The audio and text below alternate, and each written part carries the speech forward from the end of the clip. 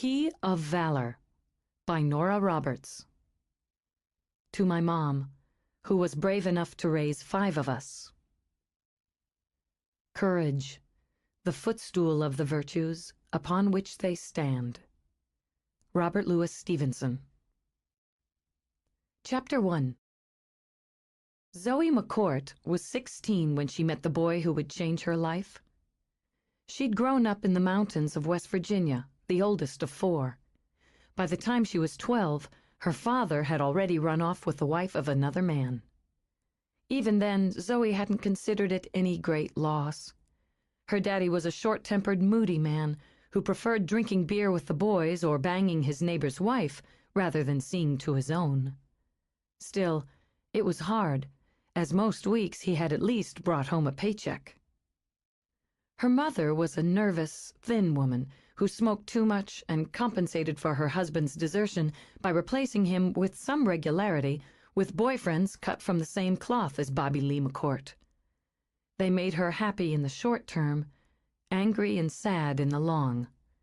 But she'd never been able to do without a man for more than a month straight in any case. Crystal McCourt had raised her brood in a double-wide, slotted into a lot in the hillside trailer park. After her husband ran off, Crystal got shit-faced drunk and, leaving Zoe in charge, hopped in her third-hand Camaro to head out in pursuit of, in her words, the cheating son of a bitch and his godforsaken whore. She'd been gone for 3 days. She hadn't found Bobby, but she came back sober. The chase had cost her some of her self-respect and her job at Debbie's House of Beauty. Debbie's house might have been more of a hut, but it cut deep to lose the regular pay. The experience toughened Crystal considerably. She sat her children down and told them things were going to be rocky and things were going to be hard, but they'd find a way. She nailed up her beautician's license in the trailer's kitchen and opened her own house of beauty. She undercut Debbie's prices, and she had a talent with hair, so they'd gotten by. The trailer had smelled of peroxide and permanence and smoke, but they'd gotten by. Zoe shampooed heads. She swept up shorn hair and minded her 3 siblings. When she showed an aptitude, she was given comb-outs or allowed to trim. And she dreamed of better, of more, of the world outside that trailer park. She did well in school, especially in math. Her skill with numbers put her in charge of her mother's books, the taxes, the bills. She was an adult before her 14th birthday, with the child inside yearning for something more. It was no surprise that she was dazzled by James Marshall. He was so different from the boys she knew, not just because he was a little older, 19 to her 16, but because he'd been places and seen things, and God, he was so handsome, like Prince Charming out of the storybook. His great-grandfather might have worked the mines in those hills, but there was no coal dust on James. The generations between had scrubbed it all away and added a sheen of polish and gloss. His family had money, the kind of money that bought class and education and trips to Europe. They had the biggest house in town, as white and showy as a bridal gown, and James and his younger sister were both sent to private schools. The Marshalls liked to give parties, big splashy ones with live music and fancy catered food. Mrs. Marshall would always have Crystal come right to the house to do her hair for a party, and Zoe often went along to do Mrs. Marshall's nails. She would dream about that house, so clean and full of flowers and pretty things. It was so wonderful to know people lived that way. Not everyone was crowded into a trailer that smelled of chemicals and stale smoke. She promised herself that one day she would live in a house. It didn't have to be big and grand like the Marshalls, but it would be a real house, and it would have a little yard. And one day she would travel to the places Mrs. Marshall spoke of: New York City, Paris, Rome.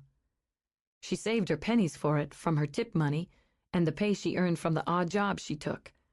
Well, the pay that didn't go to helping Mama keep the wolf from the door. She was good with money. At 16, she had $414 tucked away in a secret savings account. In April, when she turned 16, She made some extra money helping to serve at one of the marshal's parties. She was presentable enough and eager for the work. She wore her hair long back then, a straight stream of black down her back. She'd always been slim, but she'd blossomed in a way that had the boys sniffing around her. She had no time for boys, or not very much. She had long-lidded eyes of golden brown that were always looking, watching, wondering, and a wide, full mouth that was slow to smile. Her features were sharp and angular, adding a touch of the exotic that was a contrast to her innate shyness. She did what she was told and did it well, and kept as much as it was possible to herself. Maybe it was the shyness, or the dreamy eyes, or the quiet competence that attracted James, but he flirted with her on that early spring evening, flustered her, and ultimately flattered her, and he asked to see her again. They met in secret, which added to the thrill. The sheer romance of having the attention of someone like James was overpowering. He listened to her, so her shyness dropped away, and she told him of her dreams and hopes. He was sweet to her, and whenever she could slip away, they went for long drives or simply sat and looked at the stars and talked. Of course, before long, they did more than talk. He said he loved her. He said he needed her. On a soft night in June, on a red blanket spread out on the floor of the summer woods, she lost her innocence to him with the eager optimism that belongs to the young. He was still sweet, still attentive, and promised they'd always be together. She imagined he'd believed it. She certainly had. But there was a price to pay for being young and foolish. She had paid it, and she thought so had he. Maybe he'd paid much, much more than she had, because while she had lost her innocence, James had lost a more precious treasure. She glanced over at that treasure now. Her son. If James had changed her life, Simon had righted it again. In a new way, a new place, the boy had given Zoe her first taste of what it was to be a woman. The child had made her one. She'd gotten her house, her little house with its little yard, and she'd gotten it by herself. Maybe she'd never traveled to all those wonderful places as she'd once dreamed of doing, but she'd seen all the wonders of the world in her son's eyes. And now, nearly 10 years after she'd first held him, first promised him she would never let him down, she was moving forward again with her son. She was seeing to it that Simon had more. Zoe McCourt, the shy girl from the West Virginia hills, was about to open her own business in the pretty town of Pleasant Valley, Pennsylvania, with 2 women who'd become as much sisters as friends in 2 short months. Indulgence. She liked the name. That was what she wanted it to be for the clients and customers. It would be work, hard work, for her friends. But even the work was a kind of indulgence, as it was labor they'd all dreamed of doing. Mallory Price's Arts and Crafts Gallery would occupy one side of the main level of their sweet new house. Dana Steele's bookstore would stand on the other, and her own salon would spread over the top floor. Just a few more weeks, she thought. A few more weeks of remodeling and freshening up, of setting up supplies, stock, equipment. Then they would open the doors. It made her belly jump to think of it. But it wasn't only fear. Some of those jumps were pure excitement. She knew exactly how it would look when it was done. Full of color and light in the main salon, then softer, relaxing tones in the treatment rooms. She would have candles set around for fragrance and atmosphere, and interesting pictures on the walls. Good lighting to flatter and to soothe. Indulgence. For the mind, the body, the spirit. She intended to give her customers a bit of all 3. On this evening, she drove from the valley where she made her home and would make her business into the mountains, where she would face her fate. Simon brooded a little, staring out the window. He wasn't happy, she knew, that she'd made him wear his suit. But when you were invited to dinner at a place like Warrior's Peak, you dressed for the occasion. Absently, she tugged at the skirt of her dress. She'd gotten it at the outlet for a good price, and hoped the deep purple jersey was appropriate. Probably should have gotten something black, she mused, to be more dignified and sober. But she so enjoyed color, and for this event, she needed the punch of it for confidence. Tonight was one of the most momentous nights of her life, so she might as well go outfitted in something that made her feel good. She pressed her lips together. Now that her thoughts had circled around to what she'd tried to avoid thinking about, she had to deal with it. Just how, she wondered, was she going to explain to a 9-year-old boy what she'd been doing, and more, what she was about to do? "I guess we'd better talk about why we're going up here to dinner tonight," she began. "I bet nobody else is wearing a suit," he muttered. "I bet you're wrong." He turned his head, slanted her a look. "$1." "$1," she agreed. He looked so much like her, she thought. Sometimes it just struck her with a kind of fierce and possessive joy. Wasn't it funny that there was nothing of James stamped on that face? Those were her eyes, that was her mouth, her nose, her chin, her hair, all tipped just the slightest bit to make them Simon. "Anyway," she cleared her throat, "you know how I got that invitation to go up there, a couple months ago? And that's where I met Mallory and Dana." "Sure, I remember, 'cause the next day you bought me PlayStation 2 and it wasn't even my birthday." Unbirthday presents are the best. She'd been able to buy Simon his heart's desire with part of the $25,000 paid to her for agreeing to the fantastic. "You know Mallory and Dana, and you know Flynn and Jordan and Bradley." "Yeah, we hang with them a lot now. They're cool." "For old people," he added with a smirk he knew would make her laugh. But she didn't laugh. "Something wrong with them?" he asked quickly. No, absolutely nothing's wrong."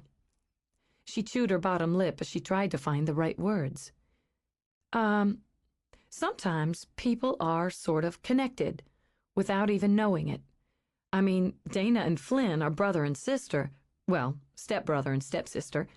Then Dana gets to be friends with Mallory, and Mallory meets Flynn, and before you know it, Mallory and Flynn fall in love.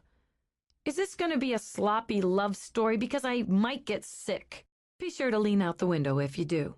So, Flynn's oldest friends are Jordan and Bradley, and when they were younger, Jordan and Dana used to date. It was the safest word a mother could think of, she thought. Then Jordan and Bradley moved out of the valley. Then they came back, partly because of this connection I'm getting to, and Jordan and Dana got back together, and now they're going to get married, and so's Flynn and Mallory. It's like an epidemic. He was turned to her now, and his face mirrored pre-adolescent pain. "If we go to those weddings like we did Aunt Jolene's, you're probably going to make me wear a suit, aren't you?" "Yes, it's one of my quiet pleasures, this torment of you. What I'm trying to show you is that each of us turned out to be connected, one way or another, to the others, and to something else. I haven't told you much about the people who live at Warrior's Peak.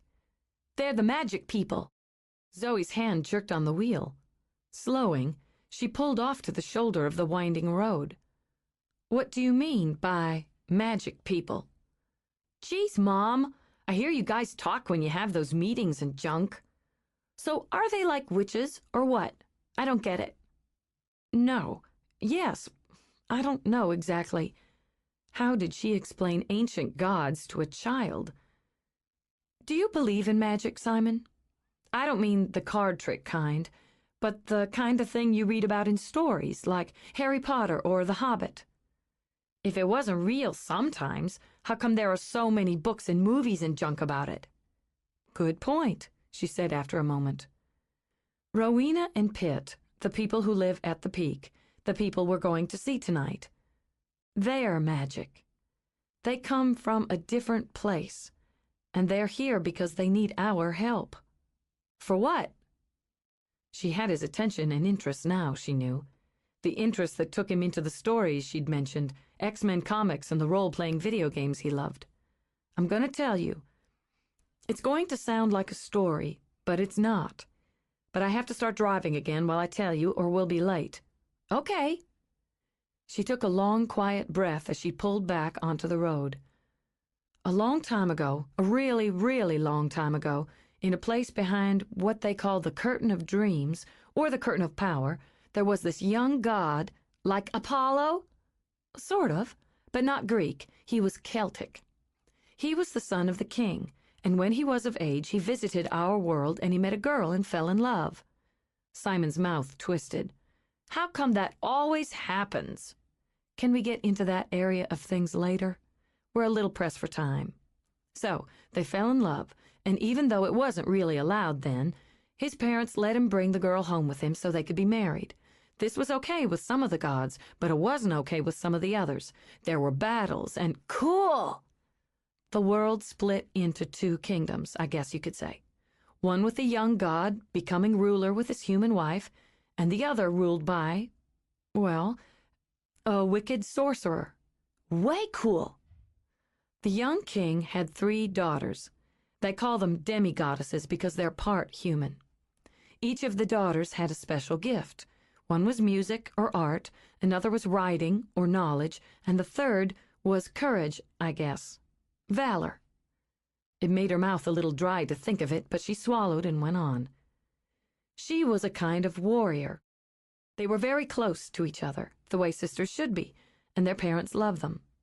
To keep them safe while there was this trouble going on, they had them guarded and taught by a warrior and a teacher.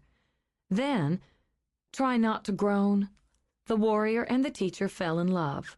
He let his head fall back and stared upward. I just knew it! Not being sarcastic 9-year-old boys, the daughters were happy for them and covered for them when they slipped off a little way to be alone. So these girls weren't guarded as well as maybe they should have been.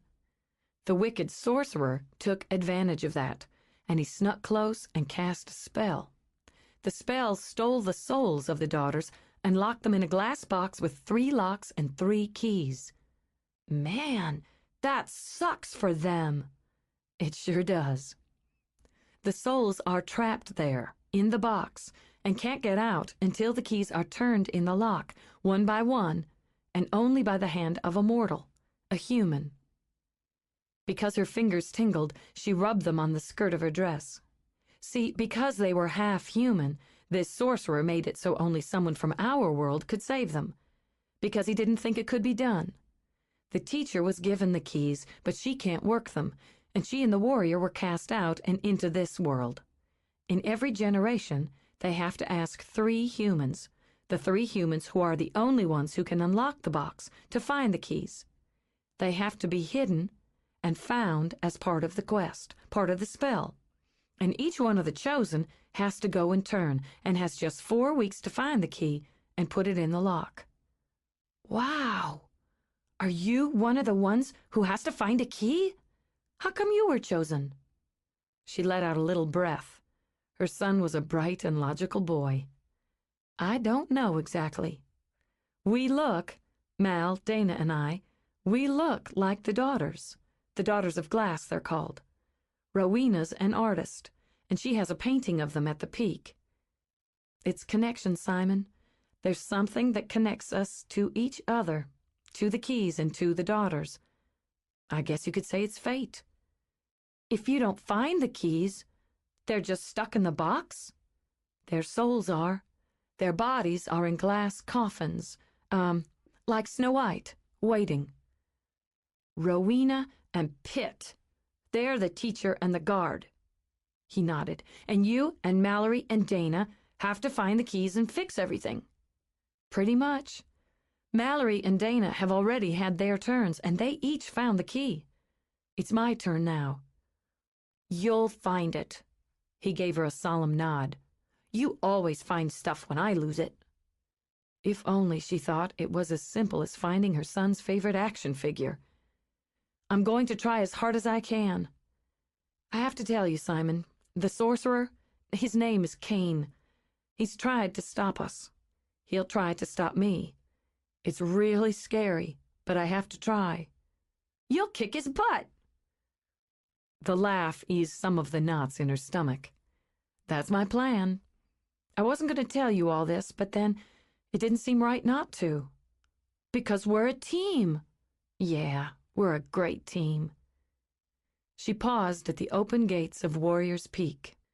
The gates were flanked by 2 stone warriors, hands ready on the hilts of their swords. They looked so fierce to her, so formidable. Connections, she thought? What connection could someone like her have to warriors at the gate? Still, taking a deep breath, Zoe drove through. "Holy cow," Simon said beside her, "and then some." She understood his reaction to the house. Hers had been the same wide-eyed, slack-jawed stare the first time she'd seen it up close. Though house, she supposed, was too ordinary a word for the peak. Part castle, part fortress, it stood high over the valley, rose up like the majestic hills and ruled them. Its peaks and towers were made of black stone, with gargoyles perched on eaves as if they might leap, not so playfully, at their whim. It was a massive place, surrounded by lush lawns that slid into thick woods gone shadowy with evening. High on the topmost tower flew a white flag with the emblem of a golden key. The sun was setting behind it, so the canvas of the sky was streaked with red and gold, adding yet another layer of drama. Soon the sky would be black, Zoe thought, with only the thinnest sliver of moon. Tomorrow was the first night of the new moon, the beginning of her quest. It's really something inside, too, like something you'd see in a movie. "Don't touch anything." "Mom, I'm nervous. Give me a break." She drove slowly toward the entrance. "But really, don't touch anything in there." She stopped the car and hoped she wasn't the first or the last to arrive, then took out a lipstick to replace what she'd worried off since leaving home. Automatically, she flicked her fingers over the ruler-straight ends of the hair she now wore shorter than her son's. "You look good, okay? Can we go?" "I want us to look great." She caught his chin in her hand and used the comb she'd plucked out of her purse to tidy his hair while he crossed his eyes at her. "If you don't like what they give us for dinner, just pretend to eat it. But don't say you don't like it, or make those gagging noises. I'll fix you something else when we get home." "Can we go by McDonald's?" "We'll see." "We're fine. We're great. Okay." She dropped the comb back in her purse and started to open the car door. The old man who greeted guests and took care of their cars was there to do it for her. He always made her jump. "Oh, thank you." "My pleasure, miss. Good evening to you." Simon gave him a long study. "Hi." "Hello, young master." Liking the title, Simon grinned at him and walked closer. "Are you one of the magic people?" The creases in the old face deepened and shifted into a broad smile. "It might be I am. What would you think of that?" "Sweet. But how come you're so old, Simon?" "It's a good question, miss," he said in response to Zoe's horrified hiss. "I'm so old because I've had the pleasure of living a long time. I wish you the same pleasure." He leaned down with a creak of bones until his face was level with Simon's. "Would you like to know a true thing?" "Okay." "We're all of us magic people, but some know it and some don't." He straightened again. "I'll see to your car, miss. Have a nice evening." "Thank you." She took Simon's hand and walked to the portico and the twin entrance doors. They opened before she could knock, and there was Rowena. Her flame-tipped hair tumbled gloriously over the shoulders of a long dress, the green of those forest shadows. A silver pendant hung between her breasts, its clear center stone winking in the sparkling light of the entrance hall. As always, her beauty was a quick shock, like an electric jolt. She held out a hand in welcome to Zoe, but her eyes, a bolder, richer green than her gown, were all for Simon. "Welcome." There was a lilt to her voice, echoing those of the foreign lands Zoe had once longed to see. "It's good to see you again, and such a pleasure to meet you, Simon, at last." Simon, this is Miss Rowena. Just Rowena, please, for I hope we'll be friends. Come in, won't you?" She kept Zoe's hand in hers and touched the other to Simon's shoulder. "I hope we're not late." "No, not at all." Rowena stepped back, leading the way over the tile floor with its colorful mosaics. "Most of the others are here, but Mallory and Flynn haven't yet arrived. We're in the parlor. Tell me, Simon, do you like calf's liver and Brussels sprouts?" He made gagging noises before he remembered his mother's order, but even as he caught himself, Zoe was flushing, and Rowena's laugh flowed around them. "Since I feel exactly the same, it's fortunate they're not on the menu tonight." "Our latest arrivals," she announced as she stepped into the parlor. "Pitt, come meet young Master McCourt." Simon slid his gaze up to his mother, nudged her with his elbow. "Master," he said with great satisfaction out of the corner of his mouth. Rowena's lover matched her in looks. His powerful warrior's build was garbed in an elegant dark suit. His mane of black hair swept back from a strong face where the bones seemed carved under the flesh. His eyes, a brilliant blue, studied Simon as he lifted one elegant brow and extended a hand. "Good evening, Mr. McCourt. And what can I offer you to drink?" "Can I have a Coke?" "Certainly." "Please, be at home." Rowena gestured. Dana had already risen to cross the room. "Hey, Simon. How's it going?" "Fine, except I lost a buck because that guy and Brad are wearing suits." "Bad luck." "I'm gonna go talk to Brad, okay, Mom?" "All right, but—" She sighed as he dashed off. "Don't touch anything," she added under her breath. "He'll be fine." "How about you?" "I don't know." She looked at her friend, one of the people she'd come to trust completely. The dark brown eyes looked back at hers with an understanding that only one other person could have. "I guess I'm a little wound up. Let's not think about it yet." "You look great." It was perfectly true. The dense brown hair fell in a sleek swinging bell 2 inches below Dana's strong chin. It was a good look for her, if Zoe, who'd styled it, said so herself. It relieved her that Dana had chosen a brick-colored jacket over the more formal black. "Even better," Zoe added, "you look happy." She lifted Dana's left hand to admire the square-cut ruby. "Jordan has great taste in jewelry and in fiancés." "Can't argue with that." Dana glanced back toward the sofa where Jordan and Pitt were talking. They looked, she thought, very much like the warriors who flanked the gates. "I got me a big, handsome guy." They looked wonderful together, Zoe thought. Dana's sexy Amazon build, Jordan's tall, muscled frame. Whatever happened or didn't, Zoe was glad they'd found each other again. "I thought you would enjoy a glass of champagne." Rowena stepped over, offering Zoe bubbling wine in a carved crystal flute. "Thanks.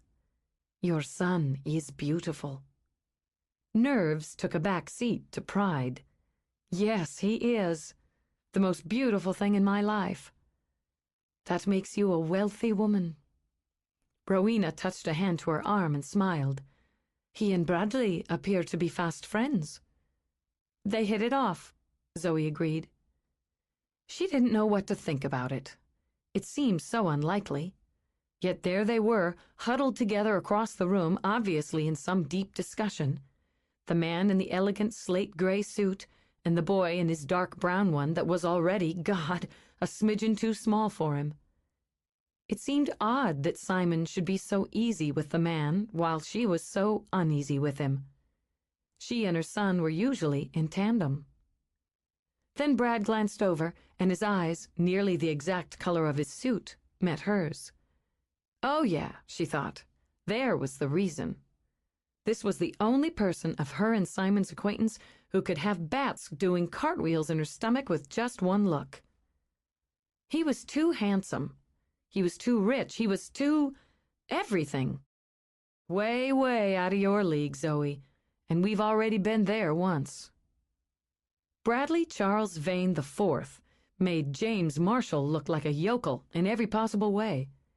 The vain fortune, built with lumber, spreading its commerce across the country with its top-rated homemakers' chain of stores, made Brad a powerful and privileged man. His looks, the dark gold hair, the sooty eyes and sorcerer's mouth, made him, in her opinion, a dangerous one. He had the toned, rangy build made for those designer suits. Long legs that she imagined could eat up ground quickly on his way out the door. Plus, she found him unpredictable. He could be arrogant and cool one minute, hot and bossy the next, then surprisingly sweet. She didn't trust a man she couldn't predict. Yet she trusted him with Simon, so that was another puzzle. He would never hurt her boy. She was down to the gut certain of that. Nor could she deny that he was good with him, good to him. Still, when Brad rose to walk toward her, every muscle in her body went tight. "Doing okay?" "I'm fine." "So you told Simon what was going on?" "He has a right to know. You might want to stop the leap down my throat so I can tell you I agree with you. He not only has the right, but his mind's bright and agile enough to deal with it." "Oh." She stared down into her glass. "Sorry. I'm a little nervous." "Maybe it'll help to remember you're not in this alone." As he spoke, there was a commotion in the hall. An instant later, Mo, Flynn's big black disaster of a dog, bounded into the room. He gave a delighted bark, then charged toward the tray of canapes on a low table. Flynn and Mallory rushed in his wake, followed by a laughing Rowena. There were shouts, more barks, and one unfortunate crash. "In fact," Brad added as he watched the ensuing chaos, "you'll be lucky to find 5 minutes to be alone with this crew." Chapter 2. It turned out that Zoe was the one who had to pretend to eat. Not because of the food, but because she simply couldn't relax. It was difficult to swallow when your stomach was tied up in one hard and messy knot. She'd eaten in this dining room before, with its soaring ceilings and roaring fire. She knew how lovely everything looked under the lights of the chandeliers and the glow of candles. But this time she knew without a doubt the way the evening would end. It wouldn't be a matter of a lottery. It wouldn't be the luck of the draw, with her and Mallory and Dana reaching into the carved box to see which one of them pulled out the disc with the emblem of the key inscribed on it. Both Mallory and Dana had taken their turns, and had succeeded against what Zoe had come to realize were astronomical odds. They had found their keys. They'd triumphed, and 2 locks had been opened. She'd helped them. She knew she'd contributed ideas, support, even comfort. But when push came to shove, she understood that the burden had been on each of them, in turn. In the end, both Mallory and Dana had had to reach deep inside themselves every bit as much as they'd had to reach for the tangible key. Now it was her burden, her risk, her chance. She had to be brave enough, smart enough, strong enough, or everything they'd done before her would be for nothing. It was difficult to swallow even wonderfully prepared roast pork when that was stuck in her throat. Conversation flowed around the table, as if it was just a normal dinner party with sociable friends. Mallory and Flynn sat directly across from her. Mallory had scooped her hair up and back so that the burnt gold curls tumbled behind and left her girl-next-door face unframed. Her big blue eyes were full of excitement and laughter as she spoke about the work they were doing on Indulgence. Every now and again, Flynn would touch her, the back of her hand, her arm, in a casual, glad you're here, glad you're mine kind of way that warmed Zoe's heart. To keep her mind occupied with easier things, she decided she would have to talk him into letting her have a go at his hair. It was a great, rich brown with hints of chestnut, very full and thick. But with a few snips here and there, she could improve the cut and still leave him with that easy, tousled look that suited the lean lines of his face, the shape of those dark green eyes. Letting her mind wander, she mentally clipped and styled her way around the table. She jolted when Brad nudged her foot under the table. "What?" "You're needed on this planet." "I was just thinking, that's all." "And not eating," he pointed out. Annoyed, she stabbed a bite of pork. "Yes, I am." Her voice was tight, her body stiff. He couldn't blame her, but he thought he knew one sure way of loosening her up again. "Simon seems to be having the time of his life." She glanced over. Rowena had placed Simon beside her, and even now they were holding what appeared to be an intense, almost intimate conversation, while Simon plowed through the food on his plate. There'd be no need for that stop at McDonald's, Zoe thought with a smile. He makes friends easily, even with magic people. Magic people? Brad repeated. That's how he thinks of them. He's taken all this in and thinks it's cool. It is cool. Nothing much cooler for a kid than the battle between good and evil. A little more problematic for you. She stabbed another slice of pork, moved it from one side of her plate to the other. Mallory and Dana did it. So can I. That's my take. He continued to eat as she frowned at him. So, have you ordered the replacement windows for indulgence yet? Yesterday. He nodded as if that was news to him. He didn't think she would care for the fact that he'd given instructions at Homemakers that he was to be notified whenever she came in or placed an order. Some of the trim's going to have to be replaced. I can swing by and help you with that. You don't have to bother. I can do it. I like to work with wood when I have a chance. He smiled easily, in a look that was casual, friend to friend. It's in the blood. How about the lighting? Did you decide? He'd succeeded in distracting her, he noted. She might not have been thrilled to have been hooked into a conversation with him, but she wasn't thinking about the key right now, and she was eating. He was crazy about her. Or maybe just plain crazy. It wasn't as if the lady gave him any encouragement. She'd been prickly and cold since the first time he'd met her, nearly 2 months ago, except for the single time he'd managed to catch her off guard and kiss her. Nothing cold and prickly about that interlude, Brad remembered, and hoped she'd been just as surprised and unnerved by the experience as he had been. Even now, if he let himself, he could build a very entertaining fantasy about doing little more than pressing his lips to the base of that lovely long neck. Then there was the kid. Simon had been the big bonus prize in this particular box of Cracker Jacks. Fun, bright, interesting. The boy was a complete pleasure. Even if he hadn't been attracted to the mother, Brad would have spent time with the son. The problem was, Simon was a lot more cooperative about spending time with him than Zoe was. So far. But Bradley Charles Vane IV had never given up on anything he wanted without a fight. As he saw it, there were a number of battles about to be waged, and he intended to take an active part in all of them. He was here for her, and she'd just have to get used to it. He was here to help her, and he was here to have her. Her brows drew together, and whatever she'd been saying about wiring and lighting systems dribbled to a halt. "Why are you looking at me like that?" "Like what?" She leaned toward him just a tad, away, Brad noted, from her son's sharp ears. "Like you're about to take a bite out of me instead of what's left of your scalloped potatoes." He leaned toward her, close enough to see her flinch. "I am going to take a bite out of you, Zoe. Just not right here and now. I've got enough to think about without worrying about you. You'll have to make room." He laid a hand over hers before she could draw away. "And think about this. Flynn was part of Mallory's quest. Jordan was part of Dana's. Do the math, Zoe. We're the only ones left. I'm really good at math." She tugged her hand free because the contact made her twitchy. "And the way I count it, I'm the one who's left. I guess we'll see who's better at adding and subtracting very soon."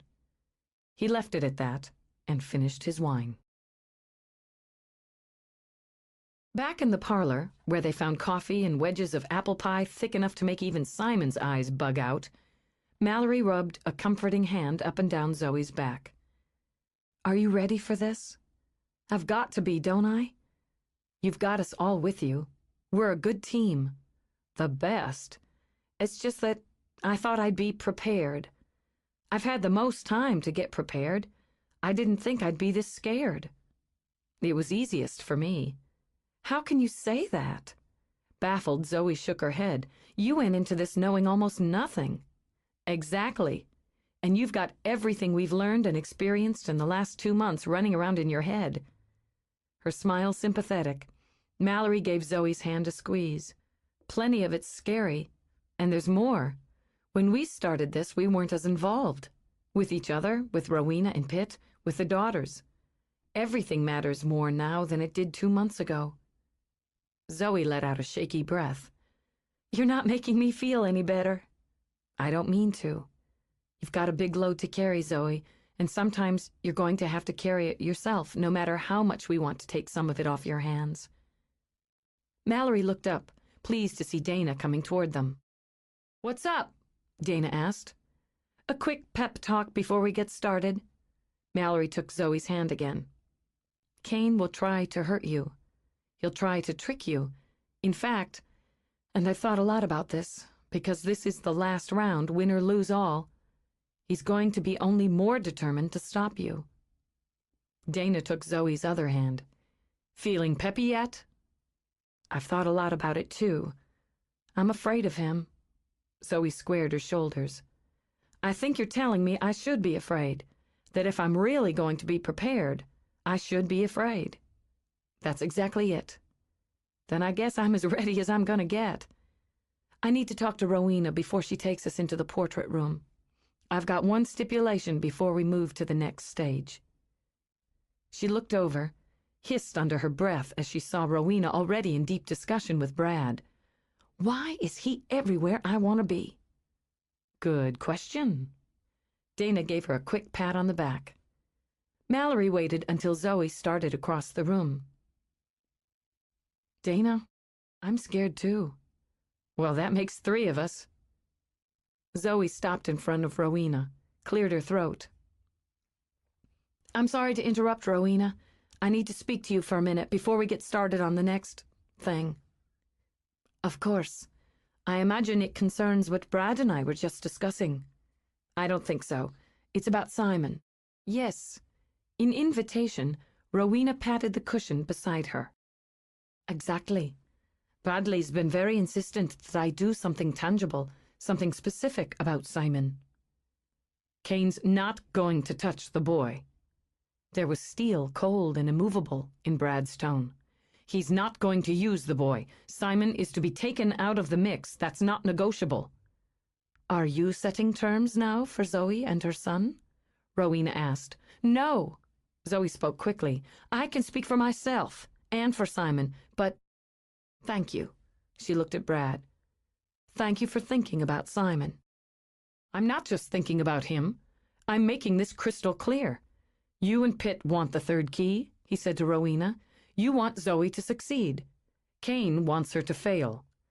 There were rules, you said, about causing harm to mortals, shedding their blood, taking their lives. He broke those rules last time, and would have killed Dana and Jordan if he could have.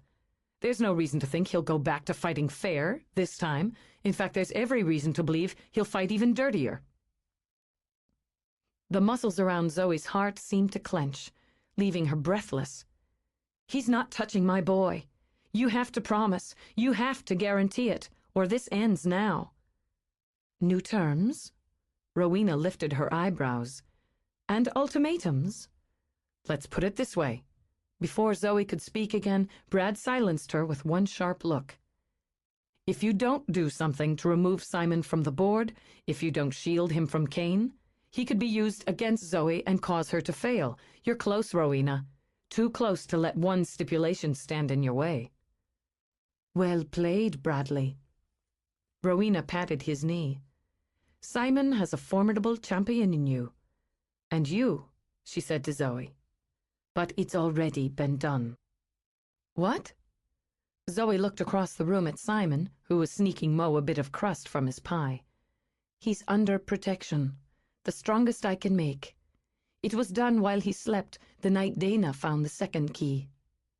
Mother, she said gently, touching a hand to Zoe's cheek, I would not ask you to risk your child not even for the daughters of a god. He's safe, then. She closed her eyes against the sting of relieved tears. Kane can't hurt him. As safe as I can make him. Kane would have to go through me and Pitt. I can promise you such an attack would cost him dearly. But if he got through, then he'd come up against us, Brad put in. All 6 of us, and a big dog. Flynn and I talked about it earlier. You should take Mo with you. Keep him around the way Dana did.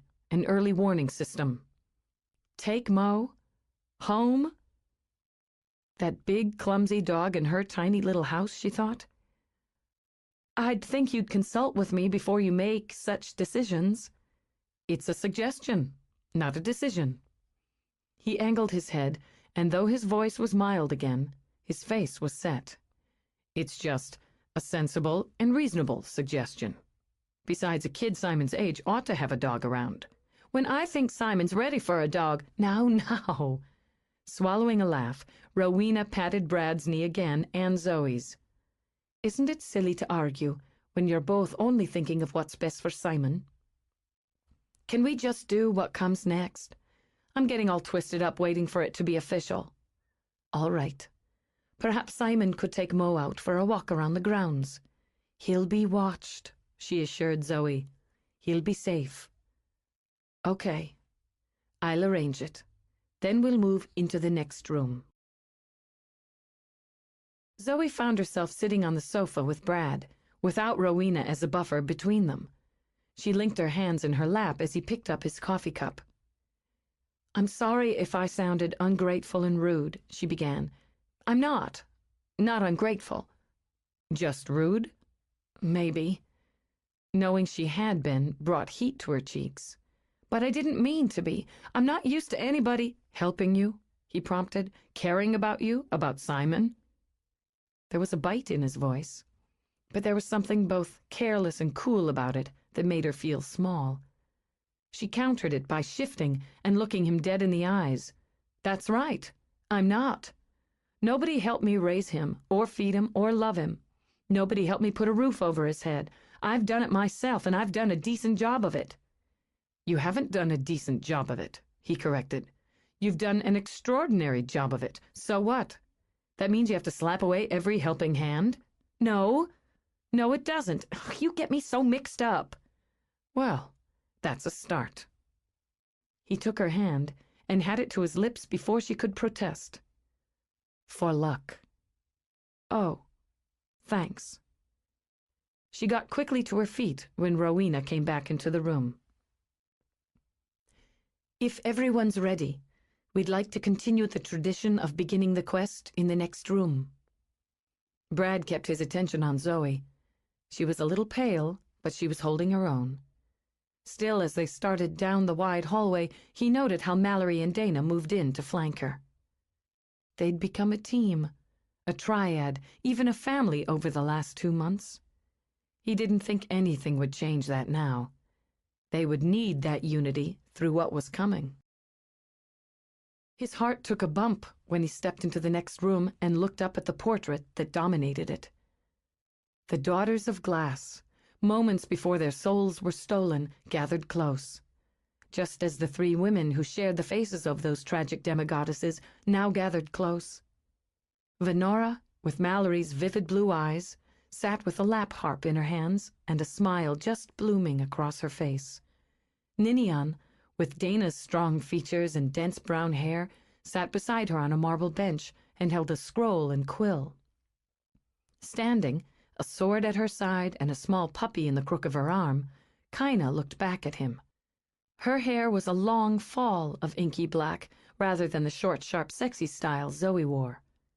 But the eyes, those long topaz eyes, were the same. They pulled at him, as if they dug hooks into his heart. The 3 daughters radiated joy, beauty, innocence in a world sumptuous with color and light. Yet a closer look showed the hints of darkness to come. In the thick green forest was the shadowy shape of a man. Just slithering onto the bright tiles was the sinuous figure of a snake. In the corner, The sky was bruised with the brewing storm that the daughters were yet unaware of, and the lovers who embraced in the background were too wrapped up in each other to sense the danger edging close to their charges. To look closer yet was to see the 3 keys worked cleverly into the painting. One, disguised in the shape of a bird, seemed to fly through the cerulean sky. Another hid itself within the lush green leaves of the forest, and the third reflected deep in the pool behind the daughters who were sharing their last moment of peace and innocence. He'd seen how they'd looked after the spell, white and still as death in the crystal coffins as Rowena had painted them. He'd bought that painting, titled After the Spell, months before he'd even come back to the valley, or known of this quest and these women. Been compelled to buy it, he thought now, as he'd fallen in love or into fascination or obsession, he wished to God he knew, with Zoe's face. 2 keys are found, Rowena began. 2 locks are opened. Now there is but one. She moved to stand under the portrait as she spoke, with the fire snapping gold and red flames behind her. You agreed to this quest because you were curious, and you were each at a point where aspects of your life were unsettled and dissatisfying, and, she added, because you were paid. But you've continued the quest because you're strong and you're true. No one else, not in 3 millennia, has come so far. You've learned the power of art, Pitt continued, and stepped over to join Rowena, and the power of truth. The first 2 journeys bring you to the third. You have each other, Rowena said to the women, and you have your men. Together you make a chain. You must not let him break it. She stepped forward and spoke to Zoe as if they were alone in the room. It is for you now. It was always for you to finish. For me? Panic wanted to gush into her throat. If that's true, why did we pick before, with Mal and Dana? There must always be choice. Fate is the door, but you choose to walk through or turn away. Will you walk through? Zoe looked up at the portrait and nodded. Then I'll give you your map, your clue to the key, and pray that it guides you. She walked over and took up a scroll. Beauty and truth, she read, are lost without the courage to hold them. But one pair of hands can grip too hard so that the precious slips through the fingers. Loss and pain, sorrow and will, blaze the rough path through the forest.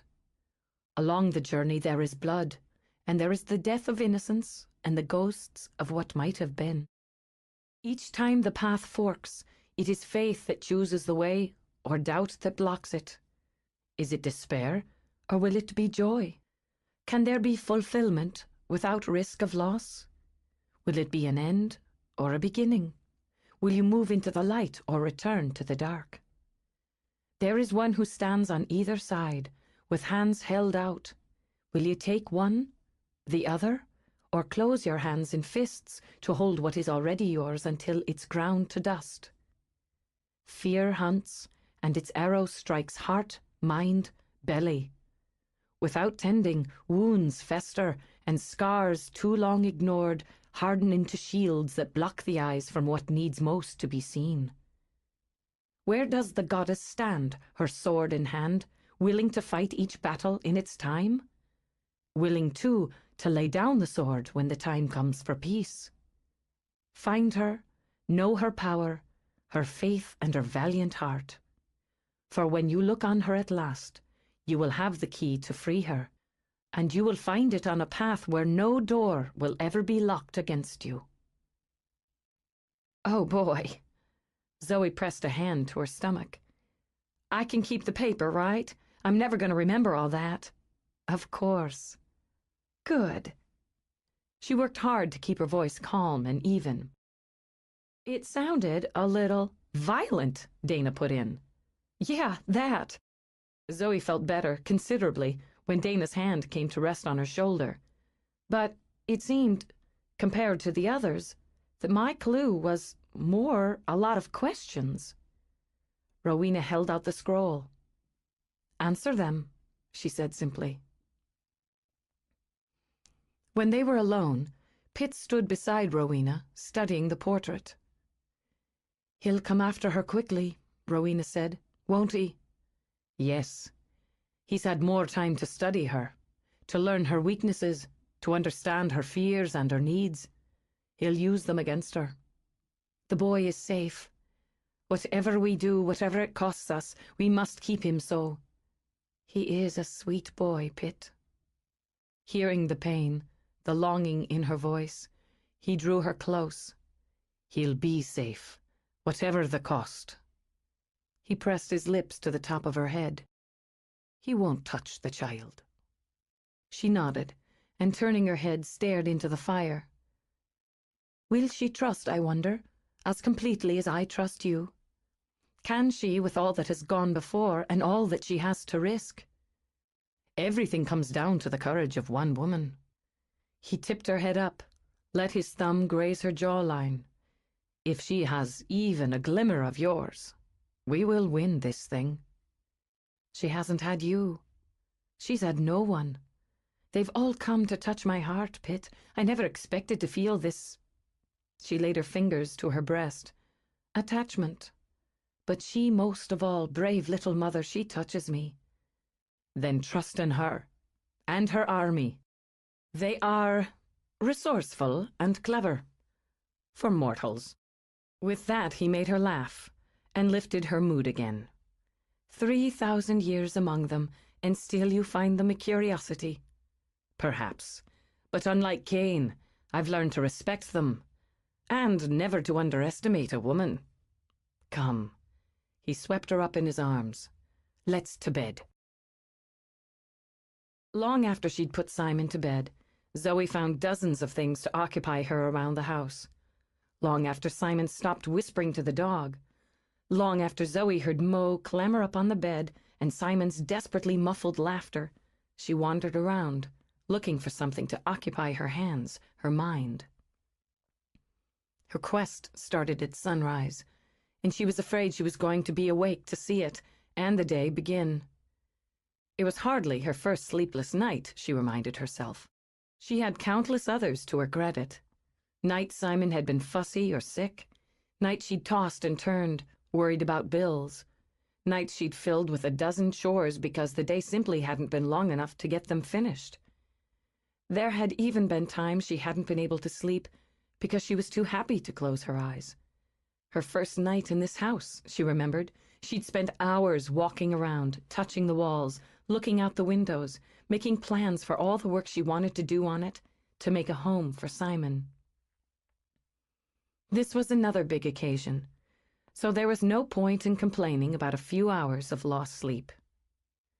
At midnight, she was still too restless to settle, and decided to indulge in a long hot shower, one that wouldn't be interrupted by a young boy wanting her attention.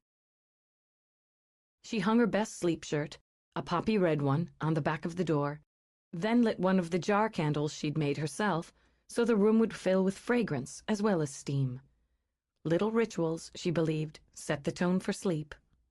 She soothed herself with the pulse of water and the silky feel of the peach blossom shower gel she was considering a stock for her salon. She would let the clue roll around in her head, she decided. Try to see it as a whole first, then as pieces of the puzzle. One piece was bound to lodge itself, and she would pursue that until the next, she thought. Step by step, until she began to see the picture. A painting for Mallory, a book for Dana. What did that leave for her? Shampoo and face cream, she wondered with a half laugh. Those were the kinds of things she knew, those and what was important in a young boy's world. She knew how to make things, she considered, how to build or transform. She was good with her hands, she reminded herself, and turned them under the water while she studied them. But what did any of that have to do with paths in a forest or a goddess with a sword? A journey, she thought as she turned off the water. That had to be a kind of symbol, as she'd never actually been anywhere, and that didn't look to be changing any time soon. Maybe it had to do with her coming to the valley in the first place, or starting her business with Mallory and Dana. Or, she mused as she toweled off, maybe it was just life. Her life? The daughters' lives? It was something to work out, she decided, as she smoothed peach-scented cream over her skin. Nothing all that interesting about her life, but nothing said it had to be. She recalled that Dana had taken specific words from her clue and worked with them. Maybe she would try that. The goddess with the sword. That was easy enough. Kaina had the sword, and Kaina was hers. But that didn't explain how she was supposed to know her in order to find the key to free her. With a shake of her head, Zoe turned, glanced at the steamy mirror over the sink. Her hair was long, a spill of black over her shoulders that made her face look very, very pale. Her eyes were direct, intense, and golden. The mists, warm from the shower, drifted between Zoe and the glass, shimmered like a curtain as she lifted her hand to reach with fingers that trembled toward a reflection that wasn't her own. For a moment, it seemed her fingers would pass through the curtain, through the glass, and touch flesh. Then she was standing, alone, in a steamy bathroom, her fingers pressed to the streaked mirror, and staring at her own face. Imagining things already, she thought, and let her hand fall. Projecting, that's what it was called. Trying to see herself in the young goddess, and just tired and worked up enough to think she could. Another angle to consider, she decided, in the morning when her mind was sharper. She got into bed with her files and went over her supply lists. For the salon, for the day spa she planned to attach to it, for the house itself. She toyed with some new ideas, made some notes, tried to concentrate. But the key and the clue kept winding back through her mind. A forest. There were lots of forests in the Laurel Highlands of Pennsylvania. Did it mean a literal forest, like with trees, or was it a metaphor? She wasn't good with metaphors. Blood. What did the blood mean? Did it refer to Jordan's blood when he'd been hurt? Or was it someone else's? Was it hers? She'd certainly had her cuts and scrapes over the years. She'd sliced her thumb once when she was, 11? Cutting tomatoes for sandwiches. Her brother and sister had been fighting and one of them had bumped her. The knife had cut right along the side of her thumb, from the tip past the knuckle, and the gash had bled like a fountain. She still had a scar, she mused, turning her thumb up to trace the faint line. But the scar wasn't hard, and it certainly wasn't any kind of shield, so that probably wasn't it. Pain and loss and blood and despair? Christ, why did her clue have to be so depressing? She would just have to make the best of it, she decided, and picked up her notes again. She blinked when her vision started to blur and slid into sleep with the light still burning.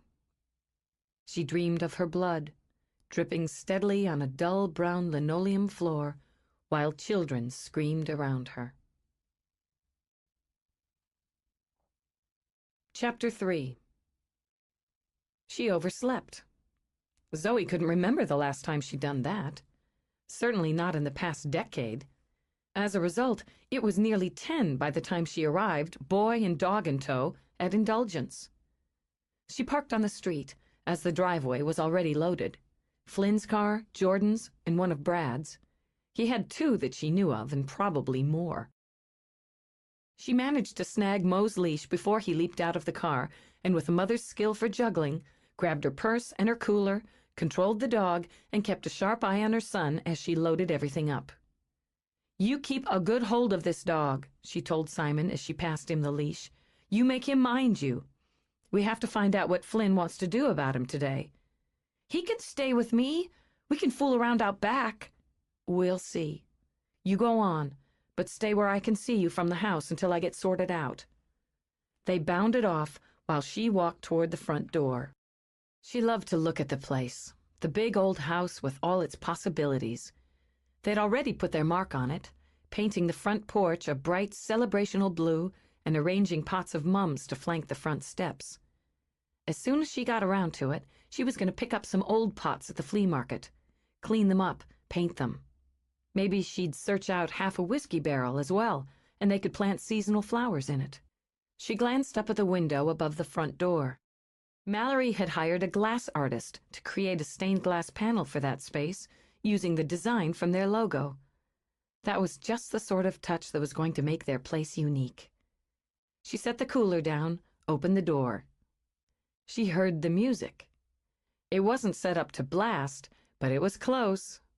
Through it, she heard hammering, sawing, voices, the good noise of work in progress. She stood absorbing it for a moment, looking up the stairs that neatly bisected the main level. Dana's bookstore on one side, and Mallory's gallery on the other. With my salon over them, she thought. The communal kitchen in the back, then the nice little yard where one day she hoped they would set up tables where customers could sit and enjoy refreshments during good weather. Though it would be weeks before Indulgence could open, it was already a dream come true for Zoe. "Hey, where's the rest of your crew?" Zoe brought herself back and looked over to see Dana stroll into the little foyer. "Out in the back. I'm sorry I'm late. We've already docked your pay, or we will once we get a time clock." "Geez, lose the guilty look, Zoe. Nobody's set hours yet, especially on Saturday." "I meant to be here an hour and a half ago," she said as she shrugged out of her coat, "but I slept late. I didn't get up until nearly 8. "8?" Dana exclaimed in horror. "Why, you lazy bitch! I don't know how Simon kept that dog quiet, or vice versa, but when I got up, they were in the backyard. By the time I made them presentable, got them breakfast, pulled myself together, I was way behind. Then I stopped by Flynn's thinking I would drop Mo off, but nobody was home, which made Simon's day." She let out a sigh. "Dana, I'm going to end up getting him a dog, I just know it." Dana's dimples appeared in her cheeks as she grinned. "Sap. That's the God's truth." "I didn't know everybody was coming over here today. Figured we'd give it a nice big Saturday push." "That's good." Ready to dive in, Zoe strapped on her tool belt. "What are you up to?" "I was up to putting the second coat of varnish on my floors, but Jordan claims I don't do it right, so he's putting it on, which leaves me painting the kitchen, as the unanimous opinion around here is that painting's all I'm good for." "You're an excellent painter," Zoe said diplomatically. Mallory and Flynn were doing the varnish in her spot, but she claims he doesn't do it right, so he was sent upstairs to work with Brad." "Upstairs? In my place? What's Bradley doing upstairs in my place? I think he was—" Dana decided to save her breath as Zoe was already sprinting up to see for herself. The walls of the salon area had already been painted by her own hand. They were a deep pink that edged toward purple. A rich color, she'd thought, a feminine one, but not so girly that a man would be put off by it. For contrast, on the trim and for the counters she'd begun to build, she was going to go with a bold green, then take these same colors in softer hues into her treatment areas. The floors were already sanded and sealed, a chore she'd taken care of personally, then protected with drop cloths. She had plans for displays and had already picked out the fabric to make slipcovers for a second-hand couch and a couple of chairs she had on hold. She decided on the lighting, on the treatment tables, even on the color of the towels she would use. Everything in her salon would have her touch, reflect her vision, and be created by her own 2 hands. And there was Bradley Charles Vane IV busily sawing the board for one of her counter stations. "What are you doing?" Nobody heard her, of course, not with Brad's saw buzzing and Flynn's nail gun popping and the damn music blaring. She might as well not even be there. Well, she would fix that right this minute. She marched over until her shadow fell across the board and the template Brad was following. He glanced up, gave her a little head jerk to indicate she was in his light. She stood her ground. "I want to know what you're doing." "Hold on a minute," he shouted right back at her, and finished running the blade through the board. He turned off the saw, shoved up his safety goggles. "Your laminate came in." "I want—" My laminate?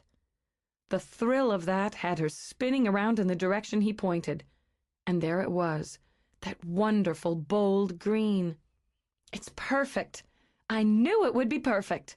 It wasn't supposed to come in until next week. Got in early. He'd put a rush on it. We ought to be able to have a couple of these done today. I don't expect you to... Hi, Zoe. Flynn set the nail gun down, grinned up at her. What do you think? I think it's really nice of you to pitch in this way. Give up your Saturday and all, but I can do this if you want to do something else. We've got a good start on it. He glanced past her. Where are the big dog and the small boy? They're out back. I didn't know what to do with them. Plenty of room to run around out there. I'll go check on them. Flynn got to his feet. Want coffee when I come back? Only if you didn't make it, Brad told him. Ingrate. Flynn gave Zoe a wink, then left them alone. I don't want you to... You've got a good design, Brad interrupted. For your stations. Neat and simple. It's easy to follow your plans. Get a good sense of what you have in mind. She folded her arms. I didn't expect anybody would have to follow them. You do good work. He paused a beat while she stared at him. Careful planning, good choices, a flair for design. Any reason why you have to do everything yourself? No, you just shouldn't feel obligated, that's all. He lifted an eyebrow. Ingrate.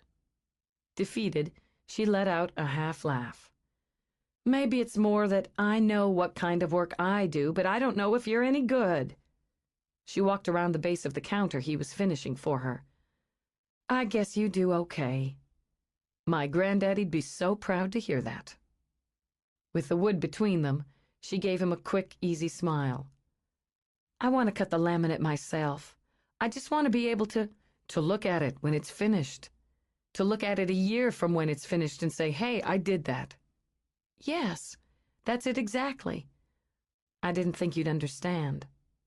He shifted, stood hip-shot, and angled his head. Do you know why I came back to the valley? I guess I don't. Not really. Ask me sometime. You want to get that nail gun? We'll knock this thing out. She had to admit they worked well together, and he didn't, as she'd assumed he would, treat her as if she wasn't capable of handling tools. On the contrary, he took for granted that she was capable. He did tend to be bossy about certain things. If she started to lift something he deemed too heavy, he snapped out an order for her to leave it be, and he insisted on going down himself to haul up her cooler. But she overlooked it in the thrill of spreading the glue for the laminate on her first station. Even with the windows open for ventilation, the fumes were strong. Good thing we're working small sections, Brad commented. If we were doing long stretches of this, without a fan in here, we'd be buzzed before we were finished. I got carried away redoing my kitchen counters at home a couple of years ago. Got giddy as a Saturday night drunk and had to go outside and lie down on the grass. He studied her face, noted that while she was a little flushed, beautifully so, her eyes were clear. You start feeling it, let me know. I'm fine. She touched a fingertip to the glue. Nearly done here. Too bad. I wouldn't mind seeing you giddy. She shifted her gaze to his as she straightened up from the counter. Plenty of fresh air in here.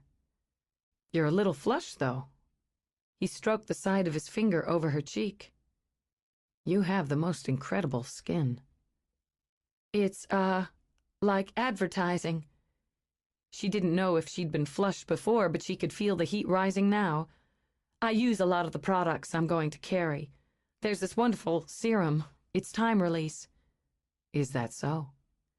His lips curved a little as he trailed that finger down her throat. Seems to be working. I don't want to carry anything I don't believe in. What do you do with your mouth? At the question, it dropped open. What? What do you use? Your lips are soft. He rubbed the pad of his thumb over them. Smooth. Tempting. There's a balm that Don't do that. Do what? Don't kiss me. I can't get mixed up this way, and we've got work." "You're right about that. But work has to stop sometime. Glue's probably set up enough. You ready?"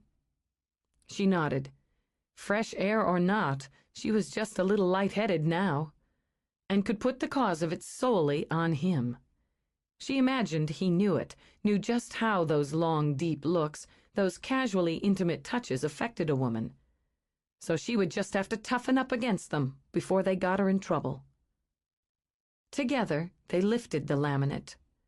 It was an exacting process, one that required teamwork and precision to create a smooth surface. Once glue hit glue, there was no turning back. When it was down, the edges routed smooth, and the clamps tightened every few inches to hold it in place while it set hard. She stepped back. Yes, it was right. She'd been right to curve the edges, to give it that subtle flow. Simple, practical, yet with a fluidity that gave it a touch of class. The clients might not notice the details, but they would notice the effect. "It's a good look," Brad said from beside her. "Smart to put the holes in for the cords of those gizmos you people use. They're called hair dryers and curling irons." "Right. The way you've got it, the cords won't be dangling everywhere, tangling up. Gives you an uncluttered look. I want it to seem upscale but relaxed." "Just what do you plan to do to people in the other rooms?" "Oh, secret rituals." She gave an airy wave of her hand that made him smile. "And when I earn enough to pump some real money back into the place, I'm going to put a Swedish shower and a hydrotherapy tub in the bathroom. Turn it into a kind of water therapy space. But that's down the road. For now, I'm going to set up to build the second station." She worked like a Trojan, Brad thought. It was more than knowing what she wanted and how to get it, more even than a willingness to sweat to get it. It was, under it all, a belief that she had to. She stopped only to check on her son, to see that he was fed and safe. By the time they were preparing the laminate for the second station, the others were packing up to call it a day. Mallory popped upstairs and fisted her hands on her hips. "Wow! Every time I walk around this place, there's something new. Zoe, this is looking great. The colors are just fabulous. This is the station, right?" She walked over to study the completed one. "I can't believe you built it." "I had some help with that." Absently, she rolled her stiff shoulders as she moved over to join Mallory. "It really looks fabulous, doesn't it? I know I could have bought something for about the same cost, but it wouldn't have been exactly right. How's it coming downstairs?" "Floors are done. Kitchen's painted." As if she just remembered she was still wearing it, Mallory tugged off the bright blue kerchief she used to protect her hair. "First coats on the cabinets, and the appliances have been scrubbed to within an inch of their lives. I got so involved up here, I should have given you and Dana a hand with the kitchen." "We had plenty of hands, thanks." She combed her fingers through her dark blonde curls to fluff them. "We're all heading back to our place for some bucket chicken. You ready to pack it in?" "Actually, I'd just like to finish this. Just send Simon up here, and we'll come by a little later." "Why don't I take him with me? He's already outside fooling around with Flynn and Mo." "Oh, well, I don't—" "He's fine, Zoe. Just come by when you're done. I'll try to save you a drumstick. You too, Brad." "Oh, you don't have to stay." As Zoe turned, Mallory winked at Brad, then headed downstairs again. "You want to finish this station?" "Yeah, but I didn't mean to put you on the spot." "When you put me on the spot, I'll let you know. Ready to glue this up?" To save time, she didn't argue. The second station was finished and clamped, left to stand by the first while they picked up and put away tools. They left the windows open an inch. Before she could do so herself, he picked up her cooler. "That should do it for today." "I really appreciate the help. If you just leave that on the porch, I'm going to take a look at the floors and the kitchen and make sure everything's locked up before I head out." "I'll wait. I'd like to see the work myself." She started down the stairs, then stopped, turned around. "Are you looking out for me?" Is that what this is? Because I can take care of myself." He shifted the cooler. "Yes, I'm looking out for you. Though there's no doubt you're capable of taking care of yourself and your son, your friends, and perfect strangers, should it be called for. If I'm so damn capable, then I don't need you looking out for me. So why are you?" "I enjoy it. In addition, I enjoy just looking at you, period. Because you're a beautiful woman, and I'm very attracted to you. Since you've shown no signs of being slow or stupid, I'm sure you're aware I'm attracted to you. But if there's any doubt in your mind, you could keep going down these damn stairs so I can set this cooler down and demonstrate." "I asked a very simple question," she returned. "I didn't ask for a demonstration of anything." She marched down the steps and had just turned sharply toward the kitchen when she heard the thump of her cooler hitting the floor. She didn't have time to react, not when her feet cleared the floor, then slapped down again as she was spun around and pushed back against the wall. She caught the temper in his eyes, turning them hot and almost black. It brought an equally hot tickle to her throat that was both fear and anger and just enough arousal to confuse the mix. "Take care of yourself," he challenged. "Then we'll move on to the demonstration." She stared into his eyes, waiting until he'd eased in just a little more. Then she brought her knee up between his legs, lightning swift, and stopped a hair's breadth from doing serious damage. He flinched, and she found it immensely satisfying. "Okay, first let me commend you on your really exquisite control." He didn't move. They both understood it would take only one quick jerk to drop him to his knees. "Second, let me thank you sincerely for using it in this case. I'm not some helpless hick. I never thought of you as either helpless or a hick." Abruptly, the situation and his position in it struck him as ridiculously funny. He started to grin, then to laugh until he simply lowered his forehead to hers. "I don't know how you manage to piss me off, but you do." He gentled his grip on her shoulders, then released her to brace his hands on the wall on either side of her head. "Would you mind lowering that knee at least a few inches? It's making me nervous." "That's the idea." But she complied.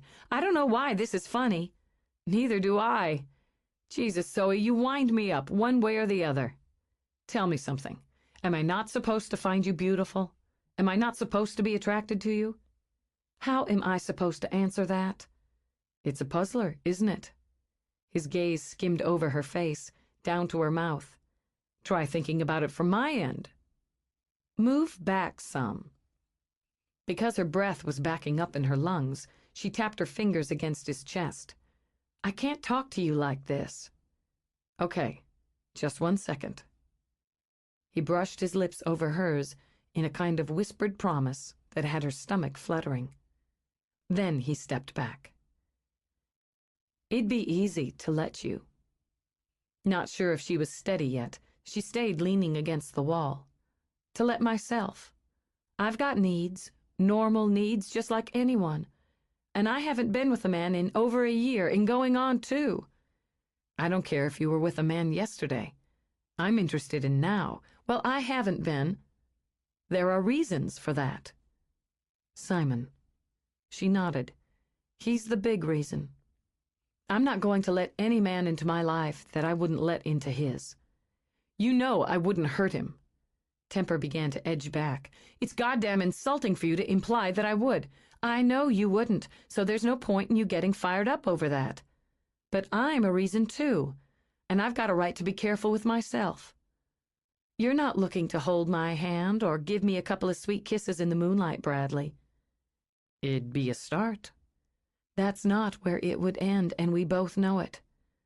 I don't see the point in starting something if I don't know I can finish it.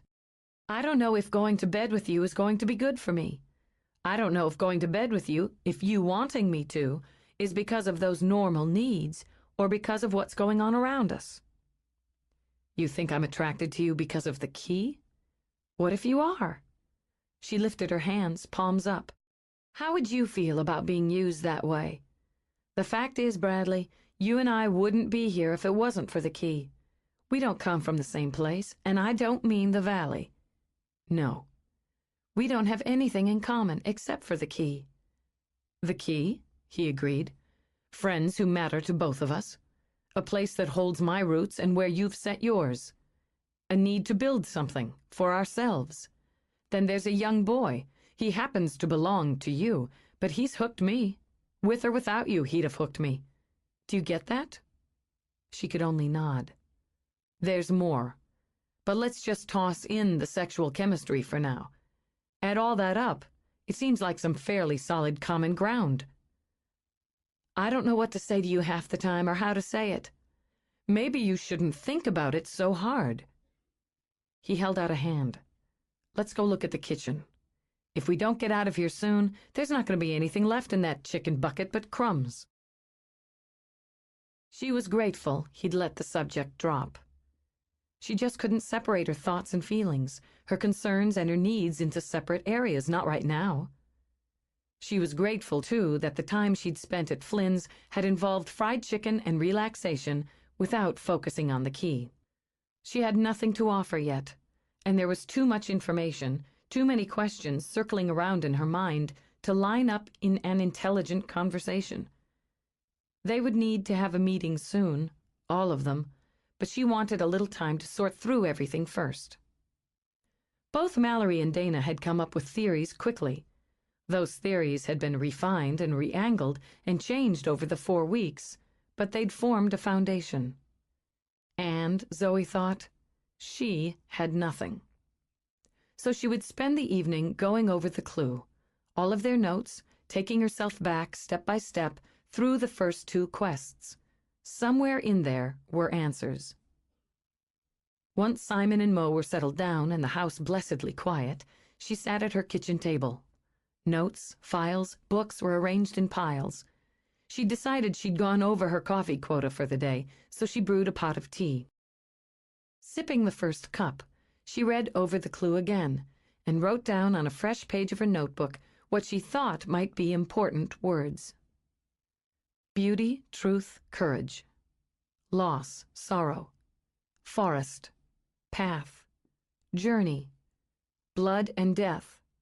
Ghosts, faith. Fear, goddess. Valiant. She was probably missing some, but the list gave her a start.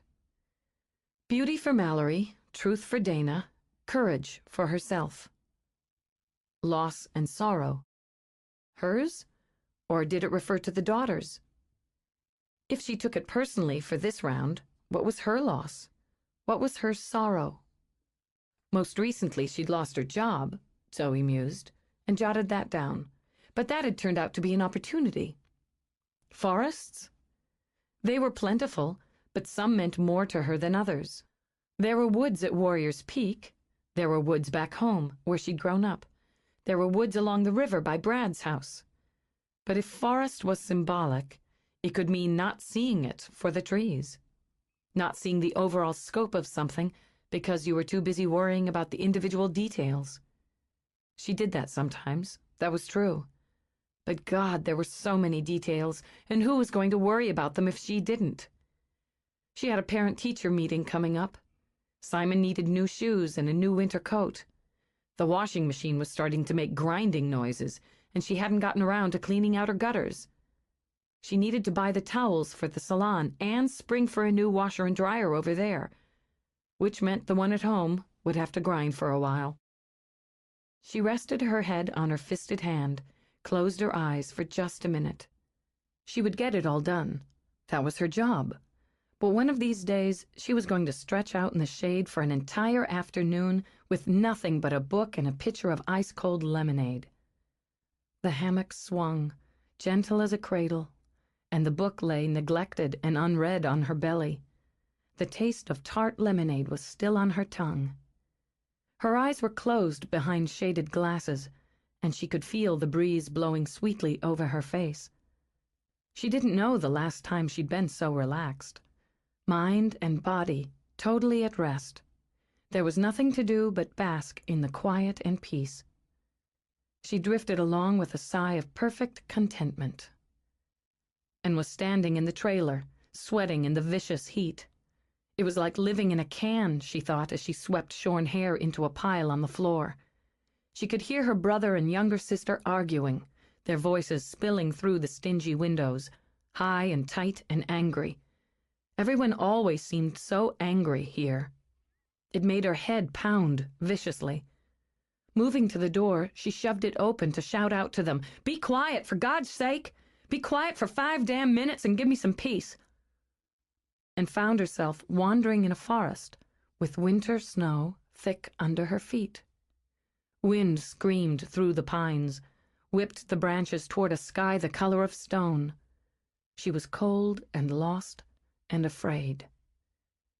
As she began to trudge, hunched into herself against the blizzard, she wrapped an arm under her swollen belly to anchor the baby.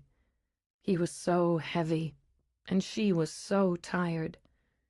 She wanted to stop, to rest. What was the point? What was the use? She would never find her way out. Pain viced her belly, doubled her over in shock. She felt a gush between her legs and stared down in horror at the blood spilling onto the snow. Terrified, she opened her mouth to scream and found herself back in the hammock, in the shade, tasting lemonade again. Choose. She bolted up from her own kitchen table, shivering while Mo stood beside her, snarling at thin air. Chapter 4. It was trickier than Zoe had expected to talk Simon into spending the day with one of his school friends instead of coming with her to work at Indulgence. He liked hanging out with the guys. He wanted to play with Mo. He could help with stuff. He wouldn't get in the way. In the end, she fell back on the most successful parental ploy of all: bribery.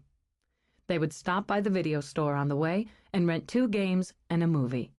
When it turned out that Mo was welcome to join the play date and romp in the backyard with young Chuck's yellow lab, Simon wasn't only satisfied, he was in heaven.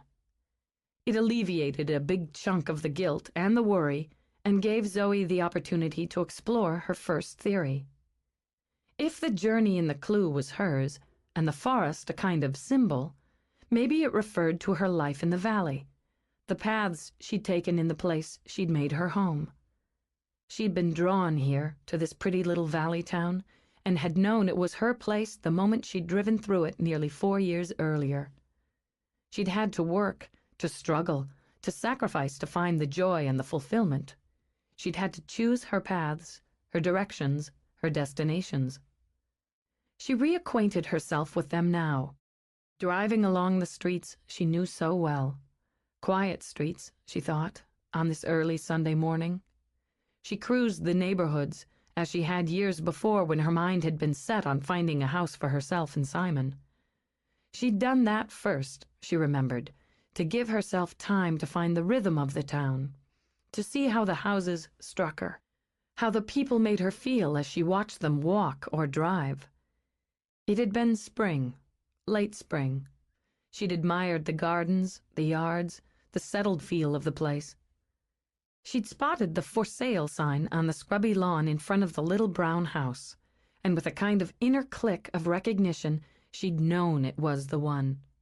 She stopped at the curb, as she had then, studied what was hers while trying to see it as it had been. The houses on either side of it, small too, but well tended, nice trees offering shade. There'd been a young girl riding a bike along the sidewalk, and a teenage boy down the block washing his car while music blasted. She recalled the thrill of anticipation that had bubbled through her as she'd noted down the name and number of the realtor on the "For Sale" sign. And that's where she'd gone next, so she followed the same route now. The asking price had been too high, but that hadn't discouraged her. She'd known she probably looked like a mark in her inexpensive shoes and clothes. She probably sounded like one, with that hint of rural West Virginia in her voice. But she hadn't been a mark, Zoe thought with satisfaction.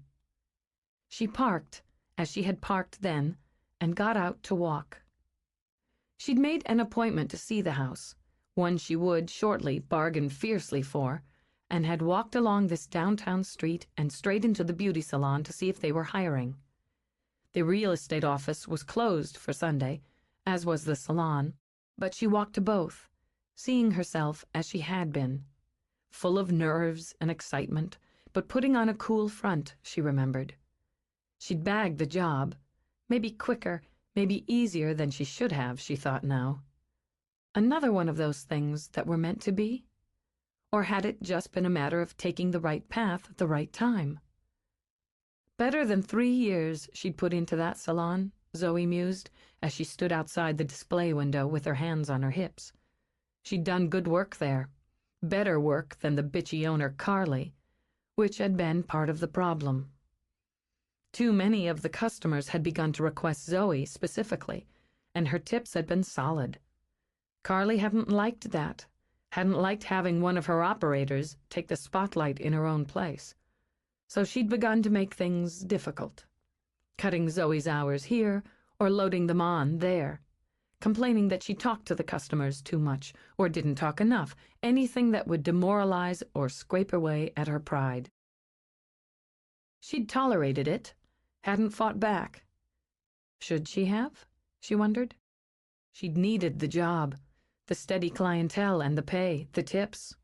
If she'd stood up for herself, she'd have been fired all the sooner. Still, it was demoralizing to realize how much crap she'd put up with for a lousy pay stub. No. She took a deep breath and pulled back the anger and the shame. No, she had put up with it for her home, her son, her life.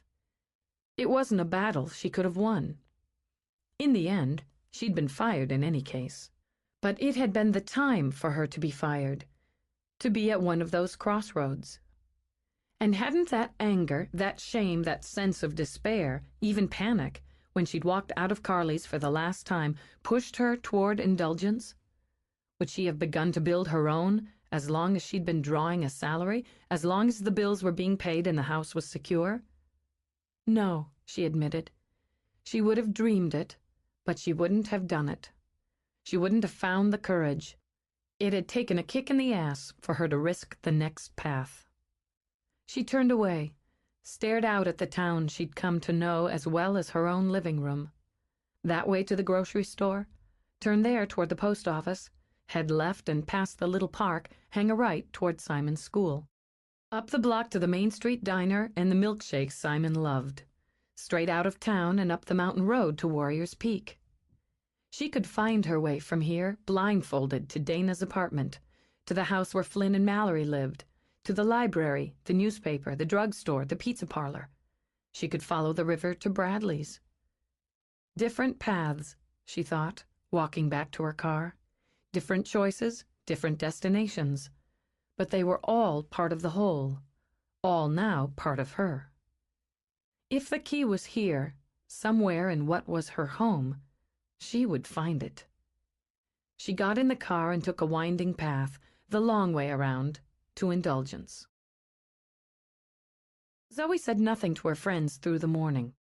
She needed to work first, not only physically, but mentally, to sort through her theory and to decipher exactly what had happened to her the night before. She couldn't talk about it until she had it all straight in her head. And it was, she admitted, a different sort of dynamic when the men were around. There were things she could say, and a way she could say them when it was just Mallory and Dana that didn't fit the same way when you added men. Even men she'd come to trust. She left Brad to the carpentry and spent her Sunday morning regrouting bathroom tiles. It was the kind of work that left her mind free to tinker with what had happened to her and what it might mean. Was it odd that her experience hadn't been like what had happened with Mallory or Dana on their first encounter with Kane? Or was it significant? Choose, he'd told her. That, at least, followed pattern. Each one of them had had to make a choice, and apparently the risk increased with each key. He hadn't really hurt her. There'd been the moment of pain in the blizzard, but she'd had worse. Why had he shown her 3 different scenes, barely giving her time to settle into one illusion before tossing her into the next? The first had been a harmless little fantasy, hardly anything huge and life-changing. The second, more tedious and familiar. And the third... The third, she thought, as she spread grout on the floor, was scary. To frighten her. You're lost. You're alone. You're pregnant. Been there, she reflected. Then the pain, the blood, like a miscarriage, she realized. Losing the baby. But she hadn't lost her baby, and he was protected. What if Cain didn't know? Struck, she sat back on her haunches. What if he didn't know Simon was protected? Wouldn't his first threat to her revolve around the most precious thing in her life, the one thing she would die to keep safe? Zoe! The sponge she'd been using to spread the grout fell on the tiles with a plop. Sorry, didn't mean to startle you. Brad stayed in the doorway, one shoulder resting on the jamb, as he'd been standing for the last several minutes, watching her. A lot going on inside that head, he knew. He'd seen all of it run over her face. No, that's okay. She bent back to the work. I'm nearly finished here. The rest of the crew's about to break for lunch. Okay. I'll be down as soon as I'm done. It'll give the grout a chance to dry. He waited until she'd worked her way over, was half in, half out of the doorway. Then he crouched. Are you going to tell me what happened? Her hand hesitated, then picked up the rhythm again. What do you mean? I've spent enough time looking at you to know when something's going on inside. Tell me what happened since yesterday, Zoe. I will. She put the sponge in the bucket she'd set just outside the room. But not just you. Did he hurt you? He grabbed her hand, used his free one to tilt her face around. No, let go. My hands are all covered with grout. But he did something. His tone had chilled, the way it did when he was chaining down temper. Why haven't you said anything? I just wanted some time to think about it, work some of it out, that's all. It'll be easier for me to tell everybody about it all at once. His hand was still cupping her cheek, and his face was very close. It'd be easier for me, too, if you wouldn't touch me that way right now. Right now? He trailed his fingers back to the nape of her neck. Or ever. She wanted to stretch into that hand and purr. Let's start with now. She started to push to her feet, but he was already up, her hand still caught in his as he drew her up beside him. Just tell me this. Simon's okay? She could fight attraction. She could even fight the sexual buzz. But she was going to have a very hard time fighting his obvious and deep concern for her son. Yes, he's fine. He really wanted to come today. He likes being with you. With all of you, she added quickly. But I didn't want to talk about this in front of him. At least not yet. Then let's go down and talk about it, and I'll come by and see him later this week. You don't have to. I like being with him, too. With both of you. He brushed the side of her throat, her shoulder. Maybe you could invite me to dinner again. Well, tomorrow. How about tomorrow? Tomorrow? We're just having spaghetti. Great, I'll bring some wine. Obviously considering the matter settled, he tugged her out of the doorway. We'd better go down and clean up. She wasn't sure when she'd lost her footing, or why it seemed so impossible to refuse. He'd boxed her in, Zoe realized as she scrubbed up for lunch. There was no question about it. But he'd done it so neatly the lid was on before she'd seen it coming. Besides, that was tomorrow. She had enough to worry about today without getting worked up about a plate of spaghetti. It might have been a work in progress, but the kitchen was the best gathering place. A sheet of plywood on 2 sawhorses served as a table, and there were buckets and ladders for chairs. Dana scooted a bucket over to her. Is that peanut butter and jelly? She demanded, eyeing the sandwich Zoe had unwrapped. Chunky peanut butter and grape jelly? Yeah. Zoe started to lift one of the triangular halves to her mouth and noted Dana practically salivating for it. You want it? It's been much too long since I had a good PB&J. Half of yours for half of my ham and Swiss on rye? They made the exchange. Then Dana took a test bite. Excellent, she said around a mouthful. Nobody makes these like a mom. So, are you going to tell us what's going on, or do you want to eat first? Zoe glanced up, then shifted her gaze around the room. Everyone was watching her, waiting. Am I wearing a sign? Might as well be. Mallory dipped a spoon into her carton of yogurt. You looked upset when you came in this morning, but more like you were trying not to look upset. Then you shot straight upstairs. Plus, you haven't said anything about how the kitchen looks now that it's painted. It looks great. I meant to tell you. Never easy with being the center of attention, Zoe tore her half sandwich in two. And I wanted to wait until everybody was taking a break before telling you what happened last night. We're taking a break now. Dana rubbed a hand over Zoe's thigh. What gives? She took her time in the telling, wanting to make it clear, wanting to be sure she didn't leave out any details. It was different than it was with you, with everybody here who's had an experience with Kane. Even different than what happened to us here in the house the first month. Did you know it was him? Jordan asked her. That's the thing. I never stayed in any one of the 3 places. She supposed she should call them that, long enough to feel it. And I don't think I pulled myself out, the way some of you were able to. There wasn't time for that. It was more like being somewhere, then closing your eyes for a second and being somewhere else. Let's take them one at a time. Flynn had already pulled out a notebook. Swinging in a hammock. He tapped the page. Were you in your yard? No, I don't have a hammock. I've never actually laid around in a hammock in the shade with a pitcher of lemonade and a book. Who has the time? It'd be nice. And I was thinking about not having much breathing room over the next few weeks. Then pop, I'm swinging in a hammock and drinking lemonade. She frowned and didn't notice the narrowed look from Brad. I don't know where I was. I don't think it mattered. That's what I've figured out, thinking it over.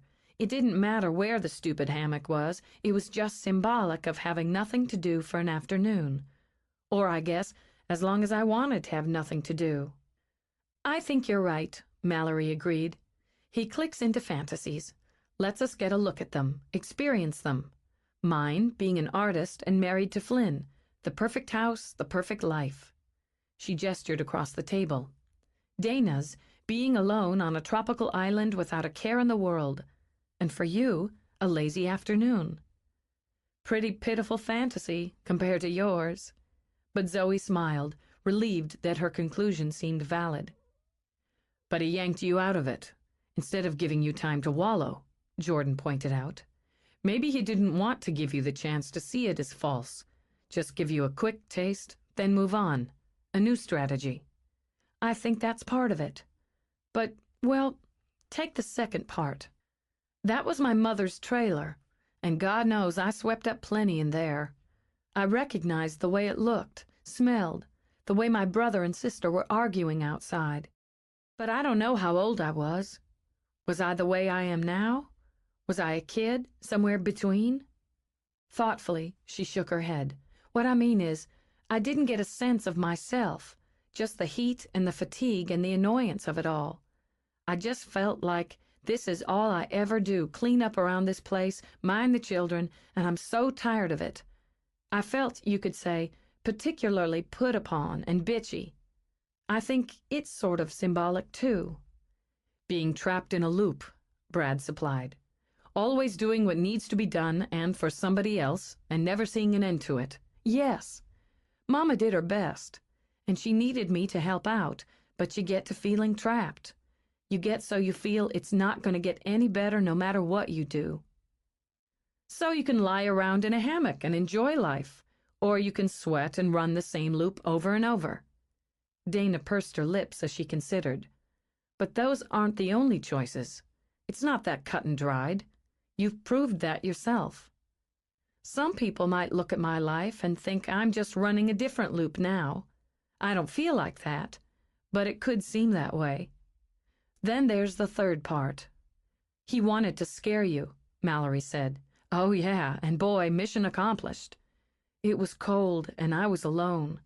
It wasn't one of those pretty wonderland snows. It was vicious and mean, the kind that kills you. And I was so tired, the baby so heavy inside me. I just wanted to lie down somewhere and rest, but I knew I couldn't. I'd die if I did, and if I died, the baby died. Unconsciously, she pressed a hand to her belly, as if to protect what had lived there.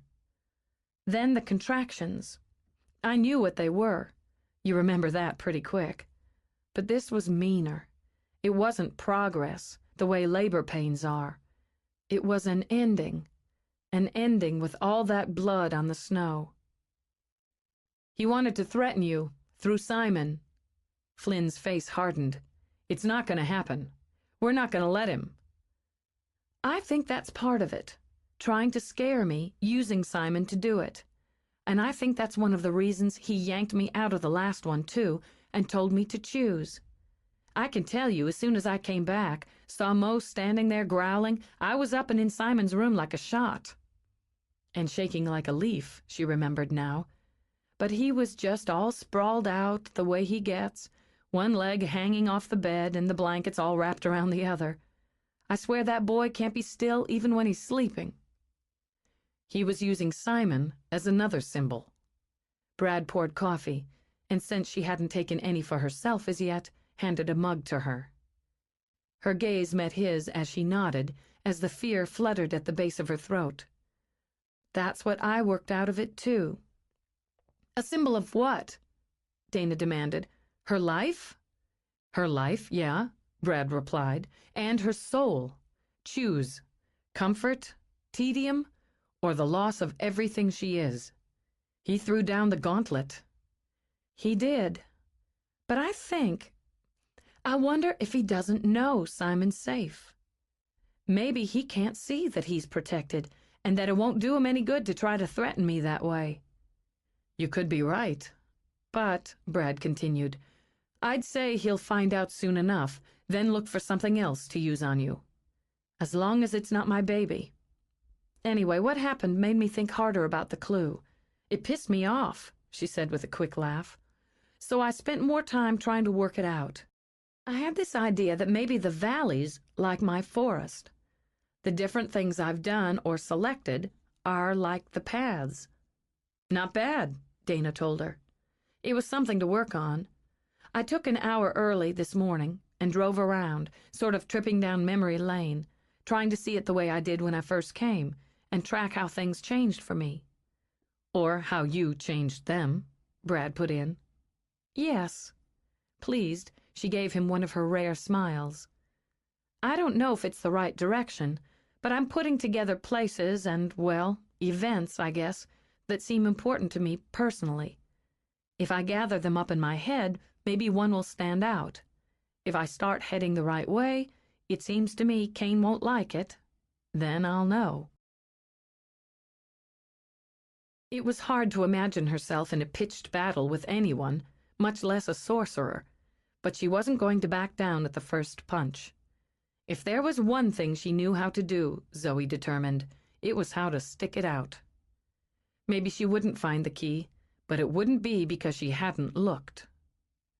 She spent Sunday evening plowing through notes, scanning the books they'd collected on Celtic myths, and tiptoeing her way around the internet on the laptop Flynn lent her.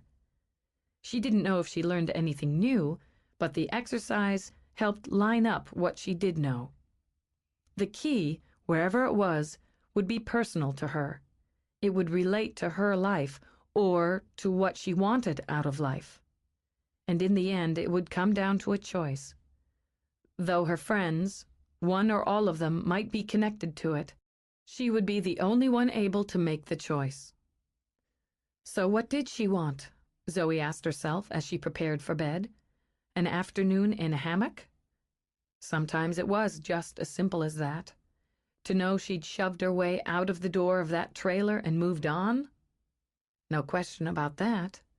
And that she'd found her way out of that terrifying forest and given her child not only life, but a good life. She needed to know those things, and to know that she would keep building that life for Simon and herself. She needed indulgence to be a success. That was partly pride. Her mother had always said she was too proud. Maybe she had been, and maybe that pride had made things harder than they might have been, but it had also carried her through the hard times. She hadn't gotten everything she dreamed of, but what she had would do just fine. She turned off the light. If there was a pang that there was no one there in the dark she could turn to, there was the satisfaction, even the pride, of knowing she could always rely on herself. She was working upstairs at Indulgence the next day, screwing the hardware onto her completed stations, when she heard the shouts from below. Excited shouts, she noted immediately, not distressed ones. So she finished the station she was working on before going down to see what was causing the commotion. Following the voices, she walked into Dana's section, then let out a shout of her own when she saw the book display rack lining one wall and the two huge cartons in the middle of the floor. "They came! Your shelves came! Oh, they look great! You were right to go with these. They look so good with your colors." "They do, don't they? I've got the diagram I worked out, the one I changed 6 dozen times, but I'm wondering if I should switch the kids section with the nonfiction. Why don't we just open the next one, put it where you have it planned, then see?" Mallory wielded her box cutter. The delivery man wheeled in the next carton. "Lady, where do you want this one?" "Oh, God," was all Dana could manage. "Just leave it here," Zoe told him. "We'll figure it out." "How many did you get?" she asked Dana. "A lot. Maybe too many.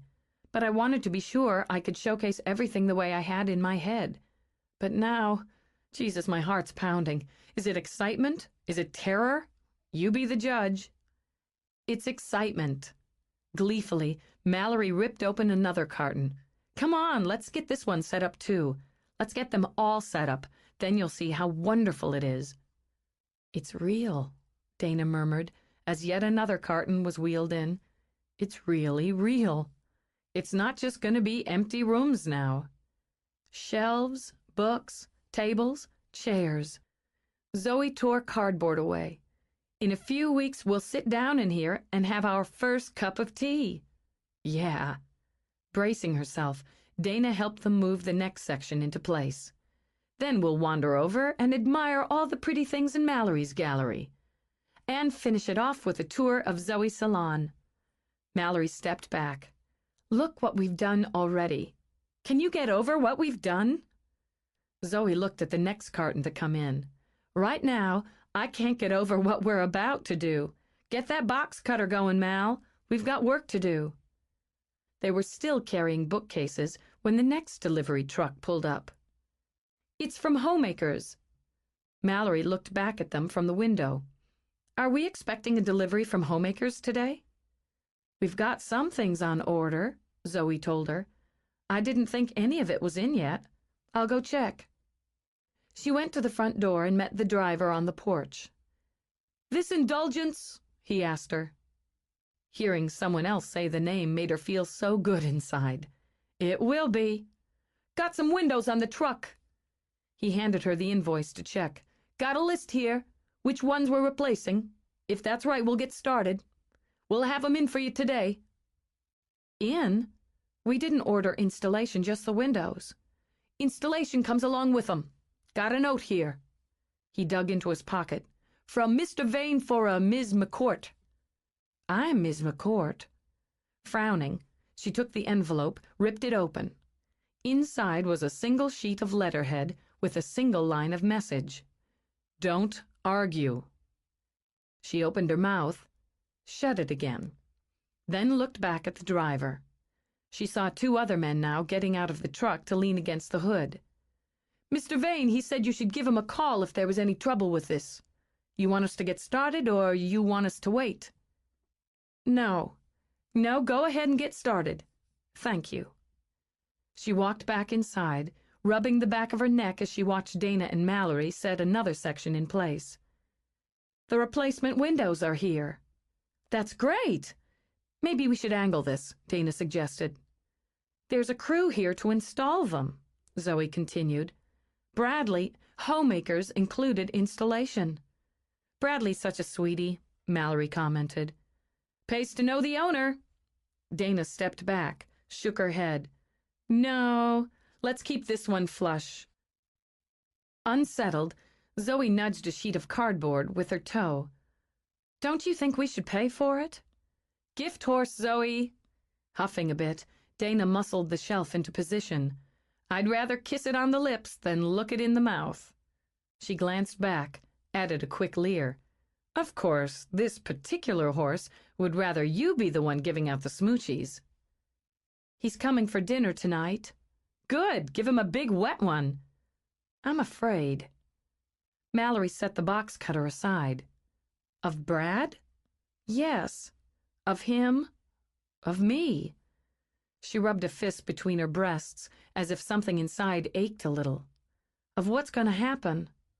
Oh, honey, I don't know what to do or what to think.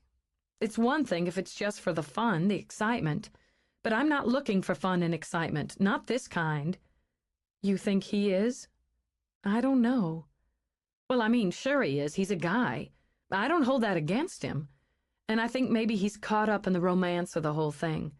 How we're supposed to link up and slay the dragon. But see, I have to think about what happens after that. He isn't careless with people, if that's what you're worried about. Serious now, Dana shook her head. I've known him most of my life. He's a good man, Zoe. I think he is. I can see that he is. But he's not my man, and he's not likely to be. Still, if he keeps on the way he is, he's going to wear me down. I'm afraid if that happens, I'm going to start wishing for something I can't have. I don't think there is anything you can't have, Mallory told her. We wouldn't have this place if it wasn't for you. That's silly. Just because I found the house. Not just the house, Zoe. The idea, the vision, the faith. Impatient, Mallory laid a hand on Zoe's shoulder, gave it a little shake. You started this. So I think when you figure out what you really want, you'll figure out the way to get it. To keep her hands busy, Zoe picked up the box cutter and started on the next carton. Were you ever in love? Really in love before, Flynn? No. I've been in lust, experienced infatuation, had some very heavy like, but I've never loved anyone the way I love Flynn. Zoe nodded. And it was always Jordan for you, Dana. Whether I wanted it to be or not, yeah. I've been in love. She spoke quietly as she worked. I loved Simon's father. I loved him with everything I had. Maybe some people think you don't have a whole lot when you're 16, but I had so much love to give. I gave him all of it. I didn't think, I didn't hesitate, I just gave it. She pulled the cardboard away, let it drop to the floor. I've known men since, some good men, some who didn't turn out to be so good, but none of them ever came close to touching me the way that boy did when I was 16. I wanted him, Mal, almost more than I wanted to live. He didn't stick by you, she replied. No, he didn't. He did love me. I believe that, but not enough to stick by me. Not enough to make the choice to be with me, or even to acknowledge what we'd made between us. He just walked away and went back to living his life while mine was torn to pieces. To vent some of that old anger, she sent the knife whizzing through the carton. He got engaged just a few months ago. My sister sent me the clipping from the newspaper. Got a big wedding planned in the spring. I got mad when I read that. I got mad because he's planning a big, fancy wedding in the spring, and he's never once laid eyes on his son. His loss, Mallory said. Yes, that's true. It is his loss. But still, I loved him, and I wanted him. I couldn't have him, and that almost broke me. With a sigh, she rested her head on the side of the unit. I'm not going to want what I can't have again.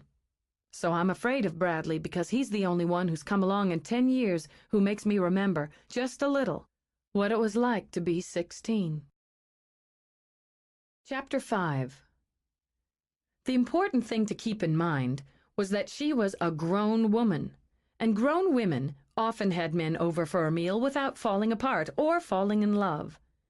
It was just a little twist to her Monday routine. It meant she picked up some fancy bread and fresh makings for a salad on the way home and made extra sauce. She had to get Simon started on his homework earlier than usual, and that was a battle, even with the bribe of his good pal Brad coming over for dinner. She had to clean herself up, change her outfit twice, and retouch her makeup. Then she had to clean Simon up, which caused another battle. Then light fragrance candles so everything looked pretty, and the air wasn't tinged with eau de Mo. There was the salad to make, the table to set, arithmetic and spelling to check, and a dog to feed. All this had to be done between 3:35 and 6:30. He probably wasn't used to going out to dinner so early, she thought as she stirred sauce. The richer people were, the later they ate. But Simon had to be in bed by 9 o'clock on a school night. That was the law around here, so Bradley Vane would just have to adjust, or he could go eat his spaghetti somewhere else. She hissed out a breath. Stop it. He hadn't complained, had he? She was the one making all the trouble. Simon, you really need to finish that up. I hate fractions. He bumped his heels against the leg of his chair and scowled down at the math assignment. Fractions blow chunks. Some things don't come in wholes. You need to know the pieces that make them up. Why? She took out the cloth napkins she'd run up on her sewing machine. So you can put things together, take them apart, understand how it all works. Why? She folded the napkins into triangles. Are you trying to irritate me, or is it a natural gift? I don't know. How come you're using those things? Because we're having company. It's just Brad. I know who it is. Simon, you've only got 3 more problems there. Get them done so I can finish setting the table. How come I can't do it after dinner? How come I always have to do homework? How come I can't take Mo outside and fool around? Because I want you to do it now. Because that's your job. Because I said so. They sent each other mutual looks of heat and annoyance. It's not fair. Bulletin for Simon. Life isn't always fair. Now get the rest of that done, or you'll lose your hour of TV and video privilege tonight. And stop kicking that chair, she snapped. She hauled out her cutting board and began chopping vegetables for the salad. You keep making those faces at my back, she said coolly now, and you'll lose those privileges for the whole week. He didn't know how she knew what he was doing behind her, but she always did. In a small rebellion, he took 3 times as long to solve the next problem as he needed. Homework sucked. He glanced up quickly just in case his mother could hear what he was thinking, but she kept on cutting junk for the stupid salad. He didn't mind school. Sometimes he even liked it. But he didn't see why it had to follow him home every single night. He thought about kicking the chair again, just to test her, but Mo bounced into the room and distracted him. Hey, Mo! Hey, boy, what you got there? Zoe looked around and dropped the knife. Oh, my God! Mo stood, tail thumping, whole body wagging, and what was left of a roll of toilet paper clamped in his teeth.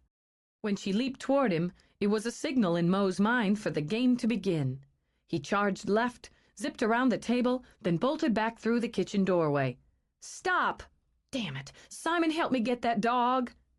He'd already done his work.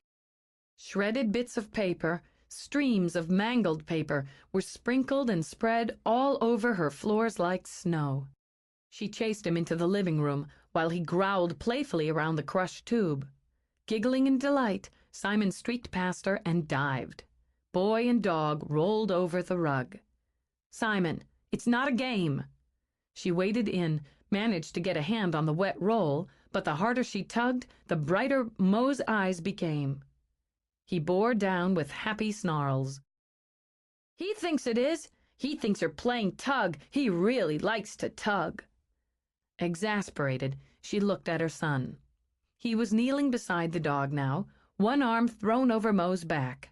Some of the shredded paper had attached itself to Simon's clean pants, Mo's fur. Both of them were grinning at her. I'm not playing. But the words choked out over a laugh. I'm not. You're a bad dog. She tapped a finger on his nose. A very bad dog.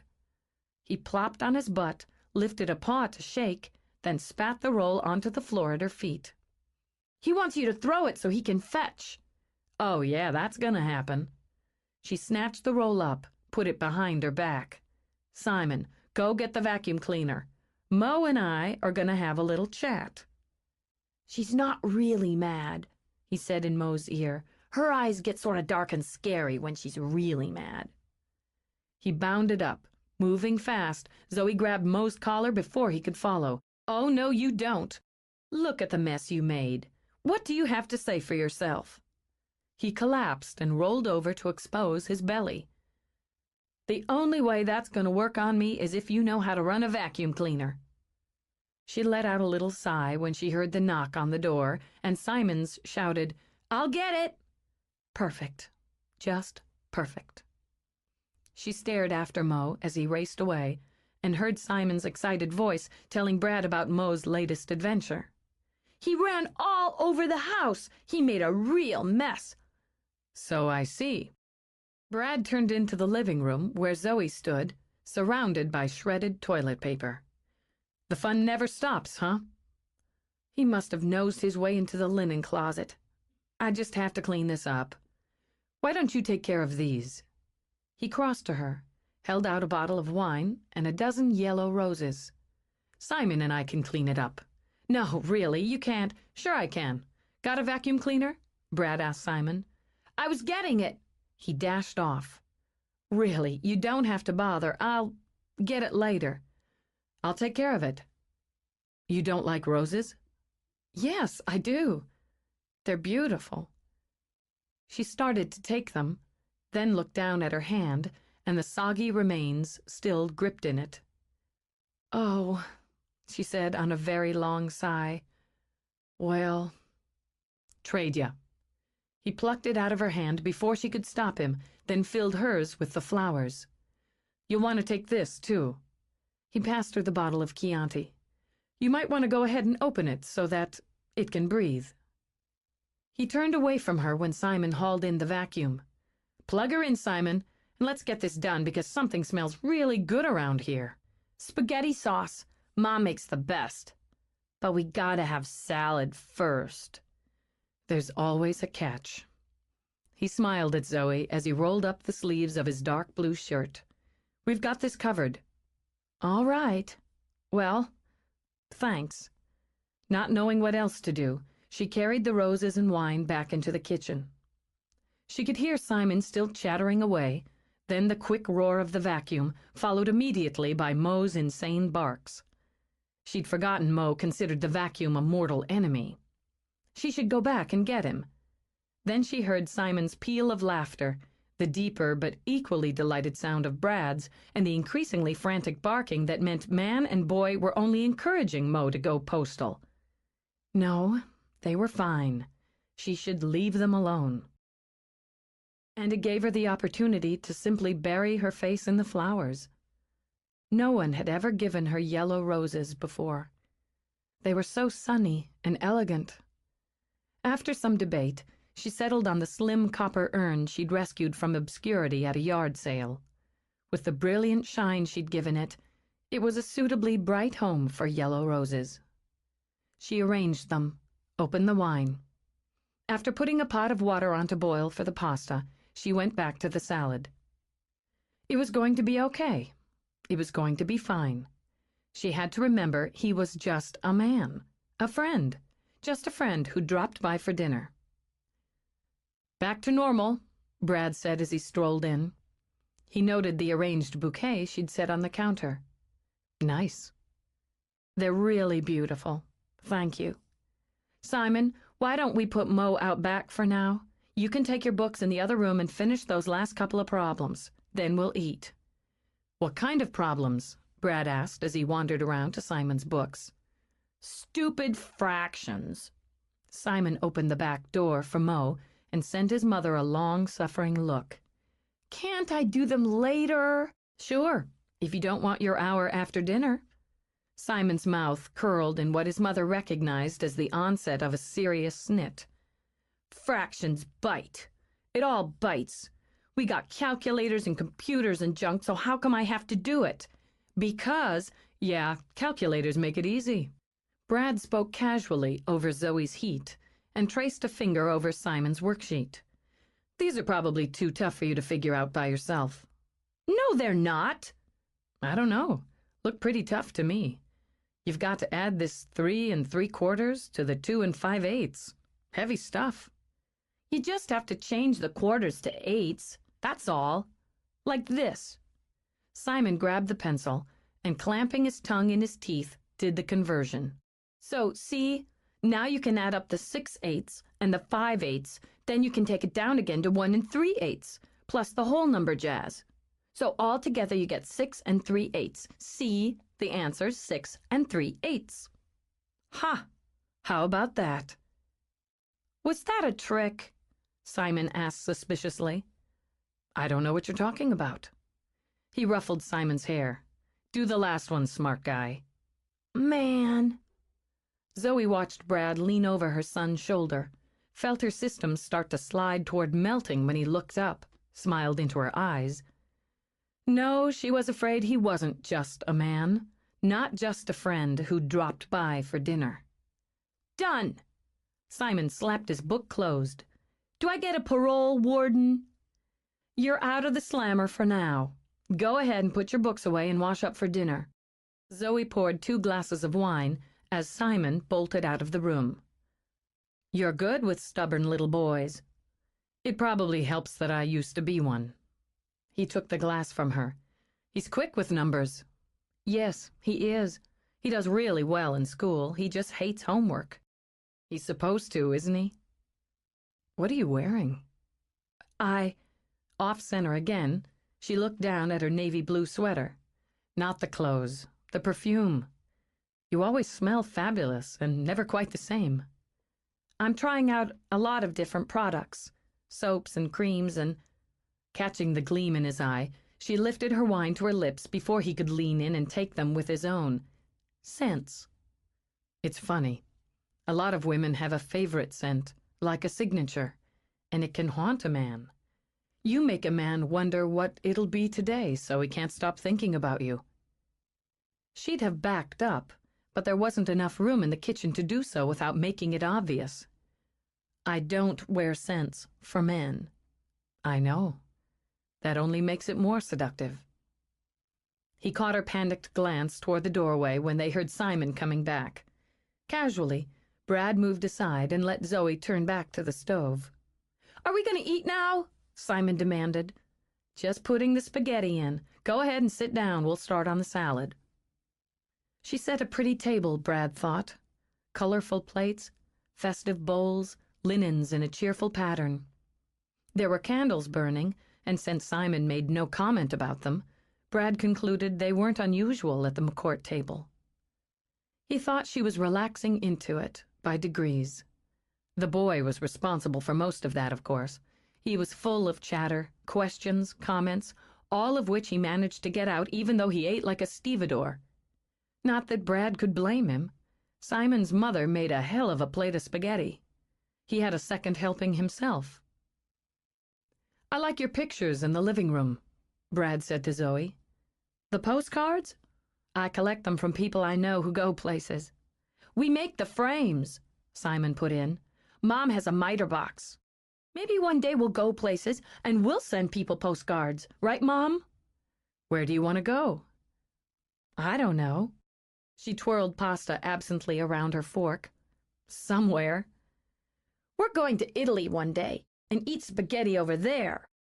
Grinning, Simon stuffed more in his mouth. They don't make it any better than your mom does. You've been over there and stuff? Yeah. The picture you have of the bridge in Florence? I've stood there. Is it really cool? Simon wanted to know. It's really cool. They've got a place over there that's got water for streets. Venice, Simon, Zoe reminded him. They're canals. Have you been to Venice? She asked Brad. Yes.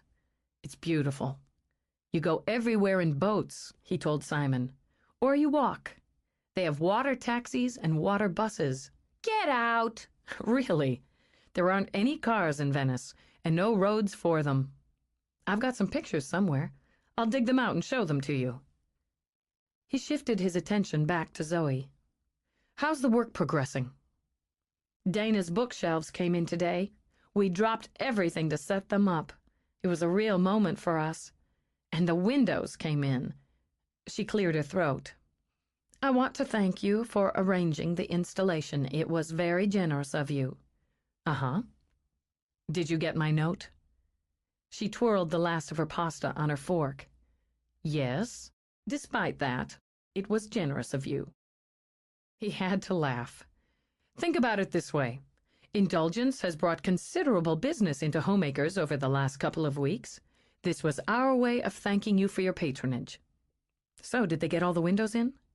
I imagine you know the answer to that already. He was a man, she was sure, who knew that whatever he ordered done was done. He acknowledged that with the tip of his glass. The crew said they looked good, and that they got cookies and coffee out of the deal. Amused, she looked down at his plate. Looks like you got 2 helpings of spaghetti out of it. He grinned at her and lifted the bottle to pour more wine into her glass. I'm stuffed, Simon announced. Can we go play a video game now, me and Brad? Sure. Simon popped up, and Brad noted that he took his dishes and set them on the counter by the sink. Can I let Mo back in? Zoe drilled a finger into Simon's belly. Keep him out of my closets. Okay. I'm going to give your mother a hand with the dishes first, Brad said. You don't have to do that. Really? She insisted, even as Brad cleared his plate like Simon had done. I've got a system in here. Plus, Simon's been looking forward to the match all day.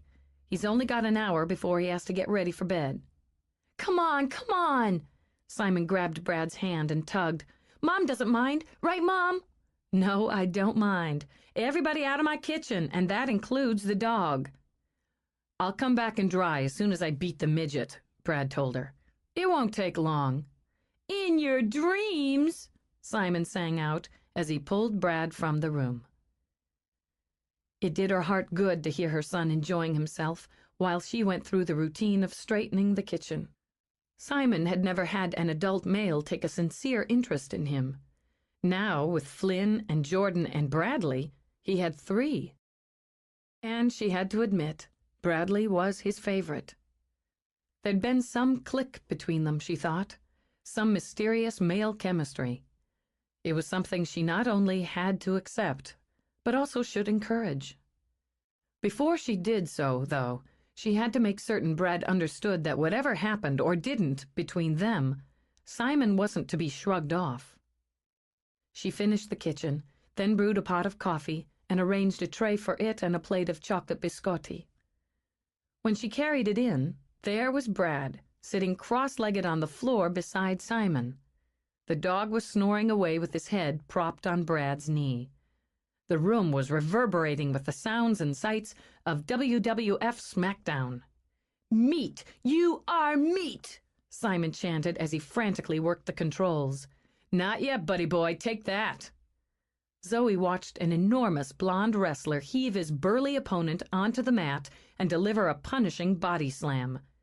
Next came grappling, grunts, horrible shrieks, and not all of them from the speakers.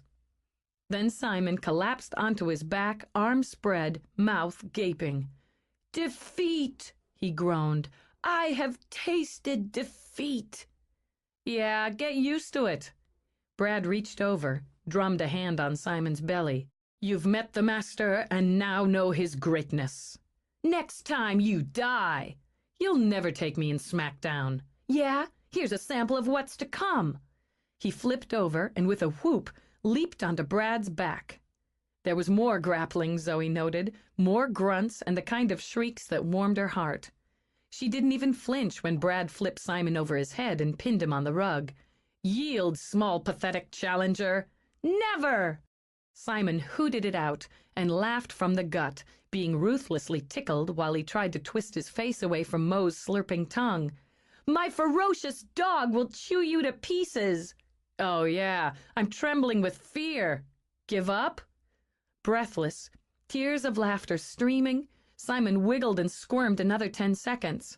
Okay, no more tickling or I'll puke. Not on my rug, Zoe said. At her voice, Brad turned his head. Simon squirmed, and his elbow connected point first with Brad's mouth. Oops. Simon sucked in a snicker. Brad dabbed at the little cut with the back of his hand. You're going to pay for that, he said in a dangerous tone that had Zoe's fingers jerking on the tray. In a blur, Brad was on his feet, and horrors flashed into her mind. She was already opening her mouth to shout, already moving forward to protect her son, when Brad hauled him up, hung him upside down, and had him howling with laughter again. As her knees went weak and the muscles in her arms began to tremble, she set down the coffee tray with a clatter of dishes. Look, Mom, I'm upside down. So I see. You're going to have to get right side up again and go brush your teeth. But can I? He broke off as Mo licked his face.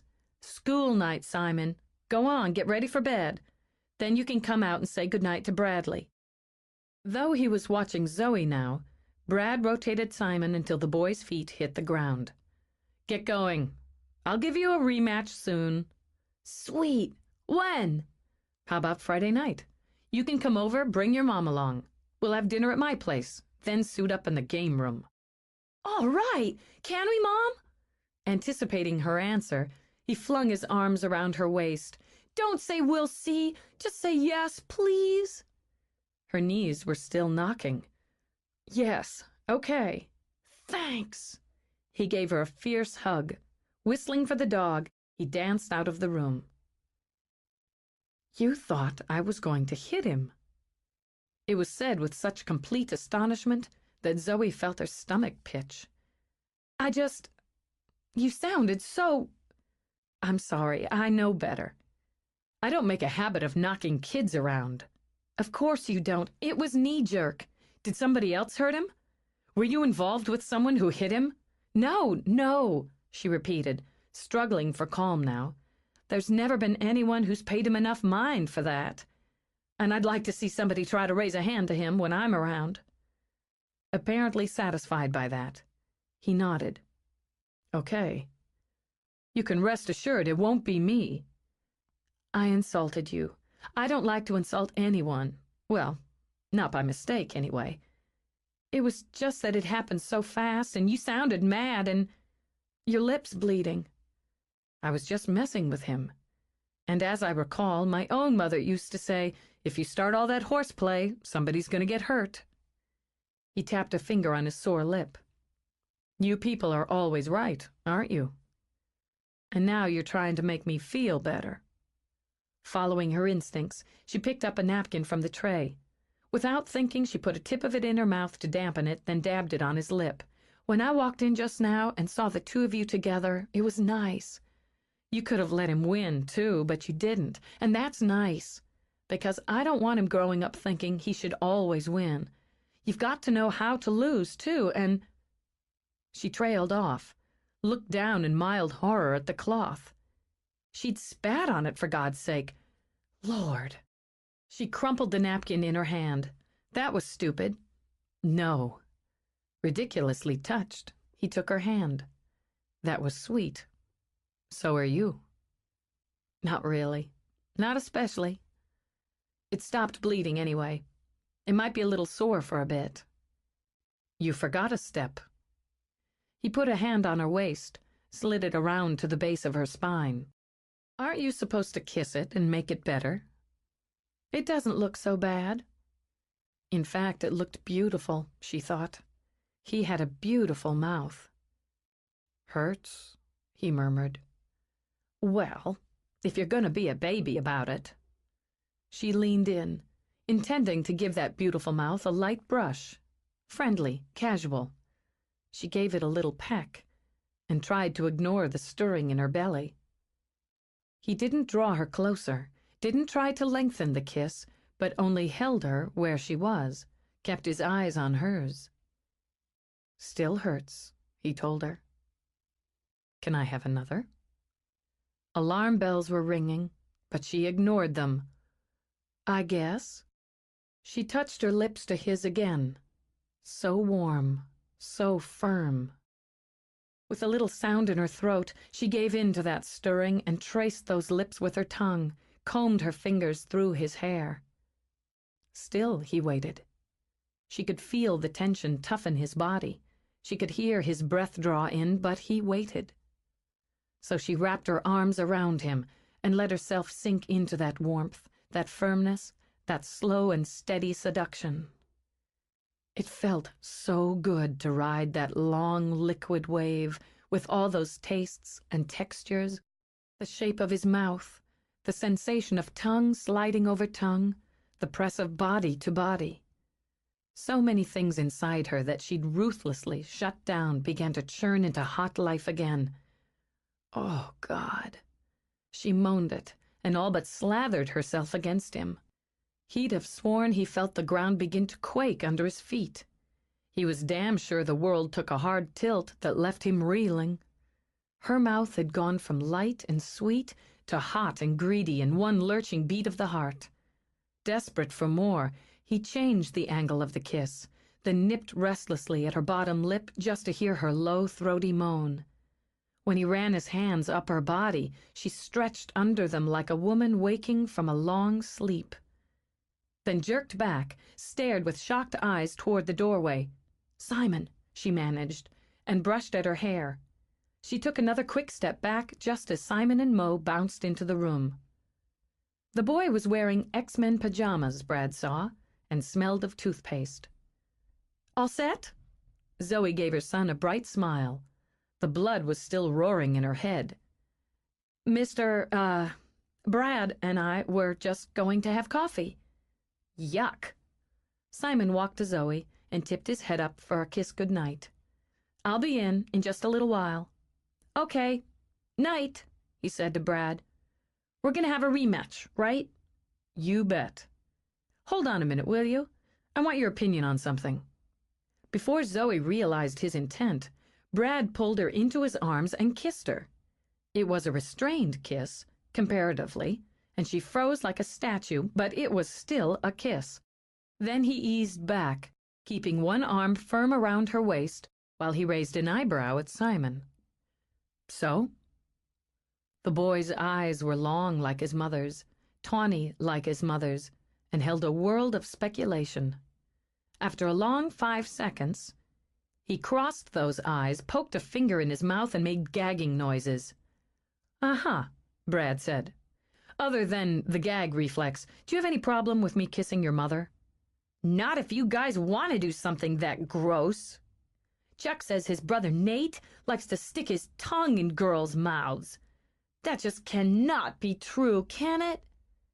With what he considered heroic control, Brad kept his face very sober. "It takes all kinds." "I guess. I'm going to take Mo into my room so he doesn't have to watch if you guys are going to do something gross again." "See ya, kid." As Simon and Mo padded off, Brad turned and grinned at Zoe. "Want to do something gross?" "I think we'll just have coffee." Chapter 6. Meetings, projections, and plans for expansion kept Brad tied to Homeacres for a couple of days. He couldn't complain, as it had been his idea to come back to Pleasant Valley, to make it his home base while overseeing the northeast quadrant of his family's business, revamping the Valley store and expanding it by 15,000 square feet. That meant paperwork, conference calls, adjustments in staff and procedure, consultations with architects and contractors, haggling with or being wooed by suppliers. He could handle it. He'd been raised to handle it, and had spent the last 7 years in the New York offices learning the ins and outs of being a top executive of one of the country's biggest retail chains. He was a Vane, the third generation of the Homeacres Vanes. He had no intention of dropping the ball. In fact, he fully intended to slam dunk that ball by making the first Homeacres store the biggest, the most prestigious, and the most profitable in the national system. His father hadn't been thrilled by his decision. B.C. Vane III considered it based on sentiment. And so it was, Brad thought. And why not? His grandfather had built the humble hardware store, then gambled everything to push it outward, had developed it into a successful, consumer-friendly outlet for home improvement needs, into a staple of the Laurel Highlands.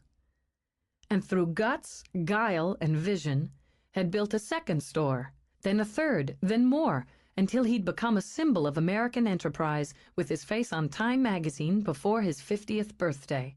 So it was sentiment, Brad thought, but that was leavened with a good dose of the vain guts, guile, and vision. He studied his hometown as he drove through the downtown area. The valley was prospering in its quiet, steady way. The real estate market was strong in the county, and when people bought homes here, they tended to dig in and stay. Retail was up and steadily above the national average, and tourist dollars maintained a nice healthy stream into the local economy. The valley prized its small-town ambiance, but being an hour from Pittsburgh lent that ambiance a sheen of sophistication. For vacationers, it offered hiking, skiing, boating, fishing, and charming inns, good restaurants. The flavor of country, all within an easy commute from the bustle of the city. It was a good place to live, and a good place to do business. Brad intended to do both. Maybe he hadn't intended to be quite so pressed, but he hadn't expected to come back and find himself spun into a search for mystical keys, and he hadn't expected to fall for a cautious single mother and her irresistible son. Still, it was simply a matter of setting goals, establishing priorities, and taking care of the details. He parked his car and walked into the Valley Dispatch to handle a few of those details. He got a kick out of thinking of his friend running the local paper. Flynn might not project the image of a man who could or would ride herd on a staff, whip a daily through deadlines, and concern himself with advertising, content, and the price of paper. And that, Brad mused as he headed up to editorial in Flynn's office, was why his old buddy was so good at his job. He had a way of pushing people to do things, and to do them his way without letting them feel the nudge. Brad wound his way around desks and reporters, through the cacophony of phones, keyboards, and voices. He smelled coffee, baked goods, and somebody's pine-scented aftershave. And there was Flynn, within the glass walls of the editor-in-chief's office, sitting on the corner of his desk in a striped shirt, jeans, and bunged-up Nikes. Invoking the privilege of a 30-year friendship, Brad strolled straight in through the open door. "I'll cover that meeting personally, Mr. Mayor." Flynn jerked his head toward the phone on his desk and the speaker light. Grinning now, Brad slid his hands in his pockets and waited while Flynn finished the call. "Sorry, didn't realize you were on the phone." "So what's a mature executive such as yourself doing in my humble office this morning?" Flynn asked, dropping off the layout for next week's insert. "Those are some fancy threads for a messenger boy." Flynn fingered the sleeve of Brad's suit. "I have to head into Pittsburgh later, for business." He dropped the file on Flynn's desk. "And I wanted to talk to you about doing a 10-page full-color pullout for the week before Thanksgiving. I want to hit Black Friday hard." "I'm your man. You want my people to talk to your people?" "I like saying that," Flynn added. "It sounds so Hollywood." "That's the idea. I'm generating this locally rather than out of corporate. It's specific to the Valley store, and I want it classy and convenient. Something the consumer can slide out and into a purse or pocket to bring along while shopping. And I want it exclusive. I want it in the Dispatch on a day without any other inserts, flyers, tip-ins." "There's a flood of inserts the week before Black Friday," Flynn pointed out. "Exactly. I don't want this one lost in the shuffle. It runs alone." Flynn rubbed his palms together. "That's going to cost you, Bunky." "How much?" "I'll talk to advertising. We'll work up a price." 10-page full color?" Flynn confirmed as he made a note. "I'll get back to you on it tomorrow." "Good." "Wow, look at us doing business. Want coffee to go with that?" Brad looked at his watch, gauged the time. Yeah. There's something else I want to talk to you about. Can I close this? Flynn jerked a shoulder as Brad gestured to the door. Sure. He poured coffee, sat back on the desk. Is this about the key? I haven't heard anything for a couple of days. The last time I saw Zoe, I got the impression she didn't want to talk about it. At least not to me. So you're wondering if she talks to me, or more likely to Mal, and then Mal talks to me. Not so much right now, Flynn told him. Mallory's take is that Zoe's waiting for the other shoe to drop, and she's on edge wondering when Kane might make a move. I've been working with the clue. The way I read it, it's Zoe who has to make a move. I'm going to see her Friday night, but we might want to brainstorm beforehand. Friday night? Flynn sipped his coffee. Is that a social event? Simon's coming over to fool around. Restlessly, Brad wandered the office as he spoke. He's bringing his mother. Sneaky. You do what you can. That's one great kid, and he's not as complicated as his mother is. My impression is she had a rough road and blazed the trail out of it on her own, which eases right into the theme of her clue. She's an amazing woman. How stuck on her are you? All the way. Trying to settle, Brad leaned against the windowsill. Problem is, she doesn't trust me. I'm making progress, though. At least she doesn't freeze up or go on the defensive every time I look at her these days. But sometimes she looks at me like I've just dropped in from another planet and I have not come in peace. She's a package deal. Women who are part of a package have to be more careful. If they're smart. Zoe's smart. I'm nuts about that kid. The more I'm around him, the more I want to be. I'd like to know the story on his father. Flynn shook his head at Brad's questioning look. Sorry, my sources are very closed-mouthed on that subject. You could try the direct approach and ask her yourself. Brad nodded. One more thing. Then I've got to take off. Are you going to write the story? The Daughters of Glass, Flynn said aloud, looking off into middle distance as if reading a headline written on air. Dateline, Pleasant Valley, Pennsylvania. 2 Celtic gods visited the scenic Laurel Highlands to challenge 3 local women to locate the keys to the legendary Box of Souls. He laughed a little, lifted his coffee again. It'd be a hell of a story. Adventure, intrigue, romance, money, personal risk, personal triumph, and the power of the gods, all right here in our quiet hometown. Yeah, I thought about it, to write it, and do it right. When I first got into this, I thought, Jesus, this could be the story of the century. Of course, I could just as easily be hauled off and put in a padded room, but that wouldn't have stopped me. What did? It would put them on the spot, wouldn't it? Again. Some people would believe it. Many wouldn't. But everybody would ask them questions, hammer at them for answers and statements. None of us would ever be able to live a normal life after that. He looked down into his coffee, gave another little shrug. And that's what this is about, at the base. All of us being able to live the way we want to, the way we're entitled to. It's different if Jordan writes it, turns it into a book. Then it's fiction. But I won't be writing it up for the paper. You always were the best of us.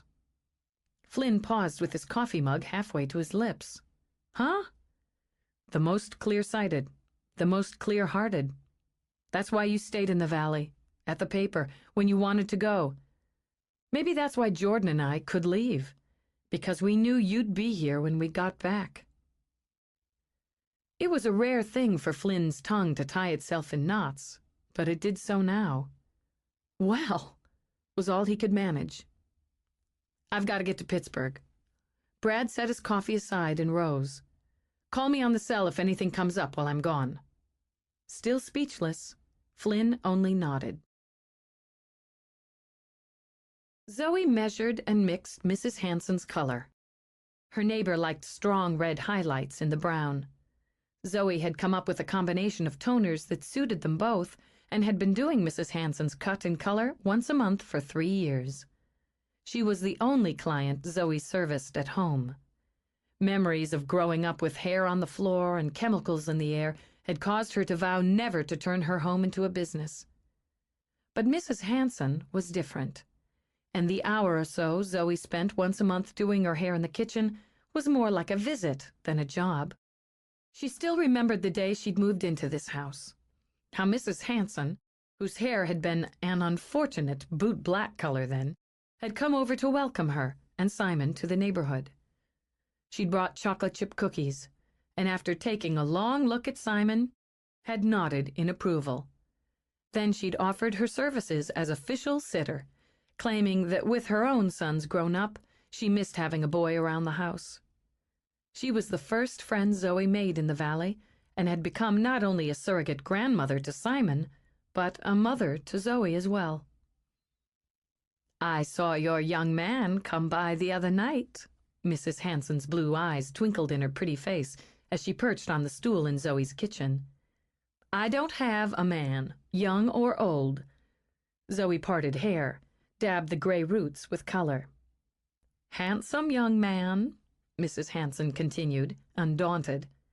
"Looks like his father some, who I knew a bit when he was the same age. Those roses he brought you are holding up well. Look how nice they've opened up." Zoe glanced at the table.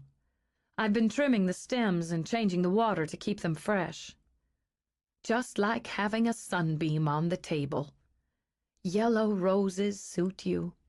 It takes a smart man to know that. Simon's full of Brad this and Brad that. Tells me he's good with the boy." "He is. They get along like a house afire." As she worked, Zoe's brows knit. "Bradley seems very fond of Simon." "I imagine he's very fond of Simon's mama, too. We're friends, or I'm working my way up to that. He makes me nervous." Mrs. Hanson gave a quick hoot of laughter.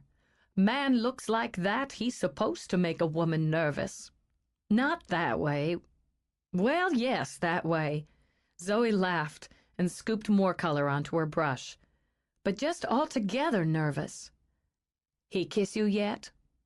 At Zoe's long silence, Mrs. Hanson let out a satisfied cackle. "Good. He didn't look slow to me." "How was it?" "I had to check after to make sure the top of my head was still there, because it felt like it'd blown clean off." "About damn time. I was a little worried about you, sweetheart. Working day and night seemed to me. Never taking time for yourself.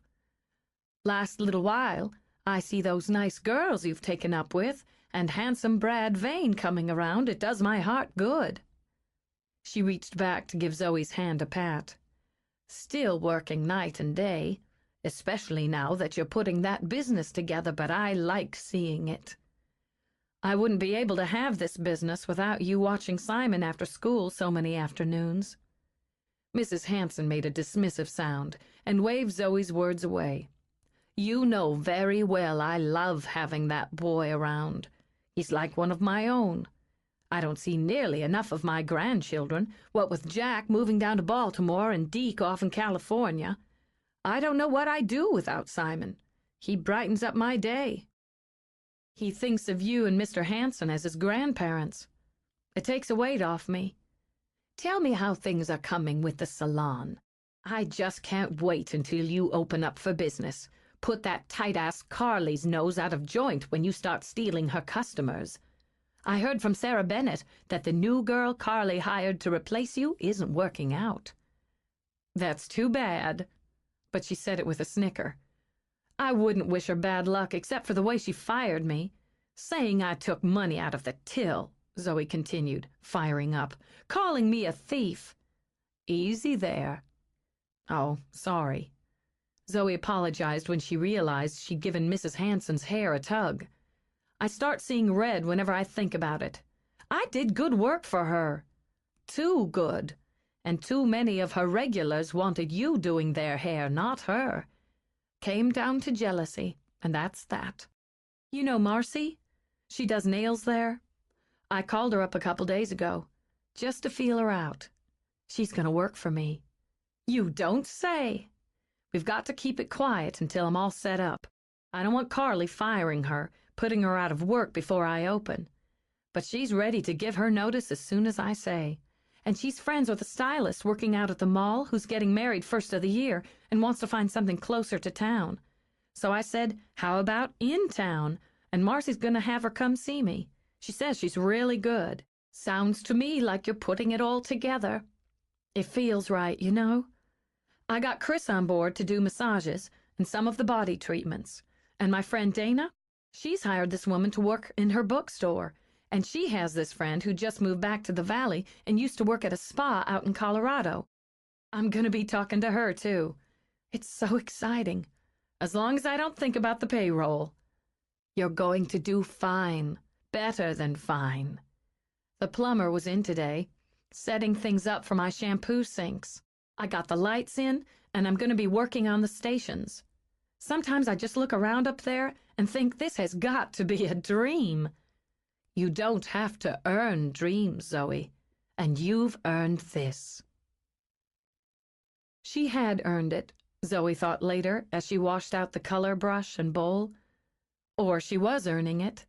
Still, so much of it was like a gift. She promised herself she would never take it for granted. She would do good work. She would be a good partner and a good employer. She knew what it was to work for someone who was more interested in filling up the spaces in the appointment book than in the basic needs of her operators. Someone who'd forgotten what it was to stand on your feet hour after hour until they burned, until the small of your back ached like a bad tooth. But she wouldn't forget.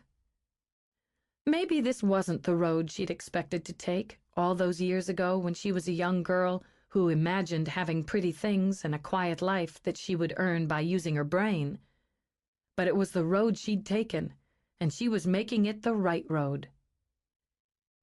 You could go back, change it all. She turned from the sink and looked at Kane.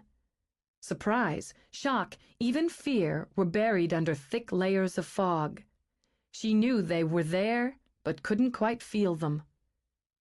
He was beautiful, with a dark beauty.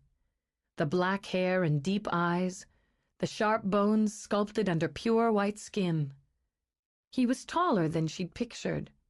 Not powerfully built like Pitt, but with a graceful, elegant body that she imagined could move as swiftly as a snake. "I wondered when you would come." Her voice sounded hollow, as if formed more in her mind than with her mouth. "I've watched you. A pleasant pastime." He stepped closer, and his hand brushed her cheek. "You're very lovely. Too lovely to labor as you do. Too lovely to spend your life working on the appearance of others. You always wanted more. No one understood." No, it made Mama angry. It hurt her feelings. She never knew you. She used you like a slave. She needed help. She did her best.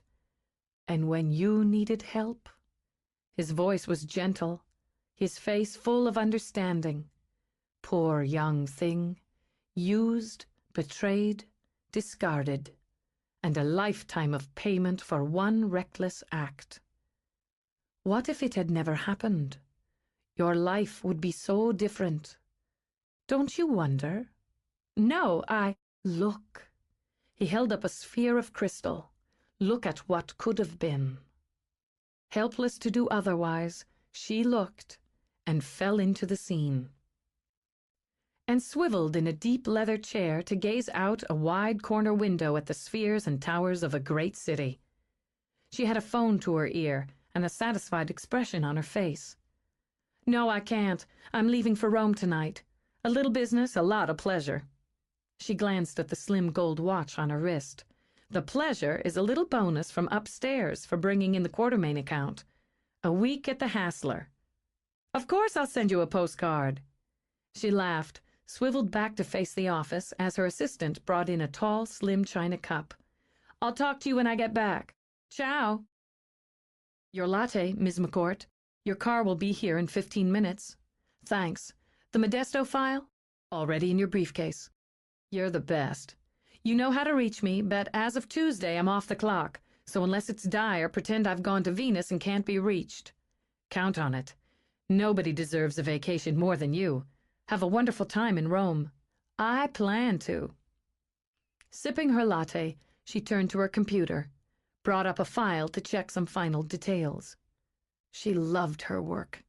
Some people would say it was just numbers, accounting, black or red ink, but to Zoe it was a challenge, even an adventure.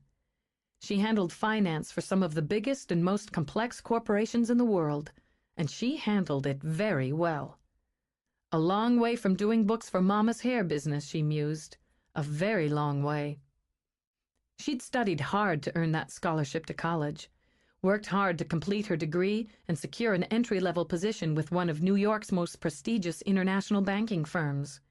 And then she'd worked her way up. A corner office on the 50th floor, her own staff, all before she hit 30. She had a beautiful apartment, an exciting life, a career she loved sinking her teeth into day after day. She'd traveled to all those places she'd wondered about when she snuck out to walk the woods at night as a girl. She had what she'd never been able to explain to her family she needed. She had respect. Satisfied, she logged off, sipped the last of the latte. She pushed away from the desk, picked up her briefcase, tossed her coat over her arm. Rome was waiting.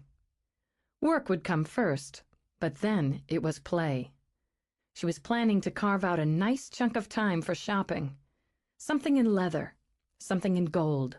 A foray to Armani or Versace? Maybe both. Who deserved it more?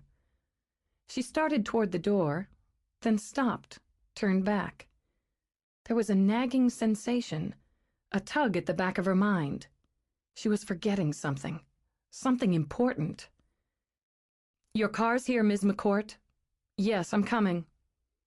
She started for the door again. But no, she couldn't just leave. Simon! Her head spun so viciously she had to brace a hand on the wall. Where's Simon? She rushed through the door, shouting for him, and fell back through the crystal and onto her kitchen floor. I wasn't ever afraid, Zoe told Mallory and Dana. Not even when I landed on the floor. It was more, how about that? That's all he said to you? Dana demanded. Yes, he was very smooth, Zoe said as she worked on attaching her stations to the wall. Very sympathetic, not frightening at all. Because he was trying to seduce you, Mallory concluded. That's the way I see it. Zoe gave the station a test shake, nodded. Wouldn't you like things to be this way instead of the way they turned out? He made it seem like it was just a matter of stepping this way instead of that. The fork in the path. Dana set her hands on her hips. Exactly. Zoe lined up the last screw, then drilled the hole. Here's the chance to have a high-powered career, a spiffy life, fly off to Rome for a week. All you have to do is one little thing, not get pregnant at 16.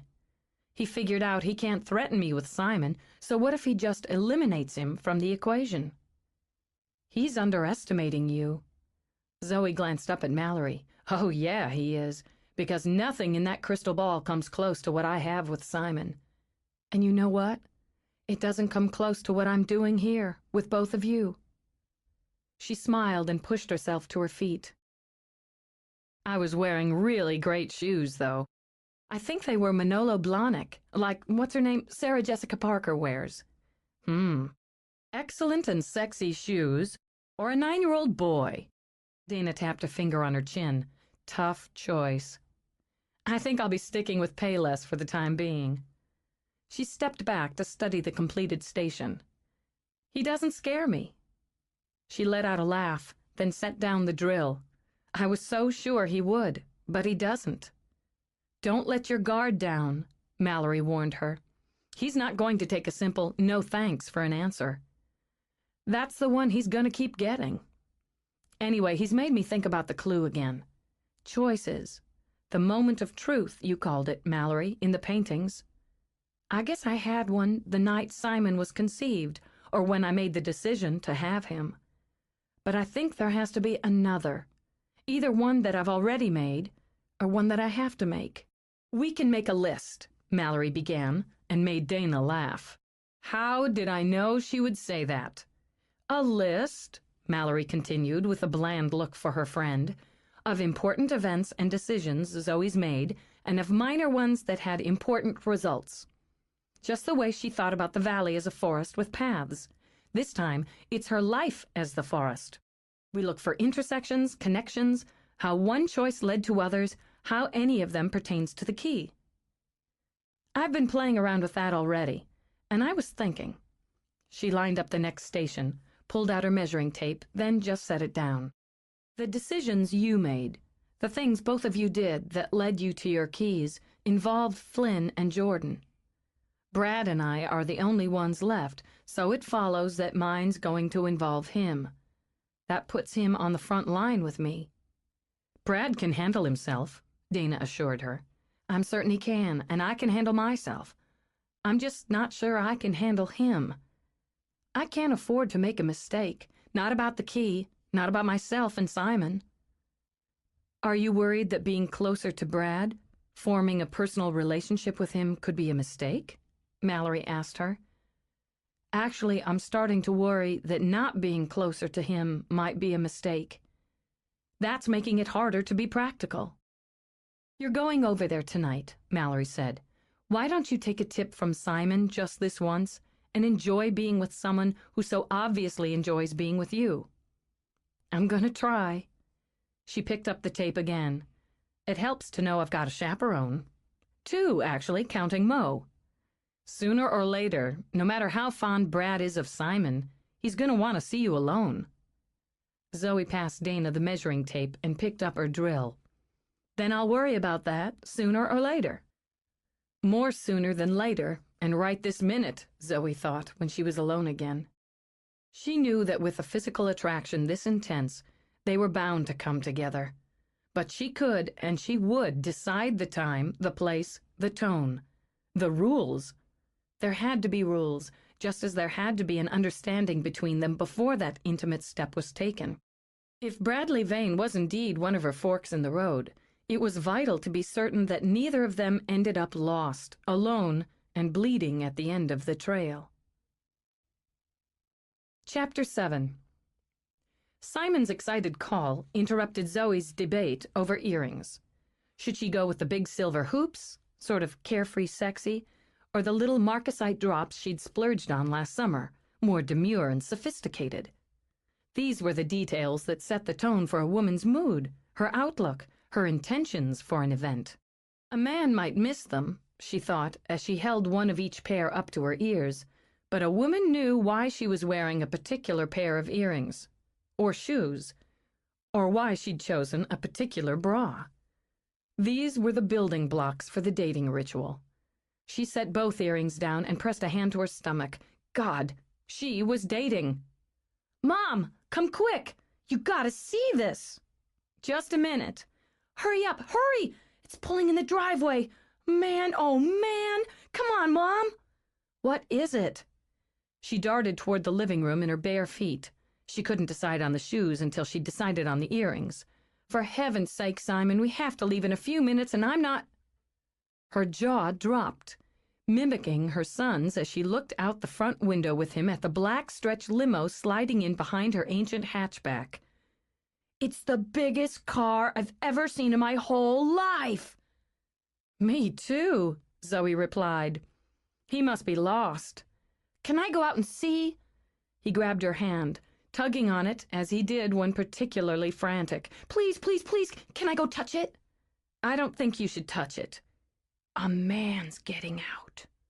Simon's voice dropped to a reverent whisper. He looks like a soldier. He's a chauffeur. She laid a hand on Simon's shoulder as they peeked out the window together. That's what they call people who drive limousines. He's coming to the door. He must need directions. Can I just go out and look while you tell him how to get someplace? I won't touch it or anything. We'll ask. She took Simon's hand and walked to the door. Simon was right, she thought as she opened the door. He did look like a soldier, tall and straight, with a military bearing in his black uniform and cap. "Can I help you find someone?" she asked him.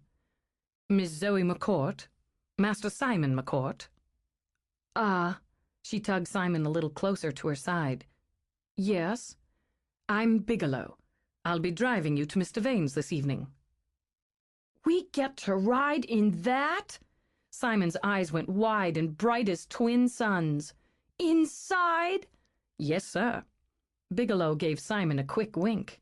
"In any seat you like." "Sweet!" He pumped a fist, gave a hoot, and would have charged to the limo if Zoe hadn't hauled him back. "But we have a car. And a dog." "Yes, ma'am. Mr. Vane sent this." Zoe looked down at the note Bigelow held out, recognized the stationery. "Simon, you stand right here," she ordered, and released his hand to open the envelope. The single sheet of letterhead read, "Don't argue this time either." "But I just don't see why—" She trailed off, undone and defeated by the desperate plea in Simon's eyes. "We'll be out in just a minute, Mr. Bigelow." "You take your time, ma'am." The minute she closed the door, Simon threw his arms around her waist. "This is so awesome!" "Yes, awesome. Can we go now? Can we?" "All right, get your jacket and the present we made for Bradley. I need my purse. And my shoes," she thought. It looked like it would be the marcasite earrings tonight. The minute they were out of the house, Simon made a beeline for the car, then skidded to a halt to wave wildly at the Hansons who stood on their front porch. "We get to ride in a limousine!" "Isn't that something?" With a wide grin, Mrs. Hanson waved back. "Just like a rock star. I want to hear all about it tomorrow." "Okay, this is Mr. Bigelow," Simon announced when the driver opened the door. "He's going to drive us to Brad's house. That's Mr. and Mrs. Hanson. They live next door." "Pleased to meet you." Bigelow tipped his cap, then offered a hand to Zoe. "The dog can ride up with me, if that suits you." "Oh, well, if he's no trouble." "Look at that, John." Mrs. Hanson gave her husband's hand a quick squeeze. "Just like Cinderella. Just hope our girl's smart enough not to go running off when the clock strikes." There were little glass vases with fresh flowers beside the tinted windows, and little lights like fairy lights streamed along the floor and the roof. There were a television and a stereo, and buttons to work everything on a panel just above her head. Everything smelled like leather and lilies. Simon was already crawling over the long seat along the side to poke his head through the opening to the limo's cab and peppering Bigelow with questions. Zoe didn't have the heart to stop him, and it gave her a moment to try to adjust. After that moment, she gave up. It would take her a year to adjust. Simon came sliding back. "Mo likes it up front, and Mr. Bigelow's letting him stick his head out the window. And Mr. Bigelow says I can touch anything because I'm the boss, and I can have a soda from the ice place over there if you say so, because you're the boss of me, and I can watch TV in the car, can I?" Zoe looked at his bright and dazzled face. On impulse, she caught that face in her hands, gave him a loud smacking kiss on the mouth. "Yes, you can have a soda. Yes, you can watch TV in the car. And look up here. You can make the lights go on and off. And there's a telephone. Let's call somebody." "You do it." She picked up the phone and offered it. "Call Mrs. Hanson. Won't she love that?" "Okay. I'm going to get a soda and turn on the TV and call her so I can tell her." She giggled with him and played with the controls and drank a ginger ale just so she could say she had. When they arrived at Brad's, she took Simon's hand before he could reach for the door handle. "Mr. Bigelow's supposed to come around and open it," she whispered. "That's part of his job." "Okay." When the door opened, Simon popped out and looked up at Bigelow. "That was really good. Thanks for driving us." "It was a pleasure." "I guess you could tell it was our first time in a limo," Zoe said when he helped her out.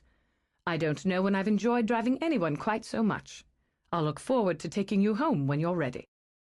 "Thank you." Wait until I tell the guys. Simon grabbed the leash and let Mo pull him to the door. They're not going to believe it. Before Zoe could tell him to knock, he was pushing the door open and shouting for Brad. Brad! We watched TV in the car and called Mrs. Hanson and had sodas, and Mo rode up front. Sounds like a busy ride. Simon, you're supposed to knock. Mo! The dog had already made a dash for the great room and the sofa. He's all right, Brad told her as Mo leaped on the cushions and stretched out like a furry sultan. We're getting used to him around here.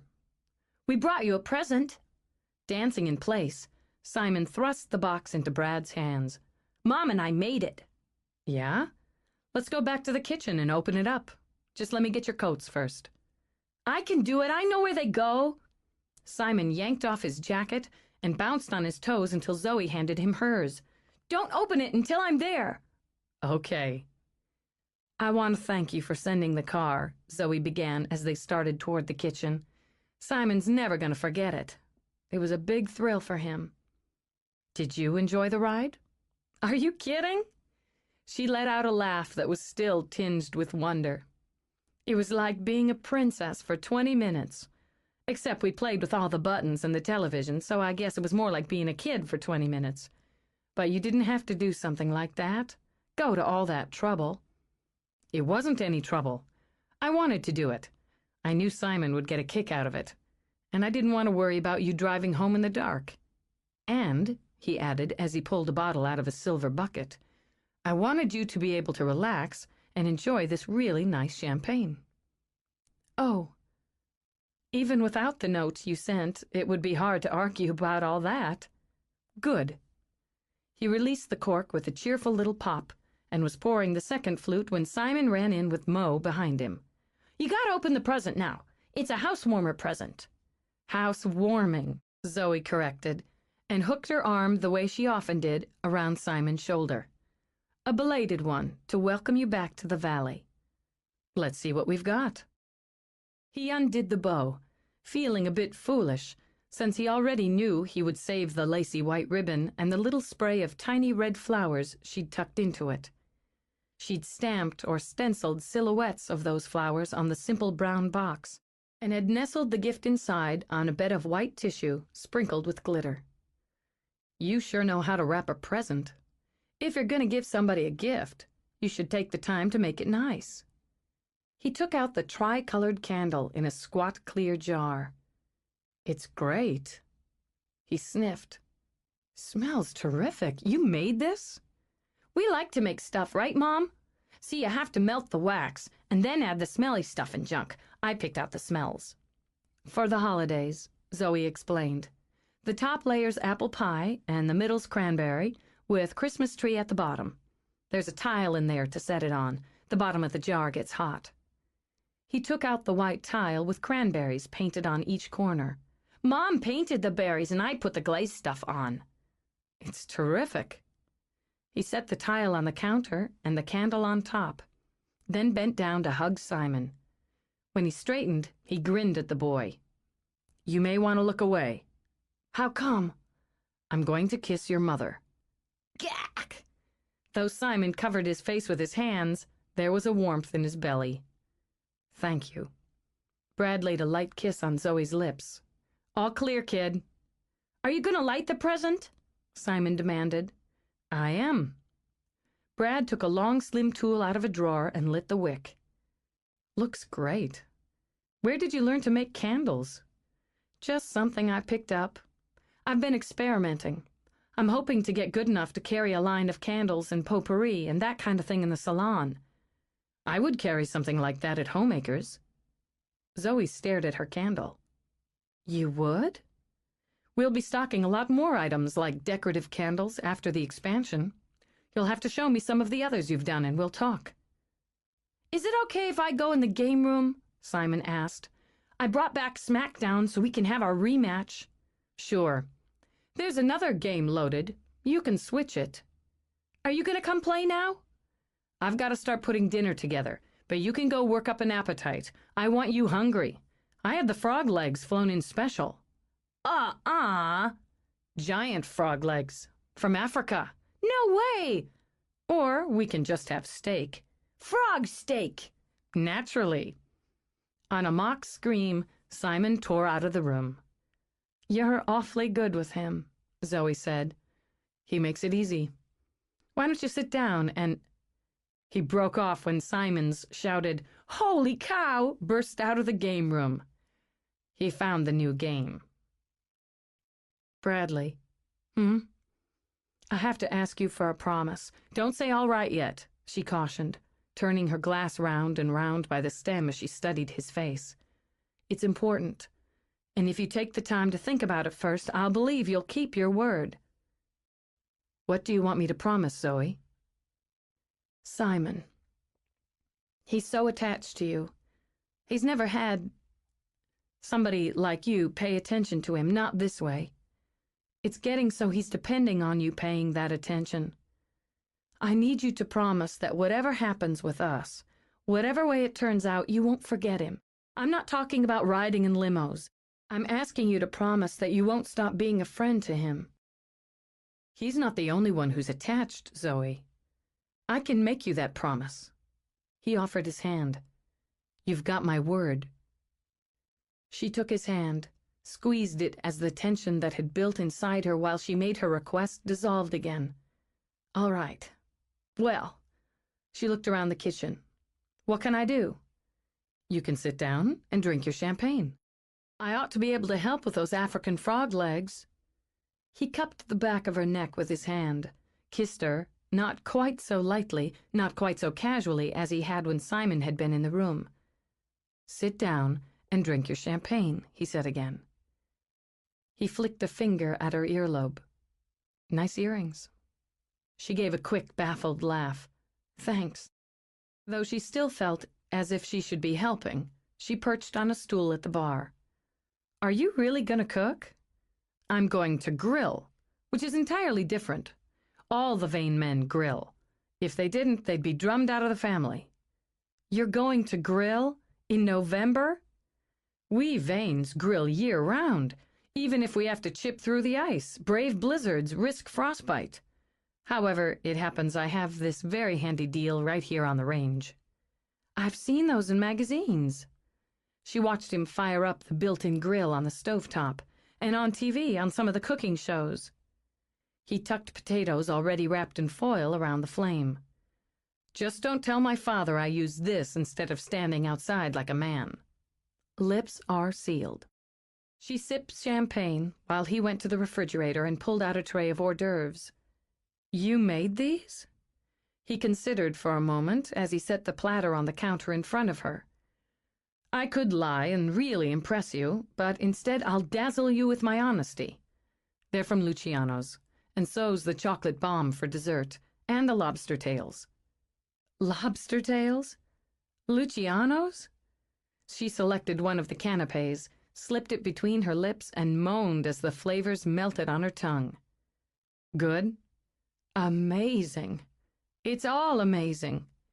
I'm trying to figure out how Zoe McCourt came to be sitting here drinking champagne and eating canapes from Luciano's. It doesn't seem real. You are trying to dazzle me, Bradley. And it's working. I like seeing you smile. Do you know the first time you really smiled at me?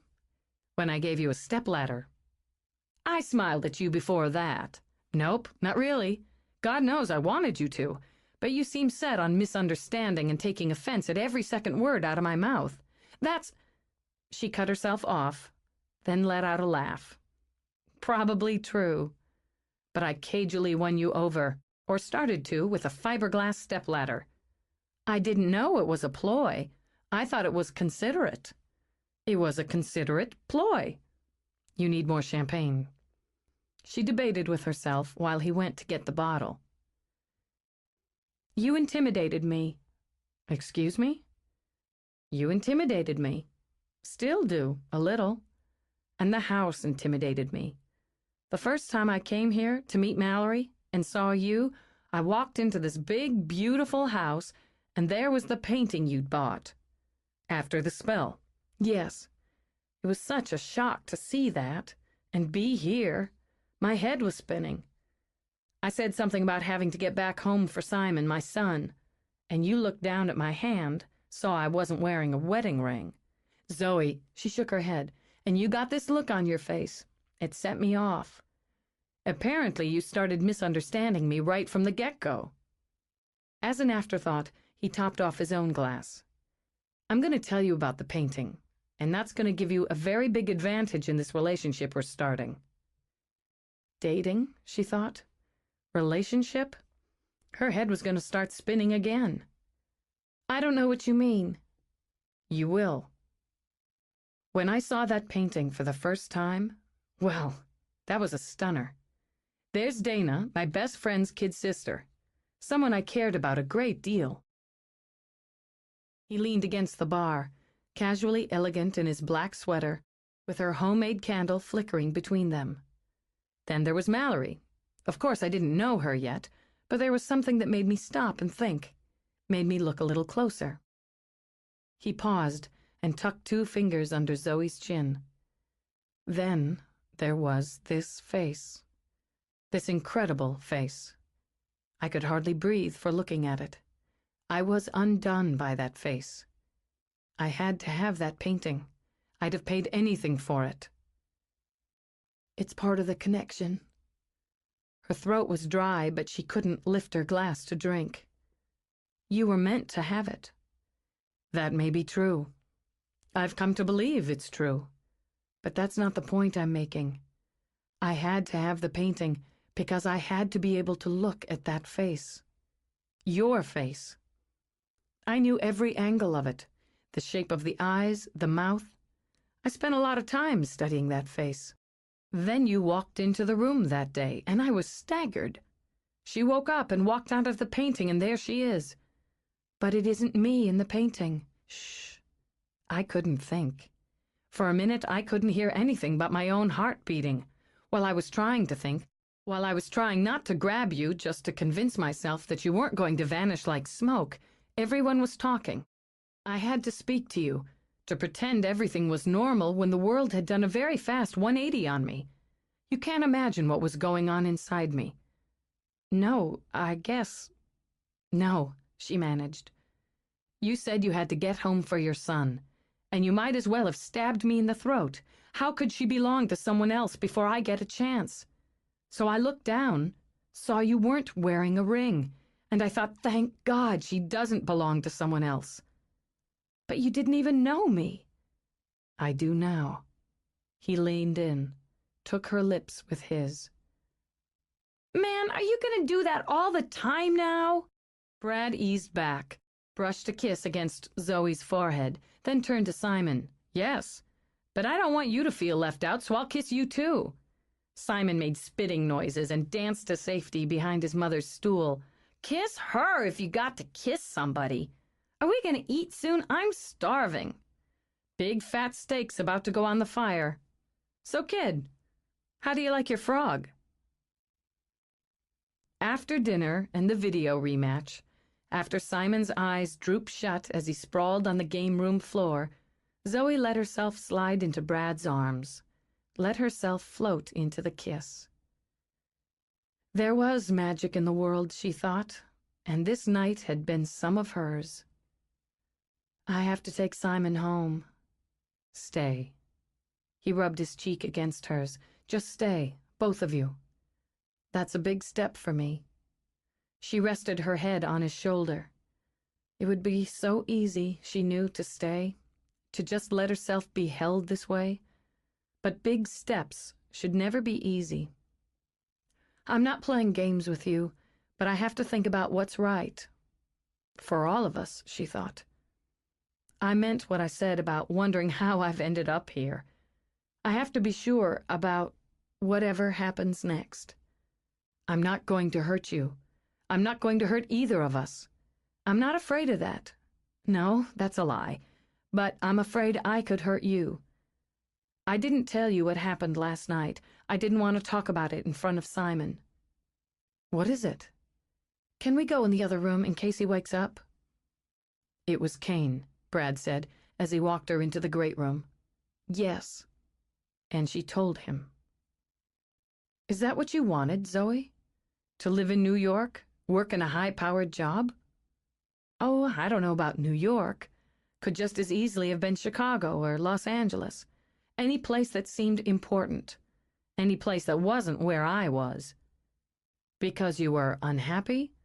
Or because there were things you wanted to do? She started to answer, then stopped. Both, she realized. I don't know that I thought about being unhappy, but I guess I was a lot of the time. The world just seemed so small and set where I lived, the way I lived. She looked out the windows, across the lawn to the dark ribbon of river.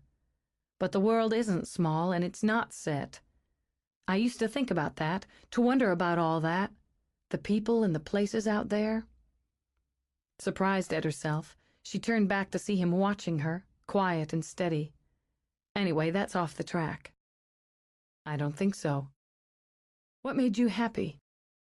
Oh, lots of things. I don't mean to sound like I was sad all the time. I wasn't. I liked school. I was good in school.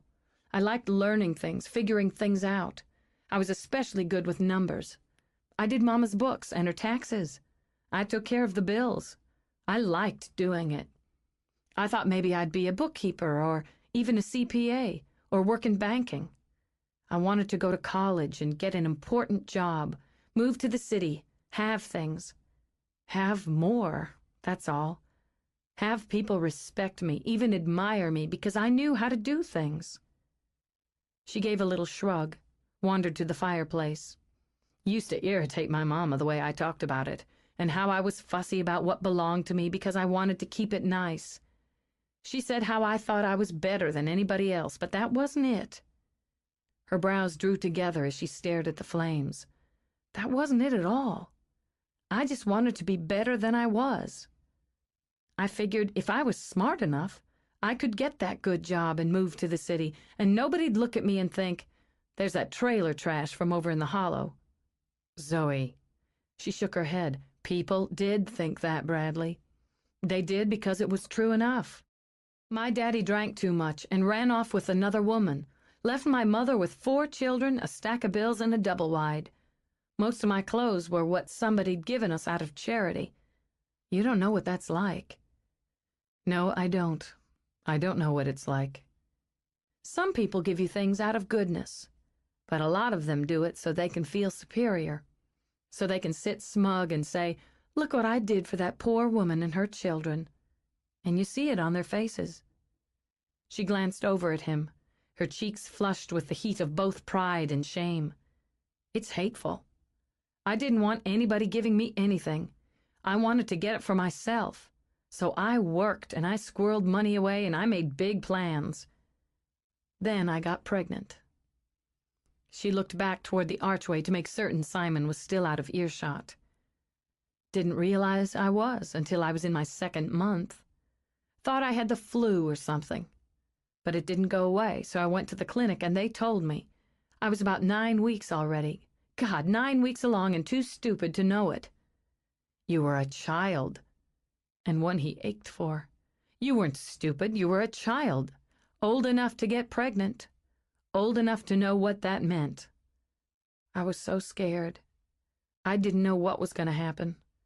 I didn't tell my mother, not right away. I went to the boy. He was scared too, and maybe he was a little angry.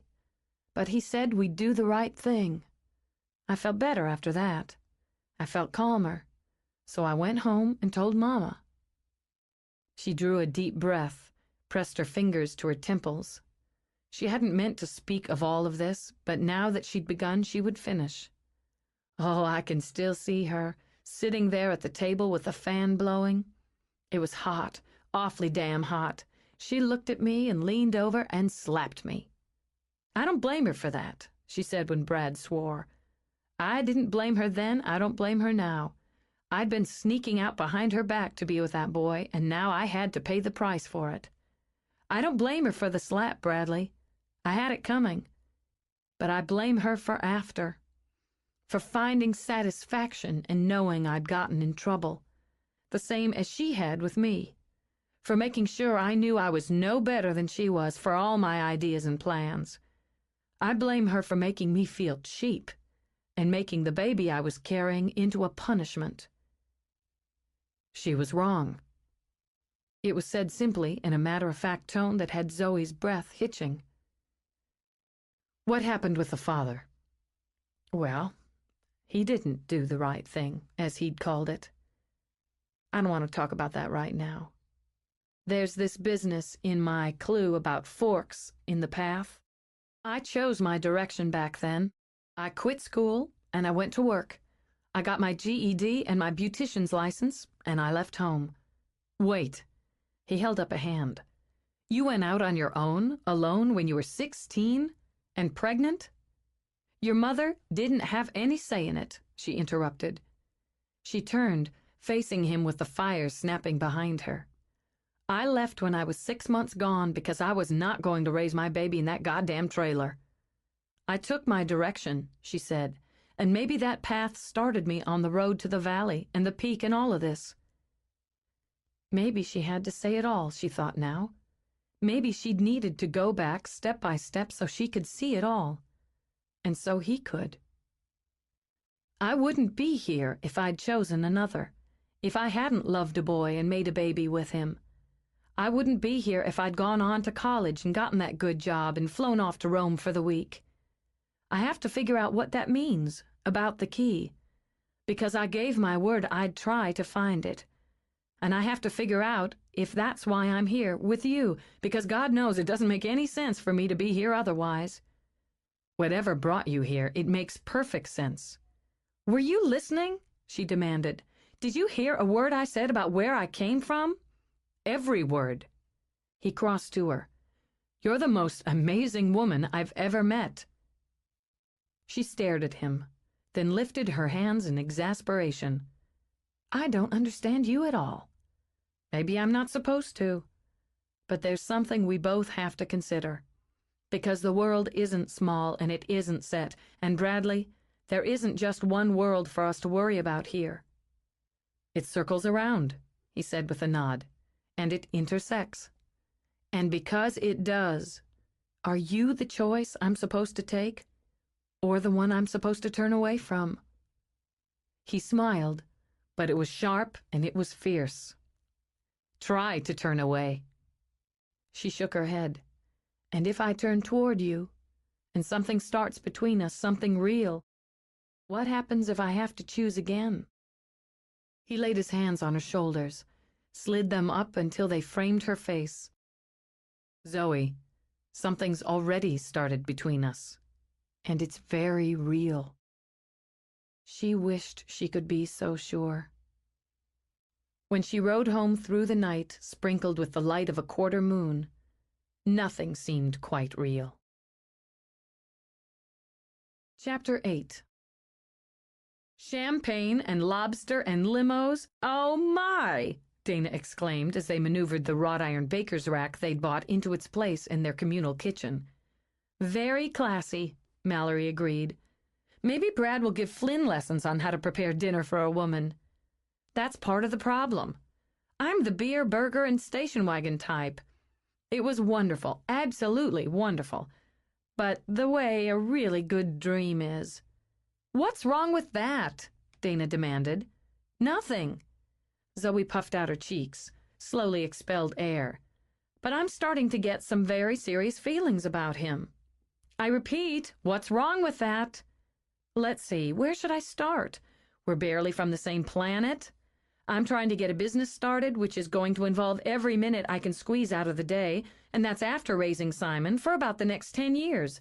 I have 3 weeks left to find the last key to the box of souls, and if we were playing hot and cold right now, I'd have frostbite on my ass.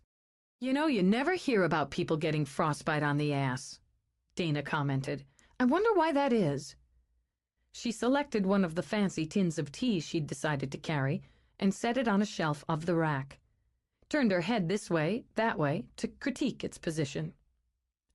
On a more serious note, Mallory's voice was dry as she placed a hand-thrown bowl from her new stock on a shelf. Neither the business nor Simon is a reason not to have a man in your life. If you're attracted to the man, if you believe he's a good man. Of course I'm attracted to him. A woman in a coma would be attracted to him. And he is a good man. I didn't want to believe he was, but he's a very good man." Zoe put one of her scented candles on the shelf. "It would be less complicated if he wasn't. Then I could probably carve out just enough time for a hot, sweaty affair, and we'd both walk away from it without any regrets." "Why are you already thinking about walking in regrets?" Mallory asked her. "I've had one constant in my life, and that's Simon. I've got another now with both of you. They're both like miracles. I'm not banking on a third." "And people call me pessimistic," Dana muttered. "Okay, here's an idea." She set another canister on the rack. "Consider Brad a big boy.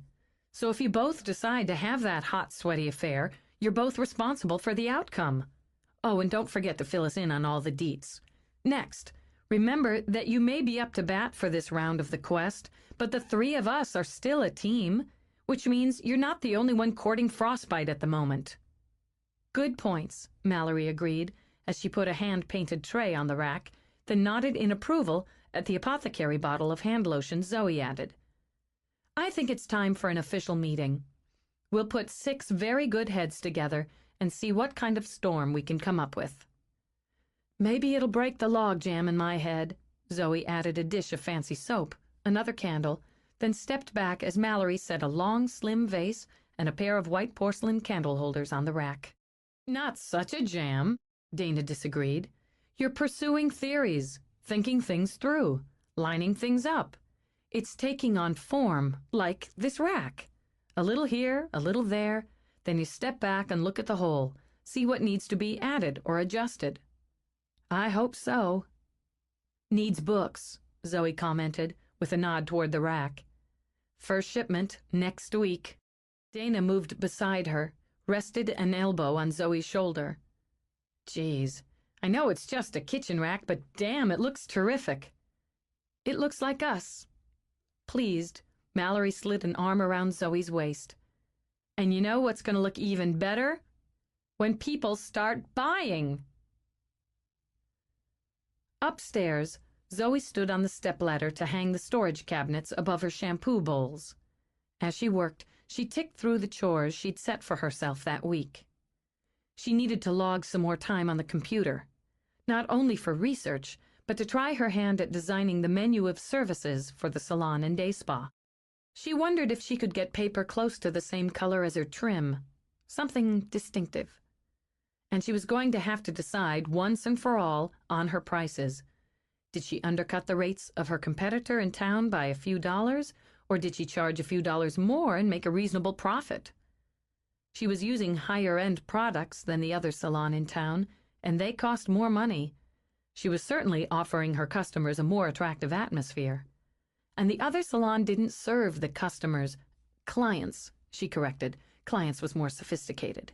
The other salon didn't serve its clients iced mineral water or cups of herbal tea as she planned to do. And it didn't give them a heated neck roll filled with relaxing herbs while they had their nails done. She hung the cabinet, swiped her forearm over her brow, and started to back down the ladder. "What a wonderful color!" Caught off guard, Zoe grabbed the ladder and stared down at Rowena. "I didn't hear you." Pop out of thin air, she thought. "Sorry." Rowena's eyes danced, as if she guessed Zoe's thoughts. "Mallory and Dana told me to come right up. I've been downstairs admiring what you three have done. I wanted to see your space. As I said, the colors are wonderful. I wanted them to be fun. You've succeeded. And what did I interrupt? Oh, I was just finished. Storage cabinets for shampoos, conditioners, that sort of thing. My shampoo bowls will go right here. Ah, and, well, the stations for the stylists." She gestured. "The stationary hair dryers over there, the reception counter, the waiting area. I'm going to put in a sofa, a couple of chairs, a padded bench. And that room that angles off down there, that's for nails.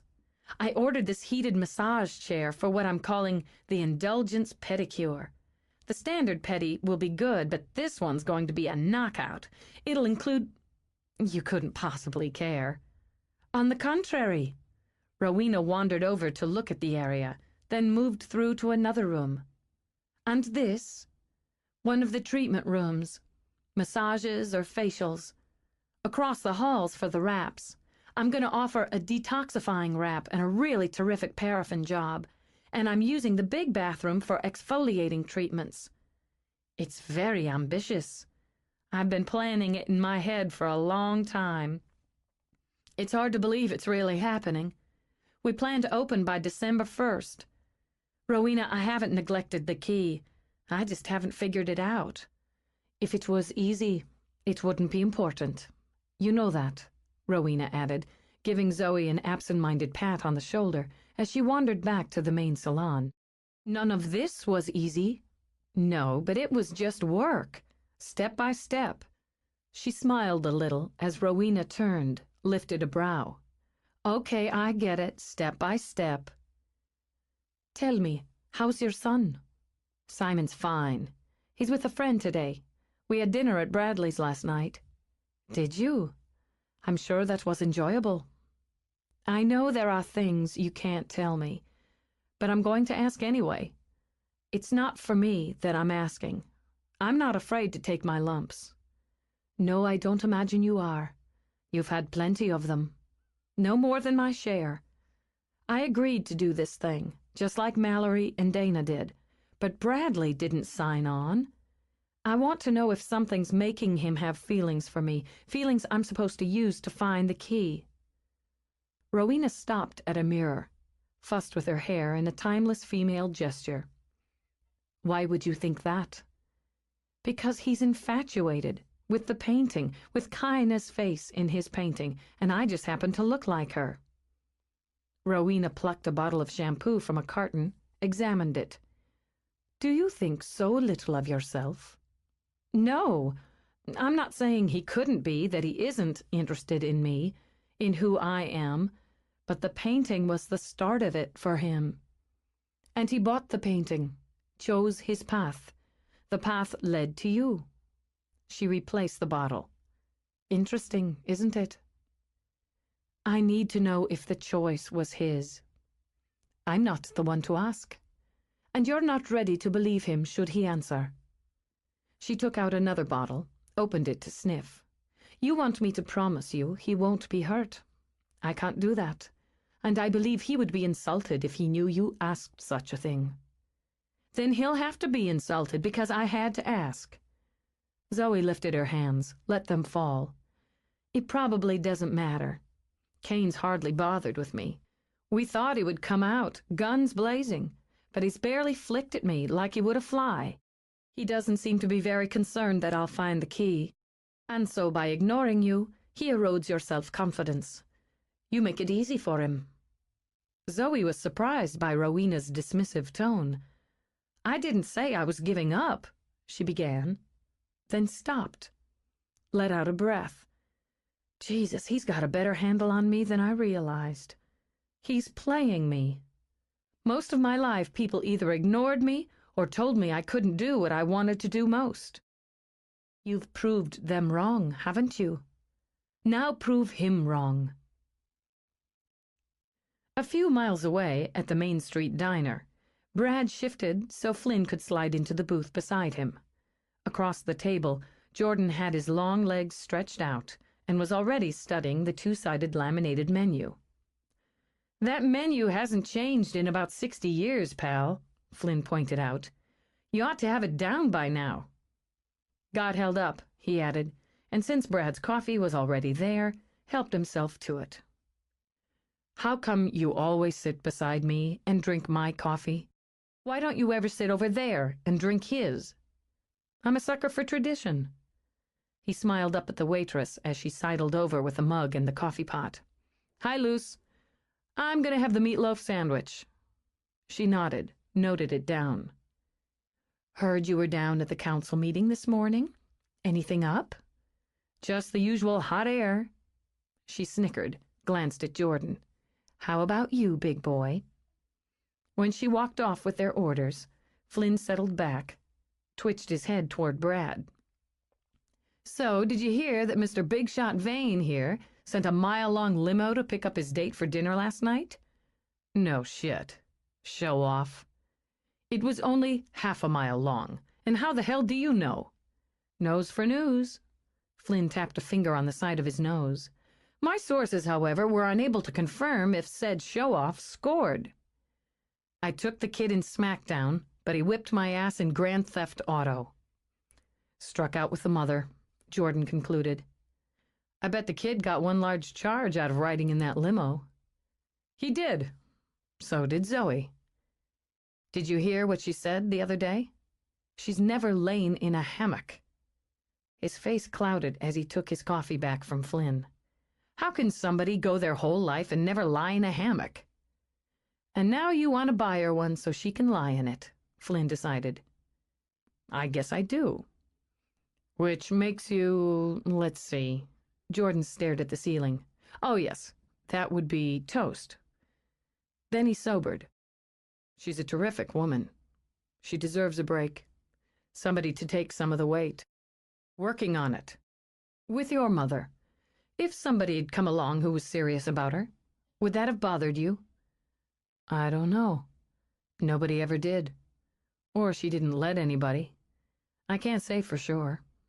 I guess it would have depended on who it was and how he treated her. You that serious? It's heading that way, for me. That brings us back around, Flynn commented. The three of us, the three of them. Pretty damn tidy. Maybe sometimes things are meant to be tidy. I know all about that.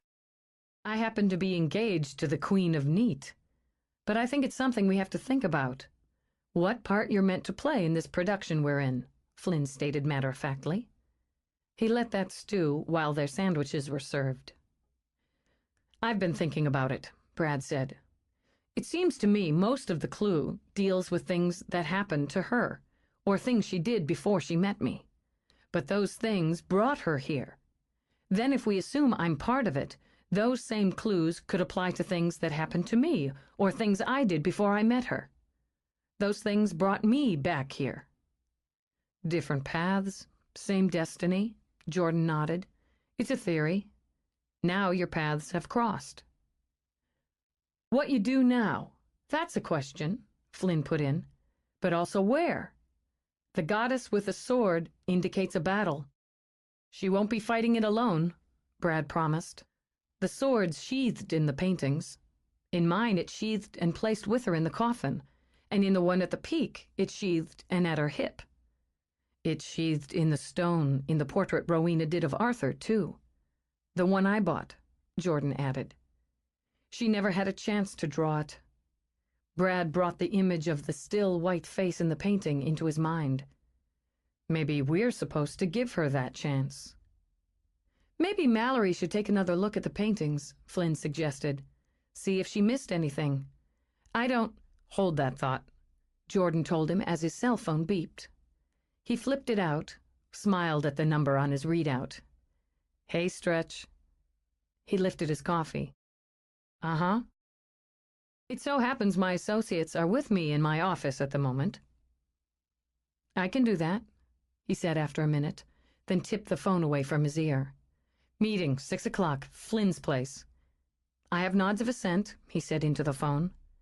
That works for me. Zoe's making chili, he told his friends. Tell Dana to tell Zoe I'll pick her up. Brad says to tell Zoe he'll pick her up. We were going to swing by and give you guys a hand this afternoon. Okay, I'll just see you at home then. Oh, hey, Dane. So, what are you wearing? He grinned, then shoved the phone back in his pocket. Must have gotten disconnected.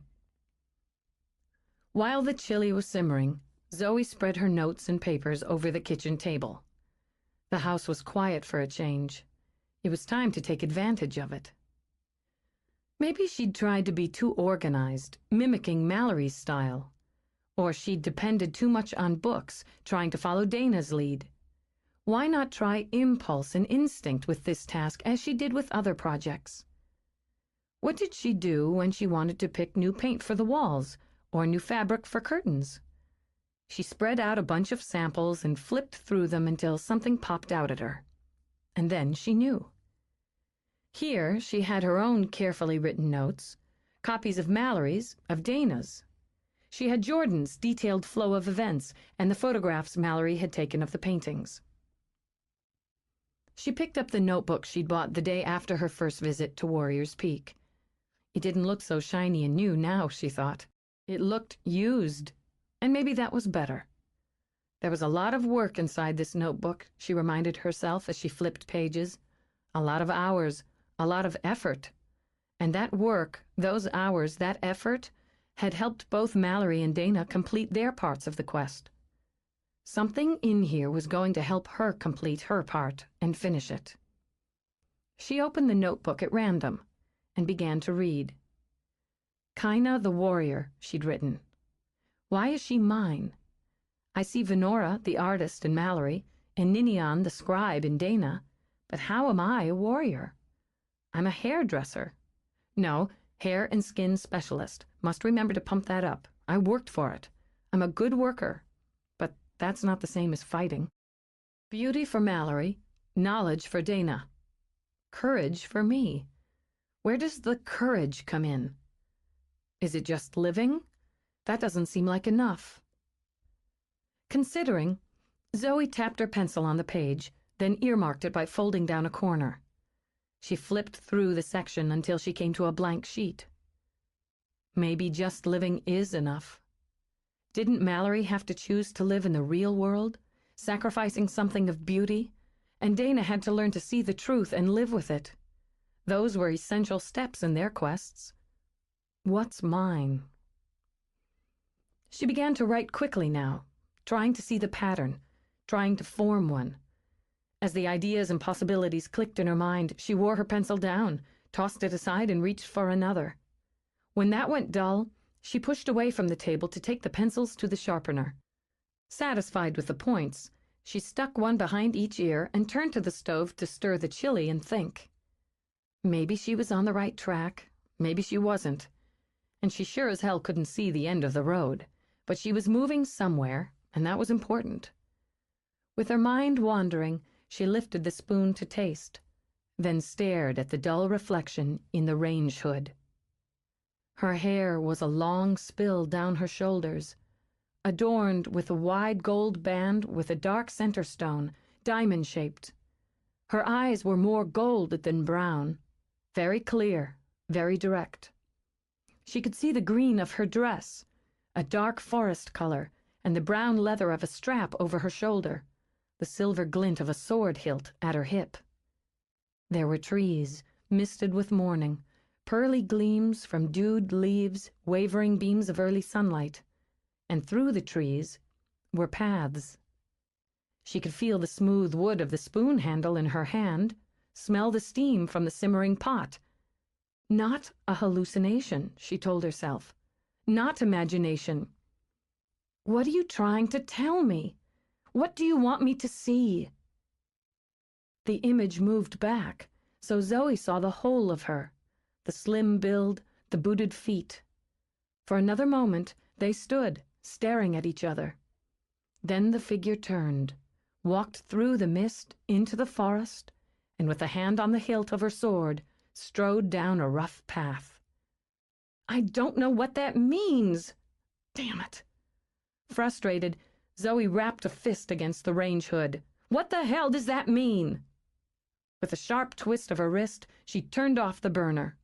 She'd just about reached the end of her patience when it came to gods. Brad pulled up in Zoe's driveway a little earlier than he needed to. He imagined men who were riding on that fast wave of love, lust, infatuation, whatever the hell he had, tended to be early to see the woman who was obsessing them. It didn't surprise him to see Zoe step out of the house before he could do more than turn off the ignition. He'd been around her long enough to know she was dependable. She was also loaded with a backpack, an enormous shoulder bag, and a huge cooking pot. "Let me give you a hand," he called as he climbed out of the car. "I don't need a hand." "Yes, you do, unless you've got an extra one stuffed in that bag." He took the pot, mildly surprised when she tried to tug it back. You know, once in a while, it'd be a nice change if you actually listen to what I say. She yanked open the back door of his big, shiny SUV and tossed the backpack inside. Even nicer might be if you bothered to ask instead of just ordering or assuming. Why don't I just give this back to you? She yanked the pot out of his hands, then bent to wedge it on the floor of the back. I didn't ask you to come by here and pick me up. I don't need to be picked up and hauled around. I have a car. Love, lust, infatuation, he thought. They could all be put in the back seat, just like the chili, when irritation took the driver's seat. You were on the way. It didn't make sense to take 2 cars. Where's Simon? He's having dinner and staying the night with a friend. Should I have checked with you first? She stormed around the car, then just balled her fists when he beat her there and opened the door for her. Do I look helpless? Do I look like I can't figure out how to open a damn door on some fancy car? No. He slammed it shut. Go ahead, he invited, and stalked around to the other side. He waited until she'd whipped the seatbelt across, shoved the buckle into place. Would you like to tell me what crawled up your ass? He spoke in the most pleasant tone, the same dangerously pleasant tone his father used when he was about to slice an opponent into small, bloody pieces. My ass is my own business, and so are my moods. I'm in a bad mood. I have them. If you think I'm sweet and accommodating and easy to manipulate, you're mistaken. Now, are you going to drive this car, or are we just going to sit here? He turned the car on, threw it in reverse. If you've formed the impression that I believe you to be sweet, accommodating, or easy to manipulate, you're the one who's mistaken. What you are is prickly, stubborn, and oversensitive. You would think that, wouldn't you? Just because I don't like being told what to do, how to do it, when to do it. I'm just as capable and smart as you are. Maybe more, since I didn't grow up having somebody catering to my every wish and demand. Now just a damn minute. I've had to fight for everything I've got. Fight to get it, she snapped out, and fight to keep it. I don't need somebody coming along on his white Charger or his limousine or his big Mercedes and rescuing me. Who the hell's trying to rescue you?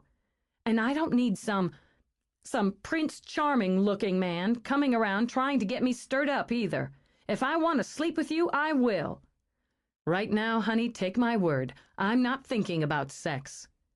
She sucked in air and gritted her teeth. And don't call me honey. I don't like it. I especially don't like it in that snotty private school tone. Honey happens to be the most polite thing I can currently think of to call you. I don't want you to be polite. I don't like you when you're polite. Is that so? Then you're gonna love this.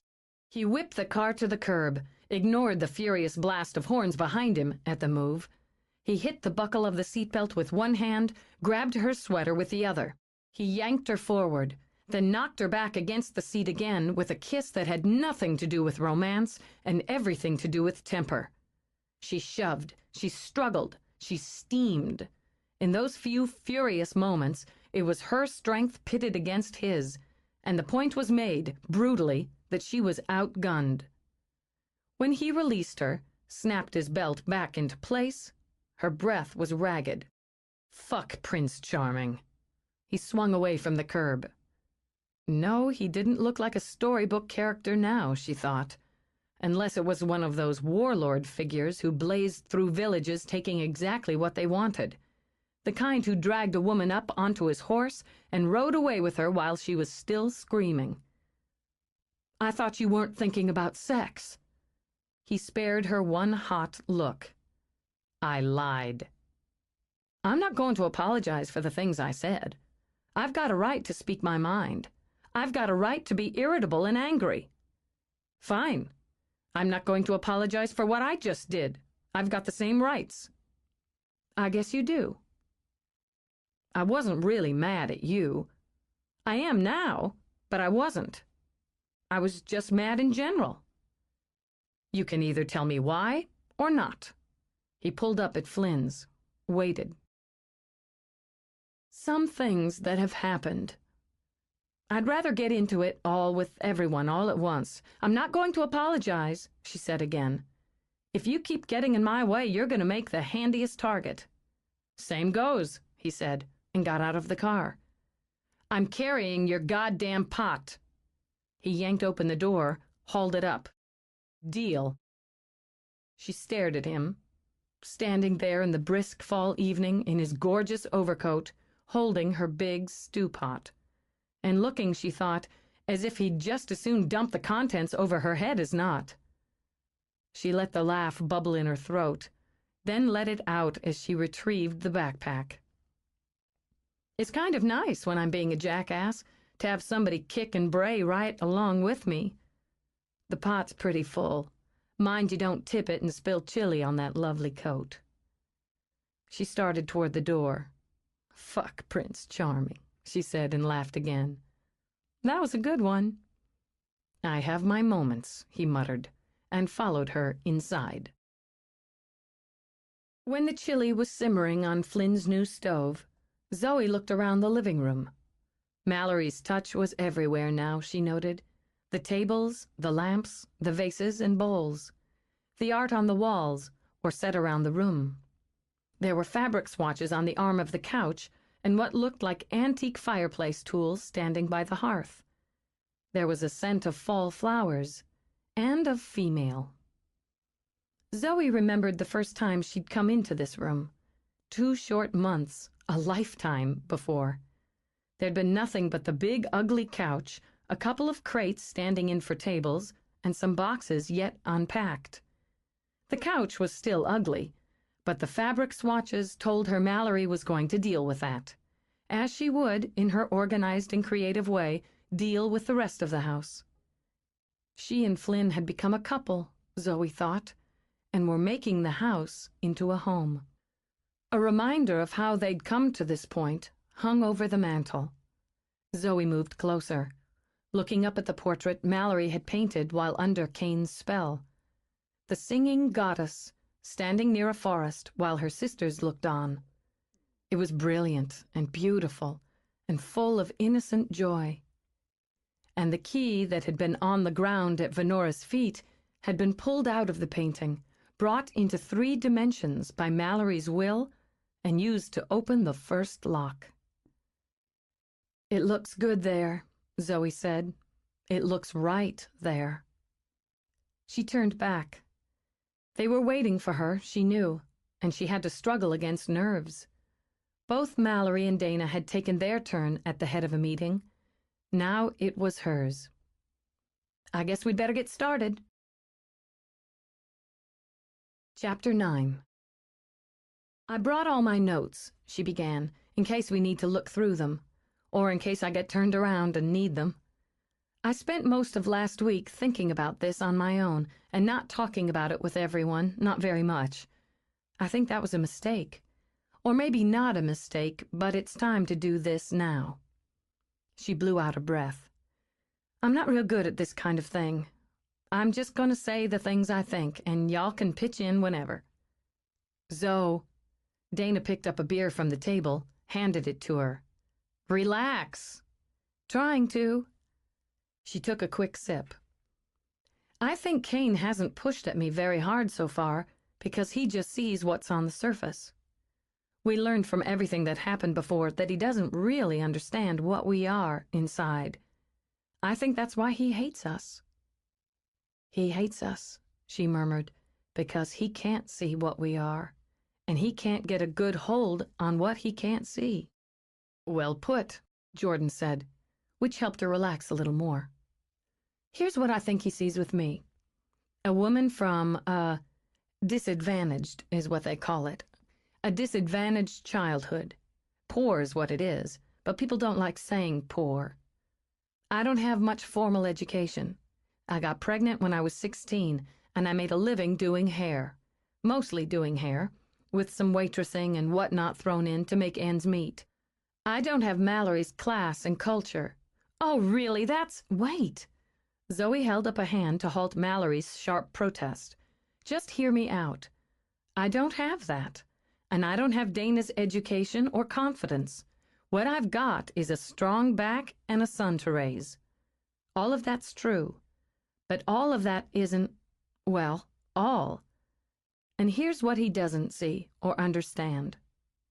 She sipped again to wet her throat. Determination. I didn't settle for being poor. I wanted more, and I found ways to get more.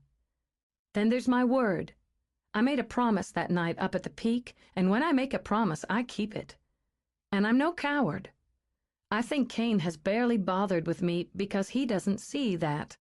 And even more because he's had enough time to watch me or study me or whatever the hell he does, and he was smart enough to figure out I might think less of myself and my chances of doing this if he made it seem like he wasn't all that worried about me. She took a deep breath. That's his mistake. He's not going to win by making me feel I'm not worth the fight. You're going to kick his ass, Dana stated. Her eyes brightened, and though she didn't realize it, her smile was a warrior's. Oh, I'm going to kick his ass, and when I'm done, I'm going to squeeze his balls blue. Deliberately, to make her grin, Flynn crossed his legs protectively. Any specific angles on how you're going to go about that? A couple. With Dana and Mallory, they had to take steps, make choices, even sacrifices. They reflected the clue and, she glanced back at the portrait, and the goddess they stood for. So I have to think how what I've done or have to do reflects mine. The puppy and the sword. That's what she has in the painting at the Peak. She nurtures and she defends, I guess. I've got a son I've been nurturing and defending for more than 9 years. Not just him, Jordan put in.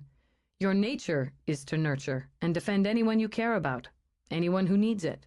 It's instinctive, and that makes it one of your strengths. Another thing Kane wouldn't understand about you is you care about the women in that painting. Care enough to go to the wall for them. Friendship, Brad added with a gesture toward the painting. Family and the preservation of those things. Those are essential elements in your life. I guess we're on the same page then, because I was thinking that one of the basics of the quests so far has been living life the way you really want to live it, taking whatever steps and risks you need to, being willing to sacrifice and work to make it happen. It sounded good when she said it out loud, Zoe decided. It sounded solid. For me, I decided to have a child. A lot of people told me I was making a mistake, but I knew in my heart I wanted the child, and I wanted to do right by him. I left home because I knew I'd never be able to do right by him if I stayed. I was scared, and it was hard, but it was right for me and for Simon. You chose the path, Brad said quietly. I chose it. And there was some of that loss and despair that Rowena talked about in the clue.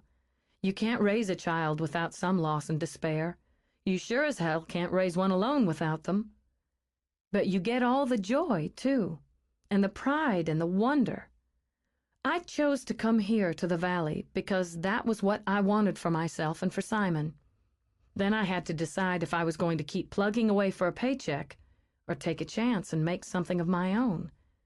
I didn't have to do that one alone, and see, those other choices made it so I didn't have to. She crouched down to take some papers from her backpack. See this? I made this up. It's like a chart, kind of a map. She handed it to Mallory first. See, that's where I grew up. Not all that far from here, really. Only about 60 miles across the state line. And there's the names of my family and people who had an impact on me, one way or the other. Then I sort of routed out other places I lived and worked, and the names and all that, until I ended up here with all of you. See, I was thinking, some of it's just living. What you do and what happens to you while you're doing it. Mallory raised her eyes from the chart, met Zoe's. You worked at Homemakers. Just part-time. 3 nights a week and Sunday afternoons for about 3 months before Simon was born. She turned to Brad. I didn't even think about it before. Just didn't. What store? The one outside of Morgantown, off Highway 68. They were really good to me there. I was 6 months along when I went in looking for the extra work. I went into labor working cash register number 4. I think that means something. I went into labor when I was working for you." He took the chart as it was passed to him, looked at it, noted dates. "I was in that store doing some troubleshooting in March of that year." He tapped the chart. "I remember it because someone came into the meeting apologizing for being a few minutes late. It seemed one of our cashiers had gone into labor and he'd wanted to be sure she got off to the hospital safely." The chill that danced through Zoe wasn't fear. It was excitement. "You were there." "Not only there, but when I came back to finish up the next day, it turned out I'd won the baby pool. I'd taken a boy, 7 pounds, and gone with 12 hours of labor." She let out a shaky breath. "Pretty close." "Close enough to earn me a couple $100." "That is way spooky," Dana commented. "Where do we go with it?" "Some of it's going to be where Zoe and I go with it." He looked back at the chart. "You didn't go back to work at the Morgantown store?" "No. I picked up a few extra hours a week at the salon where I was working, and they let me bring the baby in. As friendly as they are at homemakers, you can't work the cash register with the baby under the counter." He'd been there, Zoe thought again. Their paths had crossed at the most important moment of her life. "I didn't want to spend the money for a sitter," she continued. "More, I guess. I wasn't ready to let him out of my sight." Brad studied her face, trying to imagine both of them on that day nearly 10 years before. "If I'd done my tour of the floor sooner rather than later, I might have seen you, spoken with you. I decided to do the offices and take the meetings first. One of those little choices that change what comes after for quite some time." "You weren't meant to meet then." Mallory shook her head. "I know it goes back to sounding like destiny and fate, but those shouldn't be discounted. Even with our choices, you weren't meant to meet until you were both here. Paths, crossroads, intersections. Zoe's got them there on her chart." Mallory eased forward, tilting her head so she could read it along with Brad. "You could add your roads on there, Brad. From the Valley to Columbia, back to the Valley, to New York, to Morgantown, wherever else, then back here. You'd find other intersections and crossroads. And for both of you, they've led here. It's not just geography." "No." Brad tapped a finger on the names Zoe had listed near her hometown. "James Marshall. Is that Simon's father?" "In the technical sense. Why?" "I know him. Our families did some business. We bought some land from his father, though the son ran the deal. A nice chunk of commercial property near Wheeling. I closed the deal before I left New York. It was one of the levers I used to move back here and take over this area." "You met James," Zoe whispered.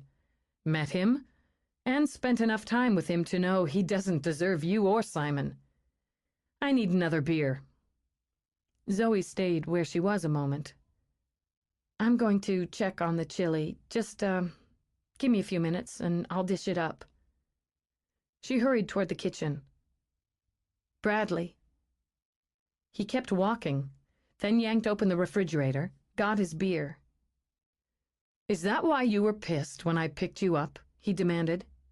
"You'd made your chart, started thinking it through, and saw just how tight the connection is with me." "Yes, that was part of it." She linked her fingers, then pulled them apart. "It's like another brick, Bradley, and I haven't figured out if it's like having that brick put down on a walk to give me a good solid path, or like having it mortared into a wall that's closing me in." He stared at her, astonished fury pulsing around him. "Who's trying to close you in? That's a hell of a thing to put on me, Zoe." "It's not you. It's not about you. It's about me. What I think, what I feel, what I do, and damn it, I can't help it if it makes you mad that I have to decide if it's a wall or a walk." "A wall or a walk," he repeated, then took a slug of beer. "Christ, I actually understand that. I'd rather I didn't. It made me feel pushed, and I get mad when I'm pushed. It's not your fault or your doing, but it doesn't feel like it's mine either. I guess I don't like dealing with what's not my fault or not my doing. He was a stupid son of a bitch for letting you go. She let out a sigh. He didn't let me go. He just didn't hold on to me. And that stopped making me mad a long time ago. She moved to the stove, took the lid off her pot. There was something else that happened. I'm going to finish making this meal, and I'll tell you and the others about it over dinner. Zoe. He touched her shoulder, then opened a cupboard to look for plates. About those bricks. You can always knock a wall down and build a nice walk out of it. They ate in the kitchen, crowded around the table, as the dining room was a long way from meeting Mallory's standards. Over beer and chili and hot bread, Zoe told them about what she'd seen in the steamy shower mirror and the range hood. I thought I imagined it the first time. It just seemed too strange not to be my imagination. And it was only for a couple of seconds. But today, I saw her, Zoe confirmed. I saw her where I should have been. If Kane's trying another angle, Dana began, I'm not following it. It wasn't Kane. Zoe frowned down at her plate. I don't know how to explain how I'm so sure it wasn't, except to say it didn't feel like him. There's a feeling when he touches you. She lifted her gaze, met Dana's, then Mallory's for confirmation. Maybe not as it's happening, but after. And you know. It wasn't from him. It was warm, she continued. Both times it was warm. Rowena and Pitt may be adding a few flourishes. Flynn spooned up more chili. They said Kane had broken the rules with Dana and Jordan, so they compensated. It may cost them, Jordan added. It may. So it could be they've decided to compensate more, in for a penny sort of thing. Doesn't play for me, Bradley disagreed. If they were going to go over the line again, this soon in Zoe's quest, why not do something solid, something tangible? Why so cryptic? I don't think it was from them either. Zoe pushed food around on her plate. I think it was from her. From Kaina? Fascinated, Mallory sat back. But how? They're powerless. Maybe she is. We don't know how all this works, really, but say she is. Her parents aren't. I started thinking, what if someone had Simon trapped somewhere? I would just about go crazy. If there was a way to get him out, I'd do anything I could. It's been 3,000 years, Flynn pointed out. Why wait? I know. Zoe took a piece of bread, broke off a chunk.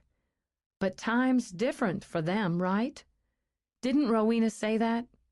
And besides, maybe there wasn't anything that could be done before this, before Kane changed things by spilling blood, mortal blood. Keep going, Jordan prompted when she stopped. Spin it out. Well, if Kane changed the nature of the spell by breaking the rules of it, and if that opened, well, like a chink in the curtain, wouldn't loving parents try to send some light through that chink? They wanted me to see her, not just in a painting, but more personally. To see her in you, Bradley finished. To look in the mirror and see her in you. Yes. Zoe let out a relieved breath. Yes, that's how it feels to me. It's like they wanted her to tell me something. She can't just say, "Oh, Zoe, the key's under the planter of geraniums on the porch." But it's like she's trying to show me something I have to do, or somewhere I have to go to find it. What was she wearing? Jesus, Hawk. Dana jabbed him hard. No, seriously. Let's look at the details. Was she dressed the way she is in the paintings? Oh, I see. Zoe pursed her lips. No. She was wearing a short dress, dark green. She closed her eyes to bring it back. And boots. Brown boots that came right up to the knee. She had on the pendant, the one the legend says her father gave each of them, and this little headband, I guess they call it a circlet? A gold Wonder Woman sort of thing with a diamond-shaped jewel in the center. Dark green, like the dress. And the sword at her hip. Oh! Her eyes popped open again. She had one of those... Impatient with herself, she waved a hand back between her shoulder blades. Quivers, that's what it is, the thing for arrows. And there was a bow strapped over her shoulder. Sounds like the lady was going hunting, Jordan concluded. Into the forest, Zoe continued. She took the path into the forest to hunt. A hunt's like a quest. Maybe the forest and the quest is more literal than we assumed, Dana considered as she ate. I'll do some research on forests, books and paintings, as well as the local woods around the valley. Something might pop. If you can describe the scene to me, I can try to sketch it, Mallory suggested. It might help for all of us to see it as you did. All right. Zoe gave a decisive nod. That feels positive. It's been like time slipping away from me, but this feels positive. She had such strong, sad eyes, she said quietly. I don't know how I could live with myself if I didn't help her. She was lost in thought as Brad drove her home and stared up at the waxing moon. It seemed as if she could almost see it growing fuller and whiter, marking her time. I don't know that I ever paid attention to the phases of the moon before. You just looked up, and it was full or a sliver or cut in half. I never thought to notice whether it was getting bigger or smaller. But now I don't think I'll ever not know. I'll know just where the moon is in its cycle without ever looking at the sky. I've got less than 3 weeks left. You've got a chart, you've got a sketch, you've got a vision. You can't put the puzzle together without the pieces. You're gathering the pieces. I'm counting on it. It helped talking it through, but it's all running around in my head now, and nothing will settle long enough for me to pick it apart again. I can't bend words into answers the way Dana does, or draw out images into answers like Mallory. I have to, I don't know, get my hands around it and work it into place. I don't have anything to get my hands around yet. It's frustrating. Sometimes you have to walk away from the pieces, then come back and walk around them, look at them from a different angle. He pulled into her drive. I'm staying here tonight. What? You're not staying here alone. Without even Simon in the house in case something happens. He got out, took her pot from the back of the car. I'll sleep on the sofa. I've got Mo, she began as the dog jumped up to race to the door. Last time I checked, Mo couldn't dial a phone or drive a car. You might need someone to do both. He paused by the door, waiting for her to unlock it. You're not staying here alone. I'll sleep on the sofa. There isn't. Don't argue. Jiggling her keys, she took a good hard look at him. Maybe I like to argue. There wouldn't be any point in it. But if that's what you want to do, let's do it inside. It's dark, it's getting cold, and Mo's becoming a little too interested in what's left in this pot. She opened the door and headed straight to the kitchen. Just set that down, I'll take care of it. She got out one of the storage containers she used for leftovers, then shrugged out of her coat, tossed it over a kitchen chair. It may not have occurred to you that I let Simon spend the night with a friend because I wanted some time alone. It occurred to me. I'll stay out of your way. He took off his own coat, then picked up hers. I'll go hang these up.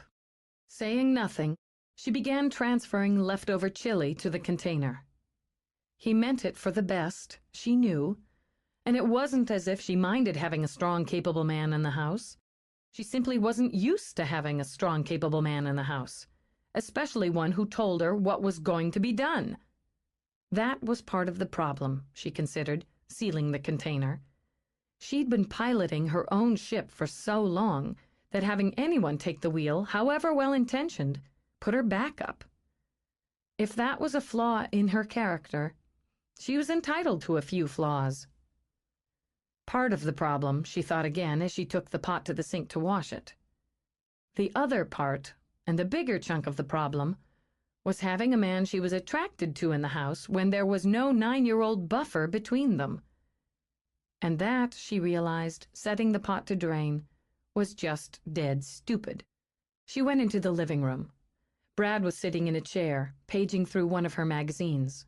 Mo, having given up hope of chili, was sprawled over his feet.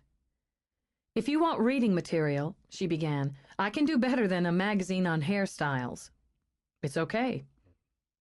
"Great-looking models." "Can I ask you a couple of questions?" "The first has to do with the availability of a blanket and pillow." "I happen to have those items in stock." "Good." "The other, brought to mind by this redhead with the eyebrow ring, is just, how do I put this? You're interested in an eyebrow ring?" No, I'm not. But it happens that some time ago I noticed you were wearing these jeans that rode a little low and this shirt that rode a little high, so I couldn't help but notice you had this silver bar, that you had your navel pierced." She cocked her head. "That's right." "I wondered if you always wear it." She kept her expression very sober, very serious. "Sometimes I wear this little silver hoop instead." "Uh-huh." Unable to help it, he glanced at her belly. Imagined. "Interesting." "Before I came to the Valley, I worked a second job at a body piercing and tattoo parlor. I was putting away all I could for a down payment on a house. As an employee, it was free. Plus, it helped in dealing with customers if you'd gone through it yourself." "And no," she added, reading his thoughts, "the only body parts I was willing to have pierced were my belly button and my earlobes. Do you want something to drink? A snack?" "No, I'm fine." Unless he counted the saliva that wanted to pool in the back of his mouth. "Tattoos? Did you get one?" She smiled now, friendly as a Sunday school teacher. "I did. Just a little one." She knew he was wondering what, and more, where. She would just let him wonder for now. "You don't have to sleep on the couch, Bradley." She watched his eyes narrow and focus on her face, and even from 3 feet away felt his body tense. "There's no need for that when there's just the two of us here." She waited one long beat. "You can use Simon's bed." "Simon's bed." He repeated it as if speaking a foreign language. "Yeah, right, good." "Why don't you come on upstairs and I'll show you where everything is?" "Sure." He set the magazine aside, gave Mo a nudge to roll him over and off his feet. "There are plenty of clean towels in the bathroom closet," she began, enjoying herself as she started upstairs. "And I've got an extra toothbrush in there that you can use." He kept his hands at his sides as he walked up behind her and tried not to torture himself with images of tattoos and belly rings. He failed miserably. "I've got a staff meeting at 8:30 in the morning, so I'll be out of your way early." "I'm an early riser, so you won't bother me." She nudged open the door of Simon's room. There were bunk beds with navy blue spreads and bright red curtains at the window. Shelves painted to match the spreads were full of the things boys collected: the action figures, the books, the rocks, and model cars. A red desk, Simon-sized, was under the window and held a Superman lamp, school books, and more of the flotsam and jetsam of a young boy. It was neat, but far from regimented, with a corkboard loaded with drawings and photographs and pictures cut out of magazines. There were shoes that had been kicked off, ball caps hooked on the posts of the top bunk, a book bag on the floor with some of its contents spilling out, and a scent, faint, of wildness that was all boy. "It's a great room. We have a go-round periodically on cleaning it. I won the last one, so it's still in pretty good shape." She leaned back against the door jamb. "No problem sleeping in here?" "No. This is fine." I appreciate you being a gentleman, not trying to take advantage of the situation and putting any moves on me. I'm staying because you shouldn't be alone, not to take advantage of anything. Mm-hmm. I just wanted to be sure of that. And since I am, I'm going to tell you something. I'm not a gentleman. She stepped forward and pressed her body hard against his. I'm going to take advantage of the situation. She clamped her hands on his butt, squeezed. And I'm putting the moves on you. What are you going to do about it? His system spiked. His pulse scrambled. Weep with gratitude? Laughing, she bit down on his bottom lip. Cry later. Get your hands on me, she demanded, and ravished his mouth. All over me. He fisted his hand in the back of her sweater, anchoring himself before he jumped out of his own skin. The taste of her, hot, ripe, flooded him, even as that tight, sexy body pressed and pumped against him. Then his hands rushed under the sweater to take. The long, smooth back, the dip of waist, the subtle flare of hip. More, his frantic brain could only think. More. She arched and purred as his hungry lips fed off her throat. His belly jumped when she dragged at the buckle of his belt. It's been a while for me. Her voice was thick, her fingers busy. You'll have to excuse me for being in a hurry. No problem. In one fast move, he swung her around until her back was against the wall. That's really no problem. He yanked the sweater over her head and tossed it aside. His hands were on her breasts before it hit the floor. Gasping, she worked her hands between them, fighting to keep her mouth on his as she hurried to unbutton his shirt. God, she wanted the feel of him against her, the feel of him inside her. Her skin was alive again, the blood running hot under it, her heart pounding in a rhythm she'd forgotten could be so fast, so hard, so thrilling. Desperate, she pushed his hand down, held it firmly between her legs. Her head fell back, exposing the line of her throat to his lips, his teeth, her hips moving as she pressed his hand to denim, and the heat under it. It was like holding raw nerves, nerves with edges of jagged glass. They scraped at his own, all but tore him open. And a scent of her, something exotic that whispered of midnights, shadows, secrets, slithered through his system like a drug.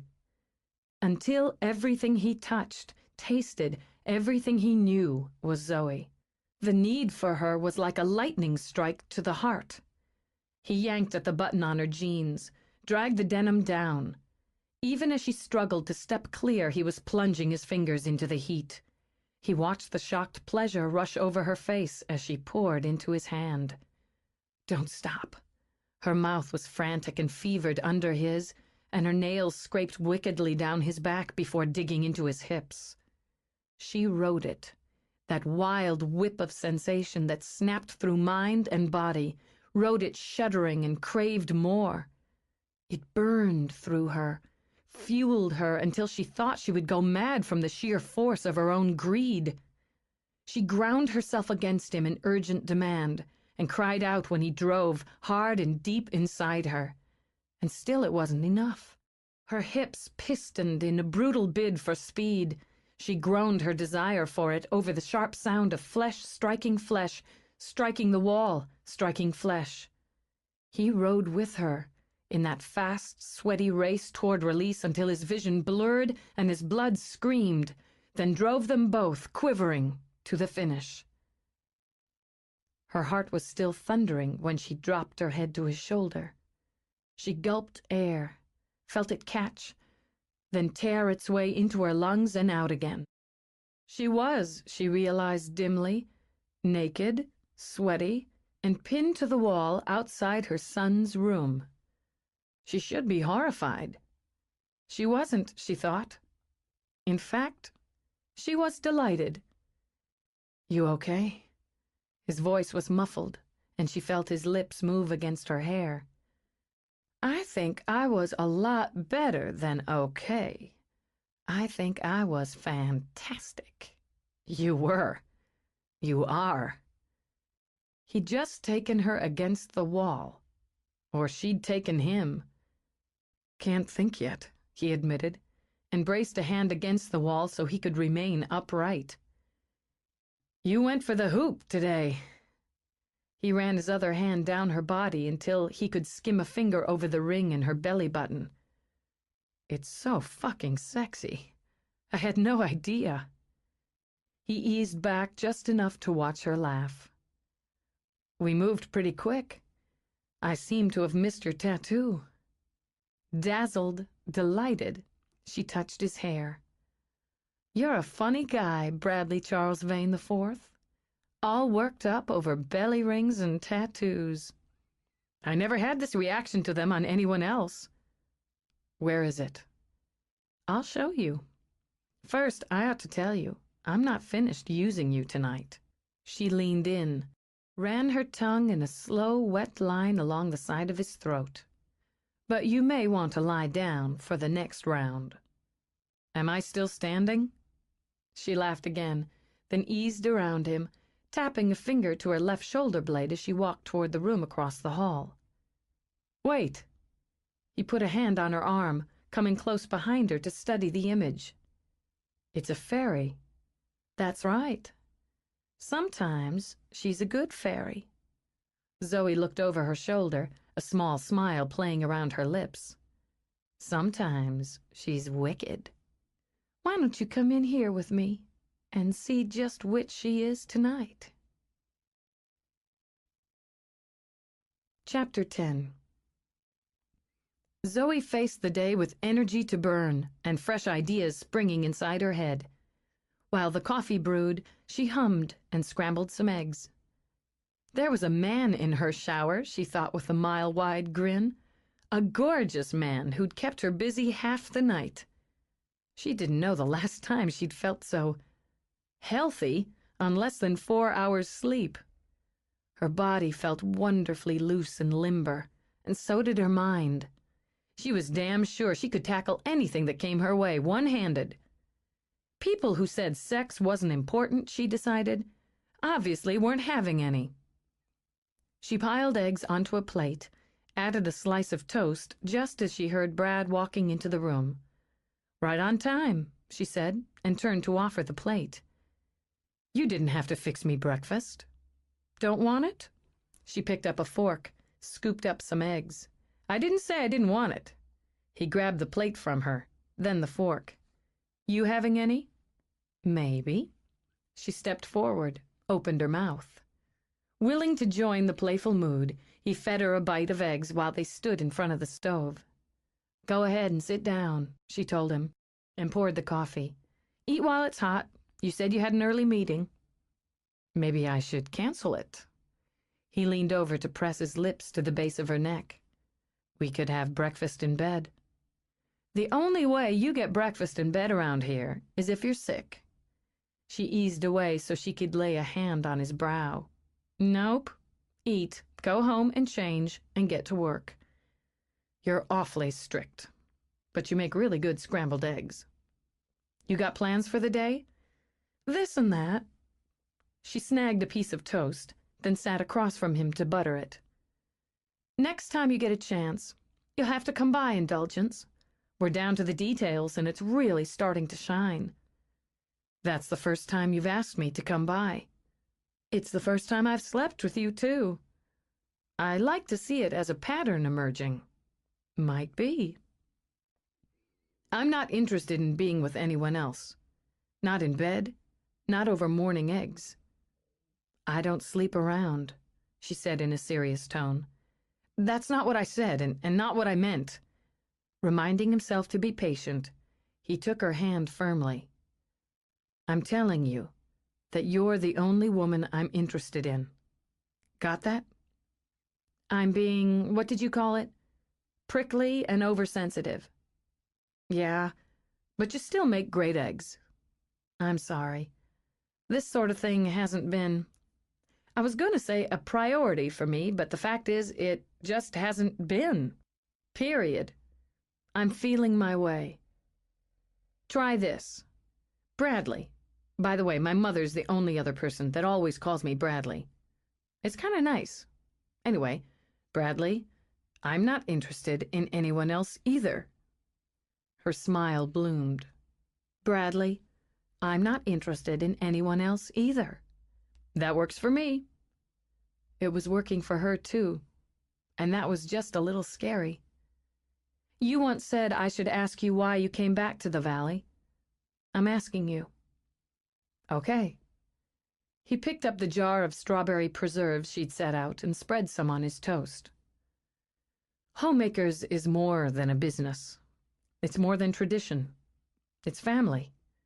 If you're a Vane," he said with a shrug, "it's Homemakers." "Is that what you wanted?" "Yeah, good thing for me. There were a lot of things to learn, to understand, to train for. I had to go out of the valley to really get my teeth into the organization, to see it as a whole beyond its beginnings." She studied him. He was dressed casually, and his shirt was a bit wrinkled from her hands from lying on the floor all night. Still, he exuded power and confidence. The kind, she supposed, that was bred in the bone. "You're proud of it? Of your family and the beginnings?" "Very much. It's grown, and it's still growing.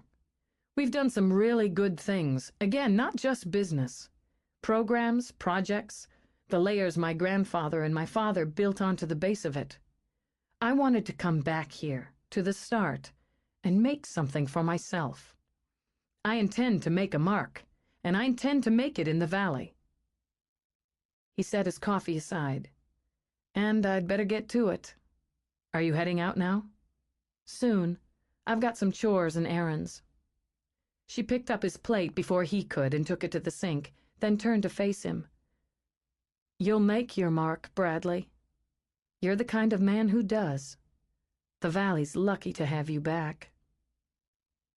For a moment he was simply speechless.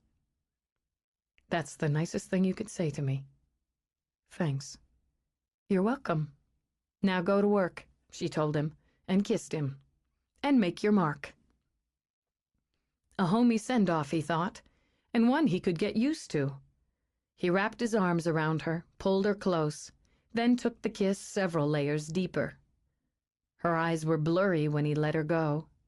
Something else, he decided, that he could get used to. "Thanks for breakfast. See you later." She waited until he'd strolled out before she let out a long breath. "Wow. That ought to hold me." A glance at the stove clock had her moving quickly to put the kitchen back in order. It was time, she thought, to get to those errands. Or rather, to start down the path she'd decided to take first. Armed with her chart and her notes, she got in her car and drove toward her past. Maybe this was part of the quest, she decided, dealing with and understanding the past while building a future. Or maybe it was just something she had to do to understand the route to the key. Either way, she was heading to what had once been home. She'd traveled these roads before, Zoe remembered, but always with some reluctance and not a little guilt. This time, she hoped, she was heading toward discovery. The hills were almost colorless now, just the drab grays of denuded trees, the dull dead browns of fallen leaves. And those trees speared up into a dreary November sky.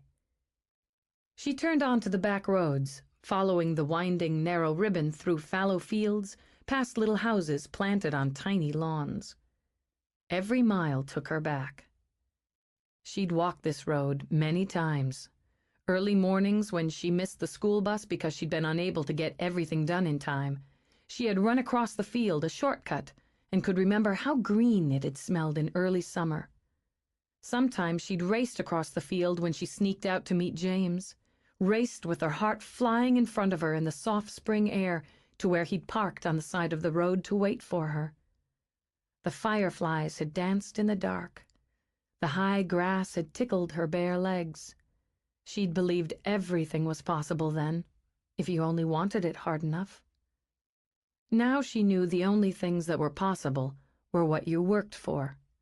And even when you did, they could slip away from you. She pulled to the side of the road, not far from where a boy had waited for her, and ducking through the wire fence, she walked across the fallow field toward the woods. They'd been her woods as a child, her forest full of quiet and secrets and magic. They'd been hers still as she'd grown older, a place to walk, to think, to plan. And it was there, she believed, on a red blanket spread over pine needles and crunching leaves, that she'd conceived the child who had changed the course of her life. There were still paths beaten through the trees, she noted, so there were still children who played here, or women who walked, men who hunted. It hadn't really changed. Maybe that was the point. The forest didn't change, not as quickly, not as overtly as what and who walked in it. She stood still for a moment, breathing in the quiet, the November scents of rot and damp. Trying not to think, she let her instincts choose her direction. Loss and despair, joy and light. She'd known all of those here. Blood from the loss of innocence? Fear of the consequences, hope that love would be enough? She sat on a fallen log and tried to visualize the roads of her life that led from here and the key that waited on one of them. She heard the tap of a woodpecker and the sigh of wind through empty branches. And then she saw the white buck standing, watching her with eyes of emerald green. Oh my God. She sat where she was, afraid to move, afraid to breathe. Both Mallory and Dana had seen a white deer, she remembered, what Jordan had called a traditional element of a quest. But they'd seen the buck at Warrior's Peak, not in a narrow strip of West Virginia woods. This means I was right. I was supposed to come here. It must mean I'm right. But what do you want me to do? I want to help. I'm trying to help. The buck turned his head and walked away down the rough path. With her knees trembling, Zoe rose to follow. Had she once dreamed of this, she wondered? Not this exact thing, not of following the path of a white buck, but of magic and wonder and the wish to do something important. Dreamed, she admitted, of doing something that would take her away from here, away from the tedium and the despair of not being able to see the world beyond these woods. Had she looked to James for that? Had she loved him, or simply seen him as an escape? She stopped, pressed a hand to her heart in a kind of shock. I don't know, she whispered. I really don't know. The buck looked back at her, then gathered himself, leaped over the rocky banks of a small creek and bounded away. Hoping that she understood, Zoe took the left fork, walked out of the woods and onto the packed gravel of the trailer park. Like the woods, it had changed little. Different faces, perhaps, different units here and there, but it was still lined with homes that would never grow roots. She heard radios, televisions, the hum and blare of them dancing out of windows, the sound of a baby crying in short, fitful wails, and the gun of an engine as someone drove out of the park. Her mother's place was a dull, pale green, with a white metal awning over the side door. The car parked next to it had a dented fender. She hadn't taken the summer screen off the door yet, Zoe noted. It would make a harsh, squeaking sound when you opened it, a slapping sound as you let it go. She climbed the stacked cinder blocks her mother used as steps and knocked. Come on in. I'm setting up. The screen squeaked as Zoe opened it, and the inner door stuck a bit as she turned the knob. She gave it a little shove and let the screen slap closed behind her as she went inside. Her mother was in the kitchen, where she made her living. The short counter by the stove was crowded with bottles, bowls, a plastic box full of colorful rods for setting a perm, a stack of hair towels, frayed at the ends from countless washings. The coffee pot was on, and a cigarette smoked in an ashtray of green glass. She looked too thin, was Zoe's first thought, as if life had carved her down to the bare essentials. She wore snug jeans and a skinny black top that only emphasized the sharp angles.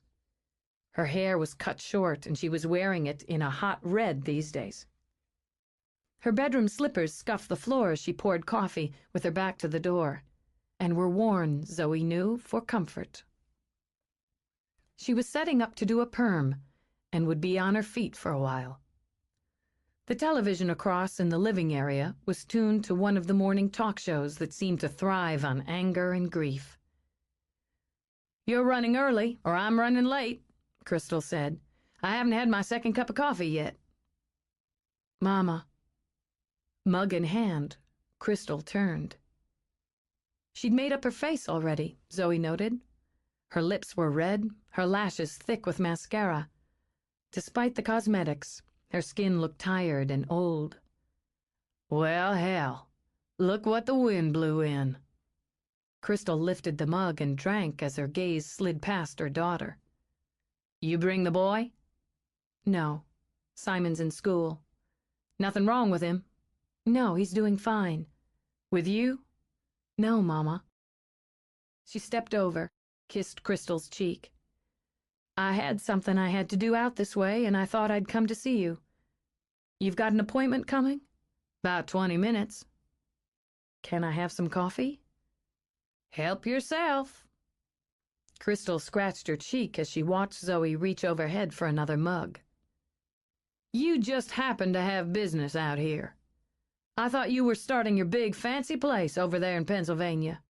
"I am, though I don't know as I'd call it big and fancy."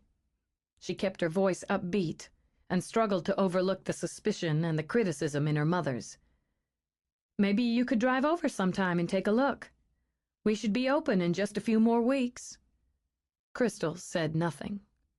Zoe hadn't expected her to. She just picked up the cigarette and took a long drag. "How's everybody?"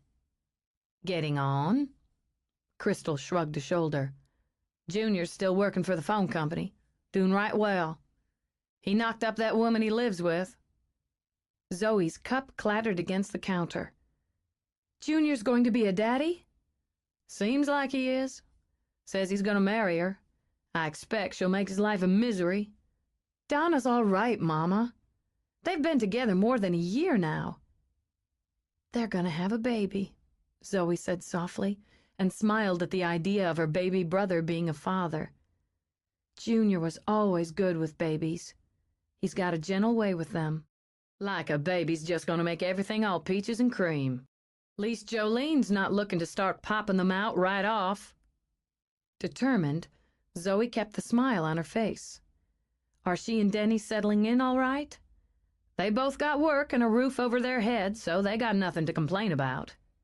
"That's good. And Maisie?" "Don't hear from her much now she's got that place of her own down to Cascade. Think she's pretty high and mighty since she went to business school and works in an office." What made you so sour, Zoe wondered. What turned you so hard? You should be proud, Mama. Proud that all 4 of your children are making their way. You gave us the means to. Don't see any of them coming around here thanking me for working my ass off more than 25 years so they could have food in their bellies and clothes on their back. I'm here to thank you for it. Crystal let out a snort. What do you want? I don't want anything. Mama, you couldn't get away from here fast enough. Nothing was ever good enough for Queen Zoe. Got yourself pregnant from that highfalutin Marshall boy thinking you'd buy your way into the good life. He shook you off right quick, didn't he? And what'd you do but take off hoping to land in another pot of gold? Some of that's true, Zoe said calmly, and some of it isn't. I wanted to get away from here. I wanted something better. I'm not ashamed of that. But I never thought of my baby as a ticket to a better ride. I worked hard for you, Mama, and I worked hard for Simon and for myself. And I made something. I'm still making something. That don't make you better. That don't make you special. I think it does. I think it makes me better than the people who don't buckle down and take care of their own. That's what you did. You took care of your own the best you could, and that makes you special. I know how hard it is to raise a child," she continued while Crystal stared at her. "How hard and how scary it is to raise that child and worry about him and work to figure out how to pay the bills and just keep it all going with nobody to help." Another car started up with a frantic backfire. "I only have Simon, and there were times I just didn't know what I was going to do next. Times when I didn't know how I'd make it to the next morning, much less the next week. You did it with 4 of us. I'm sorry if I made you feel I didn't appreciate it. Maybe I didn't appreciate it enough when it was going on. I'd like to thank you for it now." Crystal stubbed out her cigarette, folded her arms across her chest. "You pregnant again?" "No." With a laugh, Zoe rubbed her hands over her face. "No, Mama." "You just stop in here, out of the blue, to say thanks?" "I can't say I knew that's what I had in mind when I got up this morning, but yes, I just want to say thanks." "You always were a strange one." "Well, you said it. Now I've got a customer coming in." Zoe let out a little sigh of defeat and set her coffee mug in the sink. "I'll see you Christmas, then." "Zoe," Crystal said as she turned for the door. After a brief hesitation, Crystal stepped over, gave Zoe an awkward hug. "You always were a strange one," she repeated, then walked back to the counter and began separating rods. With tears pricking her eyes, Zoe stepped out, let the screen door slap shut behind her. "Bye, Mama," she mumbled, and walked back toward the woods. She didn't know if she'd accomplished anything more than a kind of backtracking, but it felt right, just as the brief, self-conscious hug from her mother had felt right. She'd taken a step toward healing a personal wound and finding the key. She had to understand herself, didn't she? She had to understand why she'd made the choices she'd made and where they had led her before she would understand what choice she had to make to find the key. Eager to move forward, she hurried down the path. She would drive to Morgantown, go by the room she'd rented, go by the salon and the store where she'd worked, the hospital where Simon was born. Maybe there was unfinished business there, too, something to resolve, something to see. She'd lived there nearly 6 years, the first years of her son's life, but she hadn't forged any strong ties. Why was that? She'd been friendly with the people she'd worked with, had spent time with her neighbors and a couple of other young mothers. She'd had relationships with 2 men while she'd lived there, men she liked, but it was all so transient. Because, she realized, that had never been her place. It hadn't been a destination, but a stopping-off point. She hadn't known it then, but she'd been heading to the valley, to Mallory and Dana, to the peak, to the key. Had she been heading to Bradley, too? And was he to be as essential to her life as the rest? Or was he just another crossroads, there to lead her from one point to the next? Move forward, she told herself. Move forward and see. She checked her watch, measuring the time it would take her to drive, to spend the time she needed in Morgantown, then get home again. She should be able to manage it and still get back before Simon got home from school. But she should stop and call, just in case. She should let Dana and Mallory know she wouldn't be in to work. She would go in early the next day to make it up, and she would work that night on the slipcovers for the sofa. Maybe swing by Homemaker's at some point the next day and pick up the shelving she wanted. If she could get that together, and the next shipment of her supplies came as scheduled, she could... Her busy thoughts trailed off as she stopped and turned in a circle. She detoured off the path, she realized, which served her right for letting her mind wander. The undergrowth was thicker here, and armed with thorns that would play hell with her pants and jacket if she wasn't careful. She looked up to try to judge her direction by the sun, but the sky had gone to pewter, with a few angry clouds crawling across the dull plate of it. She would just go back the way she'd come for a bit, she decided. It hardly mattered, as the woods were no wider than a football field, creating a wedge between the field and the trailer court. Annoyed with herself, she stuffed her hands in her pockets and started back. The air had chilled while she walked, and the scent it carried was more of snow than rain. She walked quickly, in a hurry to be on her way as much as to keep warm. The trees looked bigger, closer together than they should have, and the shadows much too long for so early in the day. There was no tapping woodpecker now, no rustling from squirrels running about their business.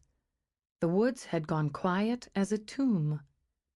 She stopped again, baffled that she should be so disoriented in a place where she'd run tame as a child. Things changed, of course. Everything changed. But hadn't it struck her when she'd come into it how little this place had changed? Her stomach dropped as she stared down at the long, deep shadows crossing her path. How could there be shadows when there was no sun to cast them?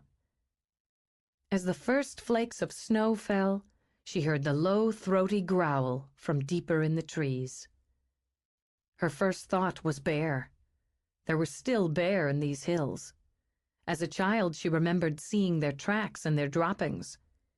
Once in a while, they would wander into the court at night and bang around in the garbage if it hadn't been stored properly. Even as her heart fluttered at the base of her throat, she ordered herself to be calm. A bear wasn't interested in her. She had no food. She posed no threat. She simply had to get back to the court, or out to the field in her car. She walked backward for a time, scanning the trees in the direction of the growl, and began to wade through a creeping fog that was edged with blue. Turning on her heel, she walked quickly now through the thickly falling snow and dug in her back pocket for her penknife. As weapons went, it was pitiful, but she felt better with it in her hand. She heard the growl again, closer, and on the other side. She quickened her pace to a jog and gripped her shoulder bag with her free hand. It had weight and a long strap. It could suit up as another weapon if necessary. She set her teeth to keep them from chattering. Around her, the snow fell so fast and hard it filled in her footprints almost as soon as they formed. Whatever stalked her matched her pace, turned as she turned. It had her scent, she knew, just as she had its, strong and wild. Briars seemed to spring up, straight out of the ground fog to block her path, with stems thick as her wrist, with thorns that glinted like razors. "It isn't real, it's not real," she chanted. But those thorns tore at clothes and flesh as she fought through them. And now she smelled her own fear, and her own blood. A vine whipped up like a snake to wrap around her ankle and sent her face first onto the ground. Panting, she rolled onto her back and saw it. Perhaps it was a bear, but not one that had ever wandered these woods or foraged for food in the garbage. It was black as the mouth of hell, with eyes of poisonous red. When it snarled, she saw teeth long and sharp as sabers. As she hacked desperately at the vine with her pocket knife, it rose on its hind legs and blocked out the world. "You son of a bitch! You son of a bitch!" Tearing free of the vine, she sprang to her feet and began to run. It would kill her, tear her to pieces. She sucked in the breath to scream as she darted left and let one rip. She heard its answering call behind her, and it sounded like laughter. Not real, not true, she thought frantically, but deadly all the same. It toyed with her, wanting her fear first, and then... She was not going to die here. Not this way, not on the run. She was not going to leave her child without a mother to satisfy and amuse some hell-bent god. She bent down, scooped up a fallen branch on the fly, then spinning around, she held the branch like a club and bared her own teeth. "Come on, you bastard! Come on, then!" She held her breath and reared back as it lunged. The buck came out of nowhere. One high leap out of the air. The rack speared into the bear's side, gored it. The sound of rending flesh and the furious howl was horrible. Blood gushed, splattering red over white as it turned to swipe the buck with those vicious claws. The buck made a sound that was almost human as his white flank bloomed with blood, but he charged again, rack to claw, pivoting to range his body in front of Zoe's like a shield. "Run!" She heard the command explode in her head, jerking her out of the shock of watching the battle. She shifted her grip on the branch and, using all her strength, swung hard.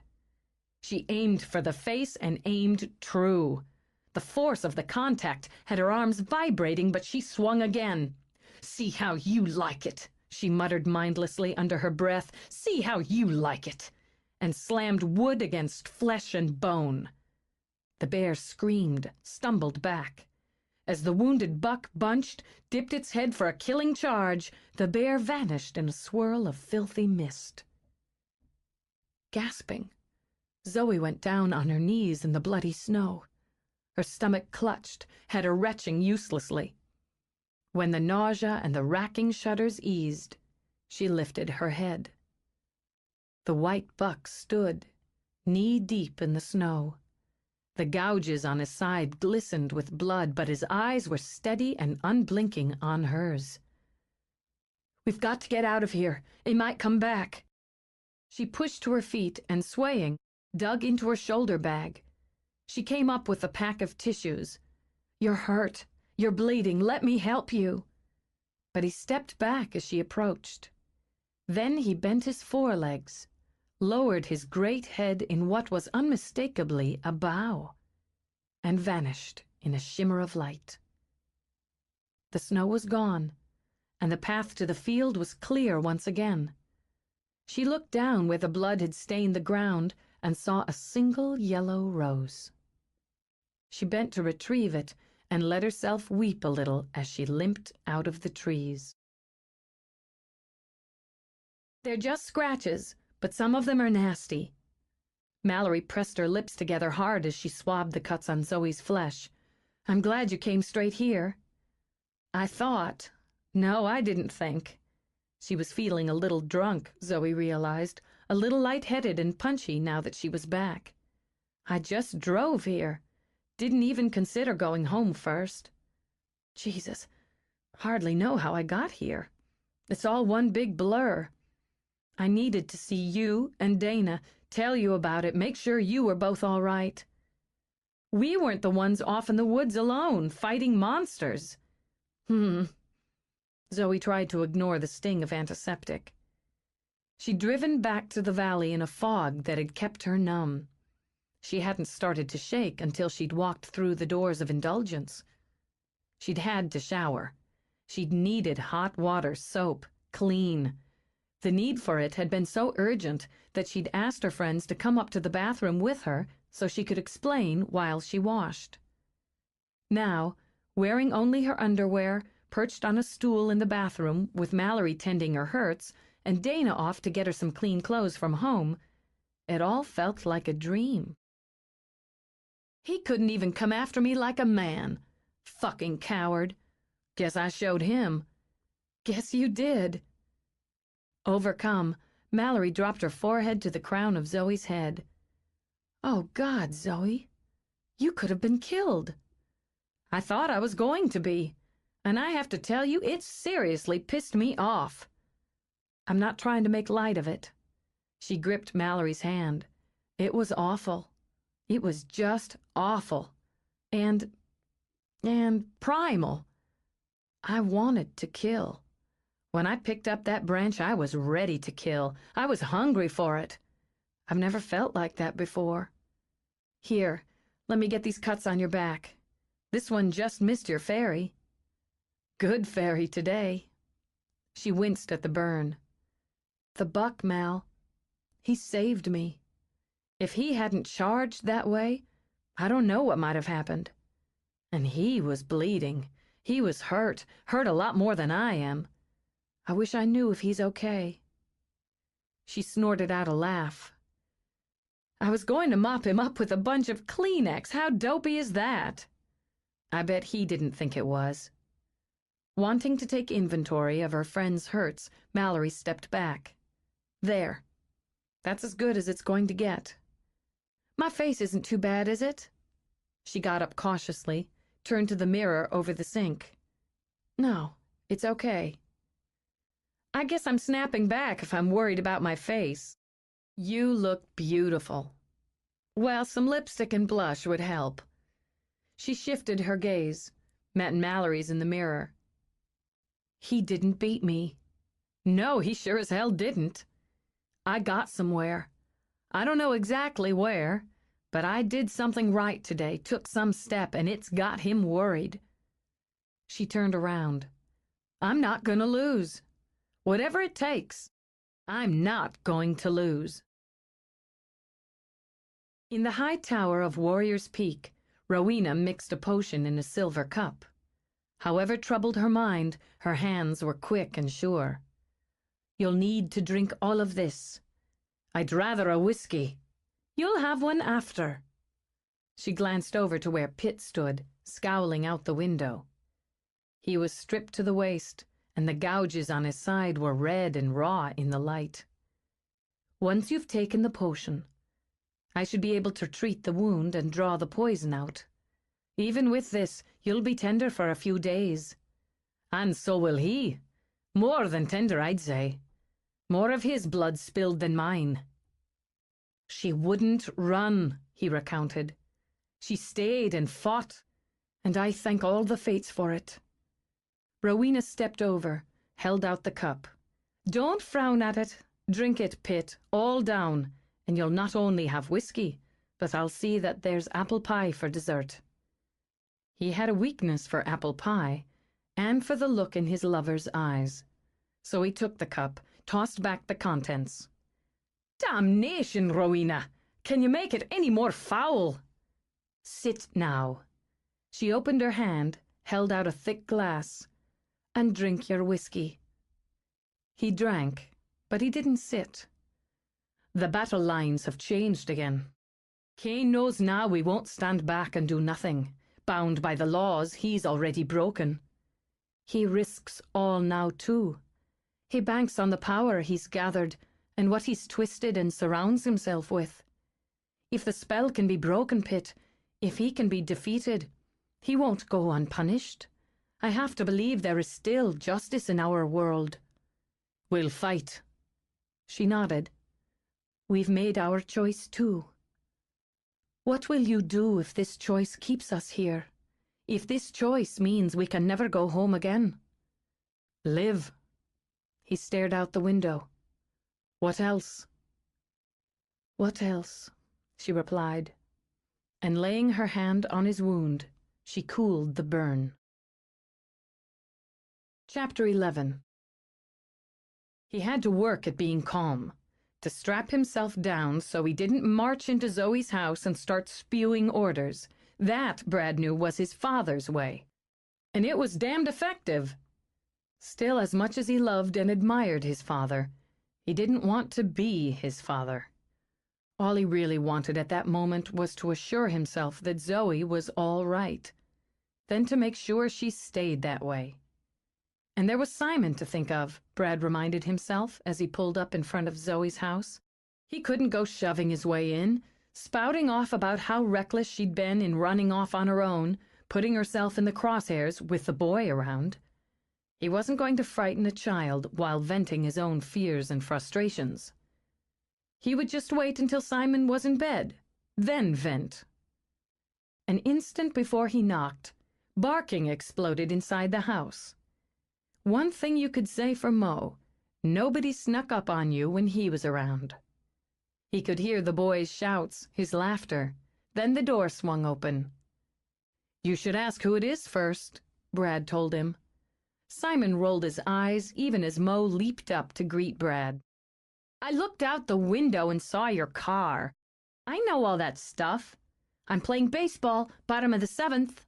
He grabbed Brad's hand and pulled him toward the living room. You can take over the other team. You're only 2 runs down. Sure, bring me in when I'm 2 down. Listen, I need to talk to your mom. She's up in her room, sewing something. Come on, I've only got a few minutes before she calls the game and sends me to the showers. The kid was a gem, Brad reflected, with eyes that made you want to give him the world. I really have to talk to your mother. So why don't we schedule a game for later in the week? Head to head, pal, and I will rock your world. As if. He might have thought about arguing, but gauged his ground. If Brad kept his mother talking, she might forget when his hour was up. A whole 9 innings? You promise? Absolutely.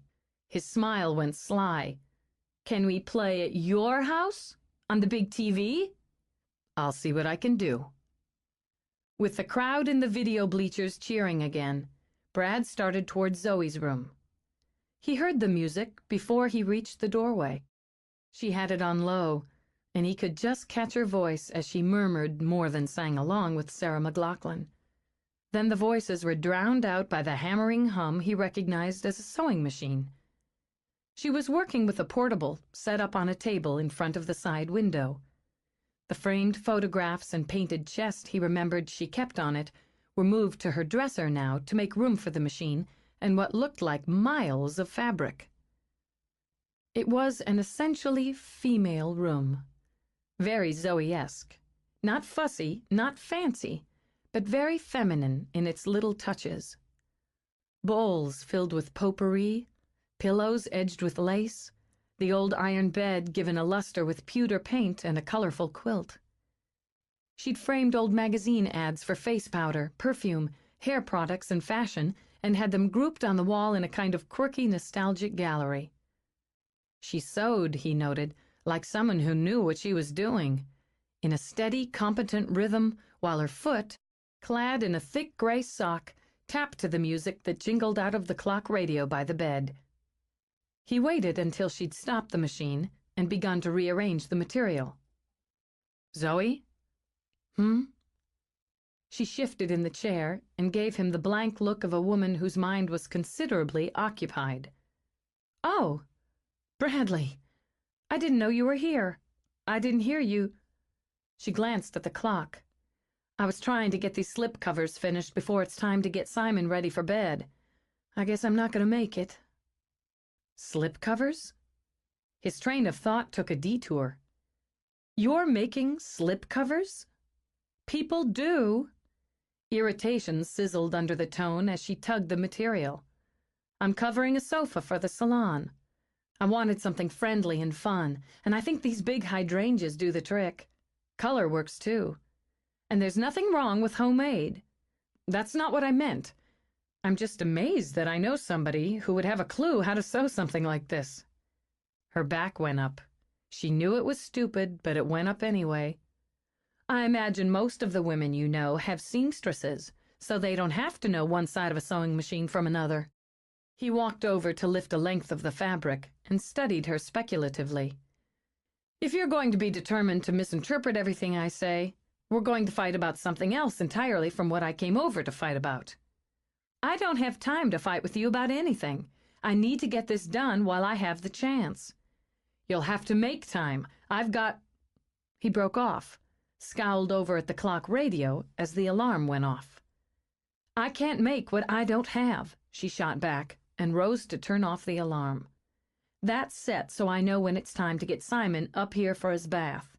That process takes the better part of half an hour, if he cooperates.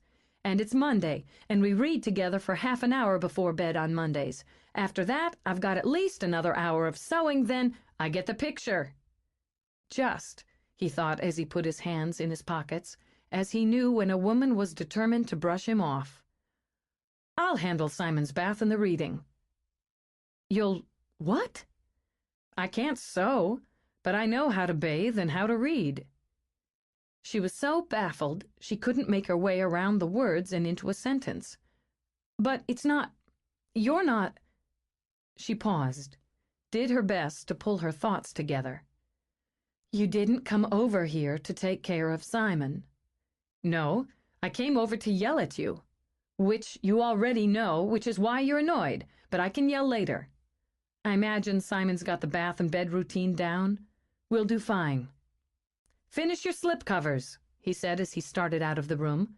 "We'll fight when we're both done." "I don't—" But he was gone, and already calling for her son.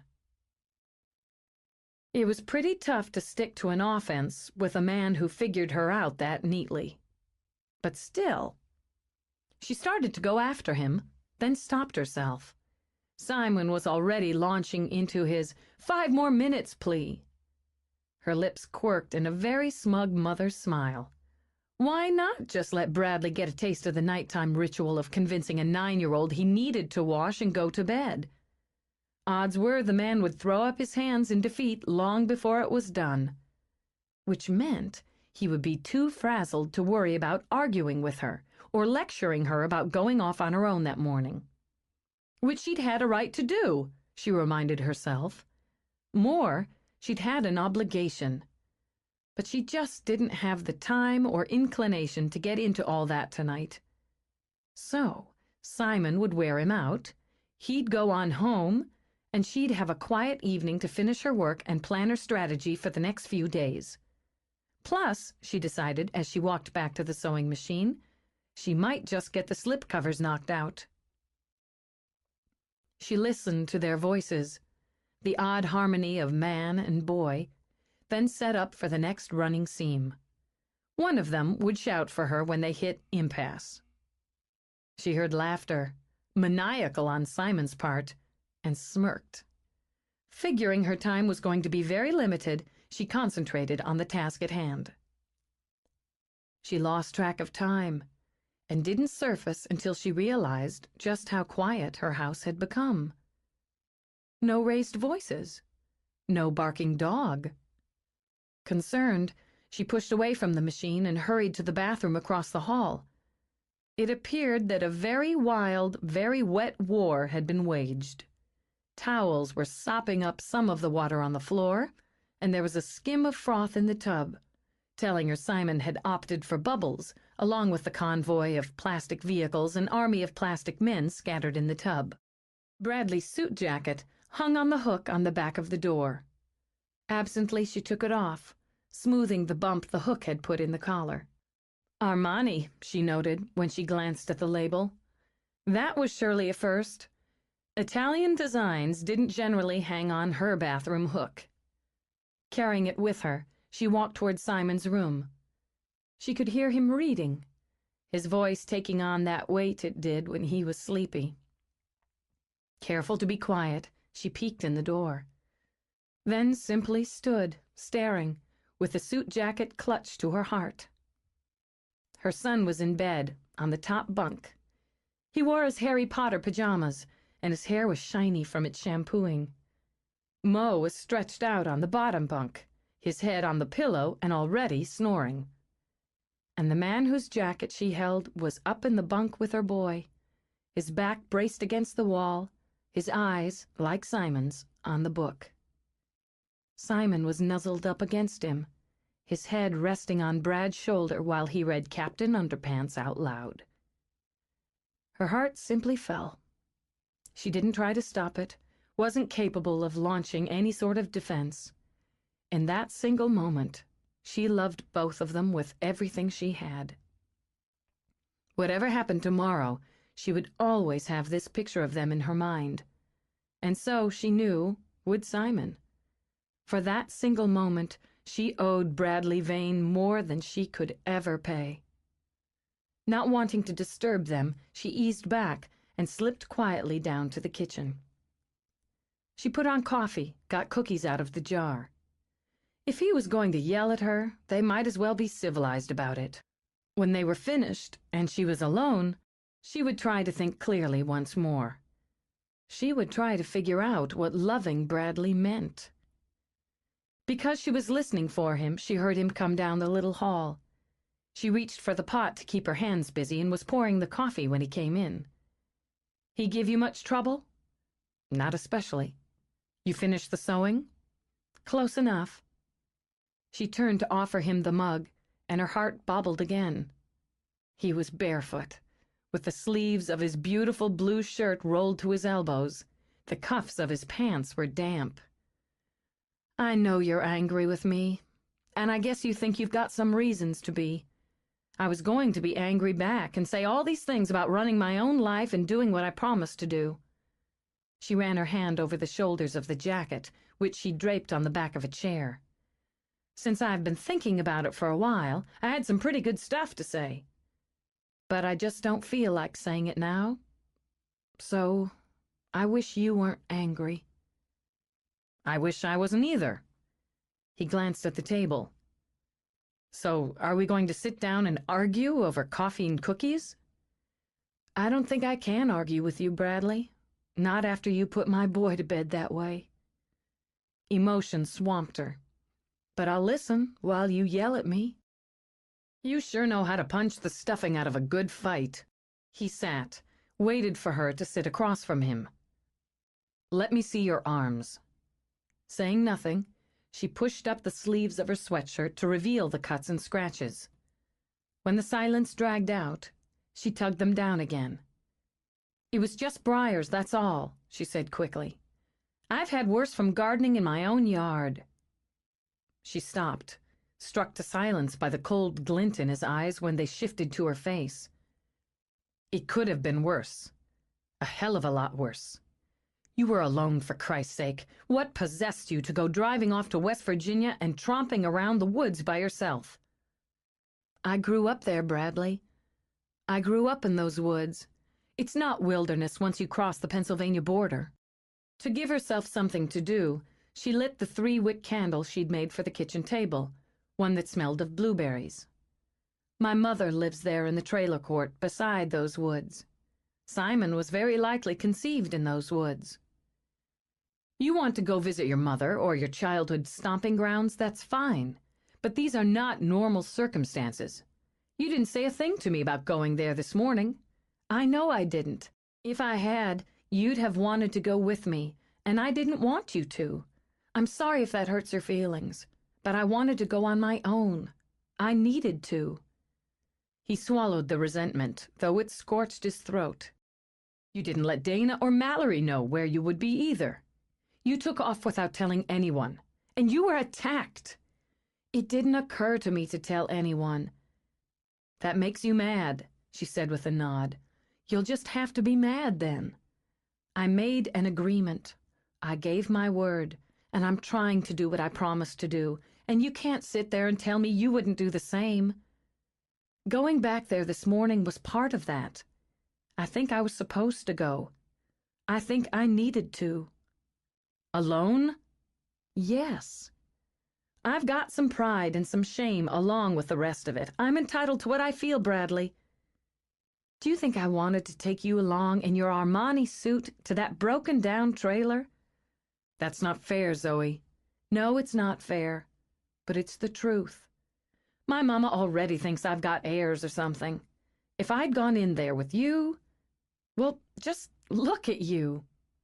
She waved a hand and nearly laughed at the exasperation on his face. You got rich boy all over you, Bradley, in or out of that Italian jacket. For Christ's sake, was all he could think to say. You can't help it, and why should you? Besides, it suits you. It wouldn't have suited her, and I needed to see her, to talk to her. There were things I needed to say that I couldn't have said with you there, or with Mallory or Dana either. I needed to go back there for myself and for the key. It was for me to do. What if you hadn't gotten out again? I did. I'm not going to say I wasn't scared when it all started to happen. I've never been so scared. Instinctively, she rubbed her arms as if chilled. It was like an ambush, the way everything changed, the way he came at me. It was almost like a storybook, and that's what made it so frightening. She looked past him now, back to where she'd been. Lost in the woods, and being hunted by something not human. But I fought back. That's what I was supposed to do. In the end, I hurt him more than he hurt me. You beat him with a stick. It was bigger than a stick. Her mouth curved a little as she saw the temper was easing on his face. It was a good, sturdy branch about this thick. She demonstrated by holding her hands apart. and between being scared and spitting mad, I wailed the hell out of him. Of course, I don't know how it would have turned out if the buck hadn't waded in, but I don't have to because he was there, and Kane was there. That tells me I did something right by being there. Don't go back alone, Zoe. I'm asking you. I walked in here tonight fully intending to tell you, but I'm asking. She picked up a cookie, broke it in two, then offered him half. I was thinking I'd drive into Morgantown tomorrow, go by the place where I lived, where I worked, where Simon was born. Just see if that's the next turn. If I could get going first thing in the morning, I could get back by around 2, 3 at the latest, then squeak out a little time at the salon.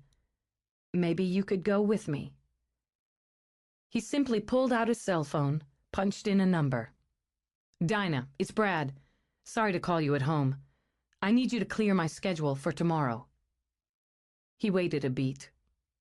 Yeah, I know. Reschedule it, will you? I have some personal business to take care of, and it's going to take most of the day. I should be able to swing in after 3. Good, thanks. Bye. He clicked the phone off, tucked it away. What time do you want to leave? Oh, you are a very special man, Zoe thought. About 7:45, as soon as Simon goes to school. All right. He bit into the cookie. I guess you need to go back up. Finish the sewing? Not just yet. I thought I'd take a break. Do you want to sit on the couch and neck while we pretend to watch TV? He caressed her cheek. I definitely do. Zoe walked into Indulgence the next afternoon, carting an enormous box. She dumped it inside the door and looked around. Mallory and Dana had been busy in her absence. There were paintings on the walls, and what she recognized as a batik. The table she'd refinished stood along the short wall on the left of the door and held one of her candles, a tall teardrop-shaped paperweight of icy-blown glass, and a trio of books tucked between bookends in the shape of more books. Someone had installed the new ceiling light and laid a pretty rug dancing with poppies. Delight and guilt tangled inside her. She pushed up her sleeves, preparing to dive into work as she searched out her friends. She didn't find them in Mallory's section, but her jaw dropped as she wandered through. It had been 2 days since she'd taken a look at the main level, but it didn't seem possible so much could have been done in that time. Paintings, pencil sketches, sculptures, and framed prints decorated the walls. A tall, narrow case held a collection of glass art. A low, long one displayed colorful pottery. Rather than a counter for transactions, Mallory had chosen an antique desk for the first showroom. She'd kept the counter in the second, where she would offer gift wrapping services. There were shipping cartons yet to be opened, but it was clear that Mallory's vision was focused. Zoe smiled when she saw there was already a slim Christmas tree with handcrafted ornaments hanging on the boughs. She circled around, moving through the kitchen and into Dana's store. Books lined more than half the shelves. An old break front held teacups, coffee mugs, tins. All this, and she hadn't been there to share in the fun or help with the work. Hearing the floor creak overhead, she dashed for the stairs and up them. Where is everybody? I can't believe what you all got done while I... She trailed off, stunned speechless when she saw her salon. We couldn't wait. Dana swiped a hand over her cheek, then patted the chair she and Mallory had just assembled. We thought we'd have them all done before you got back. Just about made it. Slowly, Zoe crossed the room, ran a hand over the cushy leather of one of her 4 styling chairs. And they work! Look! Mallory pumped her foot on the circle of chrome at the base of the chair. It rose. It's fun! Hey! Dana dropped into the chair, spun it. This is fun! They came, was all Zoe could say. Not only that, but look over there. Mallory pointed to the 3 glossy shampoo sinks. They installed them this morning. She dragged a dazed Zoe over and turned on the water. See, they work too. It's a beauty parlor. I can't believe it. Zoe sat on the floor, covered her face with her hands, and burst into tears. Oh, honey.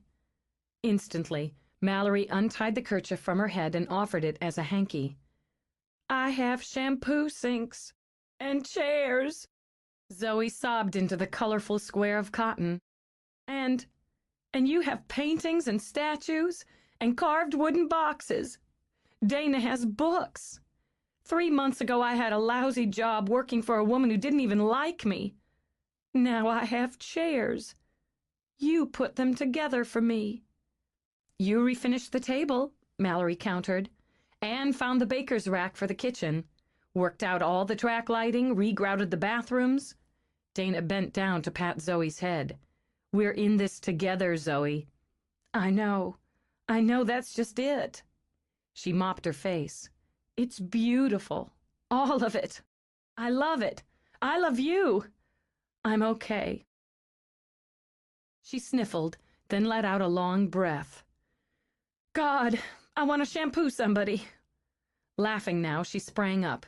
Who wants to go first? At the shout from downstairs, she shook her head. Shit. Forgot. That's the boy from the flea market with my sofa. I paid him $20 to haul it over here. I have to help him bring it up. When she ran out, Mallory turned to Dana. She's got a lot building inside there. Yeah, she does. I wonder if any of us considered the pressure there'd be on the one who went last. Then you add in how close we are to finishing this. She held out her arms to encompass the salon. She's got to be ready to pop. Let's make sure we're there when she does. They went down to lend a hand with the sofa. When it was in place, Mallory stepped back, cocked her head. Well, it's nice and long. And she searched for something else positive to say about the dull brown object. It has a nice high back. Ugly as homemade sin is the term you're after, Zoe supplied, but just you wait. She started to open the box she'd brought up with her, then stopped. Go on downstairs till I'm done. Done what? Dana kicked the couch lightly. Burning it? Go on, give me 10 minutes. I think it's going to take longer, Mallory warned. The minute she was alone, Zoe set to work. If there was one thing she knew, she told herself, it was how to go about making silk purses out of sows' ears. When the transformation was complete, she stepped back, hands on hips. And by God, she'd done it again. She went to the top of the stairs to call down. Come on up. Tell me what you think and be honest.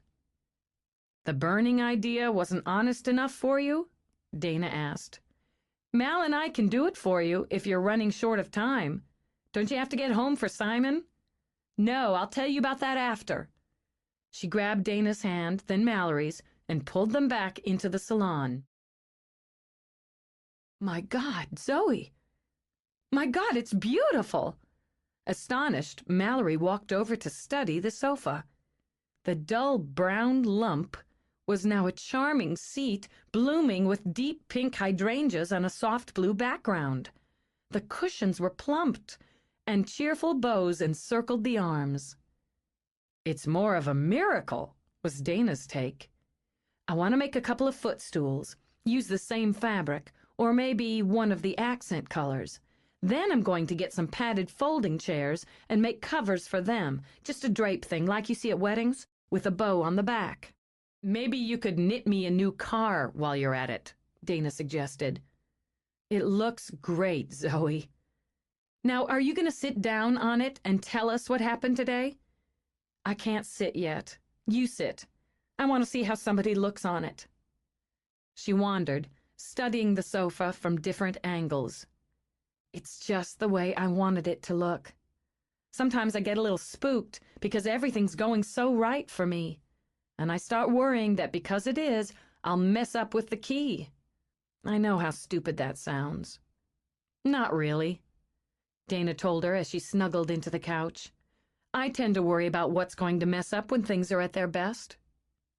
I hoped that I might feel something by going back to Morgantown. We went by my old apartment and the salon where I worked. The tattoo parlor, even went into Homemakers. But it wasn't like yesterday. There wasn't this sense of urgency or understanding. She walked back to sit on the floor in front of the sofa. It was good to see some of it again, to remember, but it didn't grab at me. I lived there nearly 6 years, but I realized it was like a transition. I never meant to stay. I worked there and I lived there, but my mind was always looking ahead. To here, I guess, she said quietly, where we were going to go as soon as I could make it happen. Simon was born there, and that was the biggest thing in my life. But nothing else I did there, nothing else that happened to me there was all that important. It was just a gathering place. Then that's what you found out, Mallory said. The key isn't there for you. If you hadn't spent the time looking, you wouldn't know that. But I still don't know where it is. Frustrated, she tapped a fist on her knee. There's this sense inside me that I should be able to see, that I've got my head turned just a little in the wrong direction, and I'm worried that I'll be going along doing what I have to do just every day and miss it because I don't just turn my head and look in the right place. We all got discouraged, Zoe, Dana reminded her. We all looked in the wrong direction. You're right. It's just that so much is happening on this side. It makes what's happening on the other seem so little. This place and how I feel about it, how I feel about you. It's so big. Then I think, how am I supposed to pull this key out of the air? Then the next minute, I know I can. I know I can if I only look the right way. You've been back to where you started, Mallory reminded her, and you've looked at where you waited. Isn't that a way to describe your time before coming here? I guess it is. Maybe you should look where you ended up, where you are now. Here, you mean? Do you think it could be here in this house? Maybe, or somewhere else important to you. Some place you had or will have that moment of truth, that decision. All right. Thoughtfully, Zoe nodded. I'll try to focus on that for a while. I'll work here while Simon's with Brad. Brad has Simon? Dana echoed. That's the other thing. She shot Dana a baffled look. We're coming back, and I said something about picking him up from school, bringing him back here with me, trying to work out how I was going to manage this and that, and Brad says he'll pick him up. Saying no, that's all right, doesn't make a damn bit of difference. He'll pick him up at school, take him to Homemakers for a bit, then over to his place, as it appears they've made some arrangement to play video baseball anyway. And why don't I just do whatever I have to do, and he'll drop Simon home about 8. Oh, and don't worry about dinner, she added with an airy wave of her hand. They'll order pizza. Is that a problem? Mallory asked. Not a problem so much. It sure won't be for Simon, and I could use the time. But I just don't want to start depending on somebody. It's just another way to get into trouble. I don't want to start depending on him. I don't want to be in love with him. I don't want that, and I can't seem to help it. With a sigh, she rested her head on Mallory's knee. What am I gonna do? Mallory stroked her hair. Whatever comes next. Chapter 12. Zoe stayed behind after her friends had gone home. She wanted to feel the building around her, the way she'd felt the woods the day before. What had it been about this house that had pulled her? She'd been the one to find it. She'd been the one to crunch the numbers, even though a part of her hadn't believed she could make it work.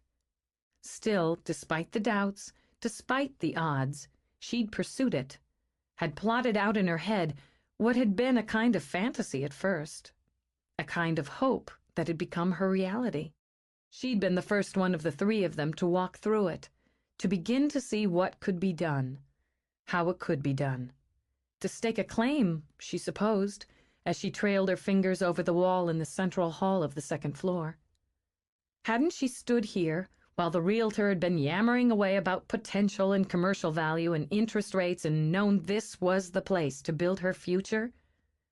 She'd seen the dull beige walls, the chipped molding, the dusty windows, and had envisioned color and light and possibilities, if only she dared risk it.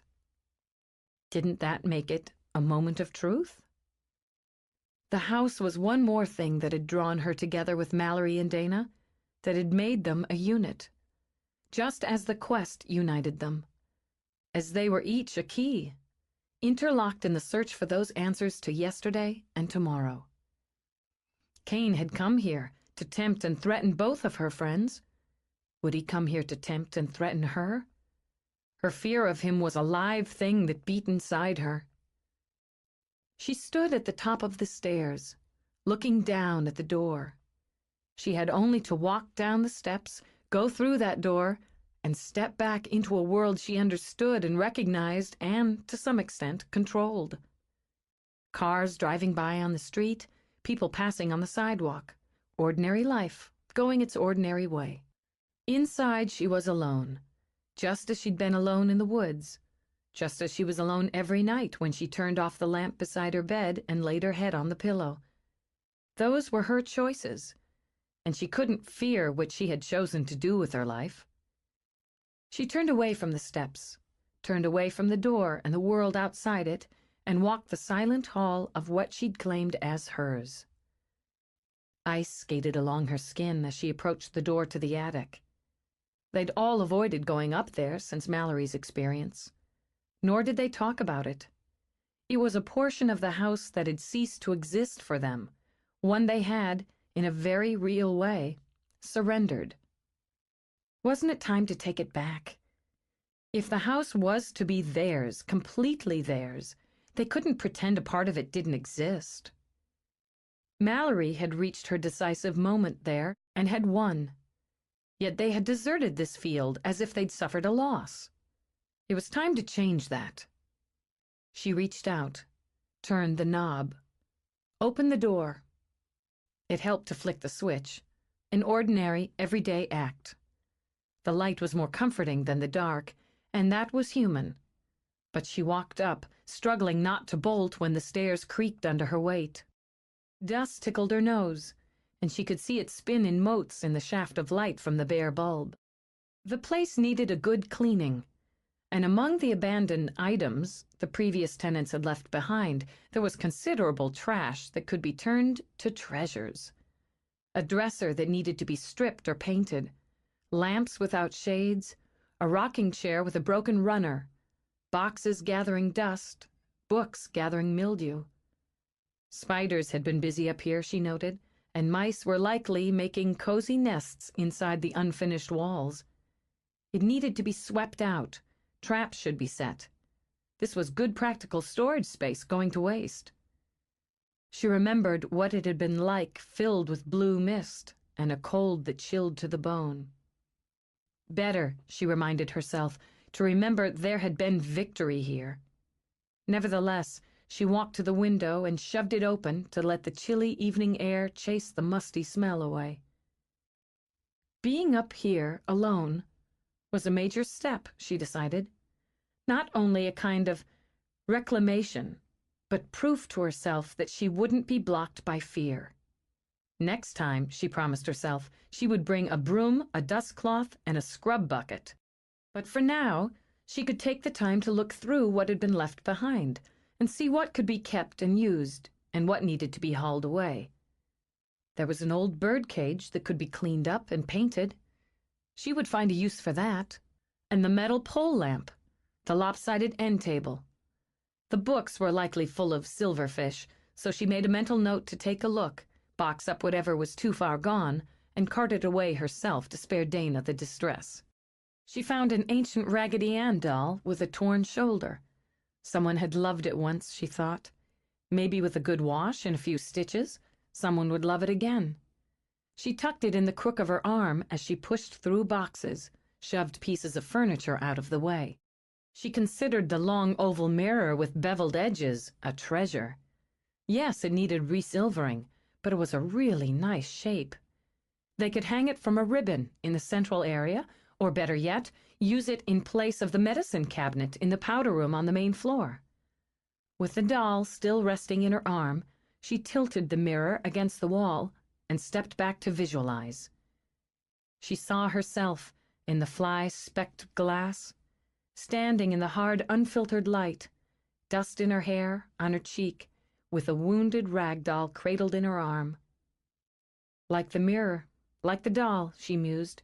She wasn't anything special to look at the moment, but potential was the important thing. She was looking a little tired around the eyes, but that was nothing a 10-minute break with cucumber eye pads wouldn't fix. She knew how to buff herself up, appearance-wise. That was just routine and a few tricks of the trade. And she knew how to keep herself in tune inside, too. As long as she considered herself a work in progress, she wouldn't stop trying to learn, to become, to make more of herself.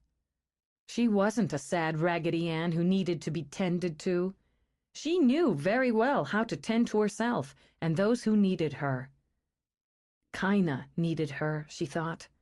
Kinda and her sisters needed her to find the last key to unlock their prison. She wouldn't give up until she'd done everything possible. "Whatever it takes," she said aloud, "I won't walk away." The glass misted as she watched, a thin sparkle dancing over the pocked surface.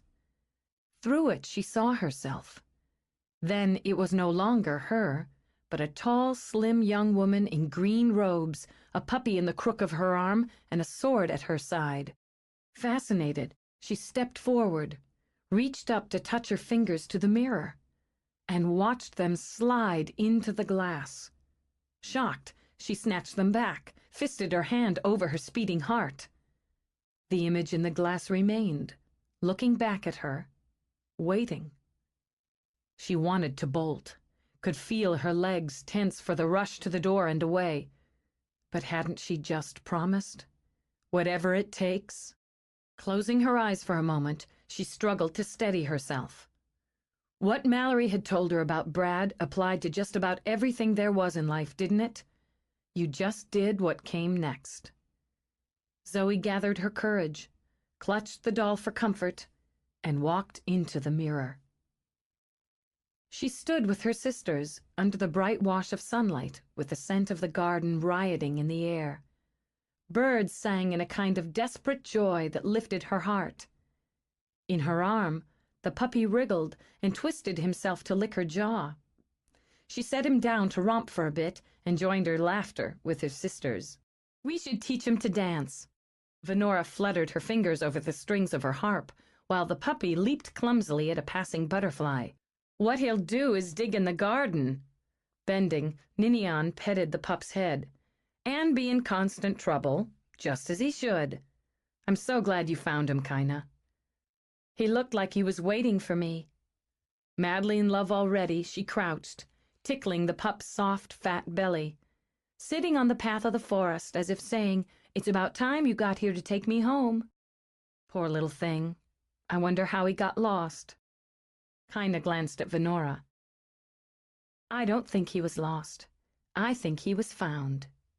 She lifted him up, stood to turn in a circle while he yipped and wriggled with joy. "We'll take care of you and protect you, and you'll grow big and strong." "Then he'll protect us," Ninian said, and reached out to give the puppy's tail a gentle tug. "We have more than enough guards already." Rubbing her cheek against the pup's head, Kinda turned to look back across the garden to the two figures who embraced under the blossoms of a tree. "Rowena and Pitt are either watching us or watching each other. Our father worries too much." Ninian set down her quill and lifted her face to the sky. A perfect bowl of blue. "How could we be safer than here, in the heart of the kingdom? There are those who would strike the heart if they dared." Unconsciously, Kinda laid a hand on the hilt of her sword. "Who would harm our parents, our people, and our world, even the world beyond, through us." I don't understand the need for hate when there's such beauty. And such love, Venora added. As long as there are those like Cain and his followers, there will be a battle between what is good and what is evil. So it is in all the worlds, Kaina told them. There must be warriors as well as artists and bards, rulers and scholars. There's no need for a sword today, Ninian touched Kaina's hip. For Kaina, there's always a need for a sword, Venora said with a laugh. But only look. Love is surely as valiant and true a weapon as steel. She plucked her harp as she studied Rowena and Pitt. See how they are together, as if they need nothing but each other. One day we'll find that. But the man I love must be as handsome as Pitt, Ninian said, and clever of mind. And mine will be all that, but with the soul of a poet. With a flutter of her lashes, Venora pressed a hand to her heart. Yours, Kaina? Ah, well. Kaina tucked the puppy in the crook of her arm again. Handsome, of course, and clever of mind, with that poet's soul, and a warrior's heart. And he must be the most skilled of lovers. They giggled together, as sisters do, gathered close, and didn't see that perfect bowl of sky begin to boil black in the west. Venora shivered. It grows chilly. The wind, Kaina began, and the world went mad. She whirled, her sword singing as she drew it from its sheath, as she stepped between her sisters and the shadow that spilled out of the woods. She heard the screams, the vicious lashing of the wind, the shouts of those who ran to defend. She saw the sly slither of a snake on the tiles and the crawl of a blue mist. And Cain, his eyes black with power in his handsome face, stepped out of the shadows. He raised his arms toward that boiling sky, his voice like thunder. Even as she charged, sword held high, the pain ripped through her like vicious fingers, tearing at her heart and dropping her to her knees. She saw him smile an instant before she was yanked from her own body. In the attic, under the harsh light of the overhead bulb, Zoe stood again, with an icy pain in her chest and tears spilling down her cheeks. I hurt for them. Zoe pressed her hands together on her kitchen table. I felt what she felt. The emotions, the sun, the warm fur of the puppy, but I was still apart from it. I don't know how to explain. A kind of mirror image, Brad suggested, and nudged the wine he'd poured her a little closer. She'd held on, putting Simon to bed, but whatever she'd been feeling had showed in her eyes. He'd sensed it, and he suspected Simon had too, as the boy had gone to bed without even a token protest. But now she was pale, and she struggled to keep her hands from trembling. Yes. It seemed to relieve her to have a name for it. Like that, like a reflection. I walked into the mirror, like Alice, she said with wonder. And I knew them, Bradley. I loved them just as she did. They were sitting in the garden, enjoying the puppy and the sunlight, a little amused, a little envious of the way Rowena and Pitt were so absorbed in each other, and talking, just young girls chatting about the kind of men they would fall in love with. Then it was dark and cold and terrifying. She tried to fight. Overcome again, Zoe brushed fresh tears from her cheeks. She tried to protect them. It was her first and last thought. He reveled in their pain. He celebrated her failure. I could see it on his face. She couldn't stop it. Neither could I. She picked up her wine, took a small sip. You shouldn't have been up there alone. I think I did have to be alone. I understand what you're saying, but I feel this was something I had to experience on my own. Bradley.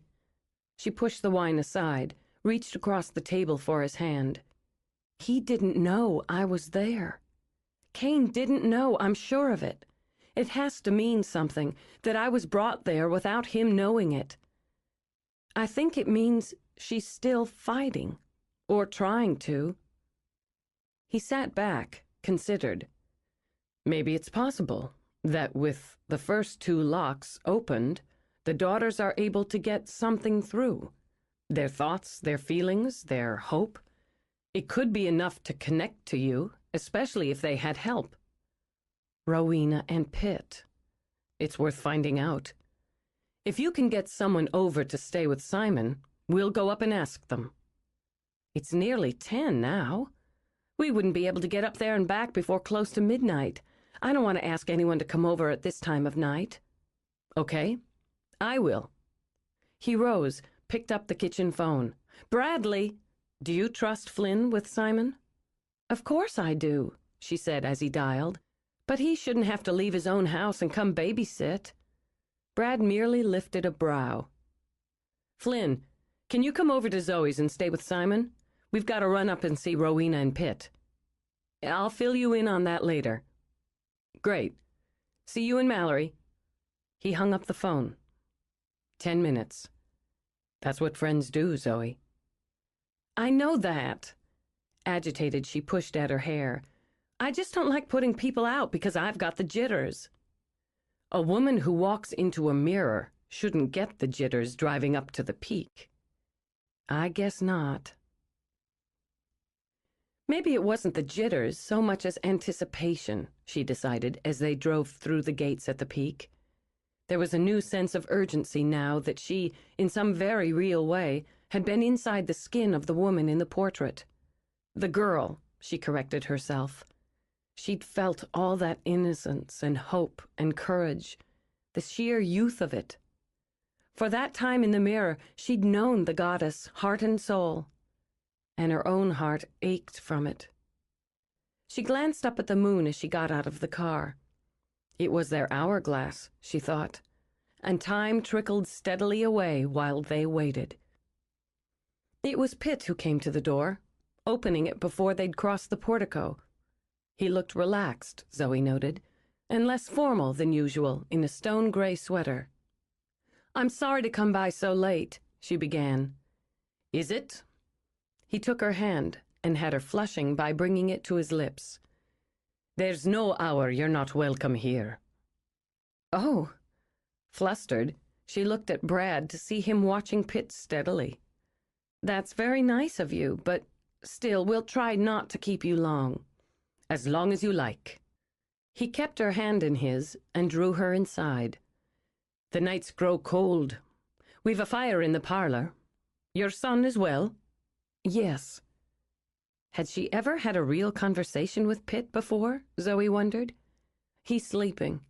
Flynn and Mallory are with him. Bradley drove me up because I have some questions about things that have happened.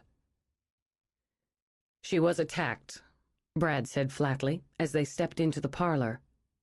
Rowena rose quickly. Are you injured? No, I'm fine. Bradley, you shouldn't scare people that way. She was attacked, Brad repeated, and though she got off with scrapes and bruises, it could have been considerably worse. You're angry, Pitt acknowledged. So would I be, if she were mine. Even a warrior, he said to Zoe before she could speak, should appreciate having a champion. Sit, please. Rowena gestured to the sofa.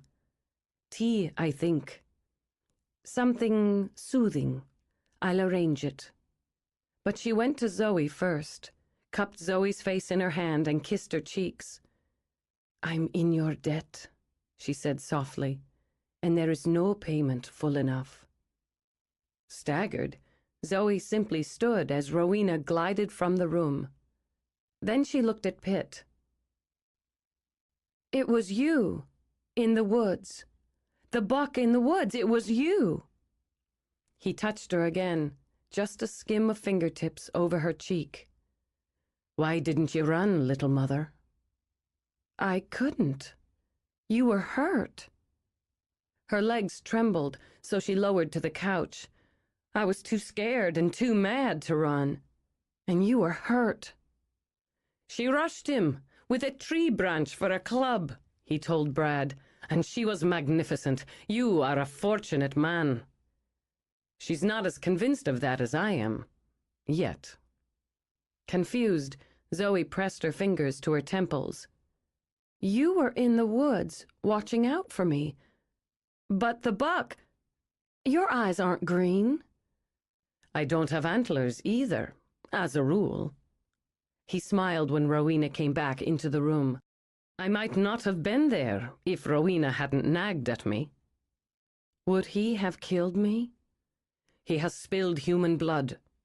Pitt settled into a chair. He might have spilled yours. Could he have killed you? Pitt's chin angled just enough for arrogance. He would have tried. Might have been a bit more effective to come as yourself with a shotgun, Brad pointed out. I can't battle him in human form while he takes the form of an animal. You were badly hurt, Zoe remembered. Your side was gouged. And has been tended. Thank you.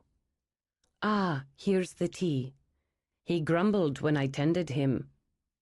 Rowena scooted forward to lift the teapot the servant set on the table, which is a good sign. Were Pitt seriously wounded, he would say nothing. I was right to go back there. I feel most of the time I'm not doing enough, but I was right to go back there. The path is yours to take. Rowena offered Zoe a cup. Your man is worried for you. I understand, she said to Bradley, and poured a second cup. I can promise you, we'll do all we can to keep her safe.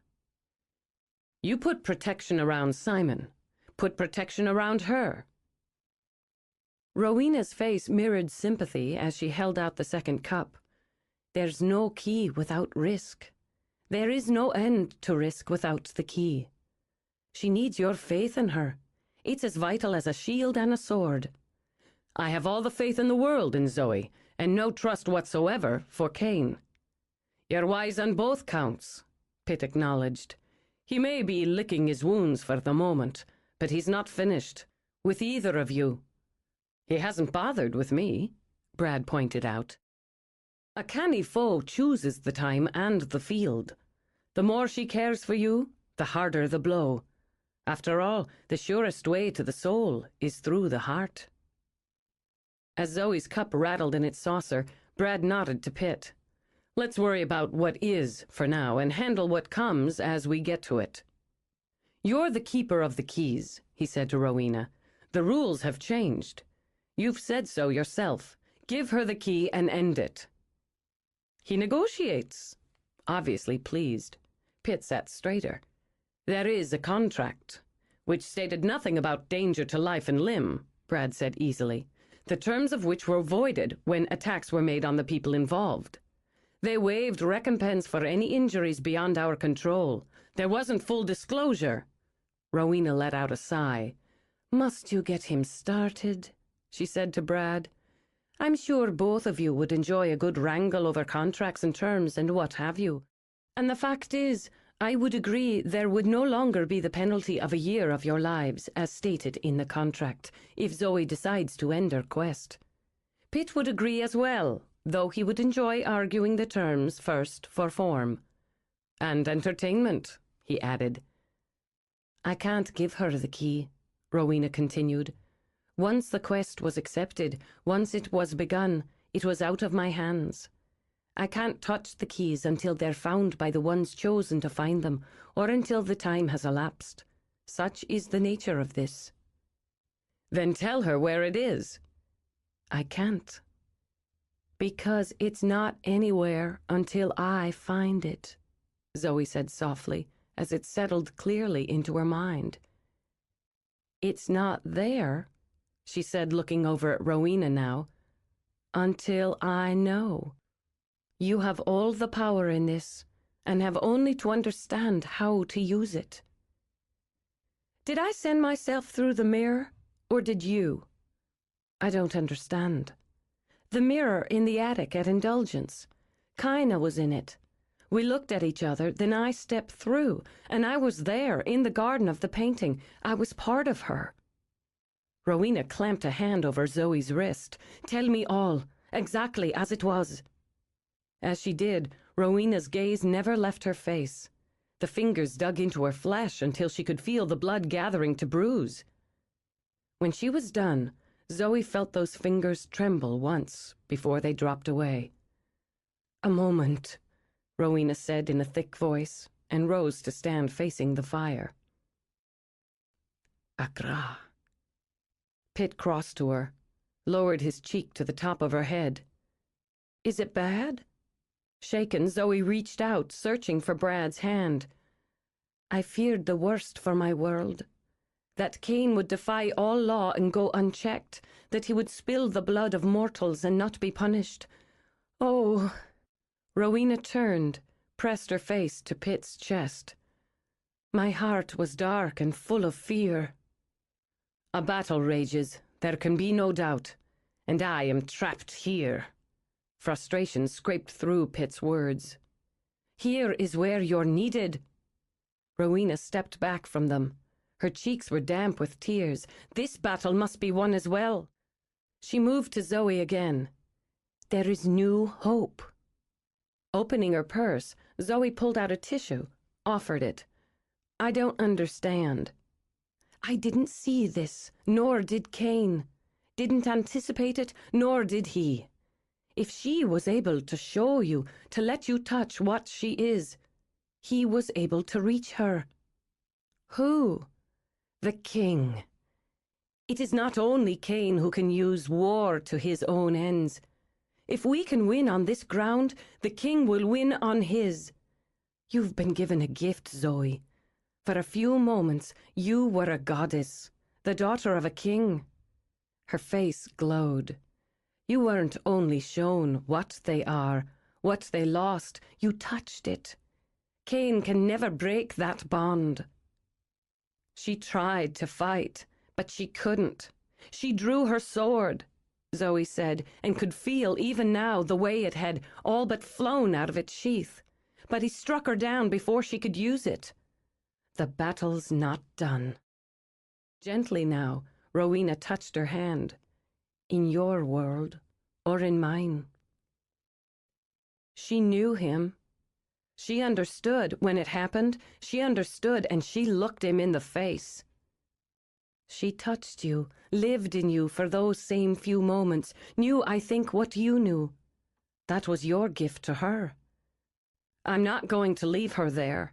I hope she knows that." Brad hung back as they started to leave, and turned to Pitt while Rowena walked Zoe to the door. "If he hurts her, I'll come for you, whatever form you take. I would do the same were our situations reversed." Brad glanced toward Zoe, kept his voice low. "Tell me what to do to make him come after me." "He will, because you're linked. All of you are linked. Make her love you, and it will be the sooner." Chapter 13. Sleep, Zoe decided, wasn't going to be a priority for a while. The way she had things planned, it wasn't even going to make the top 5. She had a son to raise, and she didn't feel as if she'd been giving him the time or attention he deserved. She had a business to get organized, and that was going to eat up considerably more time. She was having her first serious adult relationship with a man, and she hadn't had the time to figure out how she'd gotten into it, much less how to enjoy it. She had a quest, and if she didn't cross the finish line in under 2 weeks, all was lost. What was trapped inside a glass box had, for a miraculous moment, lived inside her. She was prepared to sweat blood to save it. So, sleep would just have to wait until she could work it into her schedule. She spent a day at Indulgence interviewing her prospective employees, working out potential hours and a pay scale. She spent the evening with Simon, helping him design a birdhouse for a school project, giving his hair a trim and just enjoying his company. Most of the night was split between paperwork and household chores she'd let slide for too long. She crunched numbers, she juggled them, she stretched them, and she compressed them. But the results were the same. The startup costs had devoured her capital at a staggering rate. A great deal of that had to do with her own determination to start up with style, she admitted, but she'd be damned if she would allow anything to dull this dream. So she would be running close to the bone, she acknowledged, as she studied the spreadsheet she'd created on the computer. She had run close to it before. If they managed to have their opening the day after Thanksgiving, and if they actually had paying customers, they would quickly start to offset the outlay. In dribbles, but a dribble could become a trickle, and a trickle a flood. Those weeks before Christmas were the prime cut in retail, and just what Indulgence needed to get off the ground. If there was one thing she knew how to do, it was how to stretch a dollar. She'd make it. She would need to eke out another 2 years on her car without any major repair bills, please God. She could nip at corners a little here, a little there, without it affecting Simon. 6 months, maybe a year, and Indulgence was going to make such a big difference in their lives. It would give them the stability she so desperately wanted for her son, and it would give her the pride and respect she so desperately wanted for herself. It was where she'd been heading since she'd walked out of that trailer at 16. A major intersection among the many in her life. One more direction. Considering, she sat back. What about the others? If Indulgence was one of her crossroads, so was the house she lived in. The house she'd saved for and was paying for every month with her hard-earned money. It seemed to Zoe that if both a trip back to her roots and an exploration of the attic at Indulgence could churn up power and forces, then scrubbing her own kitchen floor might do the same thing. She tidied her papers, shut off the laptop, and got out her scrub bucket. She'd picked this house first because she could afford it. Barely.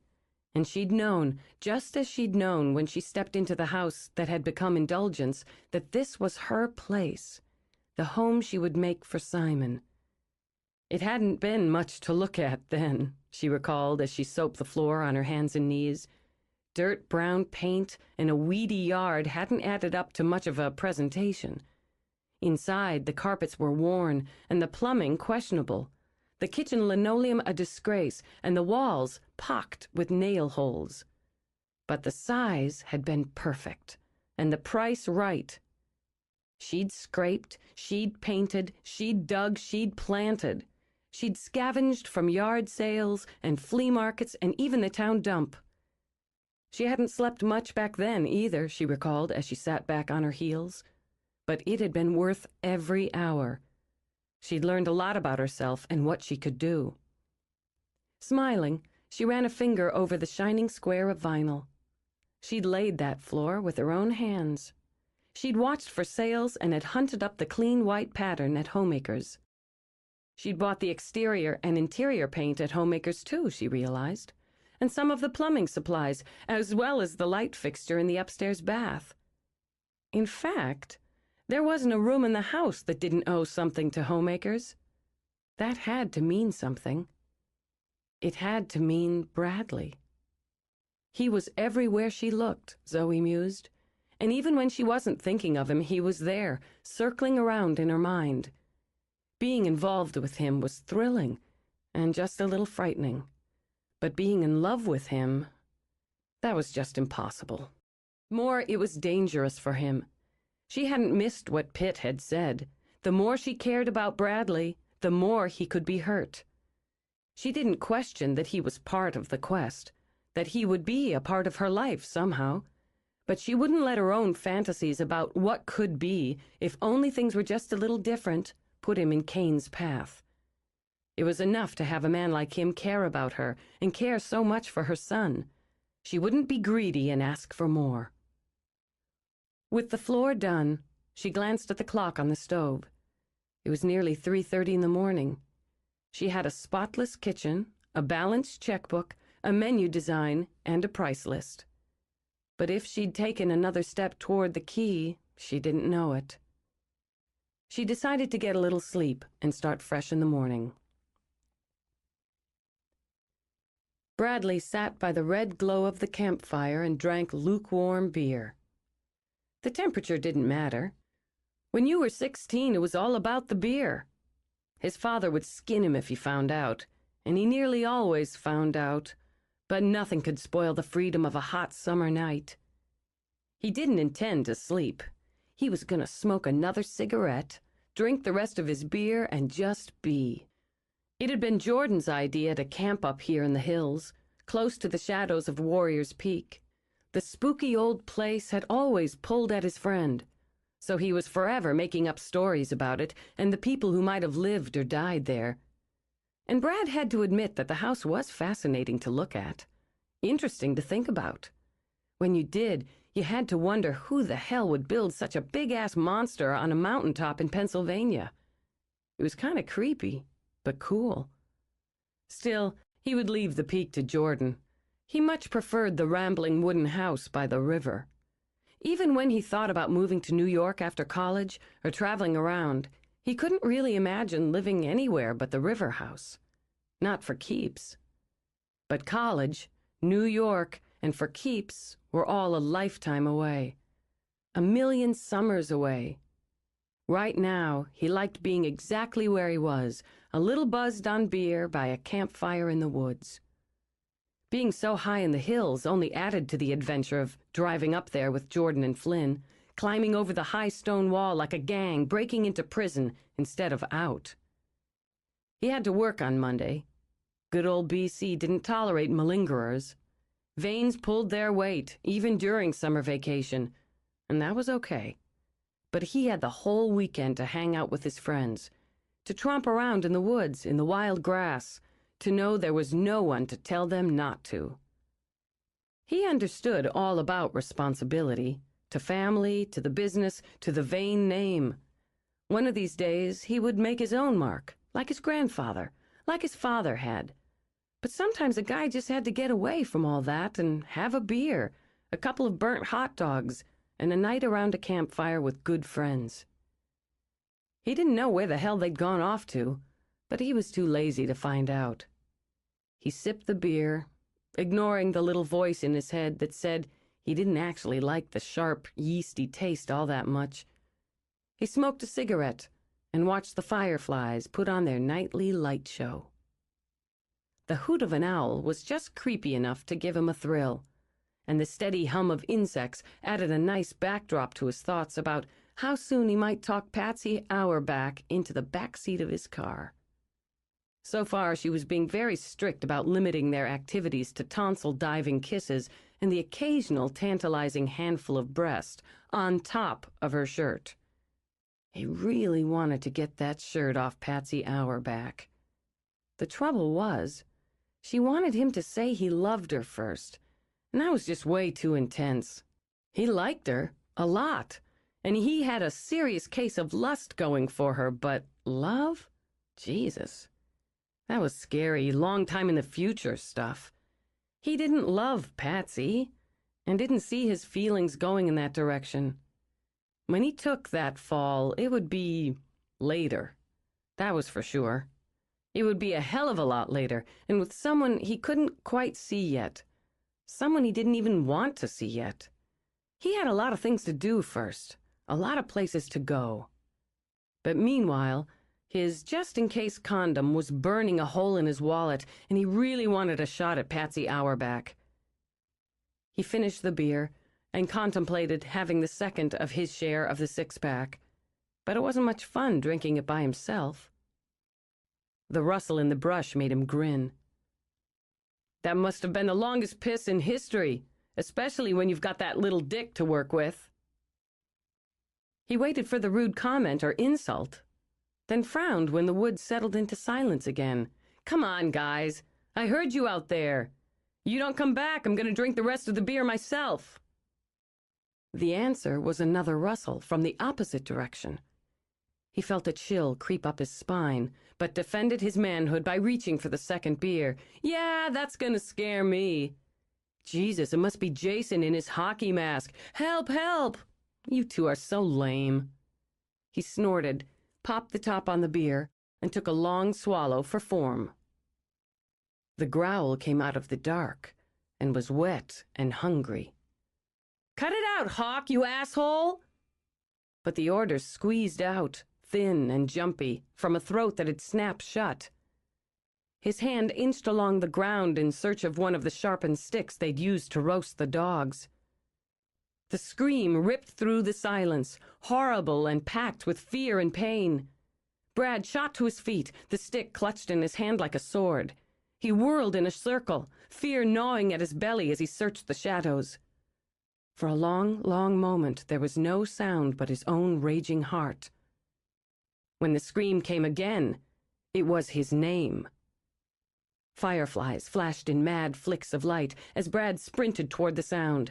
It had been Flynn's voice, a desperate high-wire sound of terror, of agony, that couldn't have been faked. There was another call, equally urgent. This one from Jordan, from behind him, and it seemed to shatter the night. Torn, panicked, he spun back. A thrashing sound in the dark rushed toward him with a force that couldn't have been human. Suddenly, the night was full of sound. The wind roared through the trees, limbs crashed to the forest floor around him, and cries came from every direction at once.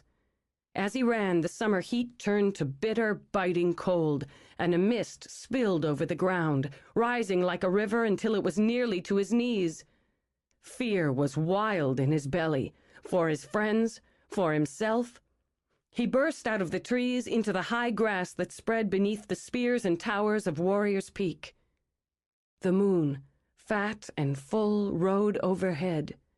In its light, he saw his friends, sprawled in that high grass, torn to pieces. Mindless prayers ripped from his throat as he raced forward. He slipped on blood, and worse, went down on his hands and knees in a gruesome slide near Flynn's body. His stomach heaved as he clutched at his friend, and his hands came away wet and warm. The blood dripped from Brad's fingers in the clear light of that perfect white moon. No, he said it softly, in a voice that shook. Closing his eyes, he gathered himself, dug as deep as he could. No! His voice strengthened as he opened his eyes and forced himself to look again. This is bullshit!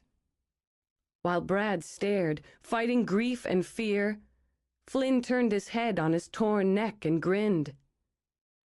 Hey, asshole, guess what? You're next. Though his heart scrambled inside his chest, Brad pushed to his feet and repeated, Bullshit! It's really gonna hurt. Still grinning, Flynn rose. There was a chuckle, hideously juicy, as what had been Jordan did the same. They started toward him in lurching steps. We're all meat, Jordan said, and winked at Brad with the single eye that remained in its socket. Nothing but meat. He could smell them, smell the death as they closed in. You're gonna have to do better, Kane. A hell of a lot better, because this is bullshit. It did hurt, a shocking, stunning pain that radiated from his chest to every cell of his body.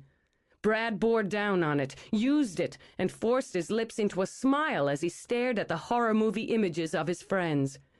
You guys are seriously messed up. He managed what passed for a laugh, fought not to pass out, and woke, shuddering with cold, in his own bed. Rubbing a hand on his throbbing chest, he sat up, took a deep gulp of air. Well, it's about fucking time.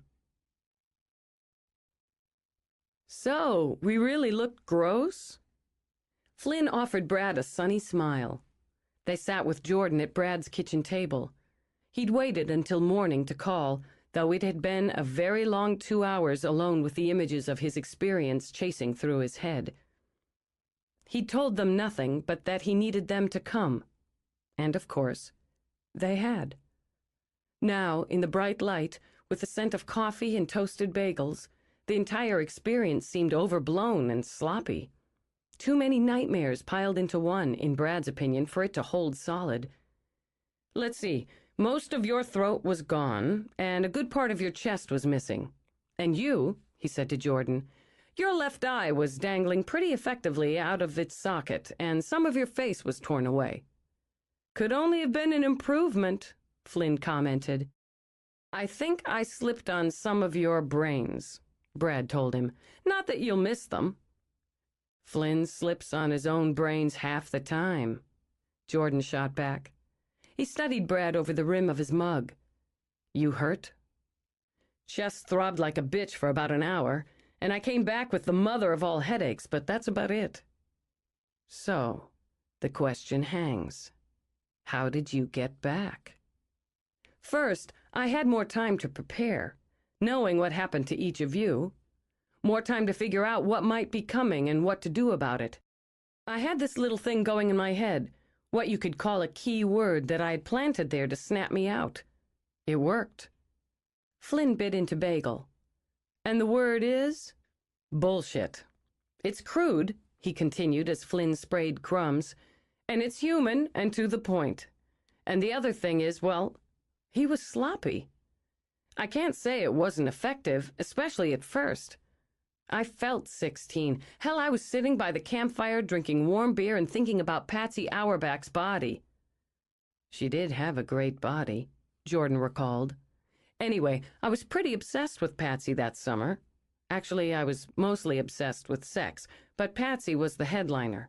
So in the beginning of it, I was back there, in the woods by the peak. Then Flynn starts screaming like a girl. How do you know it wasn't Jordan? Insulted, Flynn sulked over his bagel. How come I have to scream like a girl? Take it up with Kane, Brad suggested. At that point, I was just whacked out. You were both screaming and calling for me. But it started to go off just a little. The wind, the fog, the cold. It was overkill, and it started to click in my head. When I saw you, the two of you, lying there, I lost it again for a minute. Then I was sliding on Flynn's brains, or maybe his intestines. Trying to eat here, Flynn admonished. It was too much, you know? And it wasn't holding. I wasn't 16 anymore, not in my head. He'd lost the grip, I guess you could say. And I knew it was him. I knew it was bullshit. Brad rose to get the coffee pot. Going over it for the last couple hours, I figured out what he was trying to do. Separate us, Jordan said. Got it in one. Isolate me. Sitting alone while you two are off together, then finding you mauled when you'd been calling to me for help. Then having us turn on you, Flynn finished. The zombie twins. Pits us against you.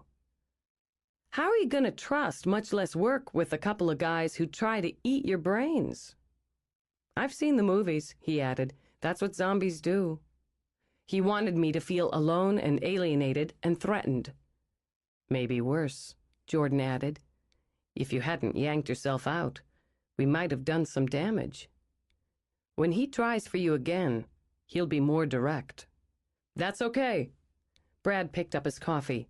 So will I. I think you need more than your dashing good looks when you're taking on a sorcerer, pal, Flynn pointed out. Nodding, Brad picked up the knife beside his plate, flipped a thumb over the tip. Even sorcerers bleed. Are you planning on telling Zoe what happened? Jordan asked. Yeah, we stick together on this until it's done. I thought I'd run by Indulgence this morning. She's not going in until this afternoon, Flynn told him.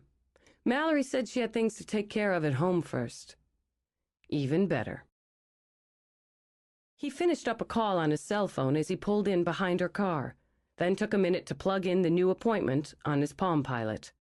Thinking of the meeting with his architect, the expansion plans, and the changes he wanted to implement in the design, he walked to the front door and knocked. All that dropped right out of his head when she answered. She was wearing jeans ripped at both knees and one of those belly-bearing tops. It was the bar today, he noted. That erotic little silver bar glinting in her navel. Her feet were bare, with toes painted an Easter egg pink. Thin and enormous silver hoops swung at her ears, and she held a rag that smelled strongly of lemon. I've been cleaning, she said quickly. I just finished in the bedroom. As if realizing she held her polishing rag, she stuffed it into her back pocket. I needed to have some time around here before I went in today. Okay. He stepped in, managed to take his eyes off her long enough to look around the living room. Every inch of wood gleamed. Every piece of glass sparkled. "You've been busy." "Cleaning gets my mind going. And I was thinking about the house. That maybe the house is part of it. And if I took the time, paid attention to it, everything in it, things might... What is it?" Flushing a little under his unblinking stare, she rubbed at her cheek. "Is my face dirty?" "Your face is perfect. It's the most perfect face I've ever seen." "That's nice to hear after I've been chasing dust bunnies." "Simon in school?" "Yes." Her eyes widened as she recognized the glint in his. "Well, for heavens, it's almost 10 in the morning. Don't you have to work?" "I do." He stepped forward as she backed up. "But I made a little time because I needed to talk to you." "Looks like talk's going to have to wait. We can't just..." Could they, she thought? "I bet we can. Let's try this." He scooped her right up, and her stomach did a long, lovely roll as he started back toward her bedroom. Golly! She couldn't quite stop the nervous giggle. Just like in a romance novel. Except I'd be wearing something sexier than old jeans. She smelled of her furniture polish and ripe plums. There's nothing sexier than old jeans when you're in them. "Oh, that's good." Delighted, she nuzzled his neck. "That's really good."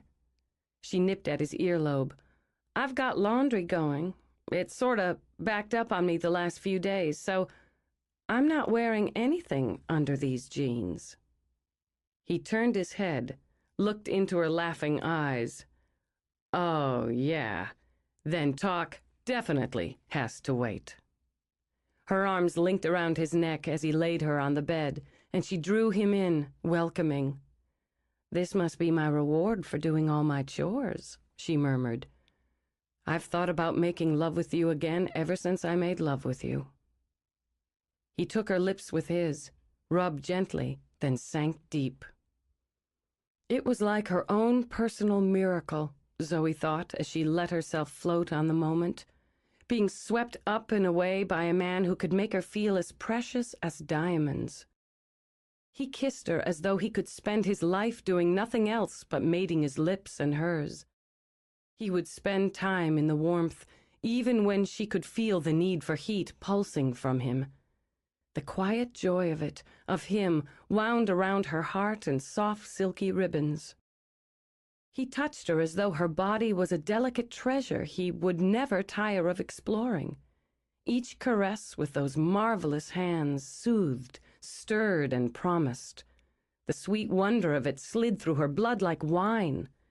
Here, in the morning sunlight, was patience that glided over her in long, almost lazy strokes. She let herself rise under them and drift down again as the world outside went on its busy way without her. Stealing time for each other added a gauzy layer to intimacy.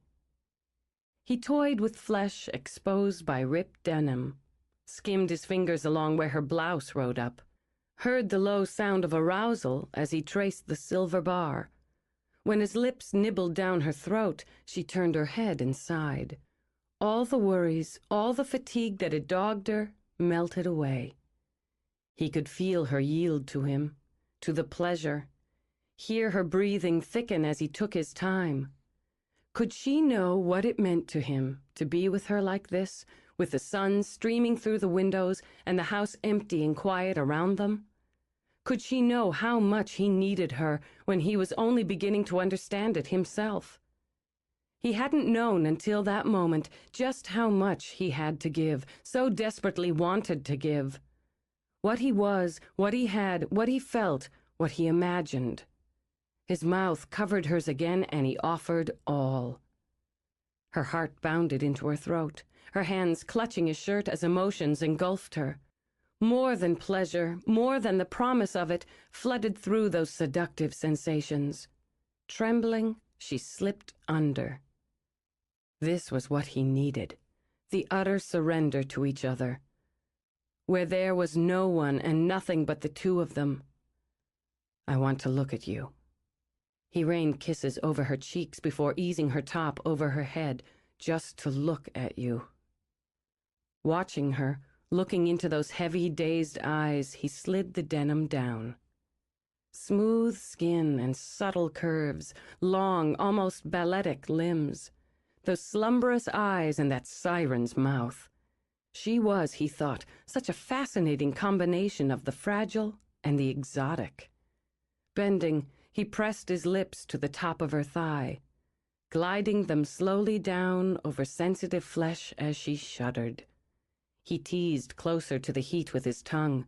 "I want you to lie there and let me do things to you." She couldn't have stopped him. She was already steeped in need, awash in sensation. When the first shock of heat slammed through her, she wrapped her fingers around the iron bars of the bed and let him take her anywhere he wished.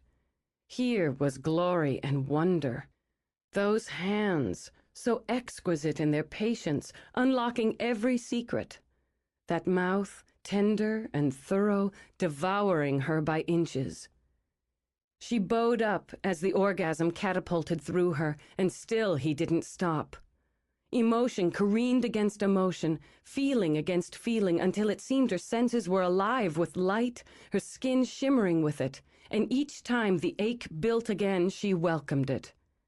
He was lost in her, aware of nothing but what she gave and what he was compelled to take.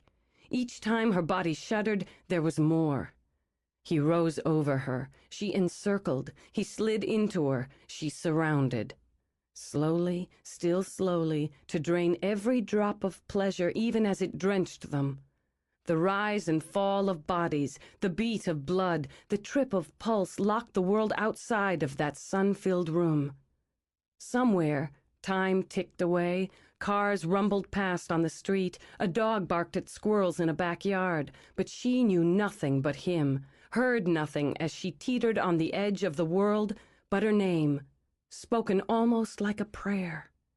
Then her own cry of joy as she leaped with him. No one, at any time or in any place, Zoe decided, had ever felt better than she did right here and now. No one had ever been more completely seduced or thoroughly pleasured. Drifting in the afterglow, she stroked her fingers through Brad's hair. His head rested between her breasts, and his hand covered hers at her side. It was the sweetest combination of sensations she'd ever felt. "I'm so glad you dropped by," she said sleepily, and smiled when she felt his lips curve against the side of her breast. "Glad you happened to be home. This is all so gorgeous. Lying here, all naked and satisfied at—" She turned her head to check the clock. 10 minutes to 11 in the morning.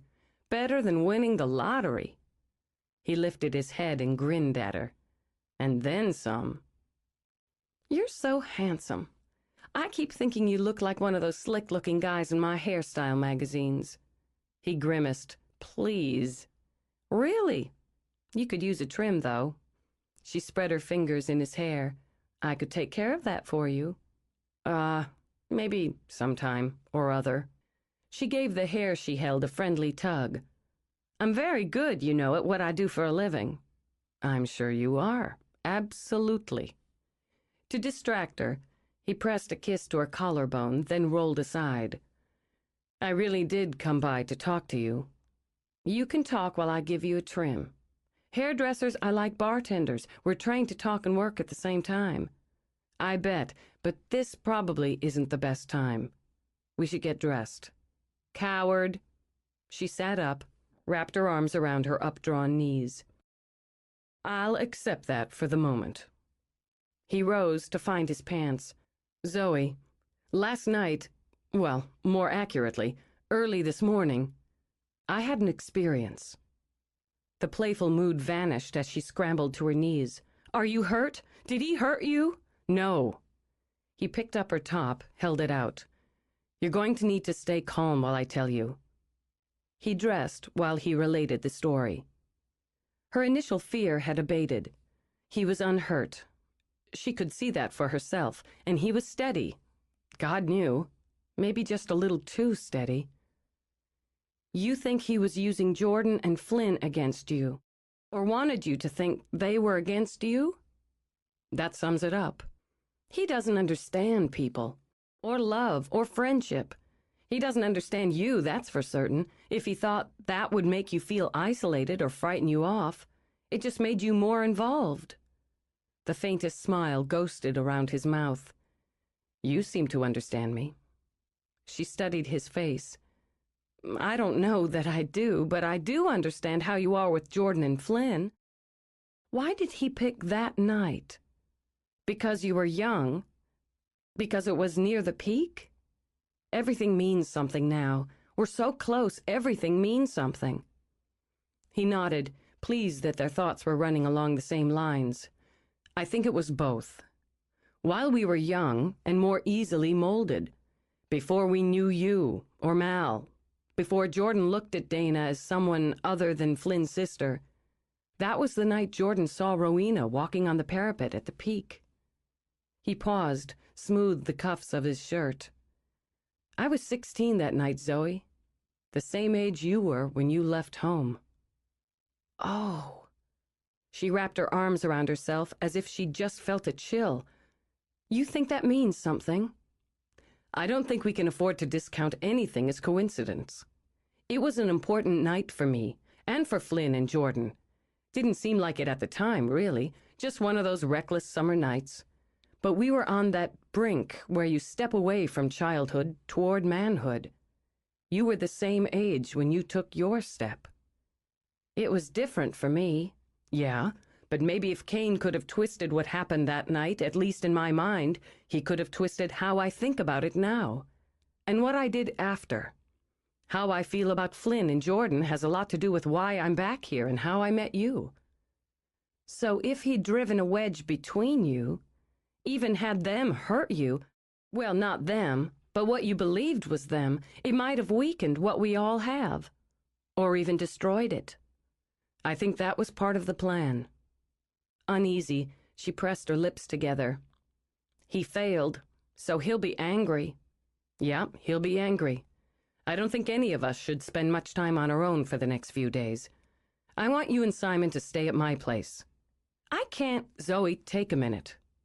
Already prepared for objections and excuses, he stepped closer and laid his hands on her shoulders. Whatever has to be done to finish this is going to involve both of us. We should stick together as much as we can, and beyond that, I want you with me, both of you. That's the tricky part. How am I supposed to explain to him that we're staying with you? He knows enough about what's going on to accept it. And do you really think he's going to object to the idea of easy access to my game room? No, I don't. She eased out from under his hands, got to her feet. Bradley, I just don't want him. I know what this sort of thing is like for a child. After my father left us, there always seemed to be a man moving in for a little while. His face went stony. This isn't like that. It's more important than that on every possible level. Zoe, you and Simon aren't temporary in my life. Her breath clogged. You need to slow down. As impatience bumped through him, his voice toughened. Maybe you need to speed up. You don't want me to tell you what you mean to me, what I feel for you? How can either of us think clearly about that? Desperate for breathing room, she moved over to twitch at the curtains. You don't know what I'm going to mean or what you're going to feel after this is done. We're caught up in something now, and it magnifies everything. I was caught up in you the first instant. Don't do this. Her breath hitched now as it squeezed around her heart. You don't know how this could hurt me. Maybe I don't. Tell me. I can't do this now. Though she damned herself for a coward, she turned back toward him and shook her head. Neither can you. We both have to go. He caught her chin in his hand, laid his lips on hers. We're going to talk about this, and a great deal more. But let's deal with living arrangements for now. If you don't want to stay at my place, I'll stay here. But I'd like you to think about doing it my way. I'll come by after work, and we'll sort it out. Chapter 14. By 12:30, Zoe was installing the track lighting in Dana's bookstore. They'd made the decision to concentrate on one area of the building that afternoon until the final details in that section were complete. In a fast contest of rock, paper, scissors, Dana had won the round. It makes sense to me. Dana filled a small spin rack with greeting cards. There's more room at Brad's place, and he has a cleaning service. He's also been known to cook in a pinch. You could concentrate on the key and your salon and let everything else go until the end of the month. It was logical, Zoe admitted. It was even sensible, but it's not as simple as that. How can I follow through on the idea that my house may be a part of this if I'm not in my house? Has that taken you anywhere? Mallory asked her. No, it doesn't seem as if it has. But it's only been a couple of days since I started working that angle. When this was met with silence, Zoe lowered her arms and sighed. Okay. I know I should have felt something by now if it was important, but I can't be positive. Sounds like avoidance to me, Dana said out of the side of her mouth. In defense, Zoe slanted her a long, steely stare. It is not avoidance, it's caution. And it's not the same as Jordan staying in your apartment while the two of you wait to move up to the peak, or Mallory moving in with Flynn. You're engaged, and I've got Simon to think about. Brad's crazy about Simon, Mallory pointed out. I know that. She lifted her electric screwdriver to finish attaching the track to the ceiling. But that doesn't mean we should pack up and move in. I don't want Simon confused about me and Brad. The sex, or getting used to that big house and all the things and the attention and the everyday accessibility to Brad. Mallory stopped shelving books. Is it just Simon that you don't want getting confused? No. She let out a sigh as she passed Dana the screwdriver. I'm trying to be comfortable with my feelings, to keep them within reasonable limits. There are a lot of reasons for that. I'm looking at you, and I'm not seeing a woman who puts limits on herself. Zoe took the light Mallory held up, then clicked it smoothly onto the track. You think I should do this? I think you should do what makes you happy. And sometimes doing what makes you happy is harder and scarier than doing what's safe. Though she was a long way from certain about what would make her happy, or what was just going to scare her brainless, Zoe broke routine and picked Simon up from school. I thought I was going over to Mrs. Hanson's. I know. In a now practiced move, Zoe eased her shoulder out of the way as Mo shoved his face through the seats to greet Simon. I called her. I wanted to talk to you. Am I in trouble? I don't know. Brows arched, she asked. Are you? No, I swear. I didn't do anything. She parked the car, waved to Mr. Hanson, who was in his front yard raking leaves. Okay, then. Let's go inside and have a snack and chat. Mo! Loving the game, Simon piled out. Cookie! He shouted, and laughed himself silly as Mo raced like a mad thing for the front door. Mom? Yeah? Do you think, when Mo has to go back home, Flynn will let him come visit? I bet he will. She paused at the door while Mo vibrated. Simon, I know you want a dog of your own. Why haven't you asked me? Maybe we can't afford one yet. Oh. On the little clutch in her heart, she opened the door and let Mo bullet toward the kitchen and cookies. They cost money to buy. Even if you get them from the pound, I think you have to pay something. And you gotta buy food for them and toys and stuff, and they need shots from the vet. But I'm saving up so we can get one. Maybe next year we can get one. Not trusting her voice, Zoe nodded. She hung up her coat and Simon's, using the time to compose herself. When she got back to the kitchen, Simon had already dumped his book bag on the floor and pulled a biscuit out of the box for the now desperate Mo. She poured Simon a glass of milk and got out an apple to slice to keep her hands busy while she talked. You know I'm trying to do something important. Trying to find a key. For the magic people. Yes, for the magic people. I'm trying really hard, and sometimes I think, well, today I'll find it. And others, I don't think that at all. I'm pretty sure I'm going to need help. Do you need me to help you? In a way. She put the apple slices on a plate, added some grapes. Bradley wants to help me too. And the magic people told me it's important that he help. He's pretty smart. You like him a lot, don't you? Uh-huh. He reached for an apple slice as she set the plate down. You do too, right? Yes, I do. Bradley thought he might be able to help me better if we stayed at his house for a little while. His face inscrutable, even to his mother, Simon watched her as he munched apple. Live there? With him?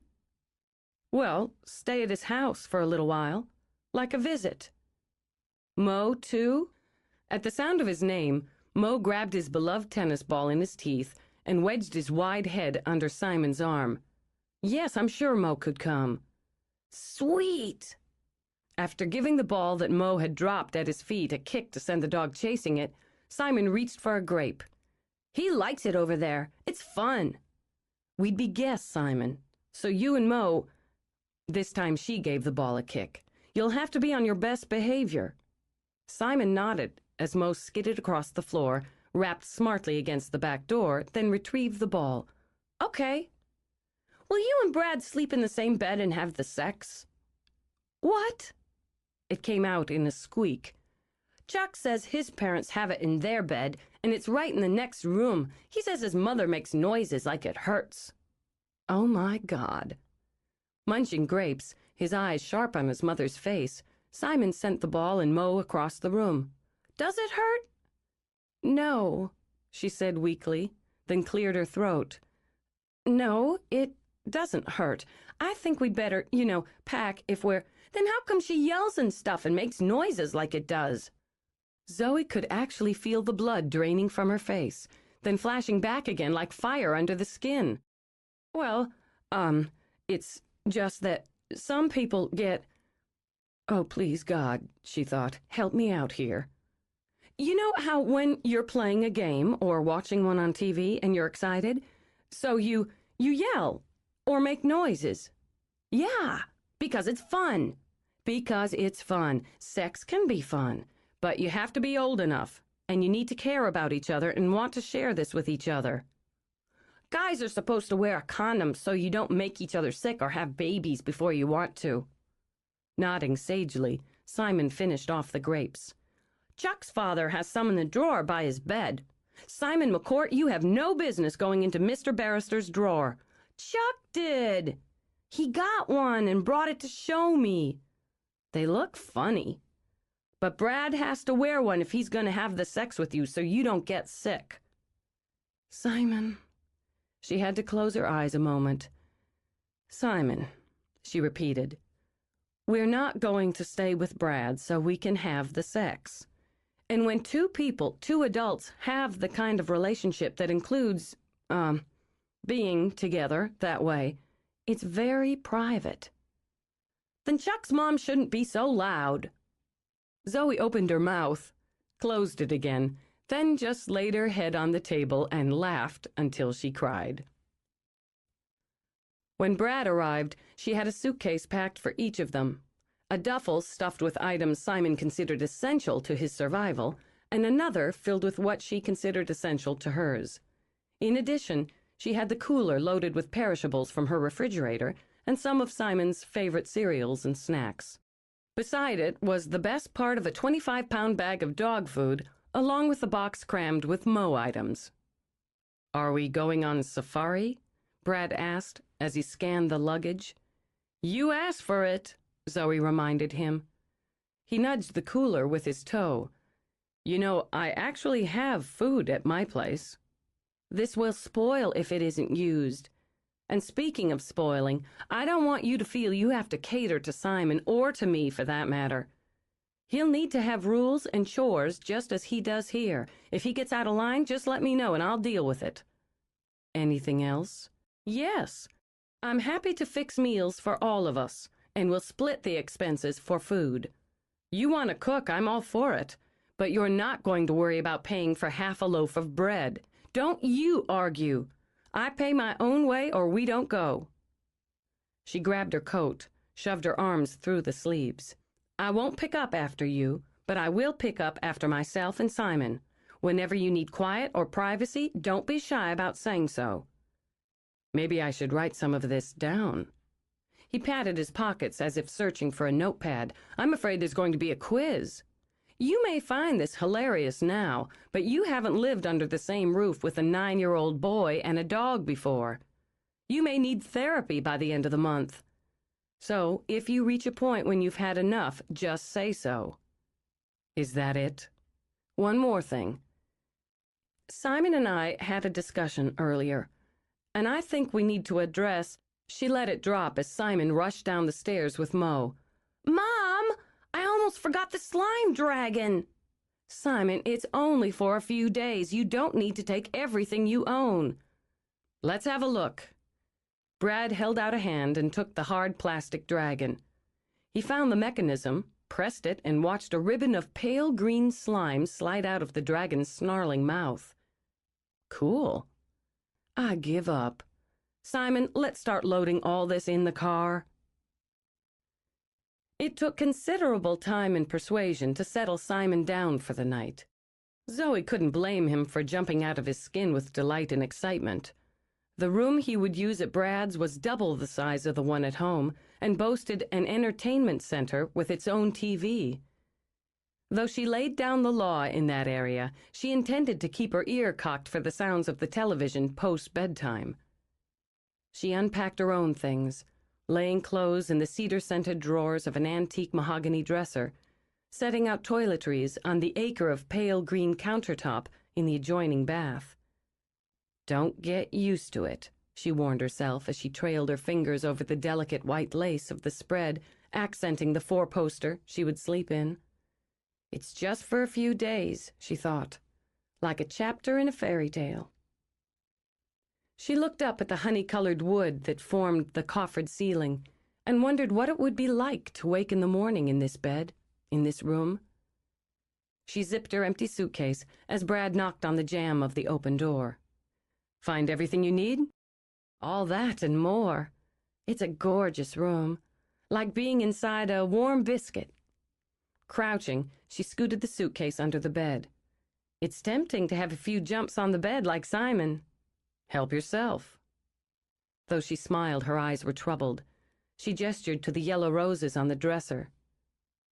Were you so sure you'd get your way? I was sure of your common sense and your commitment to follow through on the quest. You've got a way about you, Bradley. She trailed her fingers over the bedspread again. A smooth way about you. Regardless, I wanted you and Simon as safe as possible. If I'd had to bully you to get you here, I would have. I appreciate you sparing us both that. If you'd bullied me, I'd have gotten my back up, which would have canceled out my common sense. Anyway, it's smarter to stick together. Good. Are you going to let me sneak in here in the middle of the night? Though she tried for a cool stare, she felt her lips twitch. It's your house. It's your choice. She let out a laugh, shook her head. A smooth way. We have to talk. Can we go downstairs? Sure. He held out a hand, and though he noted her hesitation, he kept it extended until she stepped forward and laid hers in it. How about a glass of wine by the fire? That would be lovely. Everything here is lovely. I'm terrified Simon's going to break something. Stop it. The day I was moving back, Flynn stopped by with Mo. The first thing that dog did was run through the house and break a lamp. It wasn't a national tragedy. I guess I'm just jumpy. Between one thing and another. Go in and sit down. I'll get the wine. There was a fire already blazing. He must have seen to that while she was unpacking. Like the rest of the house, the room looked settled and warm and interesting. All the little pieces, the things she imagined he'd collected on his travels, the art, even the way it was all placed. It spoke of a man who knew what he wanted and was used to having the best. She wandered over to study a painting of a Paris street scene, the sidewalk cafe with its cheerful umbrellas, the rivers of flowers, the dignity of the Arc de Triomphe in the background. A far cry from her framed postcards. And he'd sat at one of those busy cafes, drinking strong black coffee out of a tiny cup while she'd only dreamed of it. Brad came in with a bottle of wine in one hand and 2 glasses held by the bowls in the other. "I bought that a couple of years ago," he said as he joined her. "I like the movement, the way the traffic's bunched up on the street. You can almost hear the horns blasting." He tipped wine into one of the glasses, waited for her to take it. "We Vanes can't seem to stop collecting art. Maybe you should think about having a museum. Actually, my father's working on something. A hotel, a resort. He could fill it with some of his art and have an excuse to buy more. He would build a hotel just so he has a place to put his art collection. That and enterprise. Art, wood, and capitalism are the Vane bywords. He's angling to find the right piece of land here in the Highlands, where it all began." His shrug was a gesture of easy confidence. "But if he doesn't, he'll find it elsewhere. Once BC knows what he wants, he doesn't take no for an answer." "So you come by it honestly." "I'll take that as a compliment. He's a good man. A little formidable, but a good man. A good husband and father and a hell of a businessman. He'll like you." "I can't imagine," she said faintly. "He'll admire what you've done with your life, what you've made, and what you're still building. He'd say you have grit, and there's nothing he respects more." She expected a man like B.C. Vane would grill her like a hamburger patty if he ever discovered she was involved with his son. "Do you love them, your parents?" "Very much." "I don't know if I love my mother." It spilled out before she knew she meant to say it, before she knew she thought it. What an awful thing to say. "I want to, but I don't know if I do." Shocked by her own words, she lowered herself to the arm of a chair. "And my daddy. I haven't seen him in so many years. I don't even know him, so how could I love him? He left us.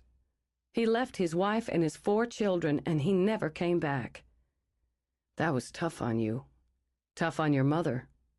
"On all of us," Zoe agreed, "but especially on Mama.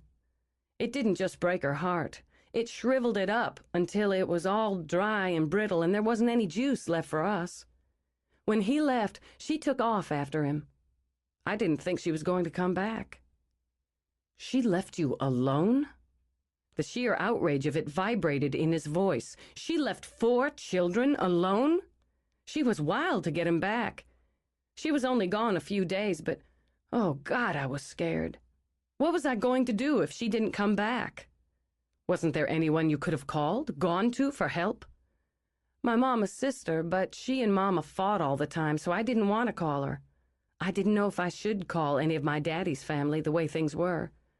The fact was, I didn't know what the hell to do, so I didn't do anything except mind the kids and wait for her to come home." He couldn't fathom it. "How old were you?" 12. Junior was only a year younger than me, and he wouldn't mind me. Jolene, she was a couple years younger than him, so she'd have been 8, I guess, and she cried for a whole day. I never saw anybody cry like that before or since," Zoe said with a sigh.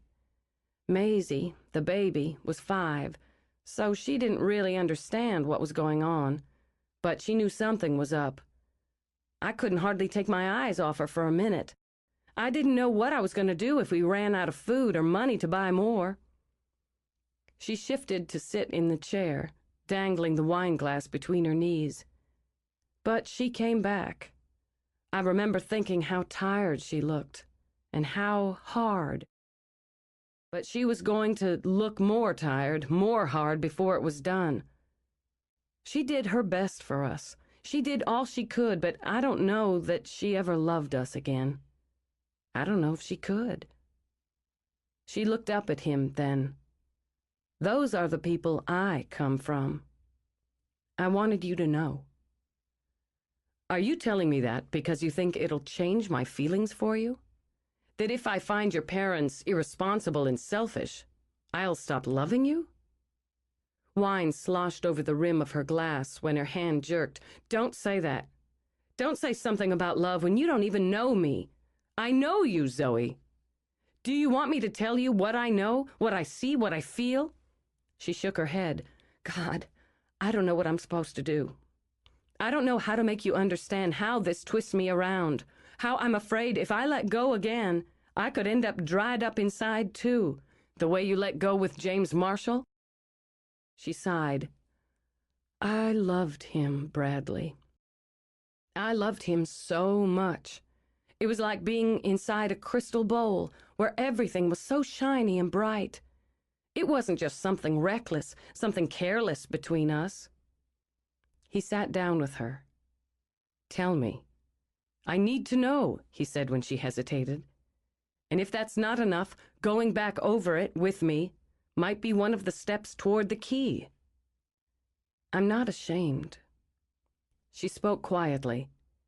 It's not that I'm ashamed, but some of it, the things that happened, the things I felt, have always been just for me.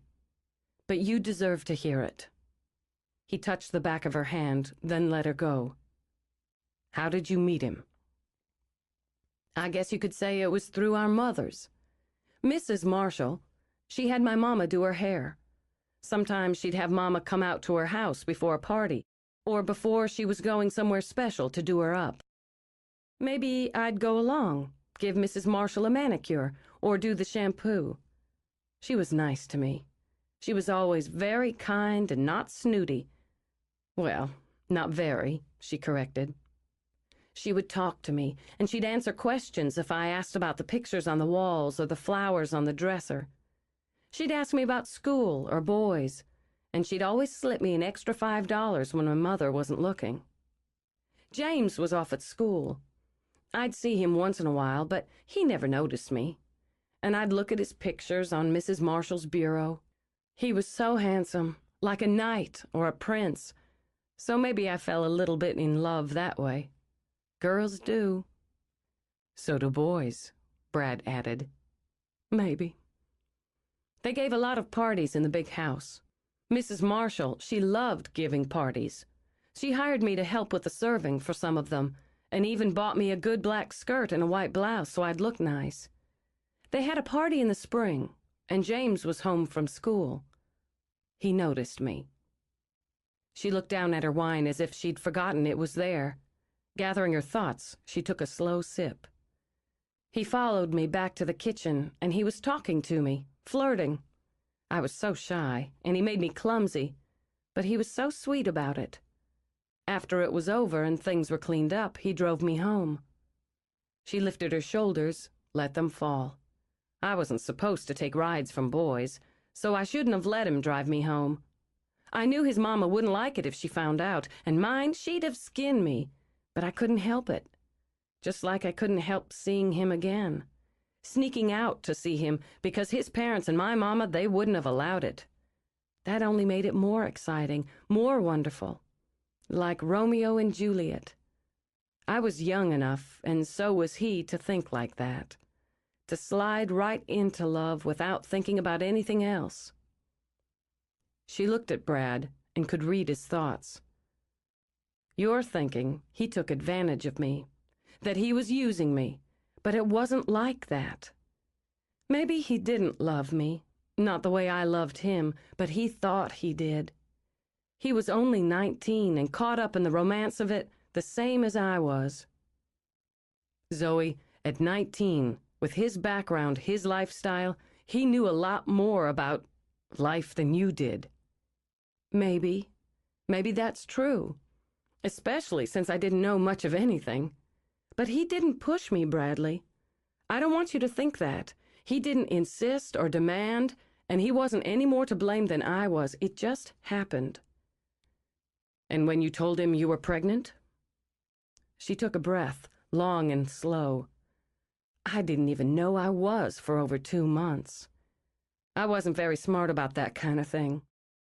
It was September before I was sure, and he was away at college. When he came home one weekend, I told him. He was angry, and he was scared, and I guess, looking at it from here, I can see it was already fading for him. Here he is, off at college with all those exciting things happening, and some girl at home he's already losing interest in comes up pregnant. Yeah, his bad luck. She had to smile a little. You're awfully hard on him. A hell of a lot harder if I had the chance. Annoyed, he got up to pour another half glass of wine. Maybe part of it's jealousy, but the bigger part is knowing he let you go through this alone. He said we'd do the right thing, that he'd stand by me. I believe he meant it, even though he was scared and angry. I believe he meant it when he said it. Words are cheap. Yes, they are. She nodded slowly, while Brad wandered around the room. Someone like you, you'd have meant them, and you'd have followed through with them. Not everyone's built the same, and sometimes the right thing isn't what you think it is. I'm where I am because he didn't follow through, so it was the right thing, for me and for Simon. All right. What happened next? He was going to tell his parents, and I had to tell my mama. Then we'd do what we had to do.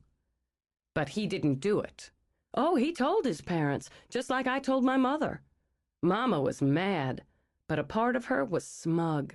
I could see that part on her face when I told her, the part that was thinking it served me right for acting like I was better than the rest of them, and now I'd find out just what was what. Still, when Mrs. Marshall came around, Mama stood up for me. Her chin came up now, a gesture of pride. Mrs. Marshall said I was a liar and a cheat, a tramp who tricked her son into sneaking around behind her back. I wasn't going to drag her boy down in the gutter, and if I was pregnant, it didn't mean the baby was his. Even if it was, she wasn't having him pay the rest of his life for falling in with me. She said more things about how she'd taken me into her home, trusted me, and I was no better than a thief and a whore. She tossed a check for $5,000 down on the table and told me that was all I'd ever get. I could use it for an abortion or whatever, but I'd never get another penny, and if I tried to get more, tried to see James again, she'd see to it that my family paid for it.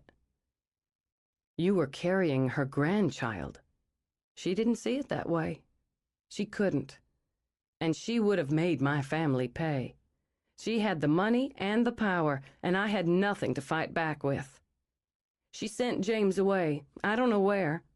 I wrote him a letter that September to the college, asking him what to do. What did he want me to do? He never answered. So I guess that was answer enough. I took the money and the savings I'd squirreled away, and I left. I wasn't going to raise my baby in that trailer court. I wasn't going to raise him anywhere near the Marshalls. After Simon was born, I sent James another letter with a picture of the baby.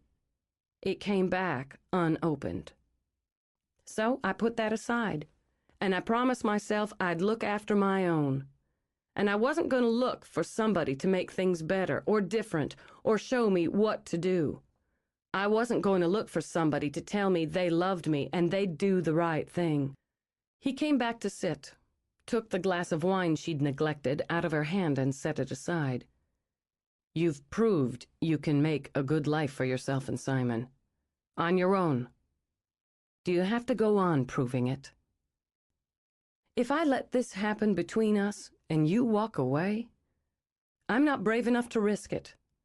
Maybe I would be, if it was just me, but it's not. You don't believe I'm in love with you. I believe you think you are. And I know that no one would stop you from doing the right thing, even if it wasn't right for you. So I'm going to ask you to wait until this month is over, until everything's less romantic and exciting, then see how we are together. She was holding up a mirror, he thought, reflecting back what was between them to what had been between her and James. He struggled to find some understanding through the resentment. I want to ask you one thing, just one. Do you love me? I can't help but love you. but I can help what I do about it. Chapter 15. She'd gone off in the wrong direction. Zoe was sure of it now. She'd gone back to Indulgence, searched through all 3 floors alone, cleaned every inch of the attic, stared in the mirror.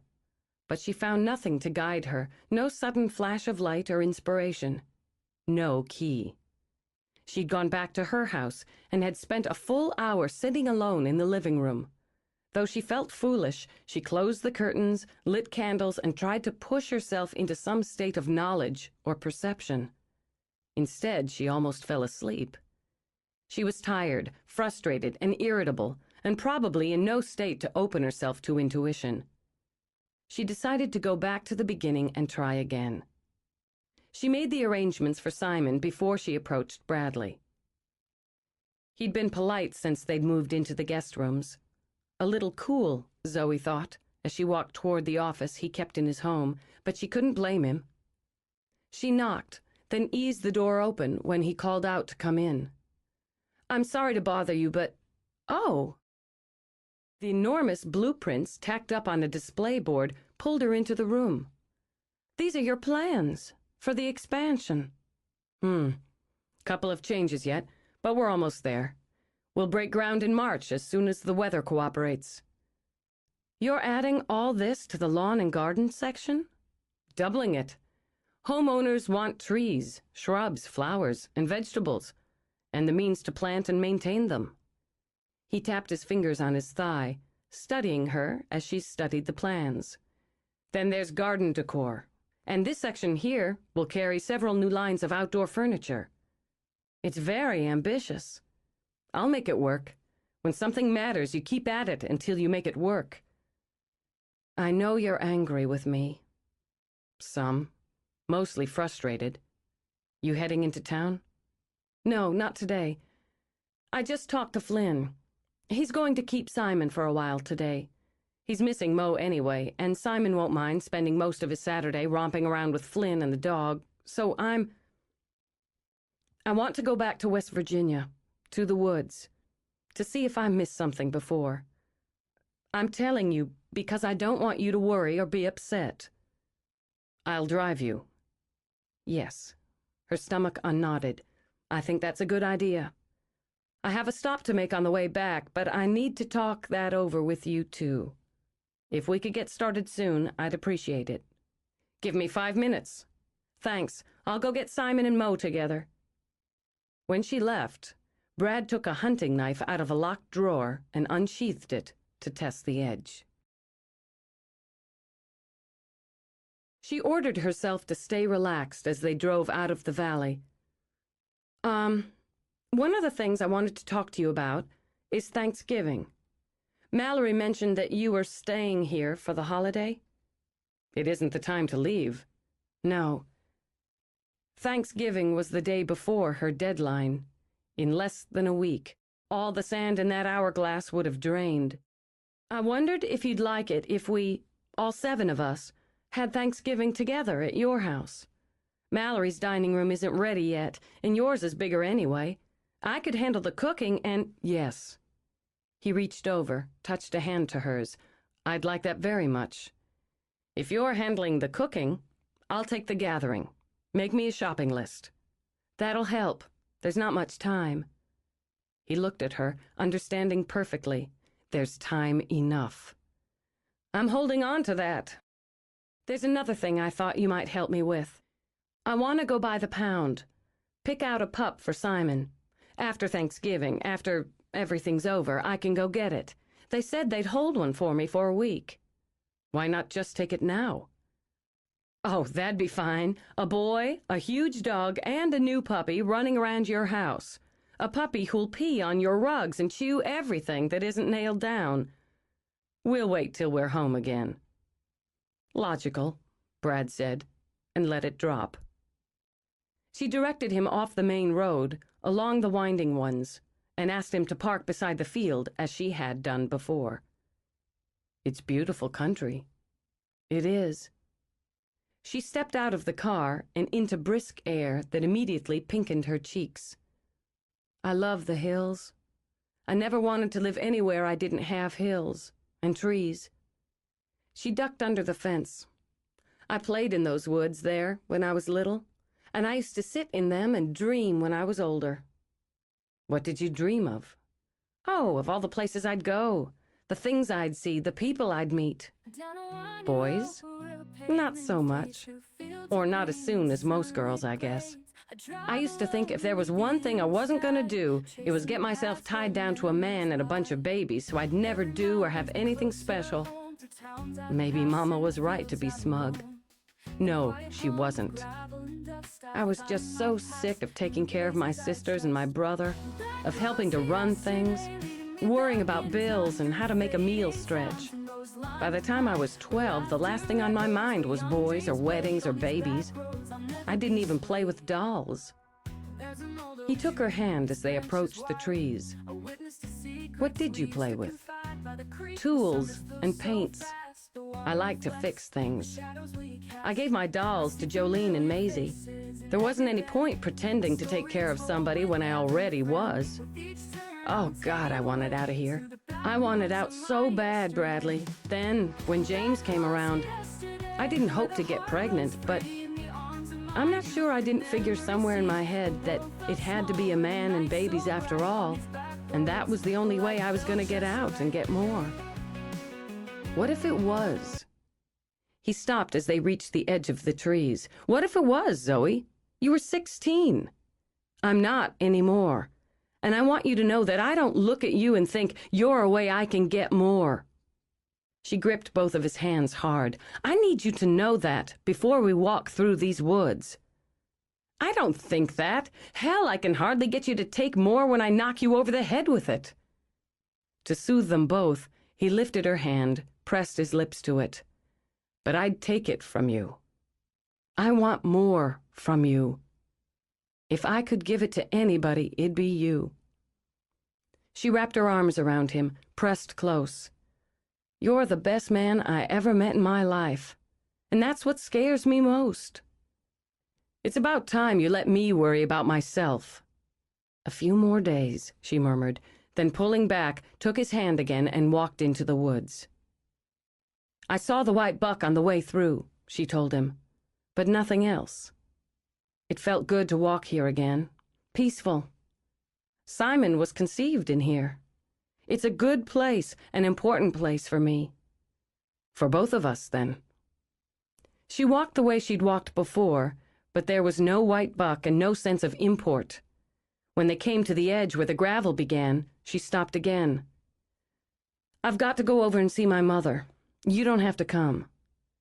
You don't want me to meet her? Staring at the trailers, she blew out a breath. Maybe you'd better. Saturday's a busy day for her. She'll probably have customers, so we won't stay long. He saw some children playing on a rusted swing set, and a Doberman mix tethered by a thick chain that barked at them as if it had already tasted blood.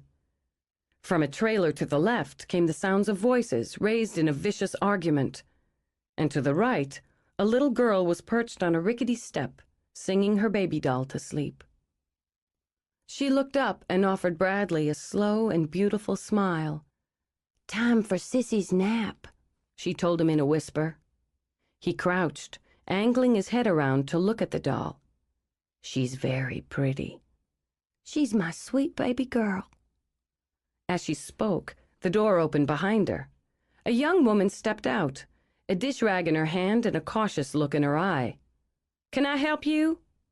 She laid a hand on the little girl's shoulder. Just admiring Sissy, Brad said. I'm Crystal McCourt's daughter, Zoe. Understanding the mother's caution, Zoe stepped up to touch Brad's arm. We're just dropping by to see her. Oh. She relaxed visibly. Nice to meet you. You gave me a start is all. Chloe knows she's not supposed to talk to strangers, but she can't seem to help it. She trusts everybody. Tell Mrs. McCourt I said hey and thank her again for cutting Chloe's hair so nice. I will. As Zoe walked away, she heard the woman say, Come inside with Mama, sweet baby girl. Some people make a good life here, Zoe said quietly. They plant little container gardens and have picnics in the summer. And some people live in palaces and can't make a good life. It's not where, it's how. And it's who. Maybe, Zoe thought, that was one more thing she was meant to remember. That's ours. Hers. Ours.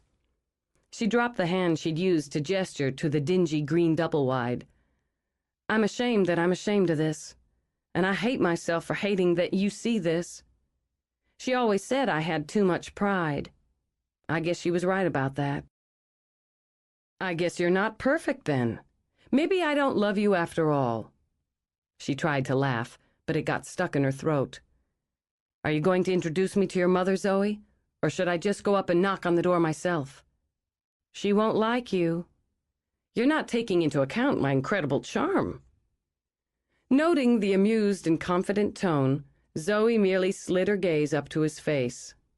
That's one of the things she won't like about you. Resigned, she started forward. She heard the chattering inside as she reached the door. Young voices, at least two. Saturday morning drives into Saturday night, she thought. Date night. A couple of girls wanted to get done up for a night on the prowl. She knocked on the metal frame of the screen, squeaked it open, then gave the inner door a good nudge with her shoulder. 3 girls, she noted. One with her hair already plastered with stripper. Somebody was going blonde. The second had her short do already coated and setting up. The third waited her turn and was holding out a fashion magazine to show off a hairstyle. They sounded like an excited flock of birds, then fell into silence, then into snorting giggles when they spotted Brad behind Zoe. The place smelled of bleach, dye, smoke, and last night's dinner. Crystal finished setting an egg timer on the counter, turned, her eyebrows raised high. Wind blew you back a second time in 1 month, and it ain't even my birthday. Her gaze shifted to Bradley and held, speculatively. I was out this way. I wanted you to meet my friend, Bradley. Bradley. That's a silver dollar name. It's nice to meet you, Mrs. McCourt. Too many people in here. She grabbed her cigarettes and her hot pink Bic. Go on outside. Ladies, Brad said to the girls, and the giggles erupted again as he stepped back. I can see you're busy, Zoe began. Good Saturday business today. When the door shut behind her, Crystal flicked on her lighter, blew out a stream of smoke.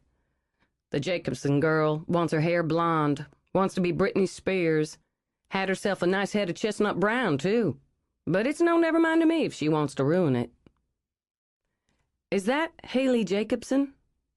She was just a little thing the last time I saw her. She's 16. Same age as you when you ran off. She keeps sashaying around like she does. She'll get herself in trouble same as you did. I stopped thinking about it as trouble a long time ago. Zoe knew the girls were there, too, and that as her mother hadn't bothered to lower her voice, they heard every word. Simon's the best thing that ever happened to me. You said you weren't breeding again. The line etched between Crystal's eyebrows deepened as she shot another look at Brad. You come to tell me different? No, Bradley, he's... Zoe and Simon are important to me, Brad said smoothly. I wanted to meet you. Zoe told me you raised 4 children, mostly on your own. That must be where she gets her courage. Fancy name, fancy looks, fancy talk, Crystal thought as she chuffed out smoke. Doesn't take courage to raise kids. It takes a strong back. I imagine it takes both. You have a beautiful and amazing daughter, Mrs. McCourt. You must be very proud. Bradley. Silver dollar name and a fancy manner.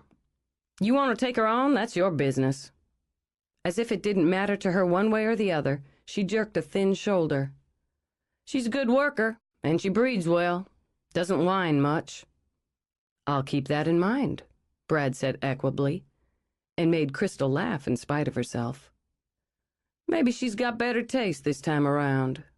You don't look to be too much of an asshole. Thanks. You never tried to wiggle out of work, she said to Zoe with a hint of affection. I'll give you that. On impulse, she reached out, touched Zoe's hair. Good cut. Got style. Anyway, you never were stupid either. You got a chance for the high life here? 'Cause this one looks like the high life to me. You'd be a fool not to take it. A woman's got to take what she can get. Mama, I say what's on my mind. Always have, always will. Crystal dropped the cigarette, crushed it under her shoe. I gotta get back inside. Get a ring on your finger this time, she told Zoe, then tipped her chin at Bradley. You could do worse. She dragged the screen open, went back inside, and shut the door. It never comes out right. It just never does. Tears flooded Zoe's eyes and were ruthlessly blinked back. We need to go. She started toward the woods almost at a jog, kept her head down when Brad took her arm. She doesn't understand you. That's not news to me. She doesn't understand the light inside you. Or that it's not about what you can get, it's about what you want to make. She doesn't understand you, so she doesn't know how to love you. I don't know what to do about it. You keep trying and it's going to hurt you. You stop trying and it's going to hurt you. He ran his hands up and down her arms for comfort. I understand you, Zoe, so I know which choice you'll make. She looked back toward the trailer. I'll come back at Christmas time and maybe, just maybe, because she thought they both needed it, she worked up a smile. I told you she wouldn't like you. She did too like me. She's already caught in my web. He bent to kiss her lightly on the lips, just like her daughter. Me? I'm hell on cobwebs. She took his hand again, and they walked into the woods. Why do they call them cobwebs? They're not made out of cob. There's a question for Dana. She'll look it up somewhere, I don't know where she finds half those things, and give you a whole lecture on it. I never knew anybody so smart with words. It was always numbers for me. Now I'm friends with Dana, who knows everything about books, and Mallory, who knows everything about art. I've learned a lot from them in the last couple months. Sometimes it all seems like some kind of dream. She paused, looking around as she spoke. And I'll wake up one morning, and it'll all be the way it was. I'll be working for that bitch Carly again, and I won't even know Dana or Mal. I'll pick up the newspaper and read Flynn's column, but I won't know him. Or I'll look at one of Jordan's books and wonder what he's like, because I won't know. She looked up at Brad, touched her fingers to his cheek. I won't know you. I'll go pick up something at Homemaker's, and I won't think of you because none of this happened. It's real. He curled his fingers firmly around her wrist so she could feel his grip, so he could feel her pulse. This is real. But if it wasn't, if I'm in bed having some long, complicated dream, I think I'd wake up heartbroken.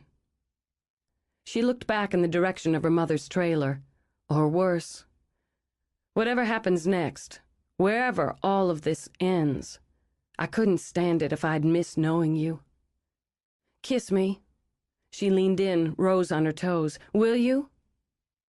He drew her close and laid his lips on hers gently, letting the moment spin out. When she sighed, when she linked her arms around his neck, it was more lovely than any dream. She felt something shift inside her, with an ache so sweet it brought the tears rushing back. The air was cool, his mouth so warm. Love beyond what she'd ever hoped for was here. She felt his hands stroke her hair, smooth it all the way down her back. His slim young body pressed to hers with his need quivering through it and into hers. She eased back, looking into bright blue eyes, and let a tear trickle down her cheek. James. She said it softly, cupped his face in her hands. I love you, Zoe. James's voice, a little breathless, eager, fell on her ears. We were meant to be together. You'll never feel this way about anyone but me. No, I won't. Swamped with the love that poured from a 16-year-old girl's heart, she pressed his hand to her lips, to her cheek, held it there. Nothing will ever be the same. Not for either of us. We'll run away together. We'll be together forever. She smiled, very gently. No, we won't. She kissed him again, with no regrets, then stepped back. Goodbye, James. Brad hauled her upright when her knees gave way and continued to shake her, to say her name as he had since he'd felt her leave him. Her eyes had blurred, her cheeks had paled. She'd called him James. Look at me! Look at me, goddammit! I am. Limply, her head rolled back, and though her vision grayed with the effort, she fought to focus. I'm looking at you. Bradley. We're getting out of here. He started to scoop her up, but she pressed a hand to his chest. No, it's all right. I just need a second. Let me take that second sitting down. She slid down, sat on the ground with her forehead pressed to her updrawn knees. I'm a little dizzy. Just need to get my bearings. He pulled the knife from the sheath under his jacket and took a long scan of the woods before crouching in front of her. You clicked off, like someone had flipped a switch inside you. You called me James. I know. You slipped away. You weren't with me. You were with him. Looking at him. With love, he thought. You said nothing would ever be the same. I know what I said. He took me back. Kane took me back, but I knew it. Steadier, she lifted her head. I knew it, almost as soon as it started. I'm not ashamed of what I felt, and I'm not sorry for it. That would mean I'm ashamed and sorry about Simon. But I can be sorry Kane used you that way. You cried for him. Reaching out, Brad caught a tear on his fingertip. Yes, I cried for James. And for what might have been if he'd been stronger. Maybe if we'd both been stronger. Then I said goodbye. She laid her hand over Brad's, curled her fingers into his palm. Kane wanted me to feel all those things I felt for James, and he wanted to use them to drive something between us. Has he? It pissed me off. It hurt. He looked down at their joined hands, and after a moment turned his over so their fingers linked. But no, he didn't drive anything between us. Bradley. She started to lean in, wanted to touch her lips to his, and saw the knife. Her eyes went huge. Oh, God! He can be hurt, Bradley said simply. If I get the chance, I'm going to hurt him. Standing, he sheathed the knife, then held a hand down to her.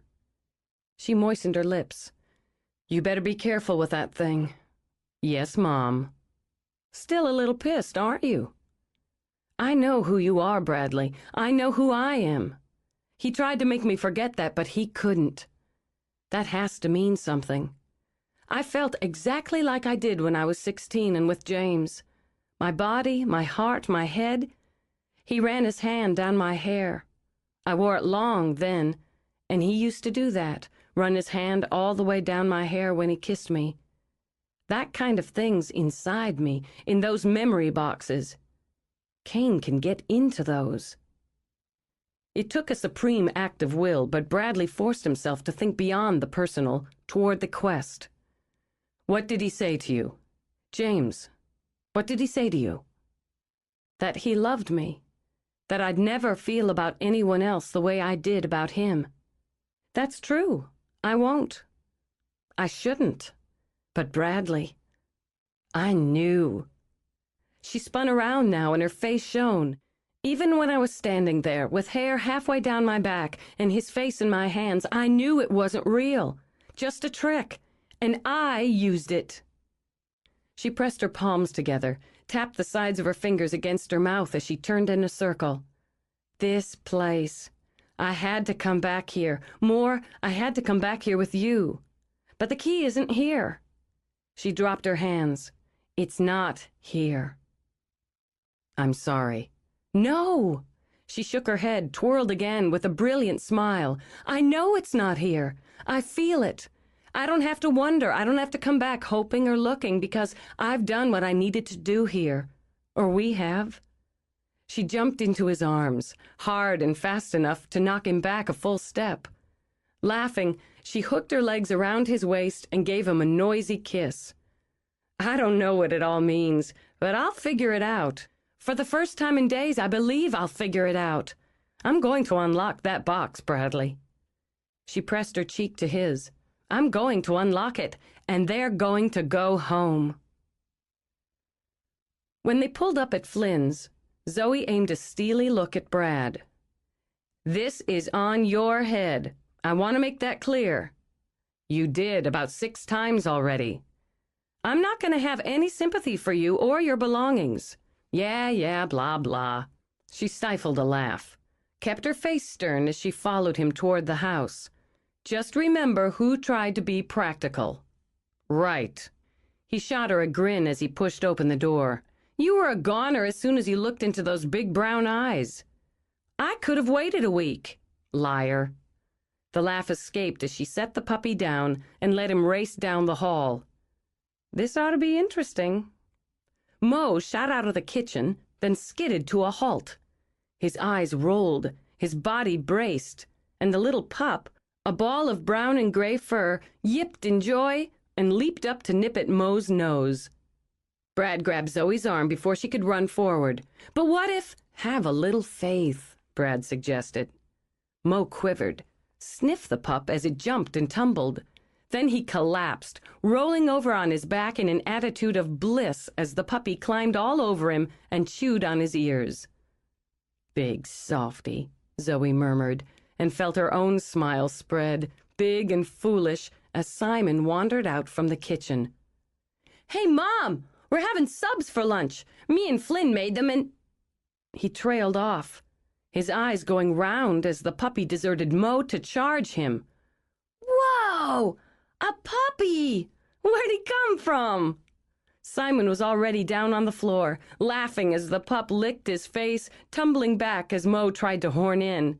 He looks like a bear cub or something.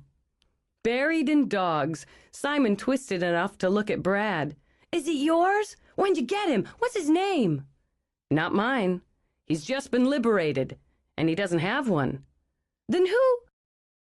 He went very still, and those long gold eyes fixed on his mother's. He's yours, baby. In that moment, she knew the puppy could chew through her house like a plague of termites, and she would never regret it. She would never forget that flash of stunned joy on her little boy's face. To keep? Simon's voice shook as he managed to get to his knees. I can keep him? I think he's counting on it. She walked over to kneel down and ruffle the pup's cloud-soft fur. You're going to have to be very responsible and make sure he's fed right and taught and loved. Puppies are a lot of work. He's going to depend on you. Mom! Too overcome to be embarrassed that Brad looked on, Simon threw his arms around his mother and buried his face against her shoulder. I'll take good care of him, I promise. Thanks, Mom. I love you more than anything ever. I love you more than anything ever. She answered his fierce hug with one of her own, then managed a watery laugh when both dogs tried to wiggle between them.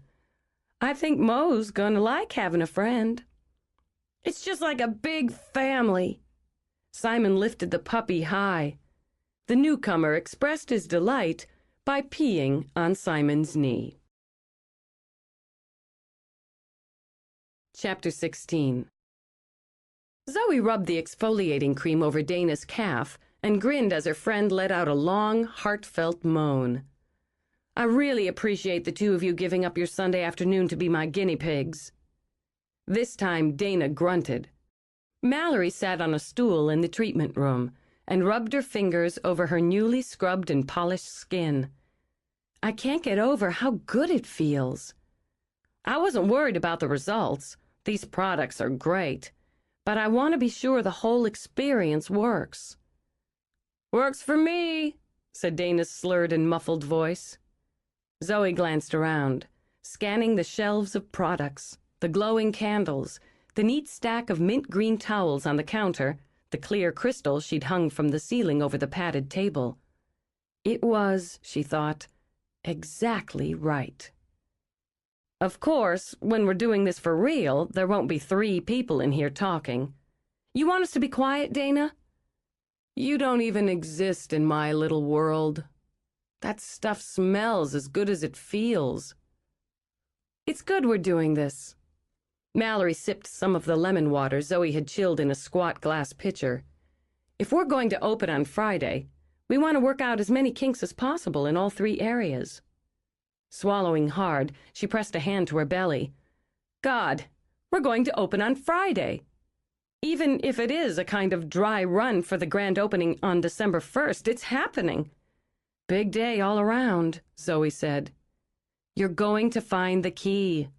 Mallory touched her shoulder. I know it. The connection, Mallory's hand on her, hers on Dana, bolstered her. That's another reason I wanted to do this today. I needed some time with just the 3 of us. She glanced up at the crystal again. It certainly seemed she'd become a bit more mystical-minded over the last few months. To recharge my energy, my girl power. Rah, rah, Dana cheered and made Zoe laugh. With what happened yesterday, I feel more confident. But this little voice keeps sneaking in, asking me why the hell I think I can do this. Is it Zoe's voice? Dana asked her. Or Kane's? It's Zoe's, which makes it more irritating. Yesterday, there was this rush of excitement, of energy when I realized what was going on, that I knew what it was and could control it. But I need to move it from there. You went back to a beginning and an ending. Curious, Mallory examined the bottles and tubes neatly lined up on Zoe's shelves. And with the 3 of us here today, we're going back to basics. Both Dana and I had periods during our part of this when we felt discouraged and lost. Check, Dana confirmed. And when we went off on tangents that dead-ended. Or seemed to. Seemed to. Turning back, Mallory nodded. But without those tangents, would we have gotten on the right track? I don't think so. It's something I've thought a lot about, she added, leaning back on the counter. A quest isn't linear. It isn't straightforward. It circles and it winds and overlaps. But every step, every piece has its place. Let's take yours. Dana has to rinse off. Then hold that thought. Wrapped in the bath sheet Zoe provided, Dana headed for the shower. You've got some ideas. Zoe walked over to rinse her hands. I can see it. I do, actually. It might be easier for me to see, well, the forest for the trees, because I'm not in it the way you are. And the experience I had in the attic here was similar to what happened to you yesterday. In that, I knew what was going on and controlled it. And part of me, a little part, wanted to stay in that illusion and let the rest go. Zoe looked back, saw the sympathy, the understanding on Mallory's face. The tension in her shoulders dissolved. I really needed to hear that. So much. I didn't want James, Mal, not really. But part of me remembered how much I had wanted him. I know exactly. She could, Zoe thought. She and Dana were the only ones who really could. Part of me felt that way, had that same yearning. And it would have been so easy to drift back there and believe everything would turn out differently. But you didn't drift back. No. She began changing the cover on the treatment table, adjusting the pad, smoothing the cotton. Everything but that one little part knew I didn't want it to turn out differently. I didn't really want the boy who couldn't stand by me or his own child. But I had to remember him, really remember him and what I felt for him, so I could say goodbye. Do you want the man who's willing to stand by you and your child? I do. There was a flutter under her heart as she selected the lotion for Dana. But I don't seem to trust either of us to make it work. Lie on your back, she said when Dana came back in.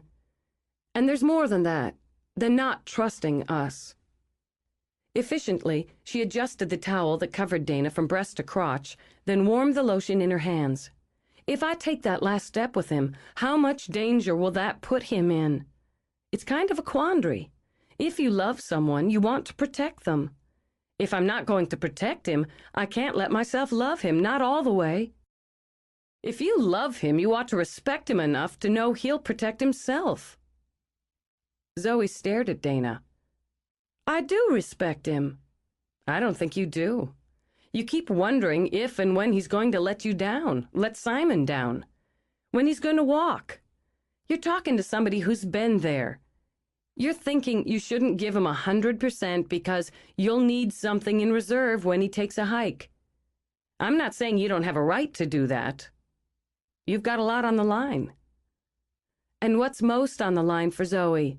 Personally, Mallory qualified. The single thing you won't risk. Simon. Exactly.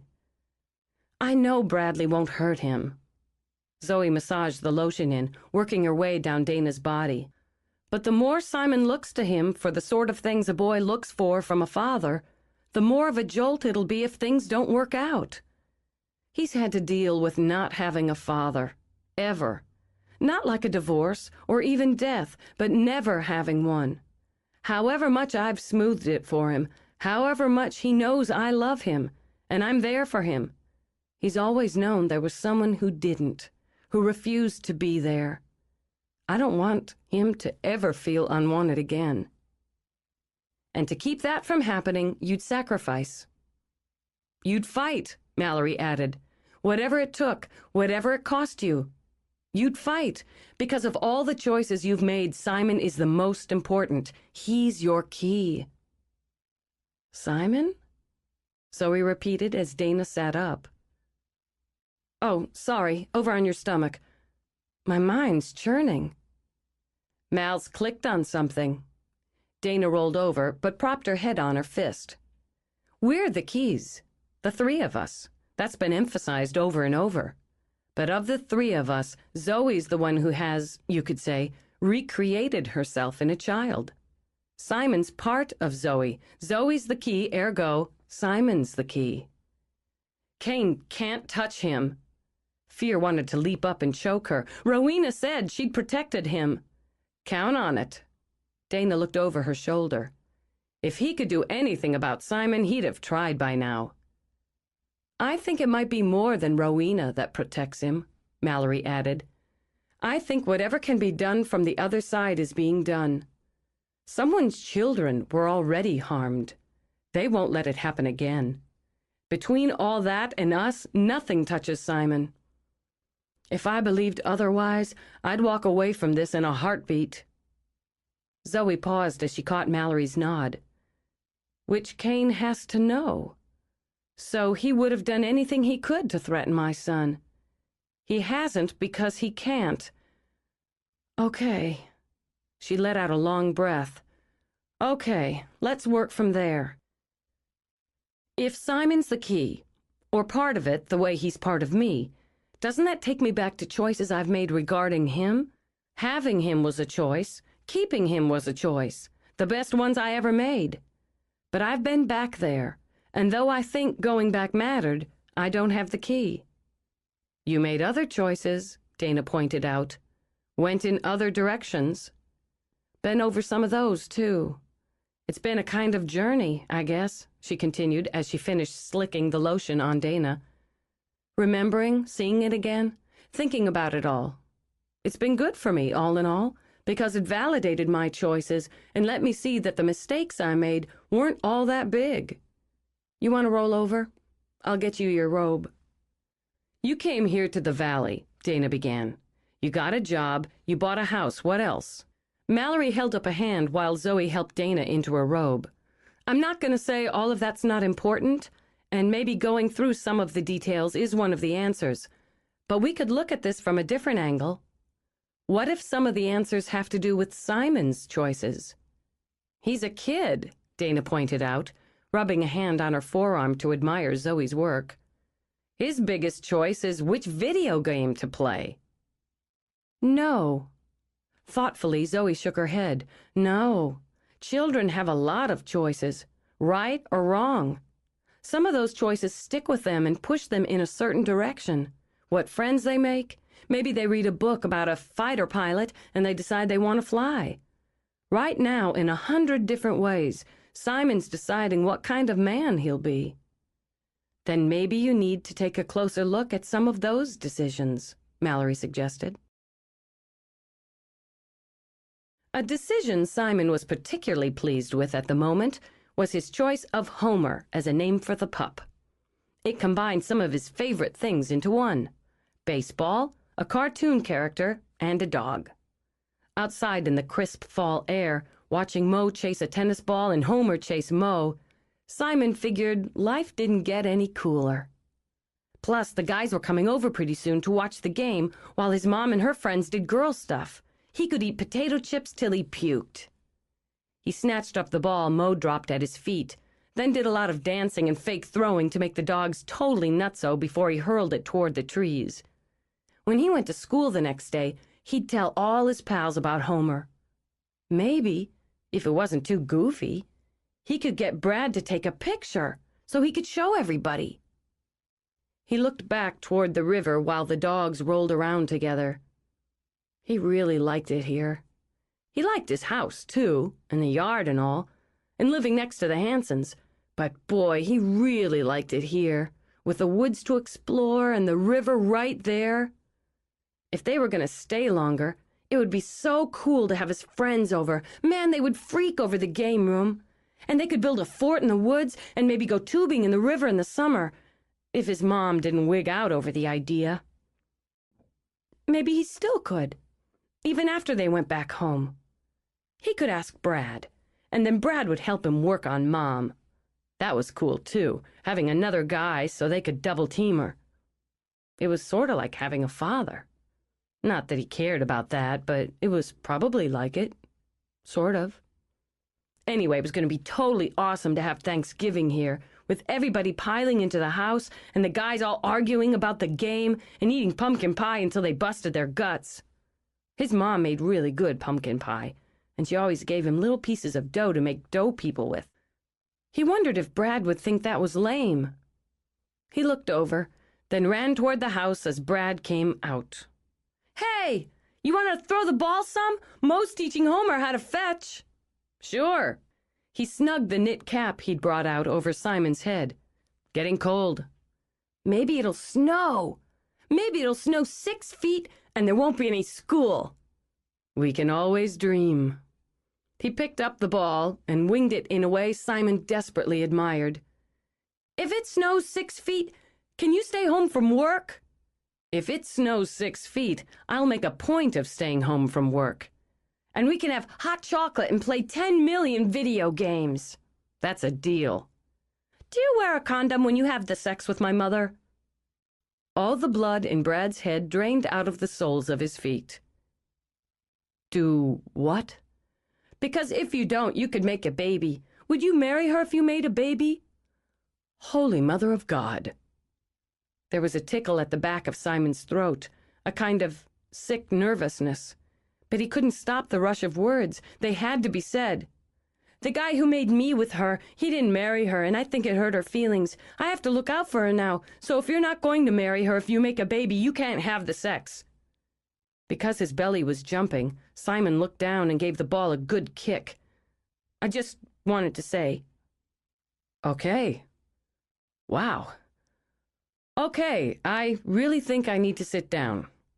Before even the jelly his knees had become melted away. "Why don't we all go inside and do that, the sit-down thing?" "I'm the man of the house," Simon said in a small voice. "You're a hell of a man, Simon." In a gesture he hoped bolstered them both, Brad laid a hand on the boy's shoulder. "Let's go inside and sit down and talk about this." Brad prayed for wisdom, and whatever else would help while they peeled off their jackets. He figured the kitchen was best so they could occupy themselves with drink or food or anything to make the discussion less horrendous for both of them. Though he wanted a beer in the worst way, he poured them both a Coke. "About sex," he began. "I know about sex. Mom said it doesn't hurt, but sometimes people yell and stuff because it's fun." "Good," Brad managed after a moment, and worried that he could actually hear his brain cells dying. Your mother and I, adults, healthy single adults, often have relationships that... The hell with this. Look at me. He waited until Simon lifted his head. All the doubts, the defiance, the determination were printed clearly on his face. Just, Brad thought, like his mother's. I'm in love with your mother. I make love with her because she's beautiful. And I want to be with her that way. I want to be with her in every way because I'm in love with her. Is she in love with you back? I don't know. I'm hoping. Do you hang around with me so she'll be in love with you? Well, you know, it's a pretty big sacrifice for me, seeing as how you're so ugly and you smell so bad. Plus, you're short, and that's really annoying, but, you know, whatever works. Simon's lips twitched. You're uglier. Only because I'm older. He laid his hand over the boy's. And somehow, despite your many flaws, I'm in love with you, too. Emotions rushed into Simon's throat and seemed to flood onto his face. That's pretty weird. Tell me about it. I want both of you more than I've ever wanted anything. Like a family? Exactly like that. Simon stared down at the table. There were so many things he wanted to say, to ask, but he wanted to make it right. Would you marry her, even if you didn't make a baby? So it wasn't to be horrendous after all, Brad mused. I'd like to make a baby, now that you mention it, but hold on a minute. There's something I want to show you. I'll be right back. Alone, Simon rubbed his eyes hard. He'd been afraid he would cry, blubber like a girl or something. When you were having a real man-to-man talk, like Chuck's father called them, you didn't start crying. He took a drink of his Coke, but it didn't settle his stomach. Everything kept wanting to jump around inside of him. He struggled to calm down when he heard Brad coming back and wiped at his face just in case. Brad sat down again. This has to be just between us. Just the two of us, Simon. I need you to promise me. Like a secret? Yeah, it's important. Okay, I won't tell anybody. Solemnly, Simon spat on his palm, then held it out. For a moment, Brad could only stare. Some things, he thought, oddly comforted, never changed. He mirrored Simon's gesture, and they joined palms. Saying nothing, Brad put a small box on the table and opened it, showed Simon the ring inside. This was my grandmother's. She gave it to me when she and my grandfather had their 50th anniversary. Wow, they must be completely old. Brad's lips quivered, but he kept his voice steady. Pretty much. It was her engagement ring, and he gave her a new one on their 50th. She wanted me to have her first and to give it to the woman I'd marry. She says it's lucky.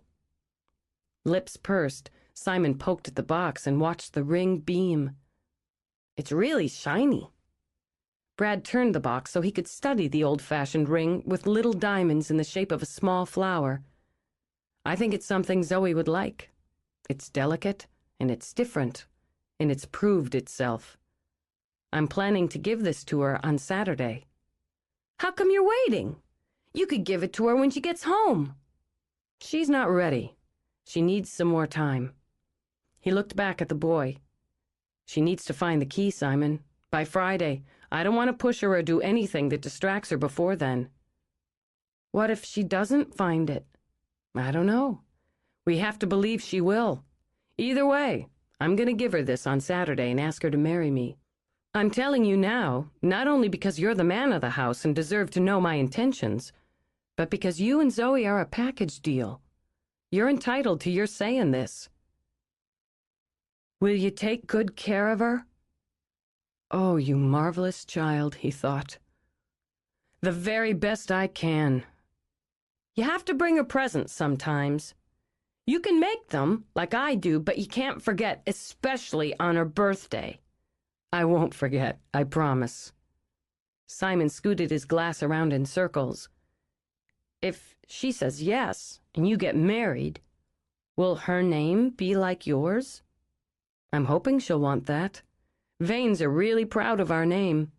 It'd mean a lot to me if she took it." He scooted the glass again, watched it intensely. "Will mine be like yours?" Everything inside Brad lit up like one big candle of love. "I'm hoping you'll want that too, because it'll tell everyone how you belong to me, Simon. If she says yes, and we get married, will you call me Dad?" Simon's heart pounded so hard he heard it ringing in his ears. He looked up, smiled. "Okay." When Brad held out his arms, he did what came naturally and went into them. There were so many things to think about, and all of them seemed to want to jumble in her head as she drove along the river. The day was almost over, and that left only 5 more days to find the key, to open that final lock. 5 days to search her mind, her heart, her life. Nothing was the same as it had been. And when the week was up, everything would change again. All these new directions, she thought. So many roads when before her route had been so direct. Earn a living to make a home. Make that home so her son could have a happy, healthy, normal life. However arduous it had been from time to time, it had been relatively uncomplicated. You got up every morning, took the first step, and kept going until you got everything done. Then you did it again, in some variation, the next day. It had worked, and worked well. But it was true, wasn't it? She admitted as she slowed to make a turn. It was true that under it all, she'd still wanted more. The little things. The pretty things she saw in magazines. She'd found ways to have them by learning how to make them. Nice curtains, a table arrangement, a garden that lasted from spring till frost. And the big things. The college fund she'd started for Simon and built on a little each month. The business she'd begun. So however direct her route, she'd always had her eye out for a detour. Well, she'd taken one now. She pulled up at Brad's, saw Flynn's car, Jordan's. It made her smile. Her detour hadn't just brought 2 women she'd come to love into her life. It had brought 3 interesting men. And in less than 3 months, they had become more like family to her than her own. She parked, waited for the guilt to creep in at that thought. When it didn't, she sat back and considered. No, she didn't feel guilty at all. She'd made this family, she realized. And through some miraculous twist of fate, they understood her in a way her own never had, probably never would. She could love her mother, her sisters, her brother. She shared hundreds of memories and moments with them, good and bad. But she couldn't feel the same connection, the same intimacy with them as she did for the family she'd made. They were her more, she thought. Nothing would ever take away what they'd built together over the past 3 months. Whatever happened next, she would always have her more. Almost giddy with the sensation, she stepped out of the car and started toward the house. It felt good to stride up this walk, easy and natural, to head for the front door, not knowing quite what to expect when she opened it. Dogs running, 3 men and a boy in a football coma, a male-generated disaster in the kitchen. It didn't matter what she found, because whatever it was, she was part of it. Struck, she stopped. She was part of it. Part of what went on inside this house. And the man who owned it. Slowly, she walked back to the banks of the river and turned and looked. She remembered the first time she'd seen the house, how she'd stopped her car just to stare and admire. She hadn't known Brad, hadn't really known any of them yet, but the house had caught her. She'd wondered what it would be like to live there, inside something so wonderfully designed, to have some part in that perfect spot, woods and water, to call her own. And when she'd gone inside, She'd been drenched in delight and wonder. The warmth and the space had pulled her along. She remembered standing at the window in the great room and thinking how incredible it would be to live there and to be able to look out that window whenever she liked. Now she did. She could. Her quest had brought her here, her and her son, to live inside that house with the man who owned it, with the man who loved her. He loved her. Breathless, Zoe pressed her fingers to her lips. Was this an intersection, she wondered, or a destination? Eager to know, she ran toward it. She flung open the door, then held herself still, trying to interpret what she felt. Ease, she thought, and comfort, and excitement, anticipation, a wondrous mix of the soothing and the giddy. Here, she thought, yes, there was something here, something that might be hers. Mo dashed up, and she laughed as he bounded to plant his paws on her shoulders in greeting. "You'll never learn." She gave him a happy rub before pushing him down and scooped up the puppy, jumping over her feet. "Let's go find our men." She tucked Homer on her shoulder like a baby, patting his back as she headed toward the noisy game room. They were, as she'd suspected, sprawled everywhere in an intensely male Sunday afternoon tableau. The football game must have ended, but there was a new contest underway as Flynn took on her son in what appeared to be a vicious round of mortal combat. Jordan was slumped in a chair, a beer bottle dangling from his fingers, his long legs stretched out on a rug that was littered with potato chip shards, portions of the Sunday paper, and dog hair. Brad had copped the couch, and with a bowl of nachos balanced on his belly, looked to be catching a nap, despite the ringing sounds of battle from the screen and the floor. Flushed with love for all of them, Zoe headed toward Jordan. He gave her a lazy smile, then cocked a brow as she caught his dark hair in her hands and bent down to give him a long, hard kiss. "Hello, handsome." "Hello, gorgeous." With a laugh for his perplexed expression, she swung around. She crouched by Flynn, and as Simon goggled, hooked her arm around Flynn's neck, tipped him back like a dance move, and pressed her lips enthusiastically to his. "Geez, Mom!" "Wait your turn. Hi, cutie," she said to Flynn. "Hi back.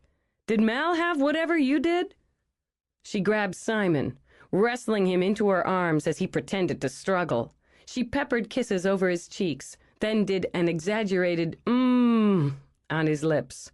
"Hello, son of mine." "Did you drink stuff, Mom?" "No." She gave him a quick tickle in the ribs, then got to her feet. Brad stayed as he was, but his eyes were open now and on hers. With a slow smile, she pushed up her sleeves one at a time as she crossed the room. "I wondered if you'd get around to me. Saved you for last." She picked up the nachos, set them on the table. She sat at his hip and grabbed a handful of his sweatshirt, yanked. "Come here, and bring that sexy mouth with you." Behind her, Simon rolled around on the floor, making gagging noises until Mo sat on him. She ended the kiss with a teasing nip on his bottom lip and a whispered, "We'll finish this later," then gave him a light shove to send him flat again. "Well," she rose, brushed her palms together as if completing a task. "Y'all be sure to pick up in here when you're done. I've got some work to do upstairs." She sauntered out, feeling like the queen of the world. Chapter 17. Brad wasn't sure what had gotten into her, but he was pretty sure he liked it. Whatever had put that brilliantly sexy look on her face and had turned her voice into a laughing purr couldn't be bad. He wondered what sort of strange and exotic female rituals she and the others had performed while he'd been watching football. He wondered if they could perform them once a week. The first chance he got, he was going to corner her and see that she made good on that promise to finish what she'd started with that long, smoldering kiss. But from the look of things, it wasn't going to be soon. By the time Flynn and Jordan left, Simon claimed to be starving to death. The fact that the boy had been eating steadily all day didn't seem to matter. He was starving. The dogs were starving. They would all keel over and die if they didn't eat soon. To hold them off, Brad thrust what was left of a bag of corn chips in Simon's hands and chased the three of them outside. But from Zoe, there hadn't been a peep in over an hour. The woman had swept in, stirred him up, then swept out again, leaving the taste of her lingering on his lips. Simon wasn't the only one who was starving. Unwilling to wait for her to wander his way again, Brad went upstairs and knocked on her closed bedroom door. "Come on in." He opened it and saw her sitting on the bed, surrounded by stacks of paper and notebooks, library books, and her borrowed laptop. She still looked sexy. He doubted she could look anything but. And very focused. "What's up?" he asked her. The desk couldn't hold all this. It's a big bed. She had a pencil behind her ear and was idly chewing on another one. "I'm going through everything one more time, start to finish. I've got all this energy all of a sudden, and all these ideas." She shook herself as if she couldn't hold them all comfortably. "I'm trying to organize them, but one thing just keeps slapping into another." Watching her, he walked over to sit on the side of the bed. "You look excited." "I am. It just sort of struck me as I was driving back, and I thought if I went back through each clue, each quest, Where's Simon?" "He's outside with the dogs." "It's getting late. I wasn't paying attention. I'd better throw something together for dinner and get him in and settled down. Take a minute. Tell me where you're heading with this." "That's one of the things I need to figure out. Where am I heading? I'll tell you while I see about dinner." "You don't have to see about dinner," he said as she wound through her stacks and off the bed. Reaching out, he snagged the pencil from her ear, tossed it on her papers. "There's enough left over down there to forage through." "I think better when I'm busy, and foraging isn't part of the deal. And I like fussing around in that kitchen of yours," she added as she started out. "That's one of the things I need to talk to you about." "You want to talk to me about the kitchen?" "That's part of it, part of the whole." Catching his expression of pure male distress, she chuckled. "Don't panic. I'm not pulling a Mallory on you. Your kitchen's wonderful just as it is. The fact is, this is the most wonderful house I've ever seen." She trailed her fingers along the rail on the way downstairs. "Everything about it is just as it should be. I love my place. It means so much to me. There are still some mornings I wake up and just hug myself because it's mine." She stepped into the kitchen and let out a very long, very audible breath. "We, foraged considerably earlier." "So I see." There were dishes, glasses, bottles of soda and beer, bags of chips and other jetsam of a male afternoon spread over the counters and table. "Well." So saying, she rolled up her sleeves. "Wait a minute, just wait." More than a little embarrassed that he'd let the state of the house get quite so out of hand, he grabbed her arm. "If we're talking about deals, you're not supposed to pick up after me." "I'm not picking up after you."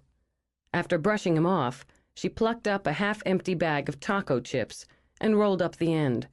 "I'm picking up after all of you, which balances out you having Simon underfoot all day while I was off doing something else. Do you have any clothespins?"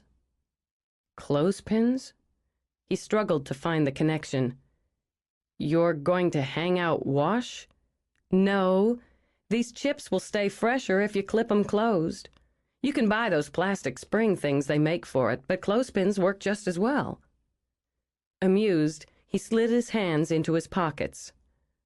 "I don't believe I have any of those in stock at the moment. We can order them for you." "I've got my own. I'll bring some by." With quick, efficient moves, she had the bags rolled and stored or crushed and thrown away, and started straight in on the dishes. A man's got a beautiful house like this, he shouldn't let it get to be such a mess. I imagine the game room looks like an army was bivouacked in it. He began to jiggle his change. "Maybe. I have a cleaning crew. He broke off at the single steely look she sent over her shoulder. Am I going to have to vacuum? No, Simon is, to thank you for the day. Meanwhile, I was talking about houses. Flynn's got a great house. I imagine he bought it because it pulled some string inside him and made him comfortable, made him at home. He didn't do a lot with it until Mallory came along, but there was something about that place that told him, this is the one. This is my place. Okay, I'm following that. With the dishes loaded, she damped a cloth to wipe off the counters. There's the Peak. That's a fantastic place, a magic one. But it's a home, too. It was a place that meant something special to Jordan even as a boy, something he aspired to. He and Dana are going to make it their own. She poured a couple of swallows of warm beer in the sink, tossed bottles into the recycle bin. Watching, Brad was certain he'd never seen a room put so quickly to rights. I could never live in a place like that, she continued. It's too big, too grand, too everything. But I can see how it's right for them. She got out a pot, measured water by eye, and set it on the range. While she spoke, she pulled out vegetables and the sealed bag of beef she'd marinated that morning. Then there's indulgence. As soon as I saw it, I knew this is the place where I could make something, where Mal and Dana and I could make something. It was a crazy idea when you really think it through. She julienned peppers and carrots with what looked to Brad like the skill of a veteran line chef. How so? Putting it all under one roof that way, with the bare minimum of seed money. Buying the place, too, instead of pushing just a rent. But I wanted to buy it, to have it, as soon as I saw it. You don't say it was a crazy idea for the three of you to go into business together so quickly after you'd met, or that it was crazy to take on that much work. Those aren't the crazy parts for me. She cut strips of onions, minced garlic. There was never any question for me about Mallory and Dana. And work, that's just what you do. It was the place, Bradley. It held the same kind of magic for me as my house. That's why I really thought for a while, that was where I'd find the key. You don't think so now? No, I don't.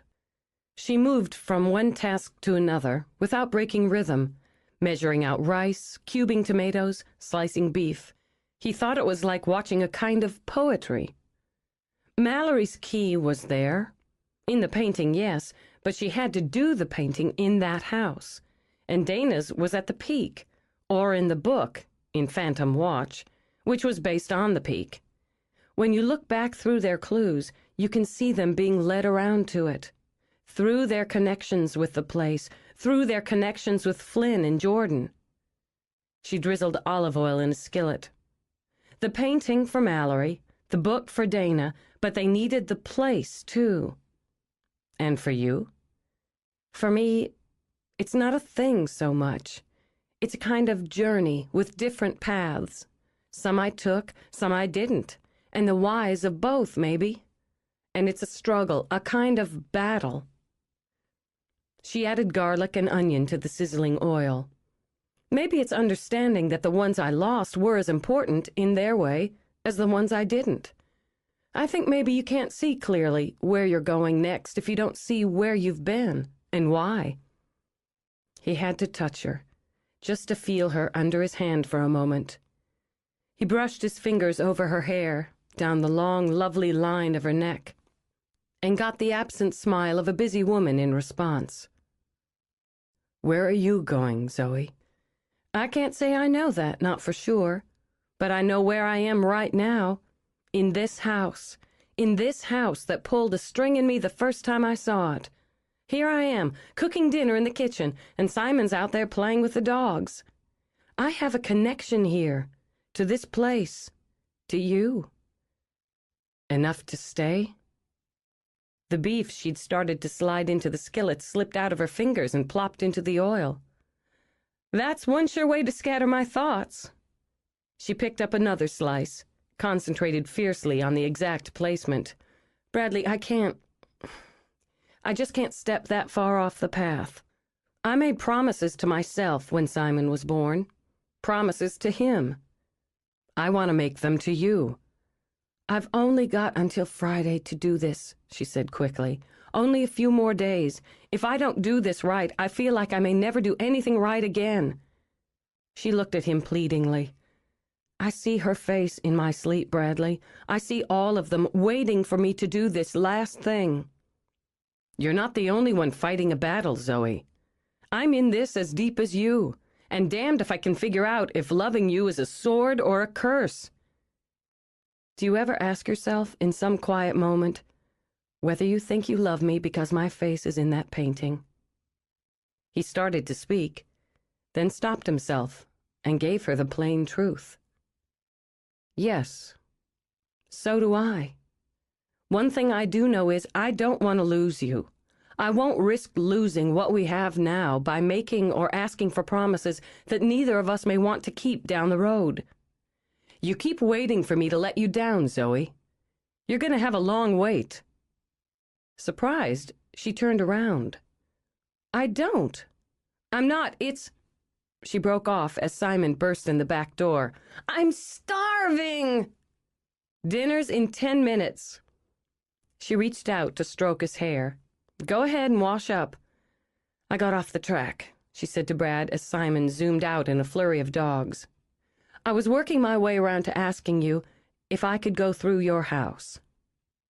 Irritation flickered over his face. You try my patience, Zoe. I imagine I do, she said calmly, and turned back to finish sautéing the beef and vegetables. And I wouldn't blame you for wanting to give me a good kick in the ass, but I've got a lot of important balls in the air right now, and I'm not going to drop any of them. He remembered the way her face had glowed when she'd come home that afternoon. What was the point, he asked himself, in dimming that light because he was frustrated, even angry that she didn't just leap into his arms and give him everything he wanted, all on one big plate? I reserve the right for the ass-kicking. Why ask me if you can go through the house when you're staying here? I mean go through it like I did my own, an indulgence, top to bottom, which would mean poking into personal spaces. She got out a platter, scooped her finished rice onto it. I think the key's in this house, Bradley. No, that's not right. I know it is. I feel it. Efficiently, she topped the mound of rice with the contents of the skillet. Something just opened up for me today when I drove up here, and I know it. I don't know where or how. I just know it is.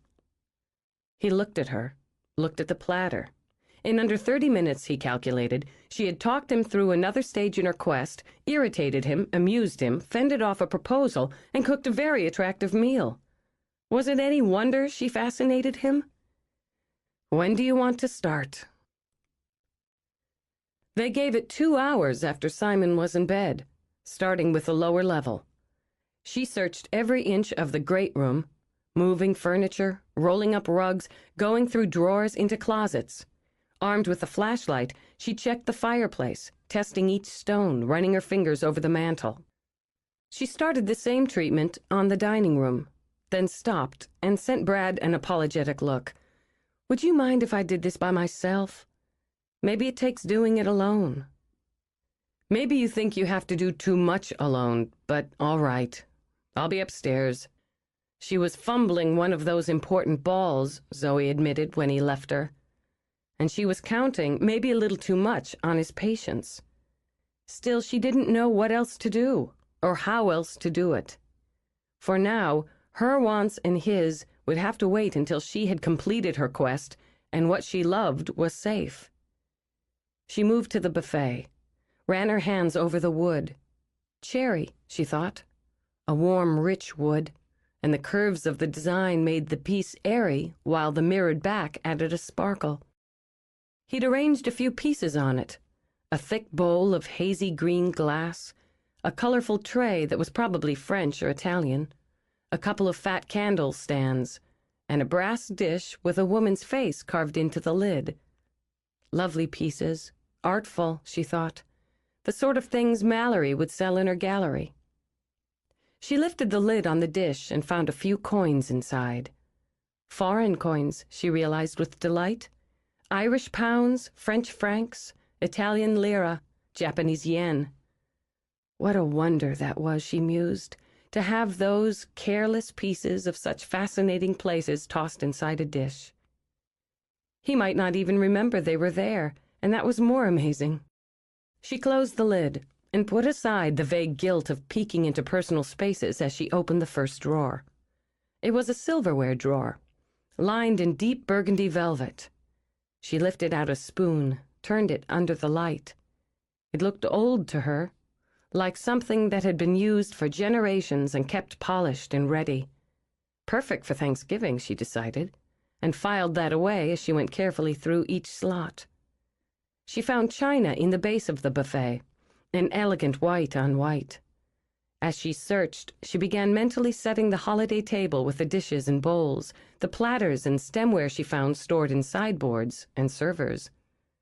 She sighed over linens and damask and a set of bone-white napkin rings, but she found no key. She was shaking out books in the library when the clock on the mantel chimed 1. Enough, she told herself, enough for one night. She wasn't going to let herself get discouraged. The fact was, she realized as she switched off the lamps, she didn't feel discouraged. More, she felt on the verge of something, as if she'd made some turn or crested a hill. Maybe it wasn't the last leg, she thought, as she started up the stairs, but she was focused on the goal now. She checked on Simon, going in automatically to tuck him in. Mo lifted his head from the foot of the bed where he stretched out, scented her, and gave one half-hearted slap of his tail before starting to snore again. The puppy was snoozing with his head on the pillow beside Simon's. She supposed she should discourage that sort of thing, but she honestly couldn't see why. They looked so cozy there together, harmless and unharmed. If Simon was part of it, as Mallory believed, then maybe the key was here, in this room, where he was sleeping. For a moment she sat on the edge of the bed, her hand idly stroking his back. The light from the last quarter of the moon filtered through the window and washed pale light over her son's face. There was still light, she told herself, so there was still hope. She was holding on to it. She rose and slipped quietly out of the room. She glanced toward Brad's door. For what was left of the night, she would hold on to him as well.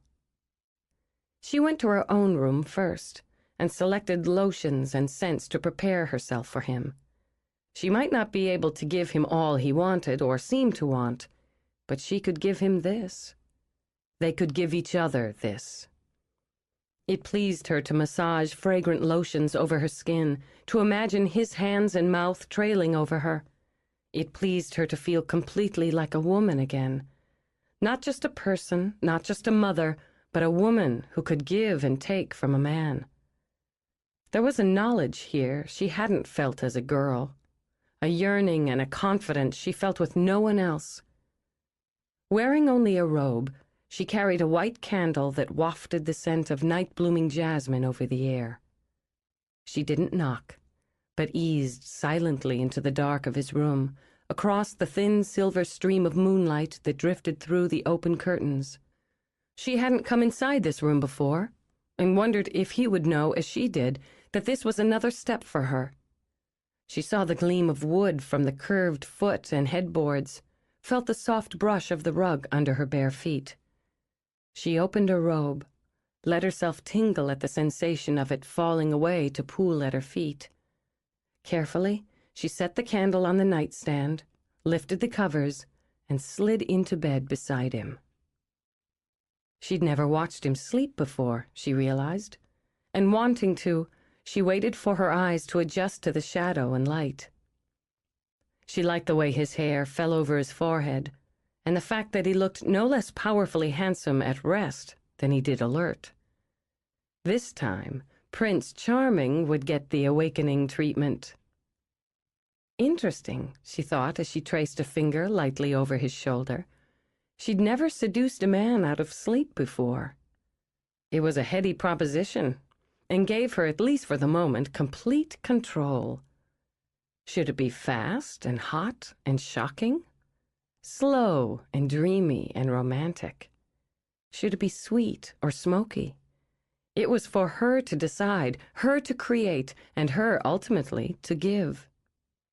Easing the covers down, she shifted to range herself above him, and held on to that secret erotic charge another moment before she began to use her mouth, began to use her hands. Slowly, she thought, slowly, to tease him out of sleep and prolong this fascinating interlude. His skin was warm and smooth, his body hard and firm, and she could feast freely. He dreamed of her, gliding out of forest shadows with her body slim and free, dreamed of her low laugh as she turned toward him, then away, as her fingers trailed over his cheek, as she lured him to follow her into the forest where the moonlight-dappled ground was blanketed with flowers. She lay back on that sea of blooms, her arms gleaming like gold dust in the scattered light, lifted. Her lips met his, then drew away again to leave him with one tantalizing taste. He awoke in stages, craving more, and found her. Her mouth was on his again, and as she sighed his name, her breath became his breath. And when his caught on a moan, he all but drowned in the scent of her. "There you are," she whispered, and caught his chin lightly in her teeth. "I've been taking horrible advantage of you." "You've got 10 years to stop that, or I'm calling the cops." Playfully now, she scraped her nails down his belly and muffled a giggle when he bit off an oath. "Shh, we have to be quiet. I don't want Simon to hear us." "Right. We don't want him to know we're in here having fun." His mind was still scrambling, but he could see her face clearly enough and the surprise that flashed over it. He happened to mention it. Oh, God! She had to press her lips together and plaster a hand over them to stifle her chuckle. "Oh, my God!" "Shh," Brad reminded her, and rolled over until he pressed her into the mattress. "Now, where were we?" "I was sneaking into your bed in the middle of the night and waking you up." "Oh, yeah. I really liked that part." His grin was quick.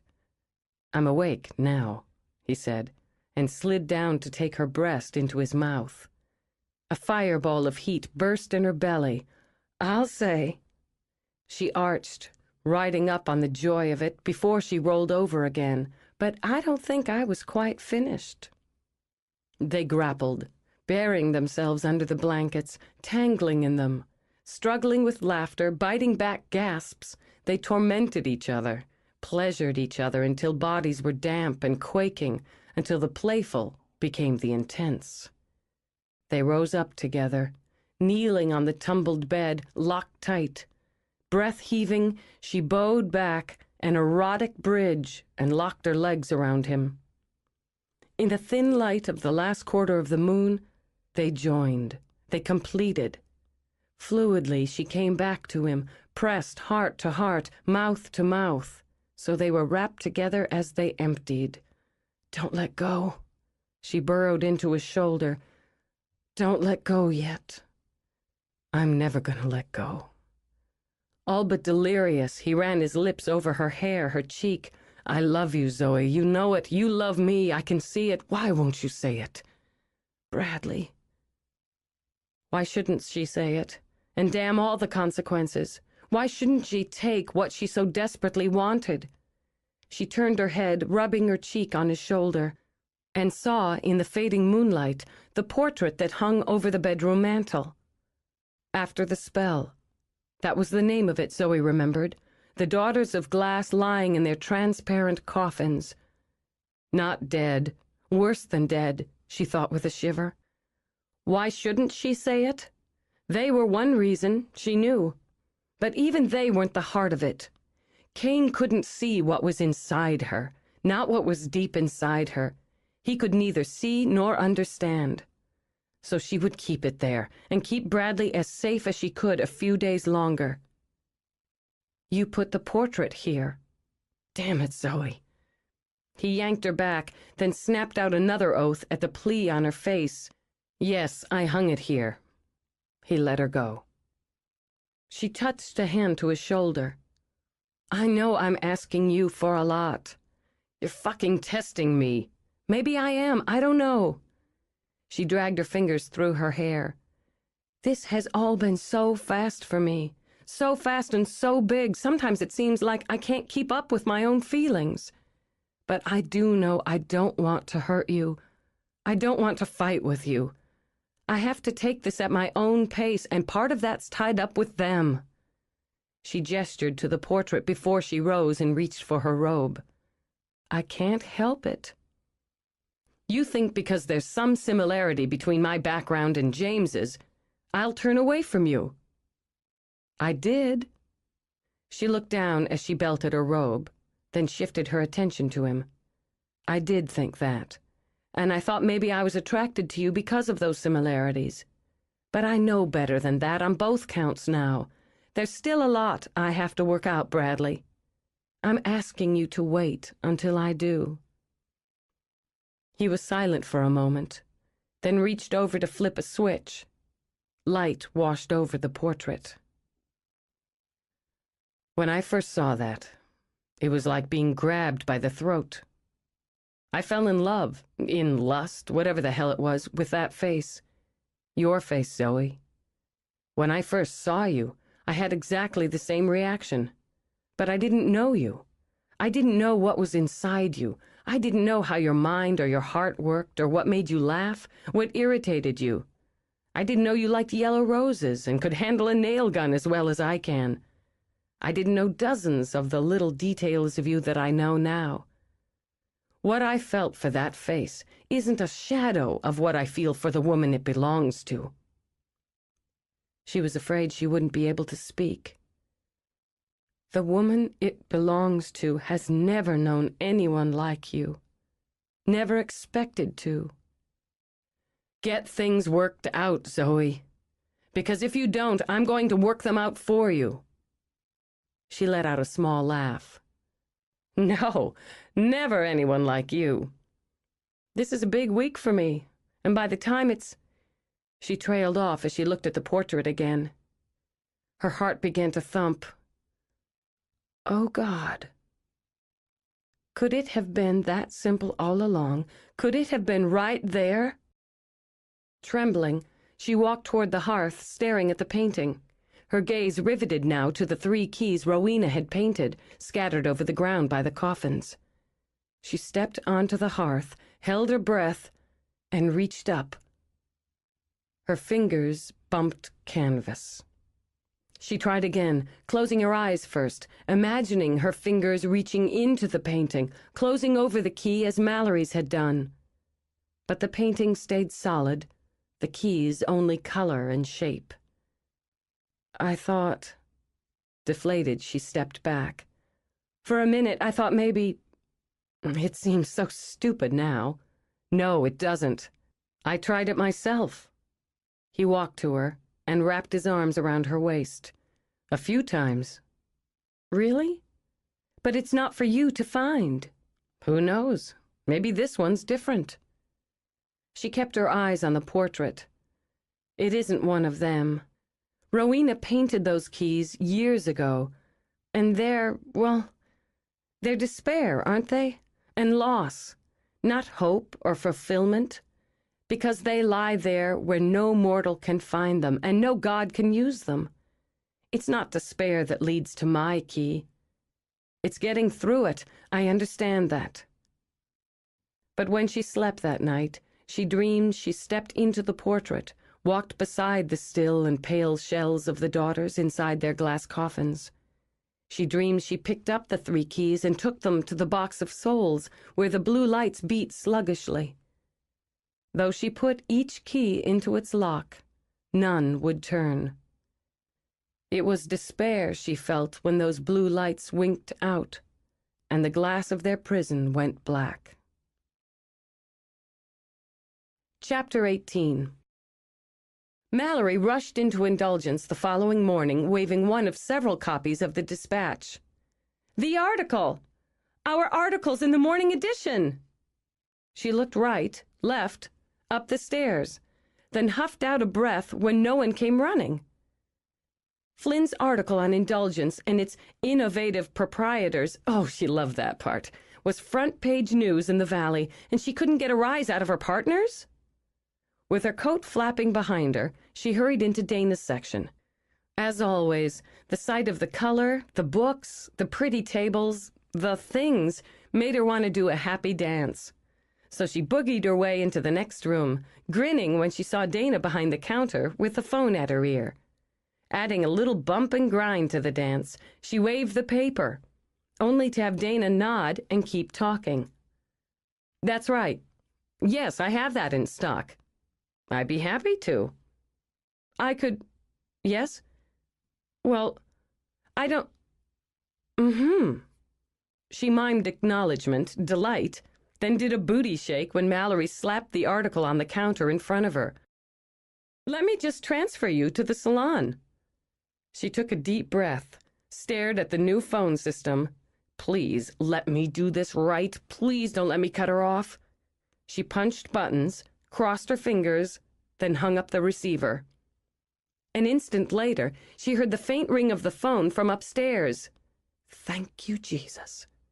Mal, you just won't believe it. Forget that. Look at this. Look, look. She jabbed her finger on the newspaper. Oh, that. When Mallory's jaw dropped, Dana pulled a stack of the dispatch from under the counter. I bought 5 copies. I've read it twice. Would have read it again, but I've been busy manning this phone. Oh, God, there goes yours, I think. My what? Your phone. Dana swung around the counter, grabbed Mallory's arm, and dragged her to the other side of the house. I got in 10 minutes ago, and the phones were already ringing. Zoe said, never mind, answer it.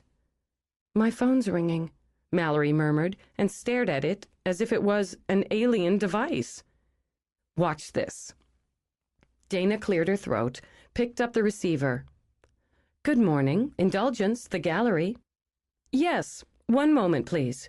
Let me put Ms. Price on the line. Dana punched hold. Ms. Price, you have a call. I have a call. Okay. Mallory wiped her palms on her coat. I can do this. I did this for years, for somebody else. I can do it for myself. She engaged the line. Good morning, Mallory Price. 3 minutes later, she and Dana were doing a fast polka around the room and out into the hallway. We're a hit, Dana shouted. We're a hit, and we haven't even opened the doors. Let's go up and get Zoe. Should we leave the phones?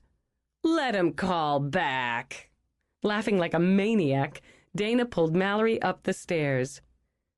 Zoe sat, tipped back in one of her salon chairs, an expression of shock on her face. Still flying, Dana charged over and gave the chair a wild spin. We kick ass. I have appointments, Zoe said dully. I'm nearly booked solid for Saturday already, and there's 2 manis, a pedi, a cut and color, and 2 massages for Friday. I have a mother-daughter facial booked for next week. For next week. We need to celebrate, Mallory decided. Why don't we have any champagne around here? We could make mimosas if we only had champagne and orange juice. The phone was ringing when I walked in, Zoe continued in the same dazed voice. It wasn't even 9 o'clock and the phone was ringing. Everyone's saying how they read the article in the paper. I want to marry Flynn and have his babies. I'm sorry, Mallory, I feel I must. Get in line. Mallory grabbed the newspaper Zoe had on the station. Look at us. Don't we look great? She held up the page that carried the photograph of the 3 of them, arms around each other's waists, as they stood in the hallway that linked their 3 enterprises. Price, McCourt, and Steele, she read, the beauty and the brains behind indulgence. I have to say, he really did a solid job on the article. Dana leaned over Mallory's shoulder to scan it again. We come across great, but then, hey, that's a given. But he really got the point of our place across. The fun factor. Then there's the whole local women, revitalizing property, giving a boost to valley economy, blah, blah, blah. That gets people interested. And we look really hot, Zoe added, which never hurts. I read the article before breakfast. Then I had to pull over on the drive here and read it again. I'll have it framed, Mallory said. We'll hang a copy in the kitchen. She pulled a notebook out of her purse to write it down. Oh, while I've got this out, we need to make sure we check on the refreshments we're serving at Friday's opening. I'll take the bakery. Dana, you've got the drinks. Zoe, the fruit and cheese. My phone's ringing again, Zoe said, and shocked everyone by bursting into tears. Uh-oh, you take her. Mallory pointed at Dana. I'll get that. She dashed to reception as Dana yanked tissues from the box on the station and pressed them into Zoe's hands. I'm sorry. I'm sorry. Why do I keep doing this? Don't sweat it. Go on, let it out. She couldn't stop and only managed a choked sob and a wave of her hand when Mallory came back. Let's go down to the kitchen and have some tea. Briskly, Mallory pulled Zoe to her feet and, tucking an arm around her waist, led her out of the salon. Okay, good. God, what an ass. Zoe blew her nose fiercely. I don't know what's wrong with me. It might be having a business about to open, a quest coming up on deadline, a man, and the combination of those bringing just a little hint of stress into your life. Here, now, sweetie. Let's all take 10. I feel so stupid. Still sniffling, Zoe let Mallory ease her into a chair in the kitchen. What have I got to cry about? Everything's great. Everything's wonderful. Tears flooded again, and she simply laid her head on the table and wept. I'm scared out of my mind. It's all right. Standing behind her, Mallory rubbed her shoulders while Dana put on the kettle for tea. It's all right to be scared, honey. I don't have time to be scared. I have my own salon. I've been thinking about how I could build up to this for almost 10 years, and now it's real. My phone's ringing. It makes me so happy, so why am I falling apart? I'm scared too. Zoe lifted her head, blinked at Mallory. You are? Terrified. When I first started reading Flynn's article, I got this buzzing in my ears and this metallic taste in the back of my throat. The happier I got, the louder the buzzing, and the more I had to keep swallowing back that taste. I keep waking up in the middle of the night. Dana turned from the stove. I think, I'm opening a bookstore, and the butterflies wake up in my stomach and have a party. Oh, thank God. Outrageously relieved, Zoe pressed her fingers to her temples. Thank God.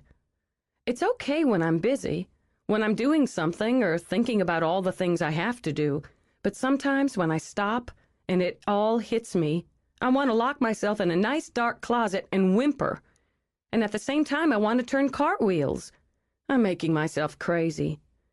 We're all in the same boat, Dana said, and it's been christened neuroses. Zoe managed a watery smile as Dana set colorful cups on the table. I'm really glad both of you are crazy, too. I was feeling like such an idiot. There's more. I think I know where the key is. Not exactly, she said quickly, when Mallory's hands jumped on her shoulders. But I think it's at Bradley's. There's something about the house, and when I turned that angle over in my head yesterday, it just seemed to open up. It feels right to me. And because it does, because it feels as if I'm one step away from finding it, I'm all twisted up inside. Because you're close to finding it? Mallory asked. Or because it's Brad's? Both. Zoe picked up her cup, held it in both hands. Everything's coming to a head. The quest, this place. I've been so focused on both things since September that now that they're both so close to finished, I know I have to start looking beyond that to what happens next. And I can't see it. Having these big purposes pushed me along. Now I'm going to have to deal with the results. You won't have to deal with them by yourself, Mallory reminded her. I know. That's another part of it. I'm used to dealing with things on my own. In my life, I've never been as close to anyone other than Simon as I am to the two of you. It's like this incredible gift. Here are these two wonderful women, and they'll be your friends, your family. Geez, Zoe. Dana picked up one of the scrunched tissues. You're gonna get me started. What I mean is, I'm still getting used to knowing I've got you. To realizing I can pick up the phone if I need to, or just go by and see you. Come here and see you. That I can tell you I'm scared or sad or happy, or I need some help, anything, and you'll be there. She soothed her raw throat with tea, set the cup down. Then there's the guys. I've never been friends with men before. Not really. With Flynn and Jordan. Being able to talk or hang out, flirt, and know there's nothing there but friendship. To have Simon be able to be with them. To have that kind of male adult influence, it's another real gift. You haven't mentioned Brad, Mallory pointed out. Working around to it. I'm nervous and excited about finding the key. About this certainty that I will find it, and that it's connected to Bradley. At the same time, the certainty that it's connected to him scares me as much as anything ever has. Zoe, have you considered that it could be the fear that's blocking you from finding the key? She nodded at Dana. Yeah, but I can't push through it. He thinks he's in love with me. Why do you qualify it? Mallory demanded. Why can't you just say he's in love with you? Maybe I want it too much. And I want it not just for me, but for Simon. I know that's part of it. Bradley's wonderful with Simon, but it's still, well, novel between them. The reality is this is a nearly 10-year-old boy, another man's son. Saying nothing, Dana walked over, opened a cupboard, and took out their box of emergency chocolates. She set it on the table in front of Zoe. Thanks. Choosing a piece at random, Zoe let out a little sigh. If Bradley loves me, he'll take Simon. He'd always be good to him, kind to him, I know that. But wouldn't there be something missing? That unbreakable connection? I don't know. Mallory pushed a hand through her curls. But I'd say that's going to be up to them. Yes, but Simon's used to it being the two of us. Having my attention focused on him, doing what I say, or trying to get around doing what I say. If this is going to work, he's going to need time to see Bradley as something other than a friend with a really cool game room. Time to adjust to having someone else have real authority over him, just as Bradley has to adjust to having a child already half grown. If I just jump the way I want, it means taking both of them in with me, maybe before they're ready. That's sensible. Giving in, Mallory took one of the chocolates. It's logical. But sometimes this sort of thing isn't either one. Zoe drew a breath. There are other things. Rowena and Pitt, they said the more I cared about Bradley, the harder Kane would go after him. So you're protecting him by holding back. Dana lifted her brows. That'll piss Brad off. I know that if it was Jordan, since I love the jerk, I'd probably try to do the same thing. I've been going over and over it in my head. This way, that way. If I do this, what could happen? If I do that? Zoe shrugged wearily. There's too much at stake. Everything's at stake, so I can't just grab onto something because it looks so shiny and beautiful, not without considering the consequences. Maybe you should add more to the mix. Mallory laid a hand on Zoe's. You might hesitate to grab that something shiny and beautiful, because to hold it, you have to give things up.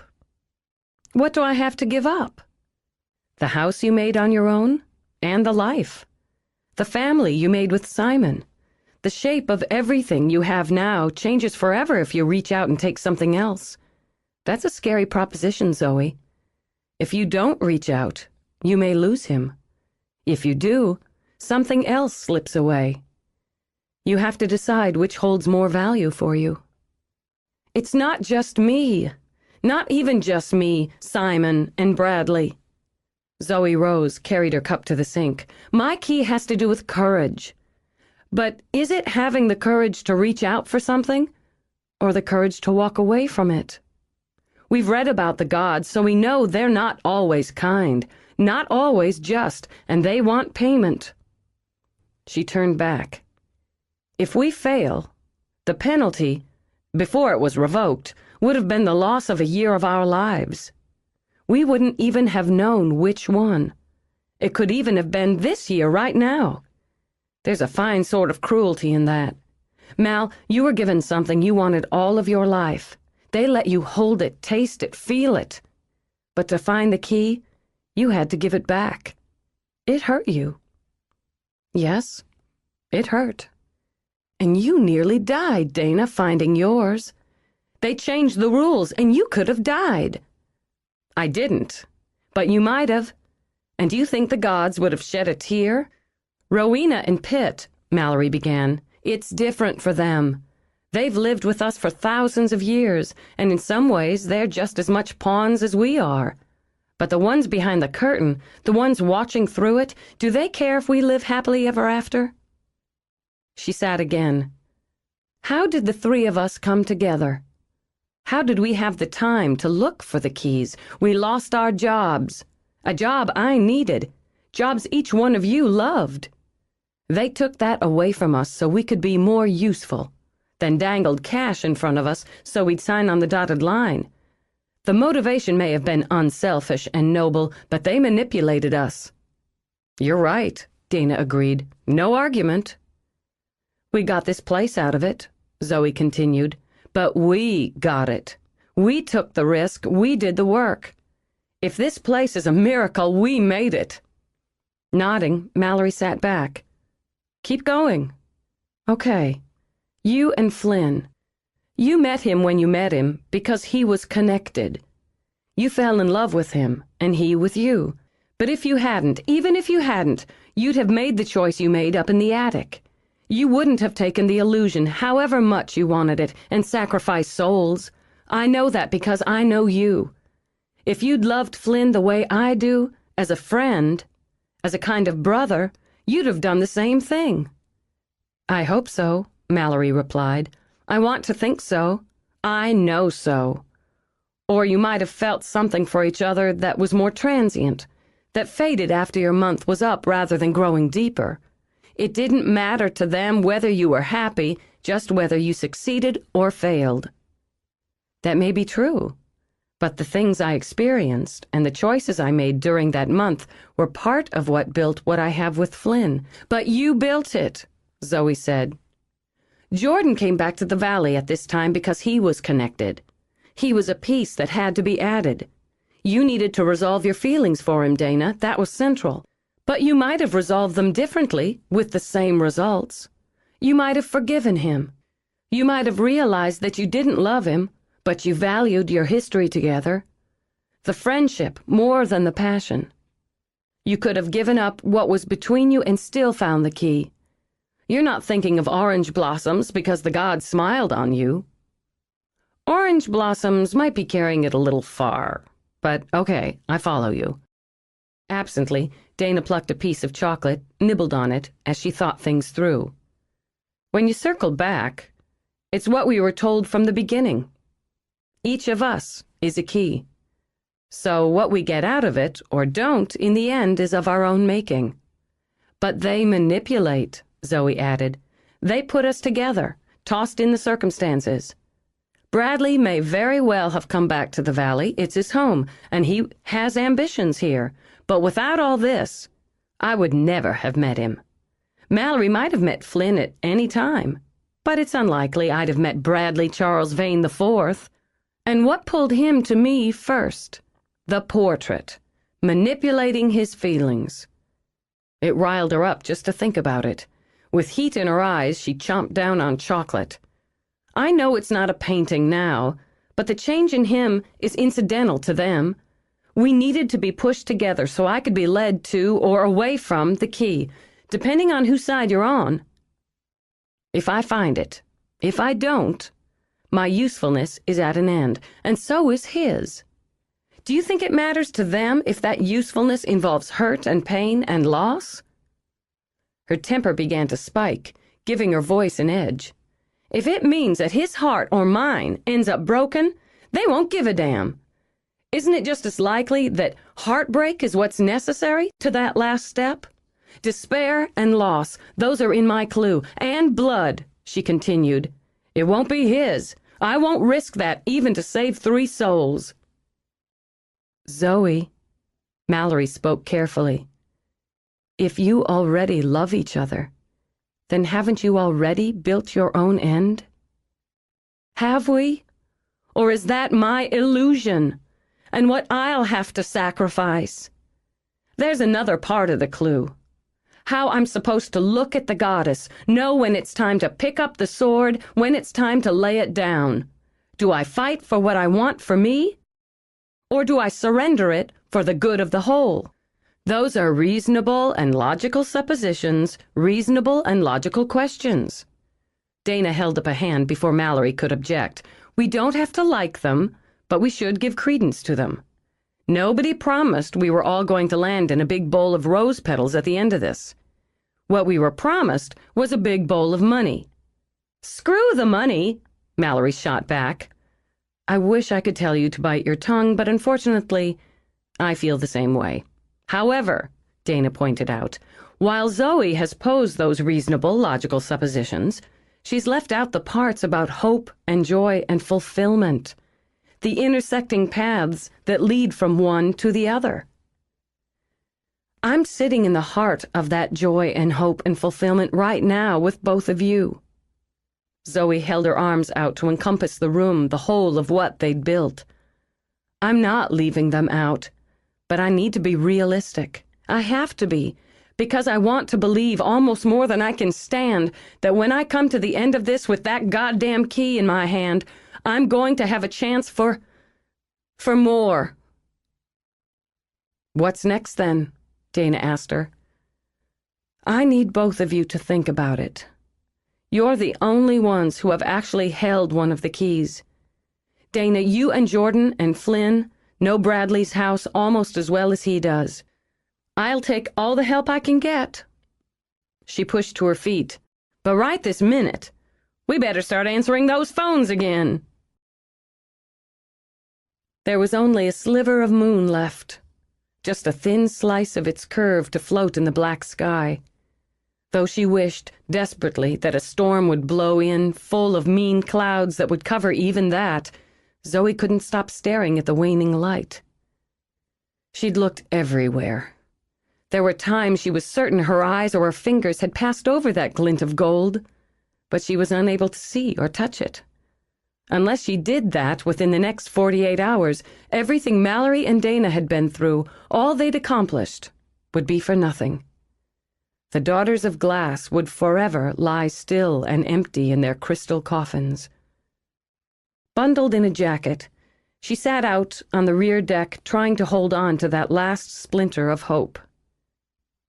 It's here. I know it. What am I missing? What haven't I done that I'm supposed to do? "Mortals," Kane said from behind her, "look toward what they call the heavens and ask what to do, what to think." As Zoe froze, he skimmed a fingertip along the base of her neck. She felt the touch like a line of ice. "It amuses me." His soft boots made no sound as he walked around her to lean casually back against the deck's railing. He was so breathtakingly handsome, she thought. Made for the dark, for moonless nights, for storms. "You failed," he announced matter-of-factly.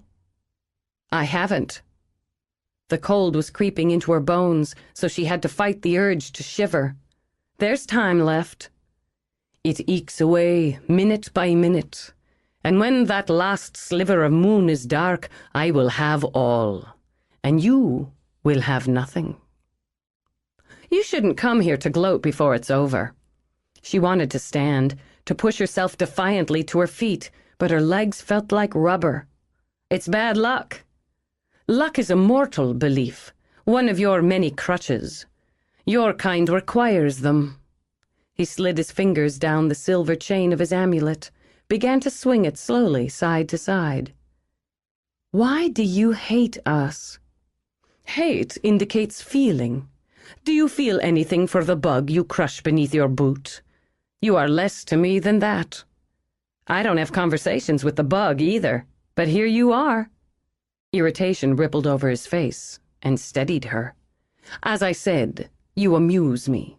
You, particularly, of the three Rowena and Pitt set on this doomed quest. The first, she had style and a clever mind. The second, there was fire there and intelligence. They beat you." "Did they?" He laughed, a soft, derisive sound as he swung the pendant. "Do you not consider that after so long I might wish some entertainment? To have ended it quickly would have been to deny myself the amusement of watching you, all of you, plot and plan and congratulate yourselves. To have ended it would have meant denying myself the pleasure of seeing you squirm as you are now. You interested me simply because you lack the wit and style of your companions. Badly educated, poorly bred." He shifted, lifting the pendant an inch higher.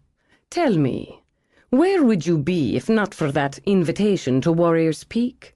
Certainly not here in this house, with this man. A man who will, when the sparkle of this mutual goal has dulled, see you for what you are. He'll cast you off, as the other did. But you already know that."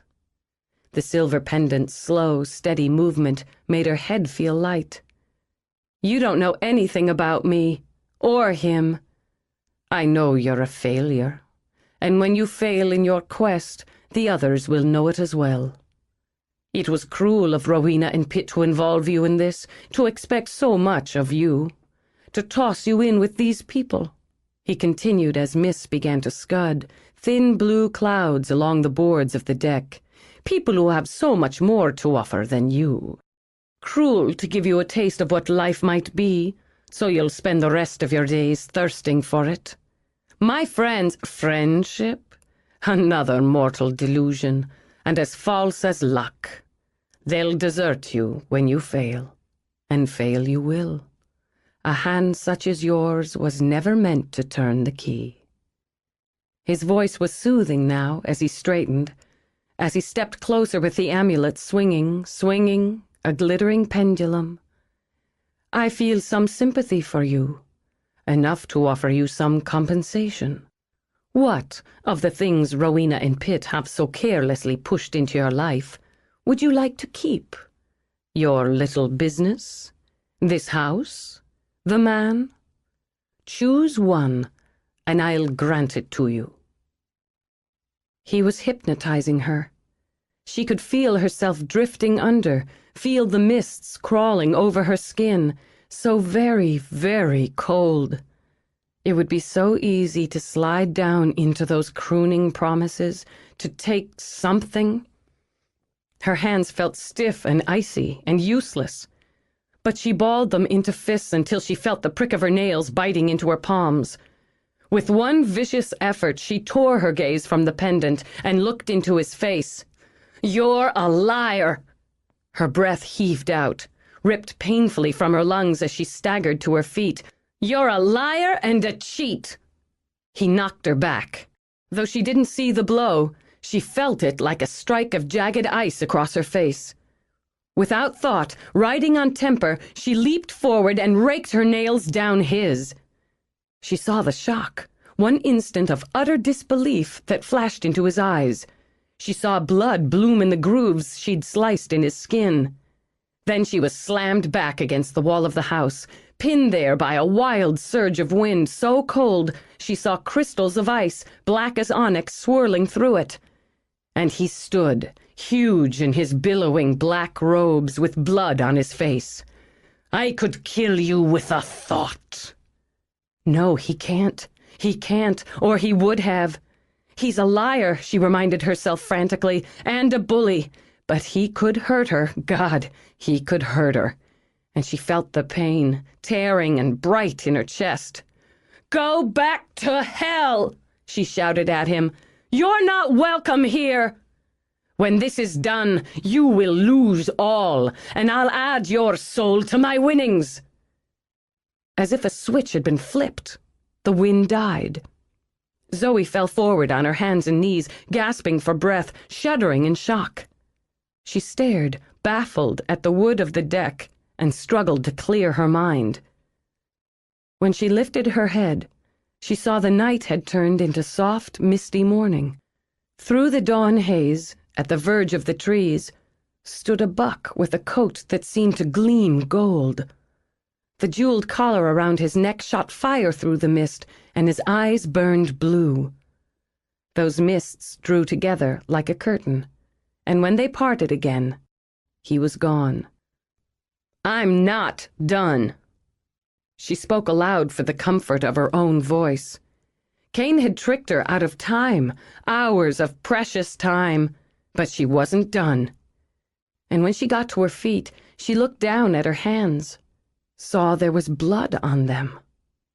His blood. "I hurt him. I hurt the son of a bitch." Tears tracked down her cheeks as she stumbled toward the house. Her vision wavered. She thought she heard someone shouting, a threatening growl, a slam. Shapes and sounds melted together into one dark void. While the mist smoked across the deck, it slithered over the bed where Brad slept, chilled him, trapped him. He turned in his sleep, reached out for warmth and comfort, reached for Zoe. But he was alone. In the dark. The forest was dank with rot and alive with a bitter wind. He couldn't see the path, only the monstrous shapes of the trees, gnarled and twisted into nightmares. The thorns from wild briars ripped at his flesh, bit into his hands like greedy teeth.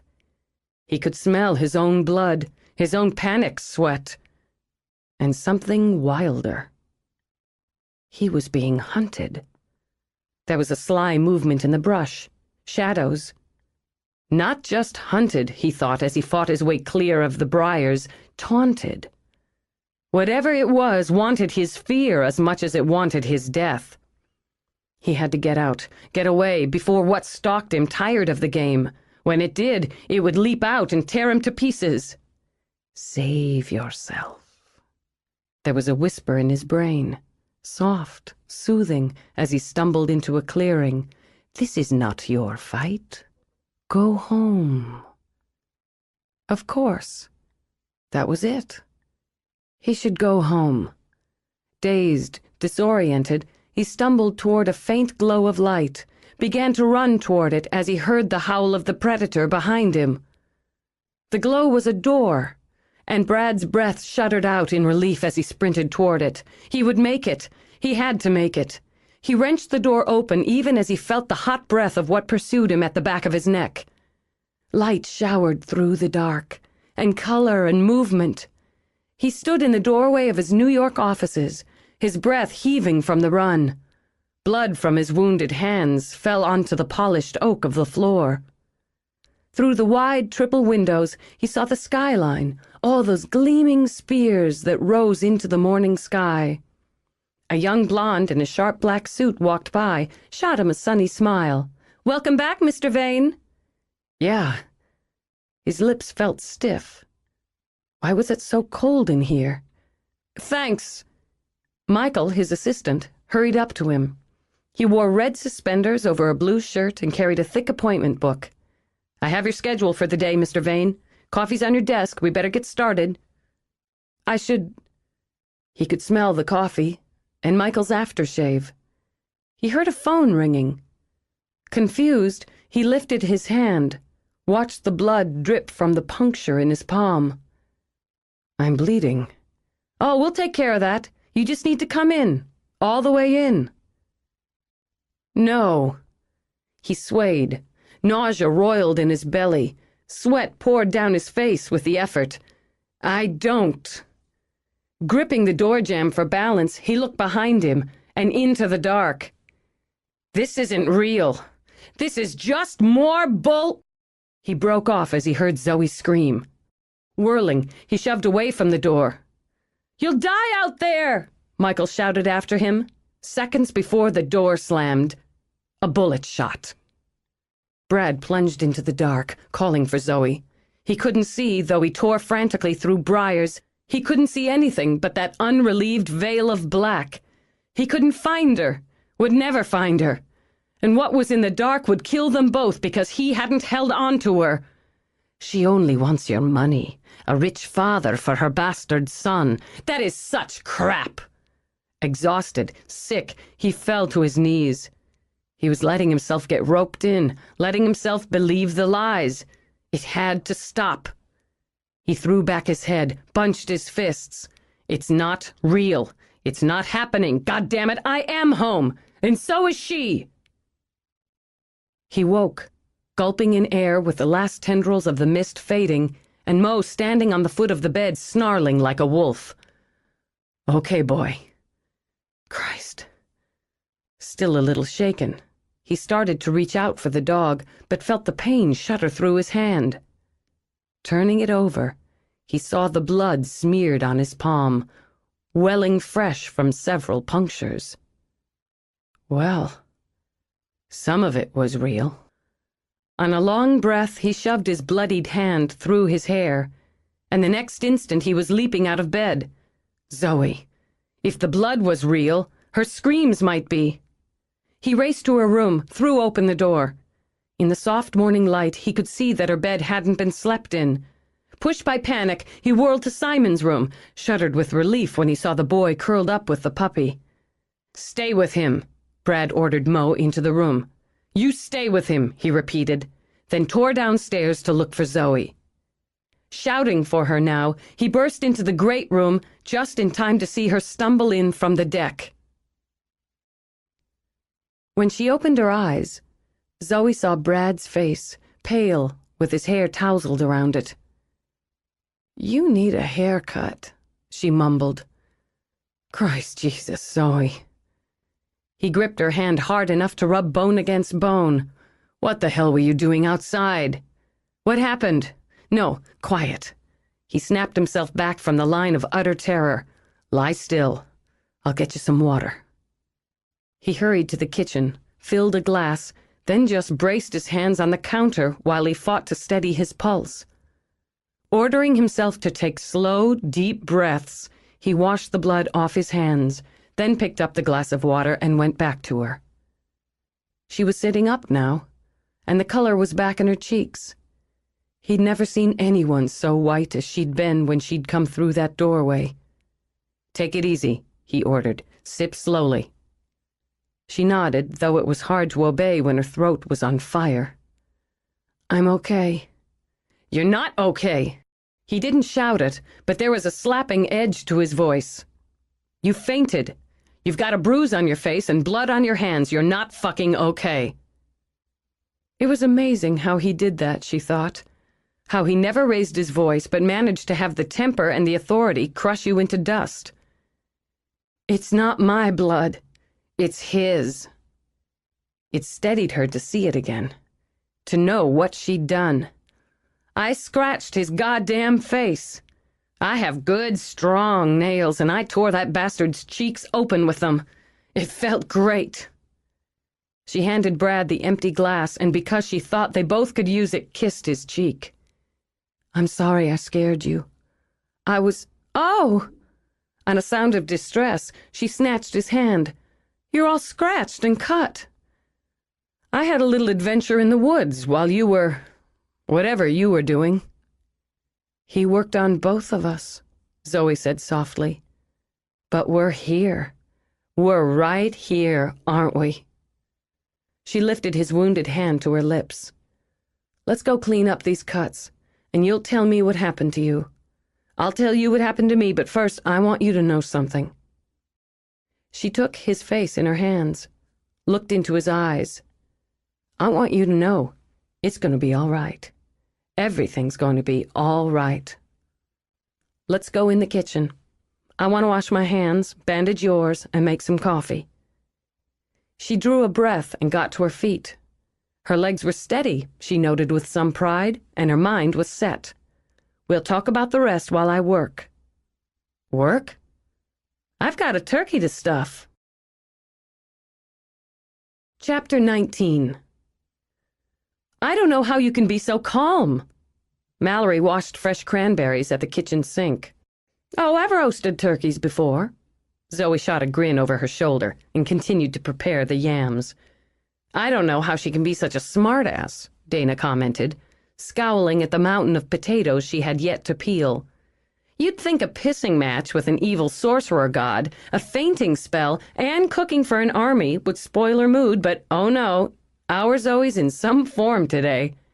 It's Thanksgiving. Which forces me to broach the question. Dana frowned at her paring knife.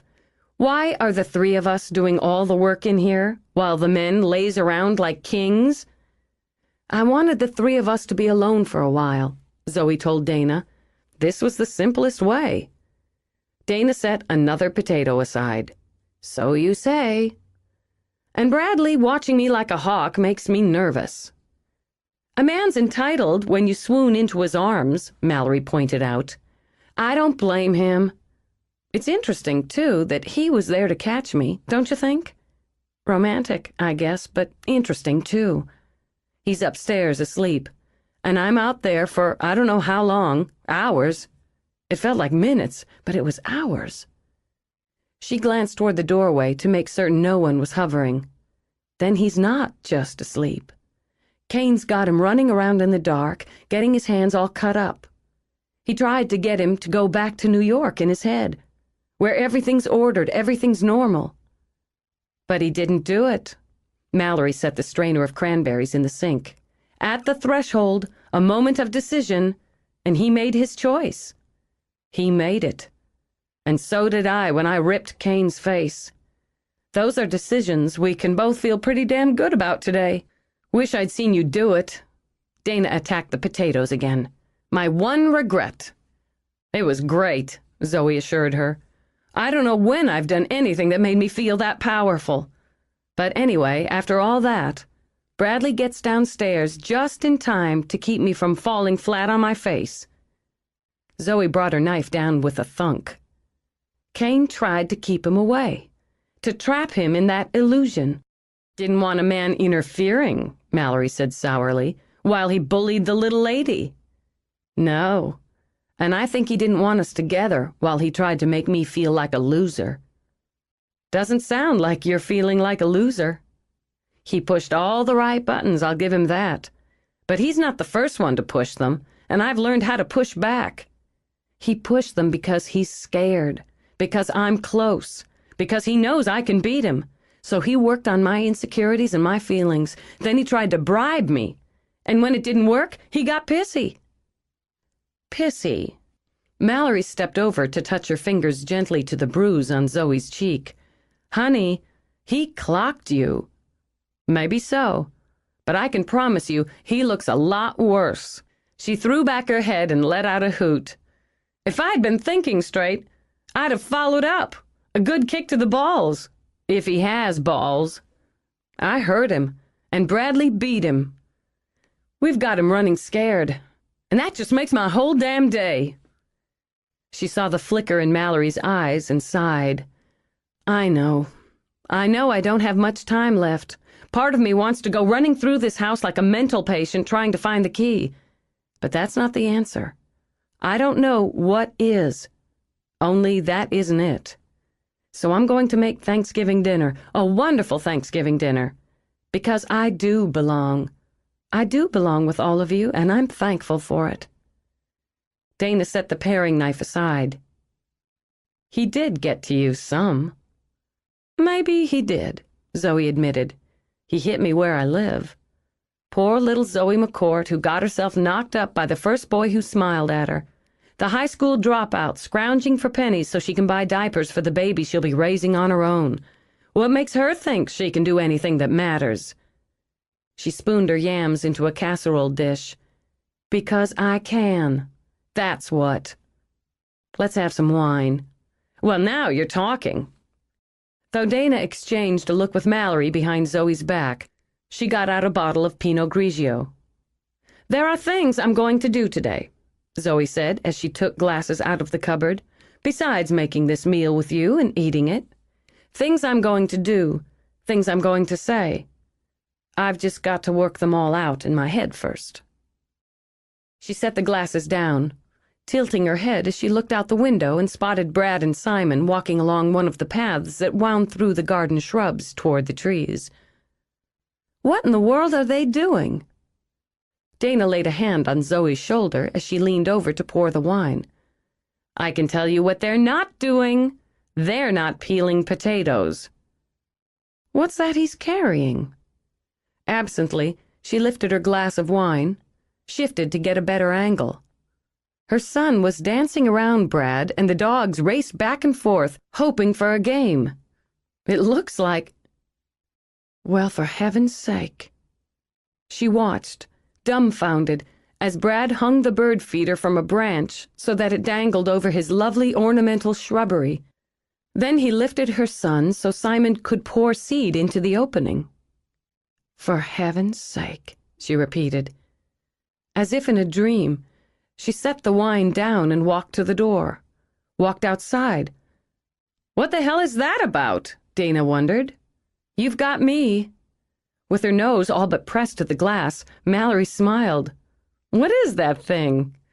Why are they hanging a boot from a tree?" Zoe hadn't thought to get a jacket, but she didn't mind the bite of wind. It carried Simon's laugh to her as he raced away to play with the dogs, and her heart was too warm for the chill to touch it. Brad stood on the path, his hands in his pockets, grinning at the bird feeder. Hearing her footsteps, he turned to greet her. "What do you think?" She'd helped make it, guiding Simon through the steps of turning the flashy red cowboy boot into a bird feeder, steadying his hands as he'd cut the hole in the leather, watching him measure the strips of scrap wood to make the little pitched roof. He'd been so proud of it, she remembered, so pleased that no one else in his class would have a project quite like his. He told her they could hang it in the backyard at home after it was graded and given back. At home, she thought. "Simon gave it to you?" she asked carefully. "Yeah, he got an A on it, you know." "Yes, I know. We figured... What the hell are you doing out here without a coat?" On a huff of impatience, he stripped off his jacket. She stood silent as he shoved her arms into the sleeves of buttery soft leather. "I saw you from the kitchen.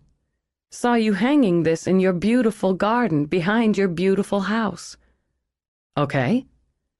Obviously puzzled, he lifted his shoulder. "And?" "He gave you his bird feeder, and you hung it." Tears tickled the base of her throat. "Bradley, this has to be the silliest looking thing you've ever seen in your life. It's an old boot with a hole in it. You're going to see it every time you look out the window, and so's everyone else. That's the idea." He stepped back and just beamed at it. "It's terrific." "Bradley, I have to ask you something. I was thinking this morning after what happened, I was thinking about how I might find the way to ask you, but I thought I needed to talk to Simon first to explain to him and to see how he'd..." She looked back at the feeder and smiled. "But I can see I don't have to talk to him or explain. He's made his choice already." "Ask me what?" He reached out to give the boot a little push, just for the pleasure of watching it swing. "I wanted to ask you to marry me." She felt her courage evaporate when his hand dropped to his side, when he stared at her, but she picked it back up again with both hands. "I thought I should wait until all the rest was finished and I'd had a long talk with Simon, all sorts of things, and until I wasn't so scared about what would happen if I did ask. But I think I was wrong about waiting to ask and about not telling you that I love you. So much. So much it made me even more scared, so I was afraid to trust myself or you, or even Simon, and God, I wish you'd say something and shut me up." "Well, this is pretty sudden. Hang on a minute." Of all the things she'd expected, the best and the worst, it hadn't been for him to stroll away calling for Simon. Heat rose into her cheeks, even as ice balled in her belly. She wasn't sure if that was the result of mortification, hurt, or temper. She tugged his jacket tight around her as he bent down to Simon. She couldn't hear what was said, but it caused Simon to nod rapidly, give a little war whoop, then charge back to the house. Hooking his thumbs in his front pockets, Brad walked back to Zoe. His expression was both polite and pleasant. Let's see now. Where were we? You're asking me to marry you because I hung the feeder Simon gave me in the garden? Yes. No. Damn it, Bradley. You don't have to make me sound like a fool. The only other people Simon's ever given things he makes to besides me are the Hansons, and that's because he thinks of them like grandparents. He gave this to you because he loves you, and I thought... You hung it. I happen to like it. He couldn't help grinning like a fool when he tapped a finger against the red leather boot. I'm afraid you might be missing the artistic whimsy of the design, but be that as it may, don't you talk to me about artistic whimsy. Let me tell you something, Bradley Charles Vane IV. If you're not prepared to stand behind all that talk about being in love with me, then you don't know who you're dealing with. The grin stayed plastered on his face as he looked at her. Don't I? Marriage isn't a joke to me. It's what I expect from the man I love and the one who claims to love me.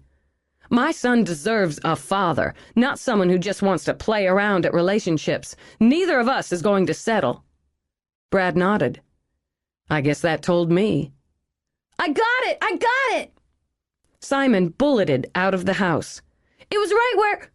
He cut himself off at the warning look from Brad, but though he stared down at the ground, his shoulders shook with laughter. I'd like to know what's so damn funny. A little man business between me and Simon, Brad told her, deftly palming the box Simon had clutched in his hand. You see, it happens Simon and I discussed a certain matter a while back, and... You said you had to wait until... Hunching his shoulders under Brad's bland stare, Simon scuffed a toe on the path. Okay, but hurry up! We came to an understanding, Brad continued, and as questions on both sides were resolved, I thought it only right to show him this so he could be sure of my intentions. Brad lifted the box, opened the lid. It was his grandmother's and... Golly, can't I say anything? Simon complained when Brad shushed him. Let's see what your mother has to say first. Looking at the ring was like looking at stars, delicate and bright and beautiful. She could only give a helpless shake of her head. You had plenty to say a minute ago, Brad pointed out. Something about me standing up and what you expect. But maybe I should answer your initial question. Yes. He took the ring from the box. Absolutely, yes. I'll be your husband and love you every day for the rest of my life. Put it on her finger, Simon demanded. You're supposed to put it on her finger, then you have to kiss her. I know the drill. The two of you, already talked about this? Zoe managed. That's right. When a guy's taking on a father, there are things he needs to know. Brad exchanged a look with Simon, one that made Zoe's heart sparkle every bit as richly as the ring. And when a man's being given a son, there are things he needs to say. It's man-to-man stuff, Simon told her. You wouldn't get it. Oh. She felt the laugh bubble up through the tears in her throat. Okay, then. Zoe? Give me your hand. She looked at him first, looked into his eyes. He's the most precious thing in the world to me. She laid her right hand on Simon's shoulder and gave Brad her left. We're both yours now. We're each other's. There was warmth as the ring slid onto her finger, a lovely jolt of it as it circled her flesh. It fits. It's so beautiful. I've never seen anything more beautiful. I have. His eyes held hers as he kissed her. Can I call you Dad now? Simon tugged on Brad's sleeve. Can I, or do I have to wait? As Brad lifted Simon off his feet, Zoe's already full heart overflowed. You don't have to wait. Neither do we."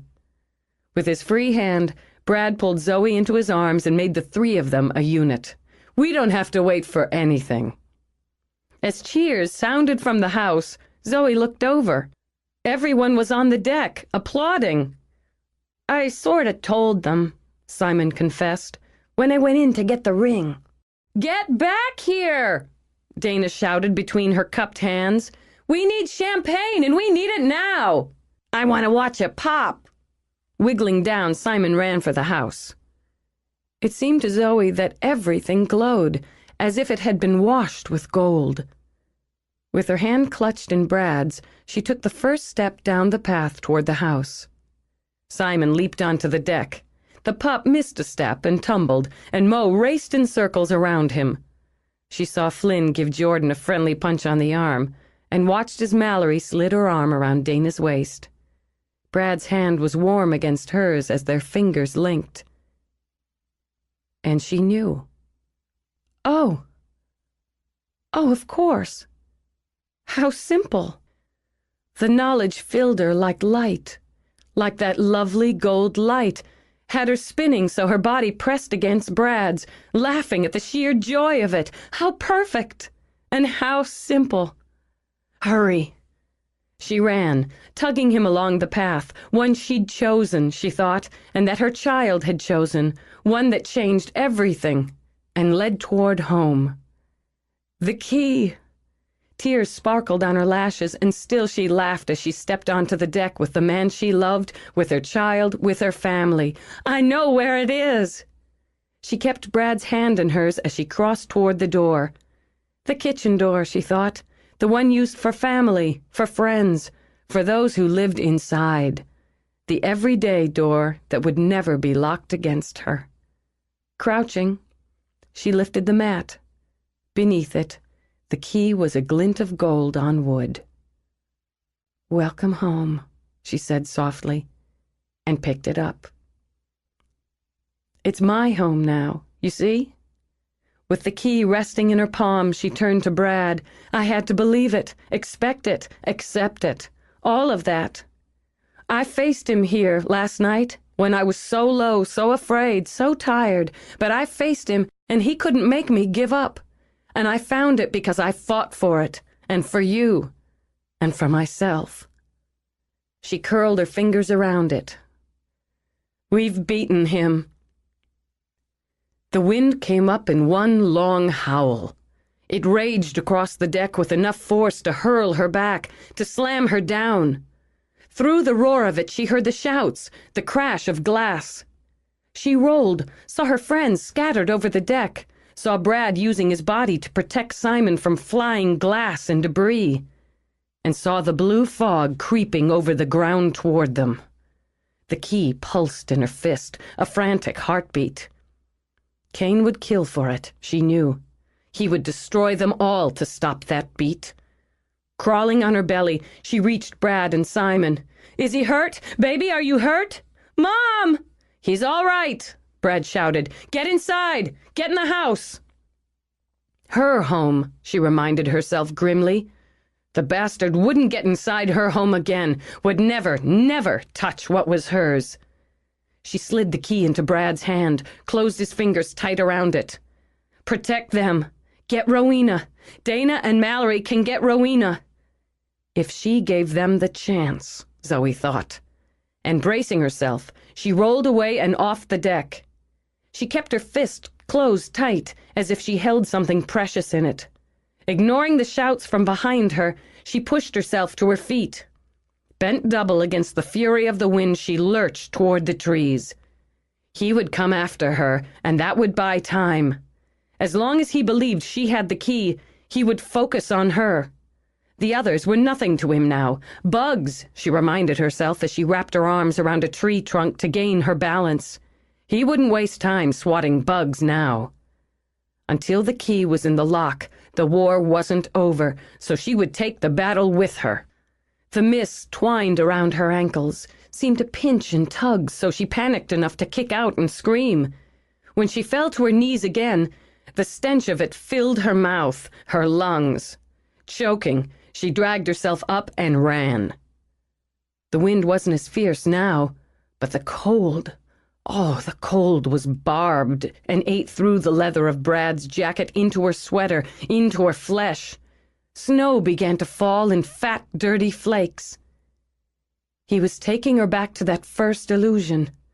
She pressed a hand to her belly, half expecting to find it full of child, but she felt only the quiver of her own knotted muscles. Cain was toying with her now, she decided. His ego would demand it, entertaining himself, certain that he could strike her down at any time, take the key, and win. Disoriented, she stumbled through the snow, only praying that she wasn't somehow circling back toward the house. They needed time. She'd found the key. If they could get it to the box of souls, Simon could open it. It had to be true. He was part of her blood, her bone, her soul. Once the lock was open, they would all be safe. She had to keep Cain's mind off the others until it was done. Black lightning shot out of the sky and lanced fire at her feet. She screamed, hurling her body away from the burn of it, gagging on the stink of its smoke. When she scrambled up again, he was standing in her path, his black robes swirling inches above the dingy snow. A coward, after all. The marks from her nails still scored his cheeks. Leaving your own child, your friends, your lover, running like a rabbit to save yourself. She let the tears come, wanting him to see them, mistake them for a plea, and she put her fisted hand behind her back as if hiding something. Don't hurt me! Only hours ago I offered you your heart's desire. How did you repay me? You frightened me. She needed a weapon, but was afraid to take her eyes off his to search for one. You should fear. You should beg. Perhaps if you do, I'll spare you. I'll do whatever you want, if you just leave me alone. Give me the key of your own will. Come here. Place it in my hand. Of her own will, she thought. That was the trick. He couldn't take it, even now. If I give it to you, you'll kill me. If you don't... He let the threat lie unspoken. But if you give it, put it from your hand into mine, I'll spare your soul. Do you know what it is to live without a soul? To lie frozen and empty for millennia, while your essence is alive and trapped and helpless? Will you risk that for something that has nothing to do with you? She took one step forward as if beaten. Rowena and Pitt said you couldn't spill our blood, but you did. My power grows beyond them, beyond all. His pupils seemed to whirl with color as she took the next step. The king is weak and foolish, hardly more than a mortal in his grief and pain.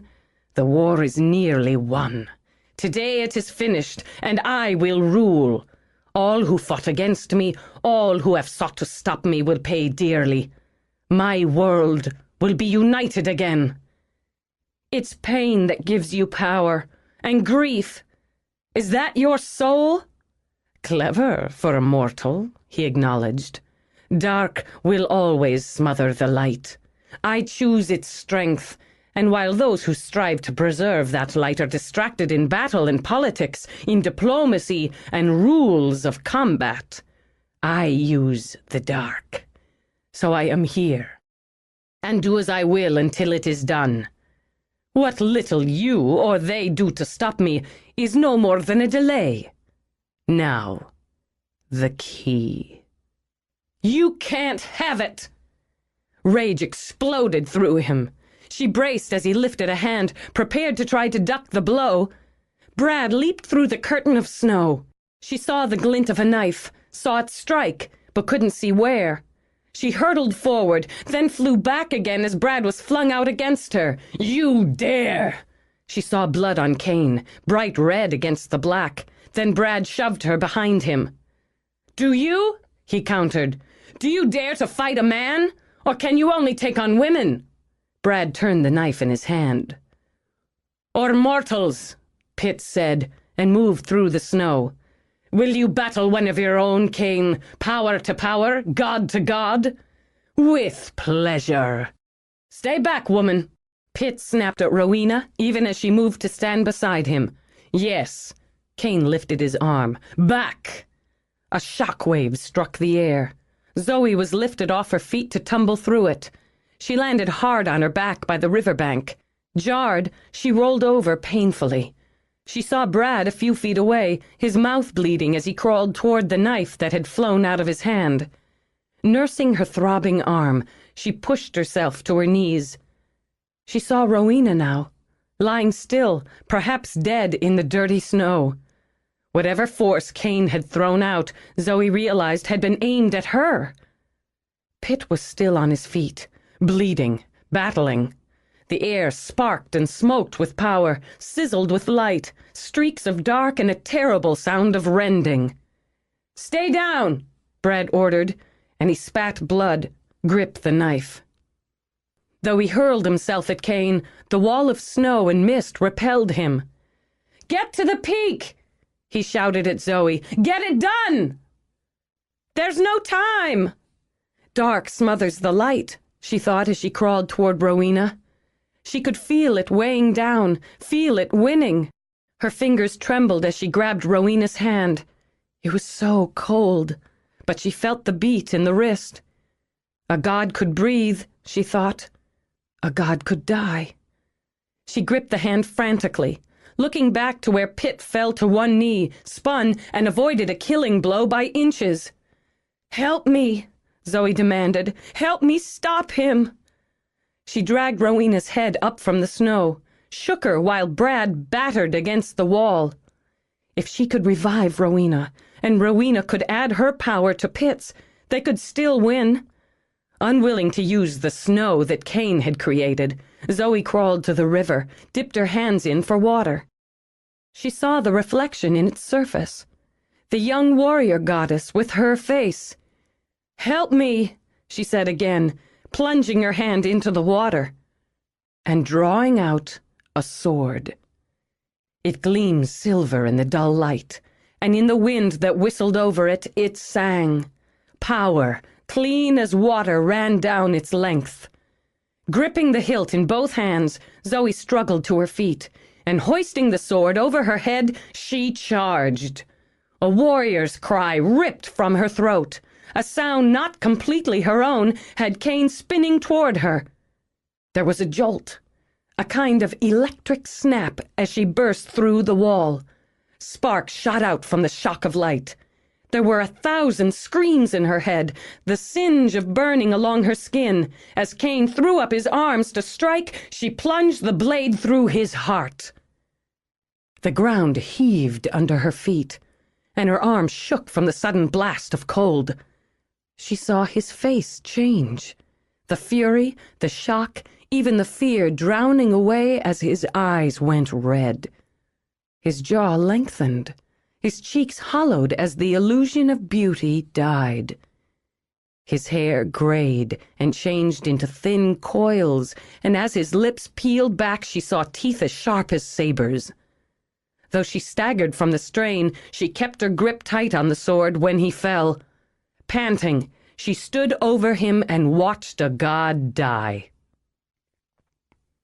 He faded into the mist, or it into him, until there was nothing but the shadow of him on the snow. Then the snow melted, and she stood holding a sword with its tip dug into the ground. "Well fought, little mother."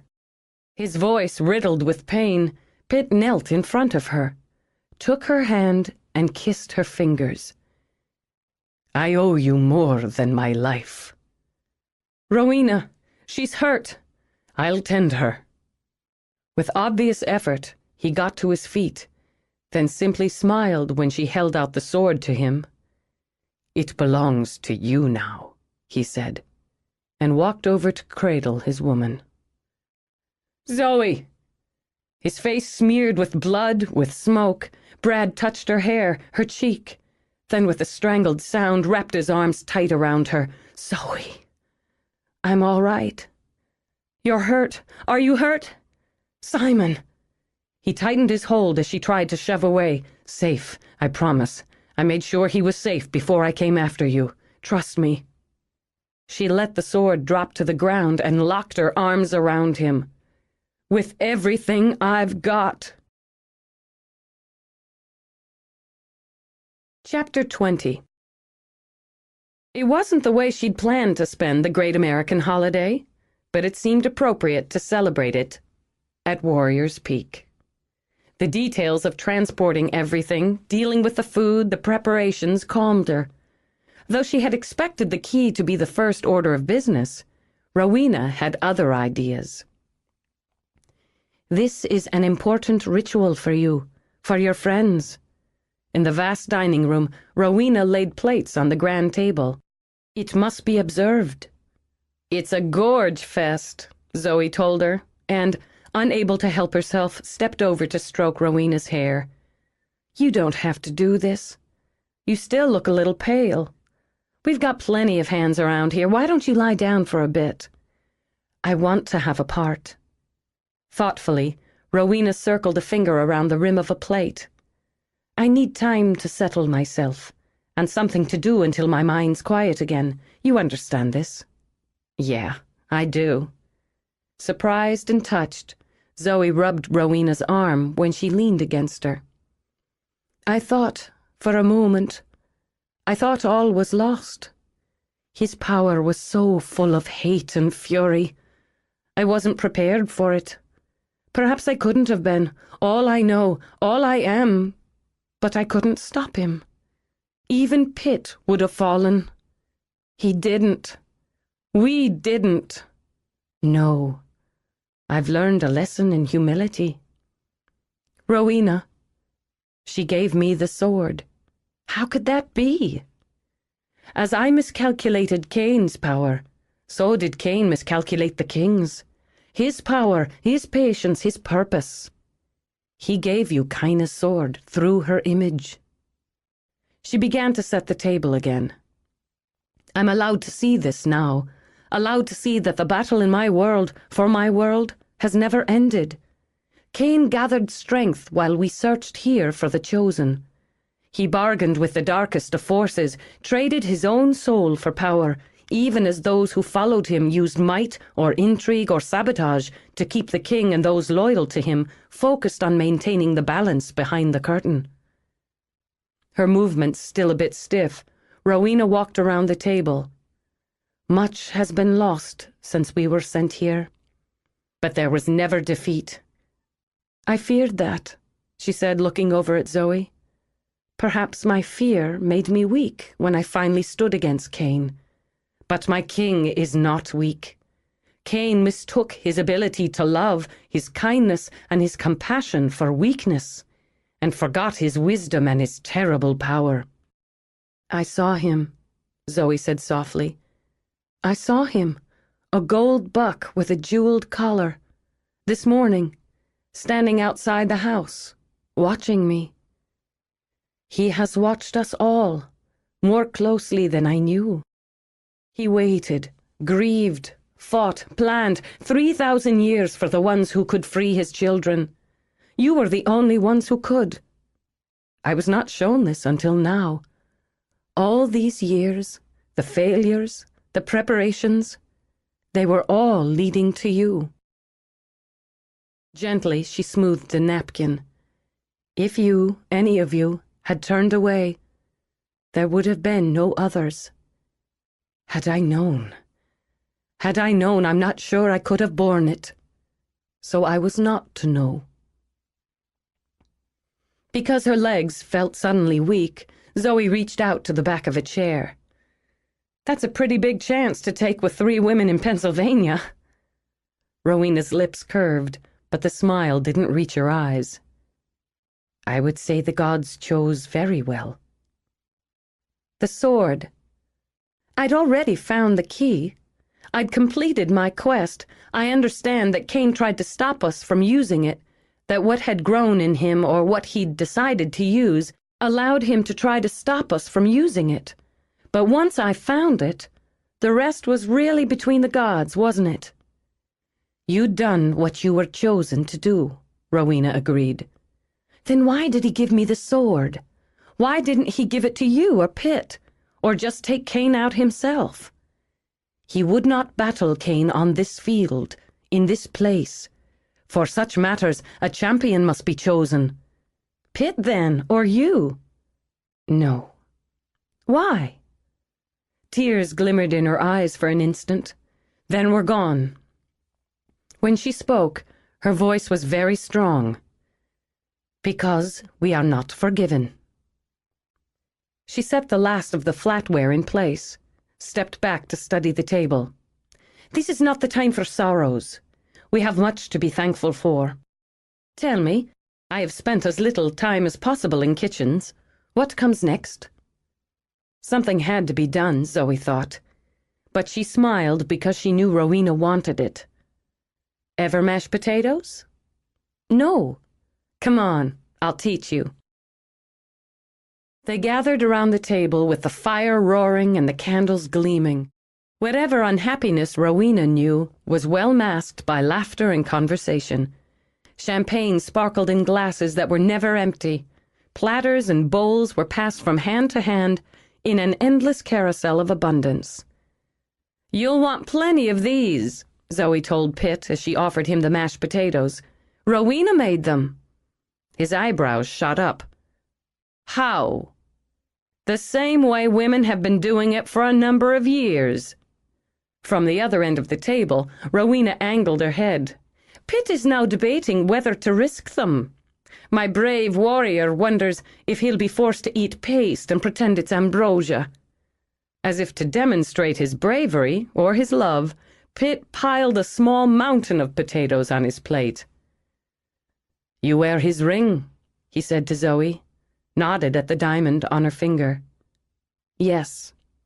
To please herself, Zoe wiggled her fingers and watched the ring shoot fire. You are a fortunate man, he told Bradley. I am.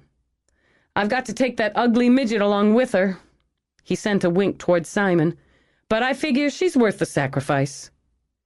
So many weddings, Rowena announced. So many plans. Have dates been set?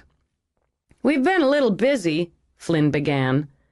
Mallory fluttered her lashes at him. We're not busy now. Oh. He lost a little color. Guess not. Well, I don't know. All attention turned to him, had him squirming. How come it's my deal? There are 3 of us in this boat.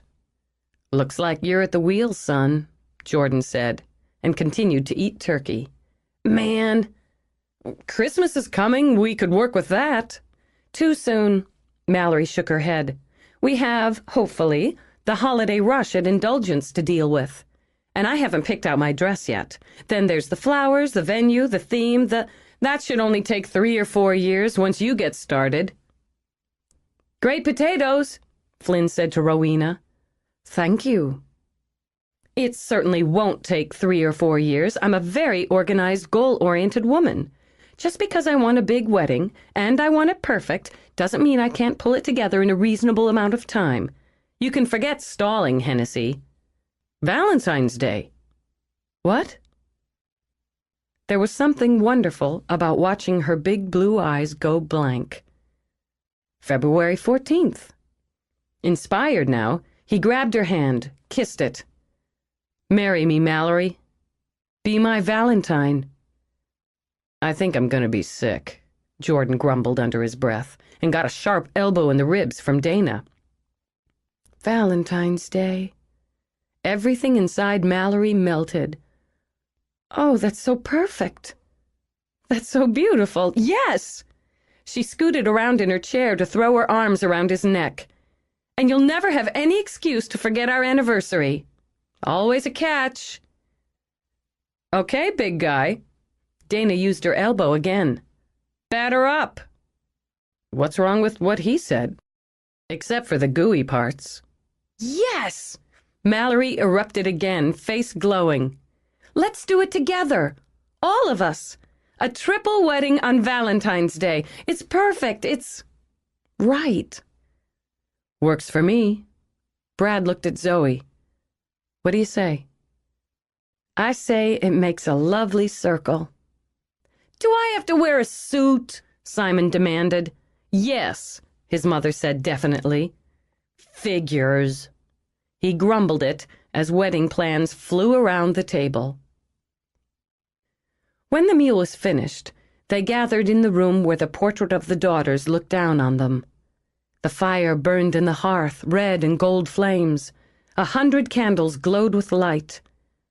"I'm nervous," Zoe whispered and groped for Brad's hand. Kind of silly to be nervous now.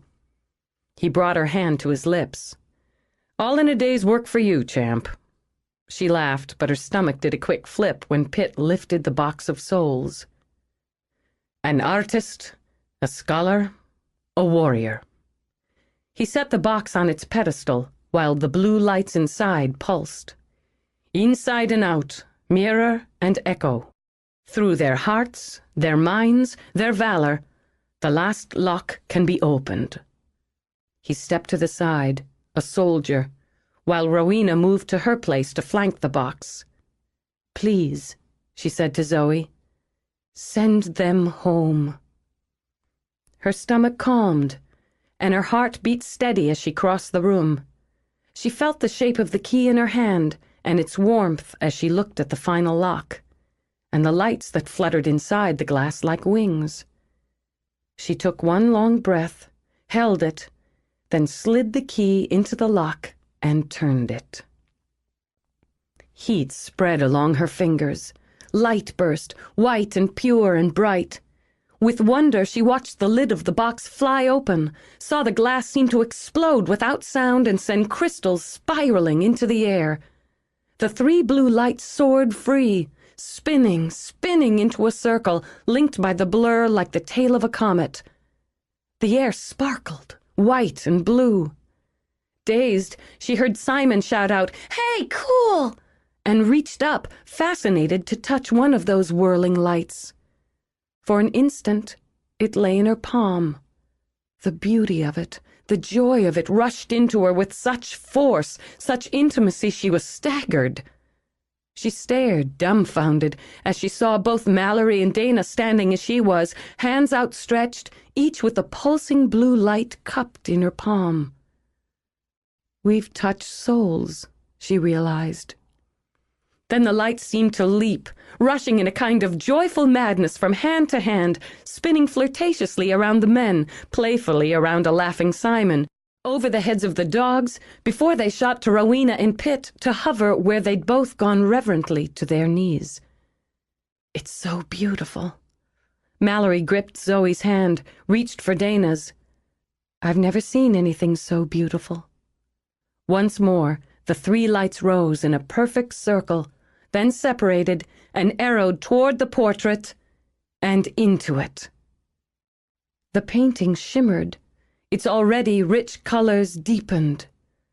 Zoe swore that for just a moment she heard 3 hearts begin to beat once more. Then all was still. "They are free."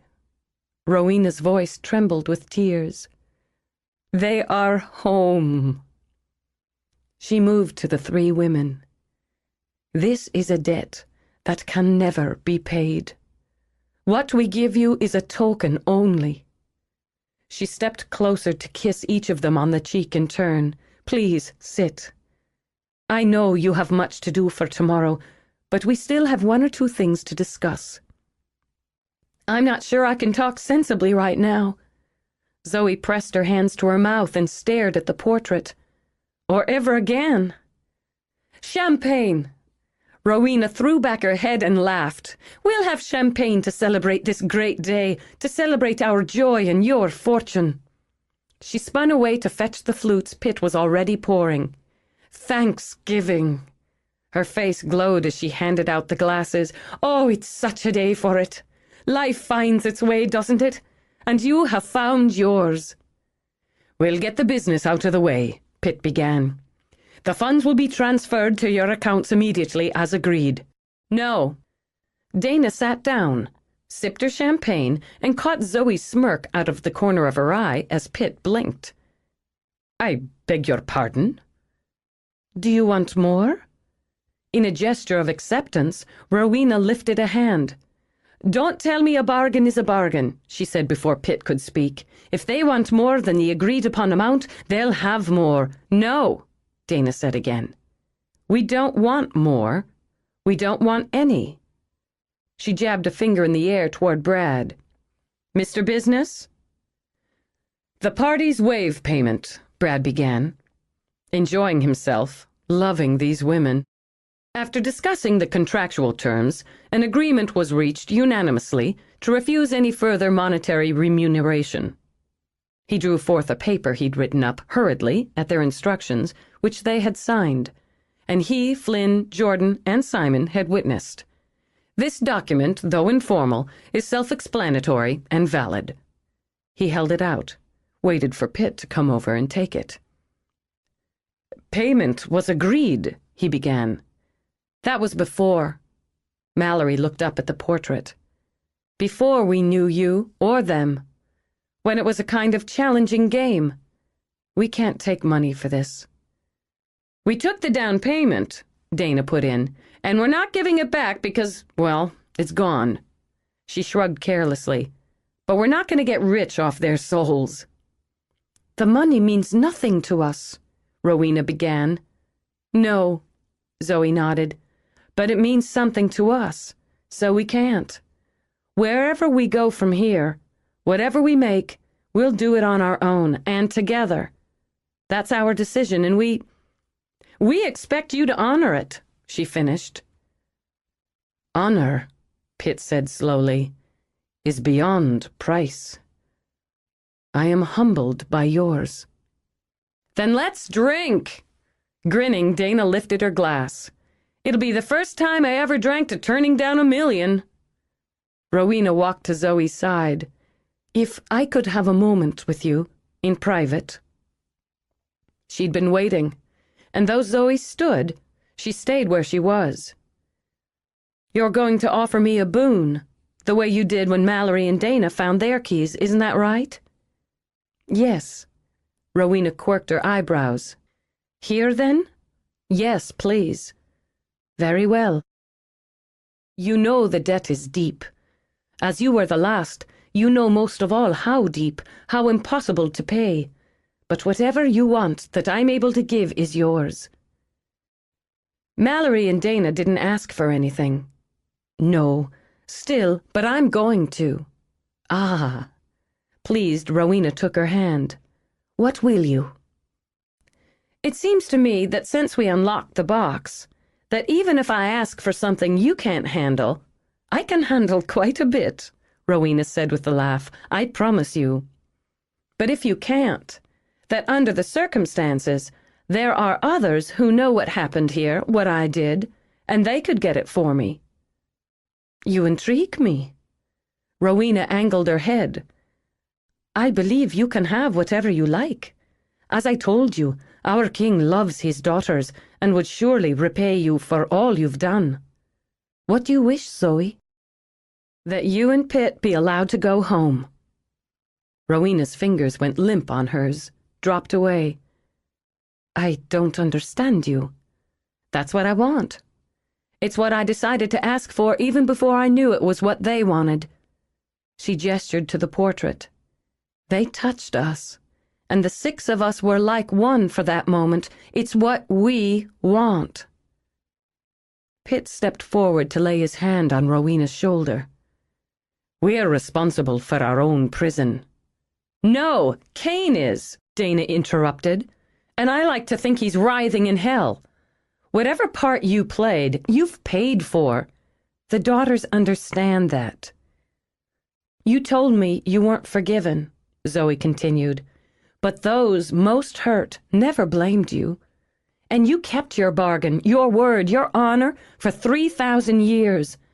Whatever rules you broke were only to spare lives after Kane crossed the line. I'm asking that you not be punished for that. It's not something—" With a helpless look at Pitt, Rowena shook her head. "I wouldn't argue with her." Giving Simon's hair a quick ruffle, Brad sent Zoe a warm look. "She's a very determined woman." "And a generous one." Moved beyond measure, Rowena pressed her palm to her heart. But we have no power for this thing you ask. The king does. Will he tell me no? Will he tell them no? With her mind made up, Zoe pointed to the portrait. If he does, he may be a god, but he doesn't know squat about justice. Careful. Weakly, Pitt held up a warning hand. Even a warrior so well proven should have a care when she speaks of a king. There were times to lay down the sword, Zoe remembered, and there were times to fight. She drew herself up. He gave me a sword, and I used it. I fought for his children, and I helped save them. She turned in a circle, studied the faces of her friends, her family. Everyone in this room worked and risked and struggled to free them, to send them home. This is what I want in payment. This is my balance. If he's any kind of a king, any kind of a father, he'll give it to me. Thunder boomed, not only outside but seemingly in the room itself. The great house shook, and in the hearth flames leaped. Boy. Dana swallowed hard and snuck her hand into Jordan's. I hope that's a yes. On a small cry, Rowena pressed herself against Pitt. The words she spoke were foreign, drenched in emotion, as his were when he whispered in response. Utter peace settled over his face before he buried it in her hair. I'd say that's a big yes, Jordan decided. You're a stand-up woman, Zoe. Well, she picked up her glass now, amused to see her own fingers tremble. Whew! In all the years since I came here, Pitt said quietly, in all the endless hours and days of longing for home, I never knew I would miss anything from this world. I will miss you.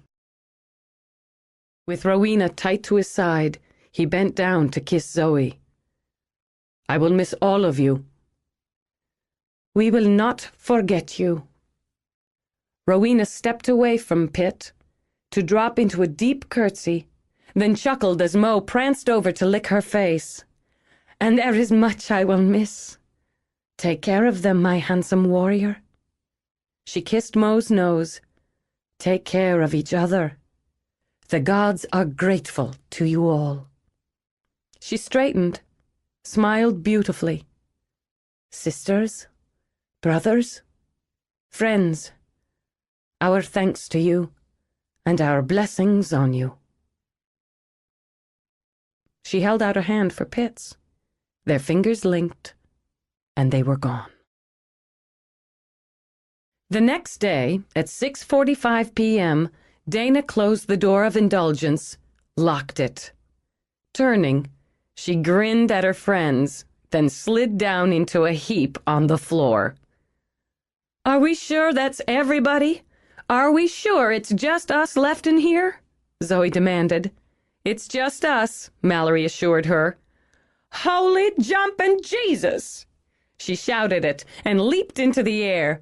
We rocked! We rocked, we rolled, we kicked retail ass, Dana said from the floor. I've never been so tired in my life.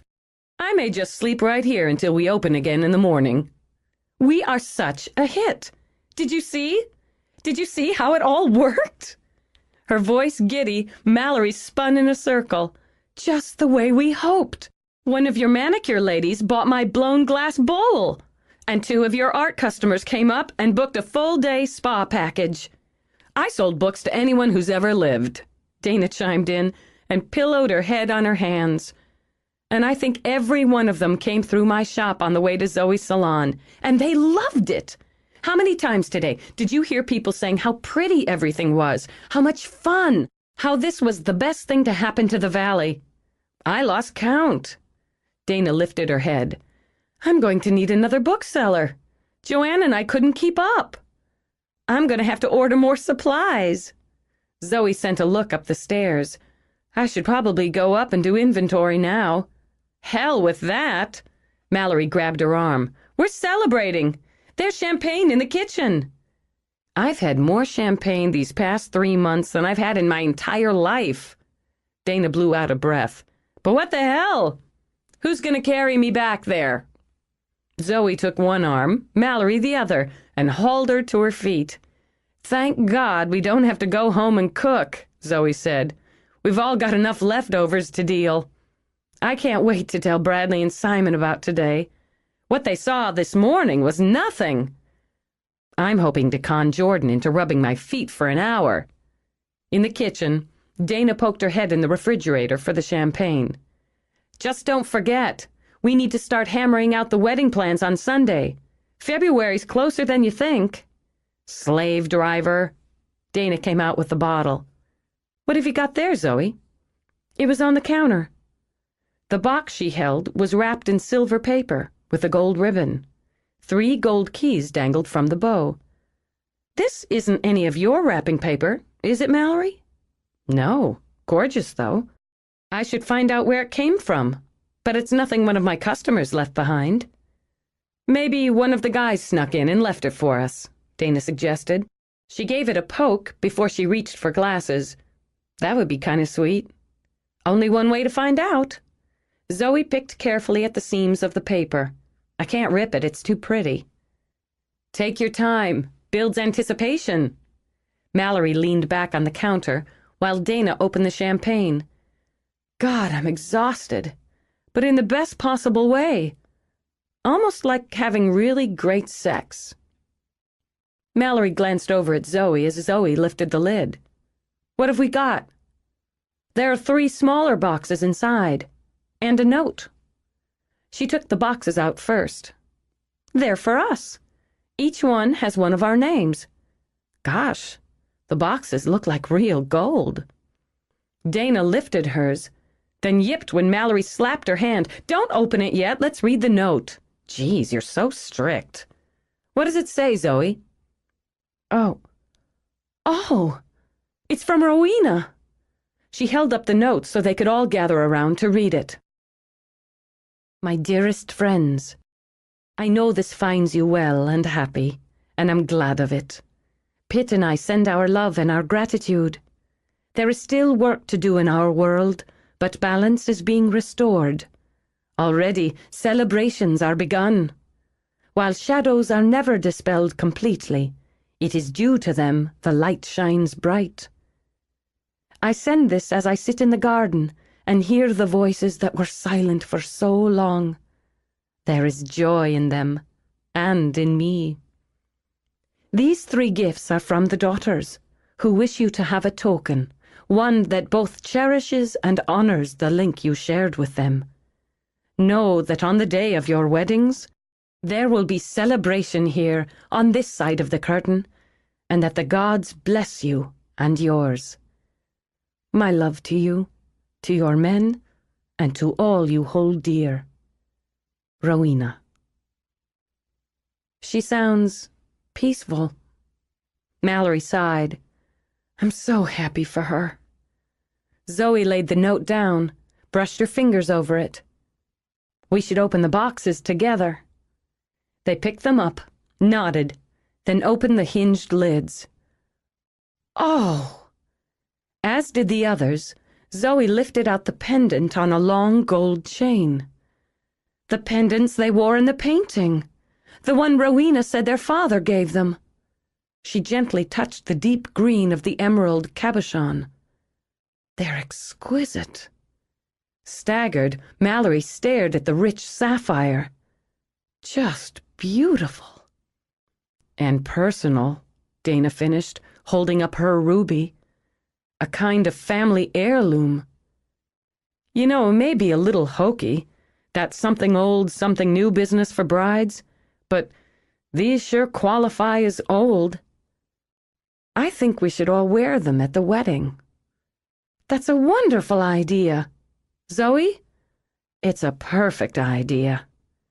She slipped hers over her head, kept her hand loosely fisted around the stone. I think we should have a toast. Somebody think of something. To beauty, Mallory said, lifting her glass. To truth and to valor. To the Daughters of Glass, Dana added. And what the hell? To us. Zoe held out her glass. As they clinked crystal together, the silver mist of the curtain of dreams slid gently closed. For now.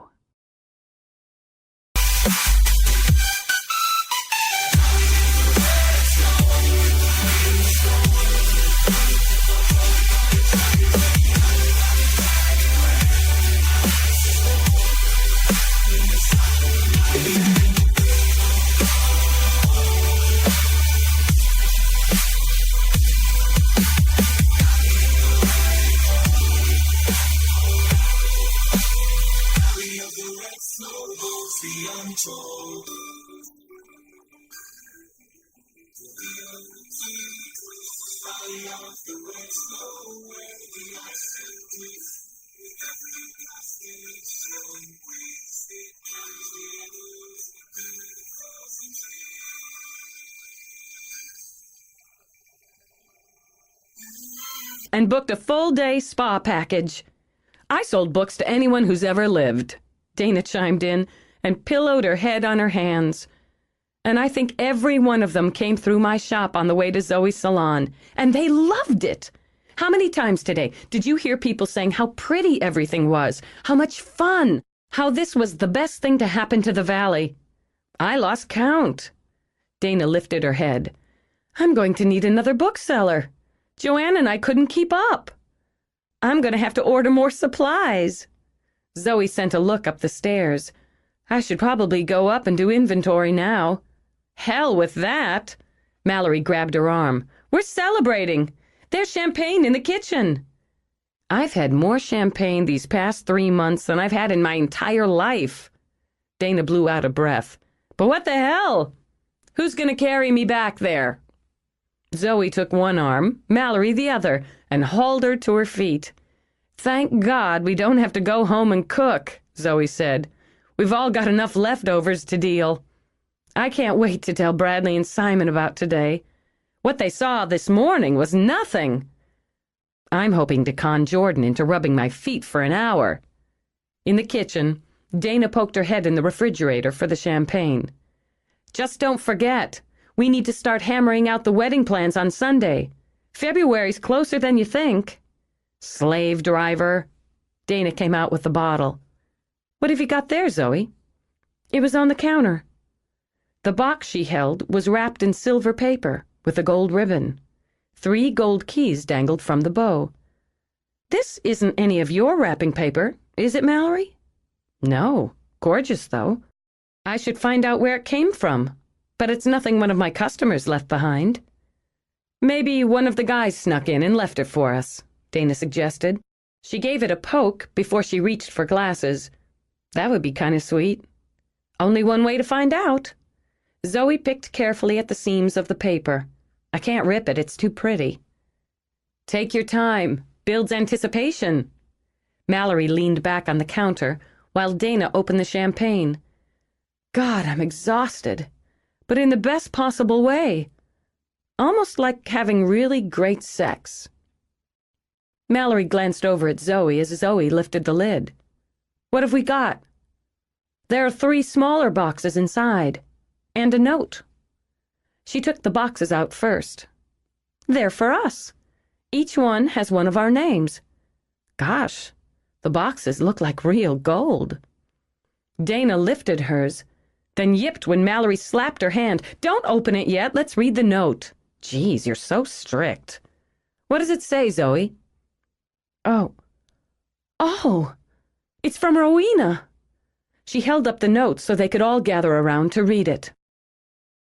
My dearest friends, I know this finds you well and happy, and I'm glad of it. Pitt and I send our love and our gratitude. There is still work to do in our world, but balance is being restored. Already, celebrations are begun. While shadows are never dispelled completely, it is due to them the light shines bright. I send this as I sit in the garden and hear the voices that were silent for so long. There is joy in them, and in me. These 3 gifts are from the daughters, who wish you to have a token, one that both cherishes and honors the link you shared with them. Know that on the day of your weddings, there will be celebration here on this side of the curtain, and that the gods bless you and yours. My love to you, to your men, and to all you hold dear. Rowena. She sounds peaceful. Mallory sighed. I'm so happy for her. Zoe laid the note down, brushed her fingers over it. We should open the boxes together. They picked them up, nodded, then opened the hinged lids. Oh! As did the others, Zoe lifted out the pendant on a long gold chain. The pendants they wore in the painting. The one Rowena said their father gave them. She gently touched the deep green of the emerald cabochon. They're exquisite. Staggered, Mallory stared at the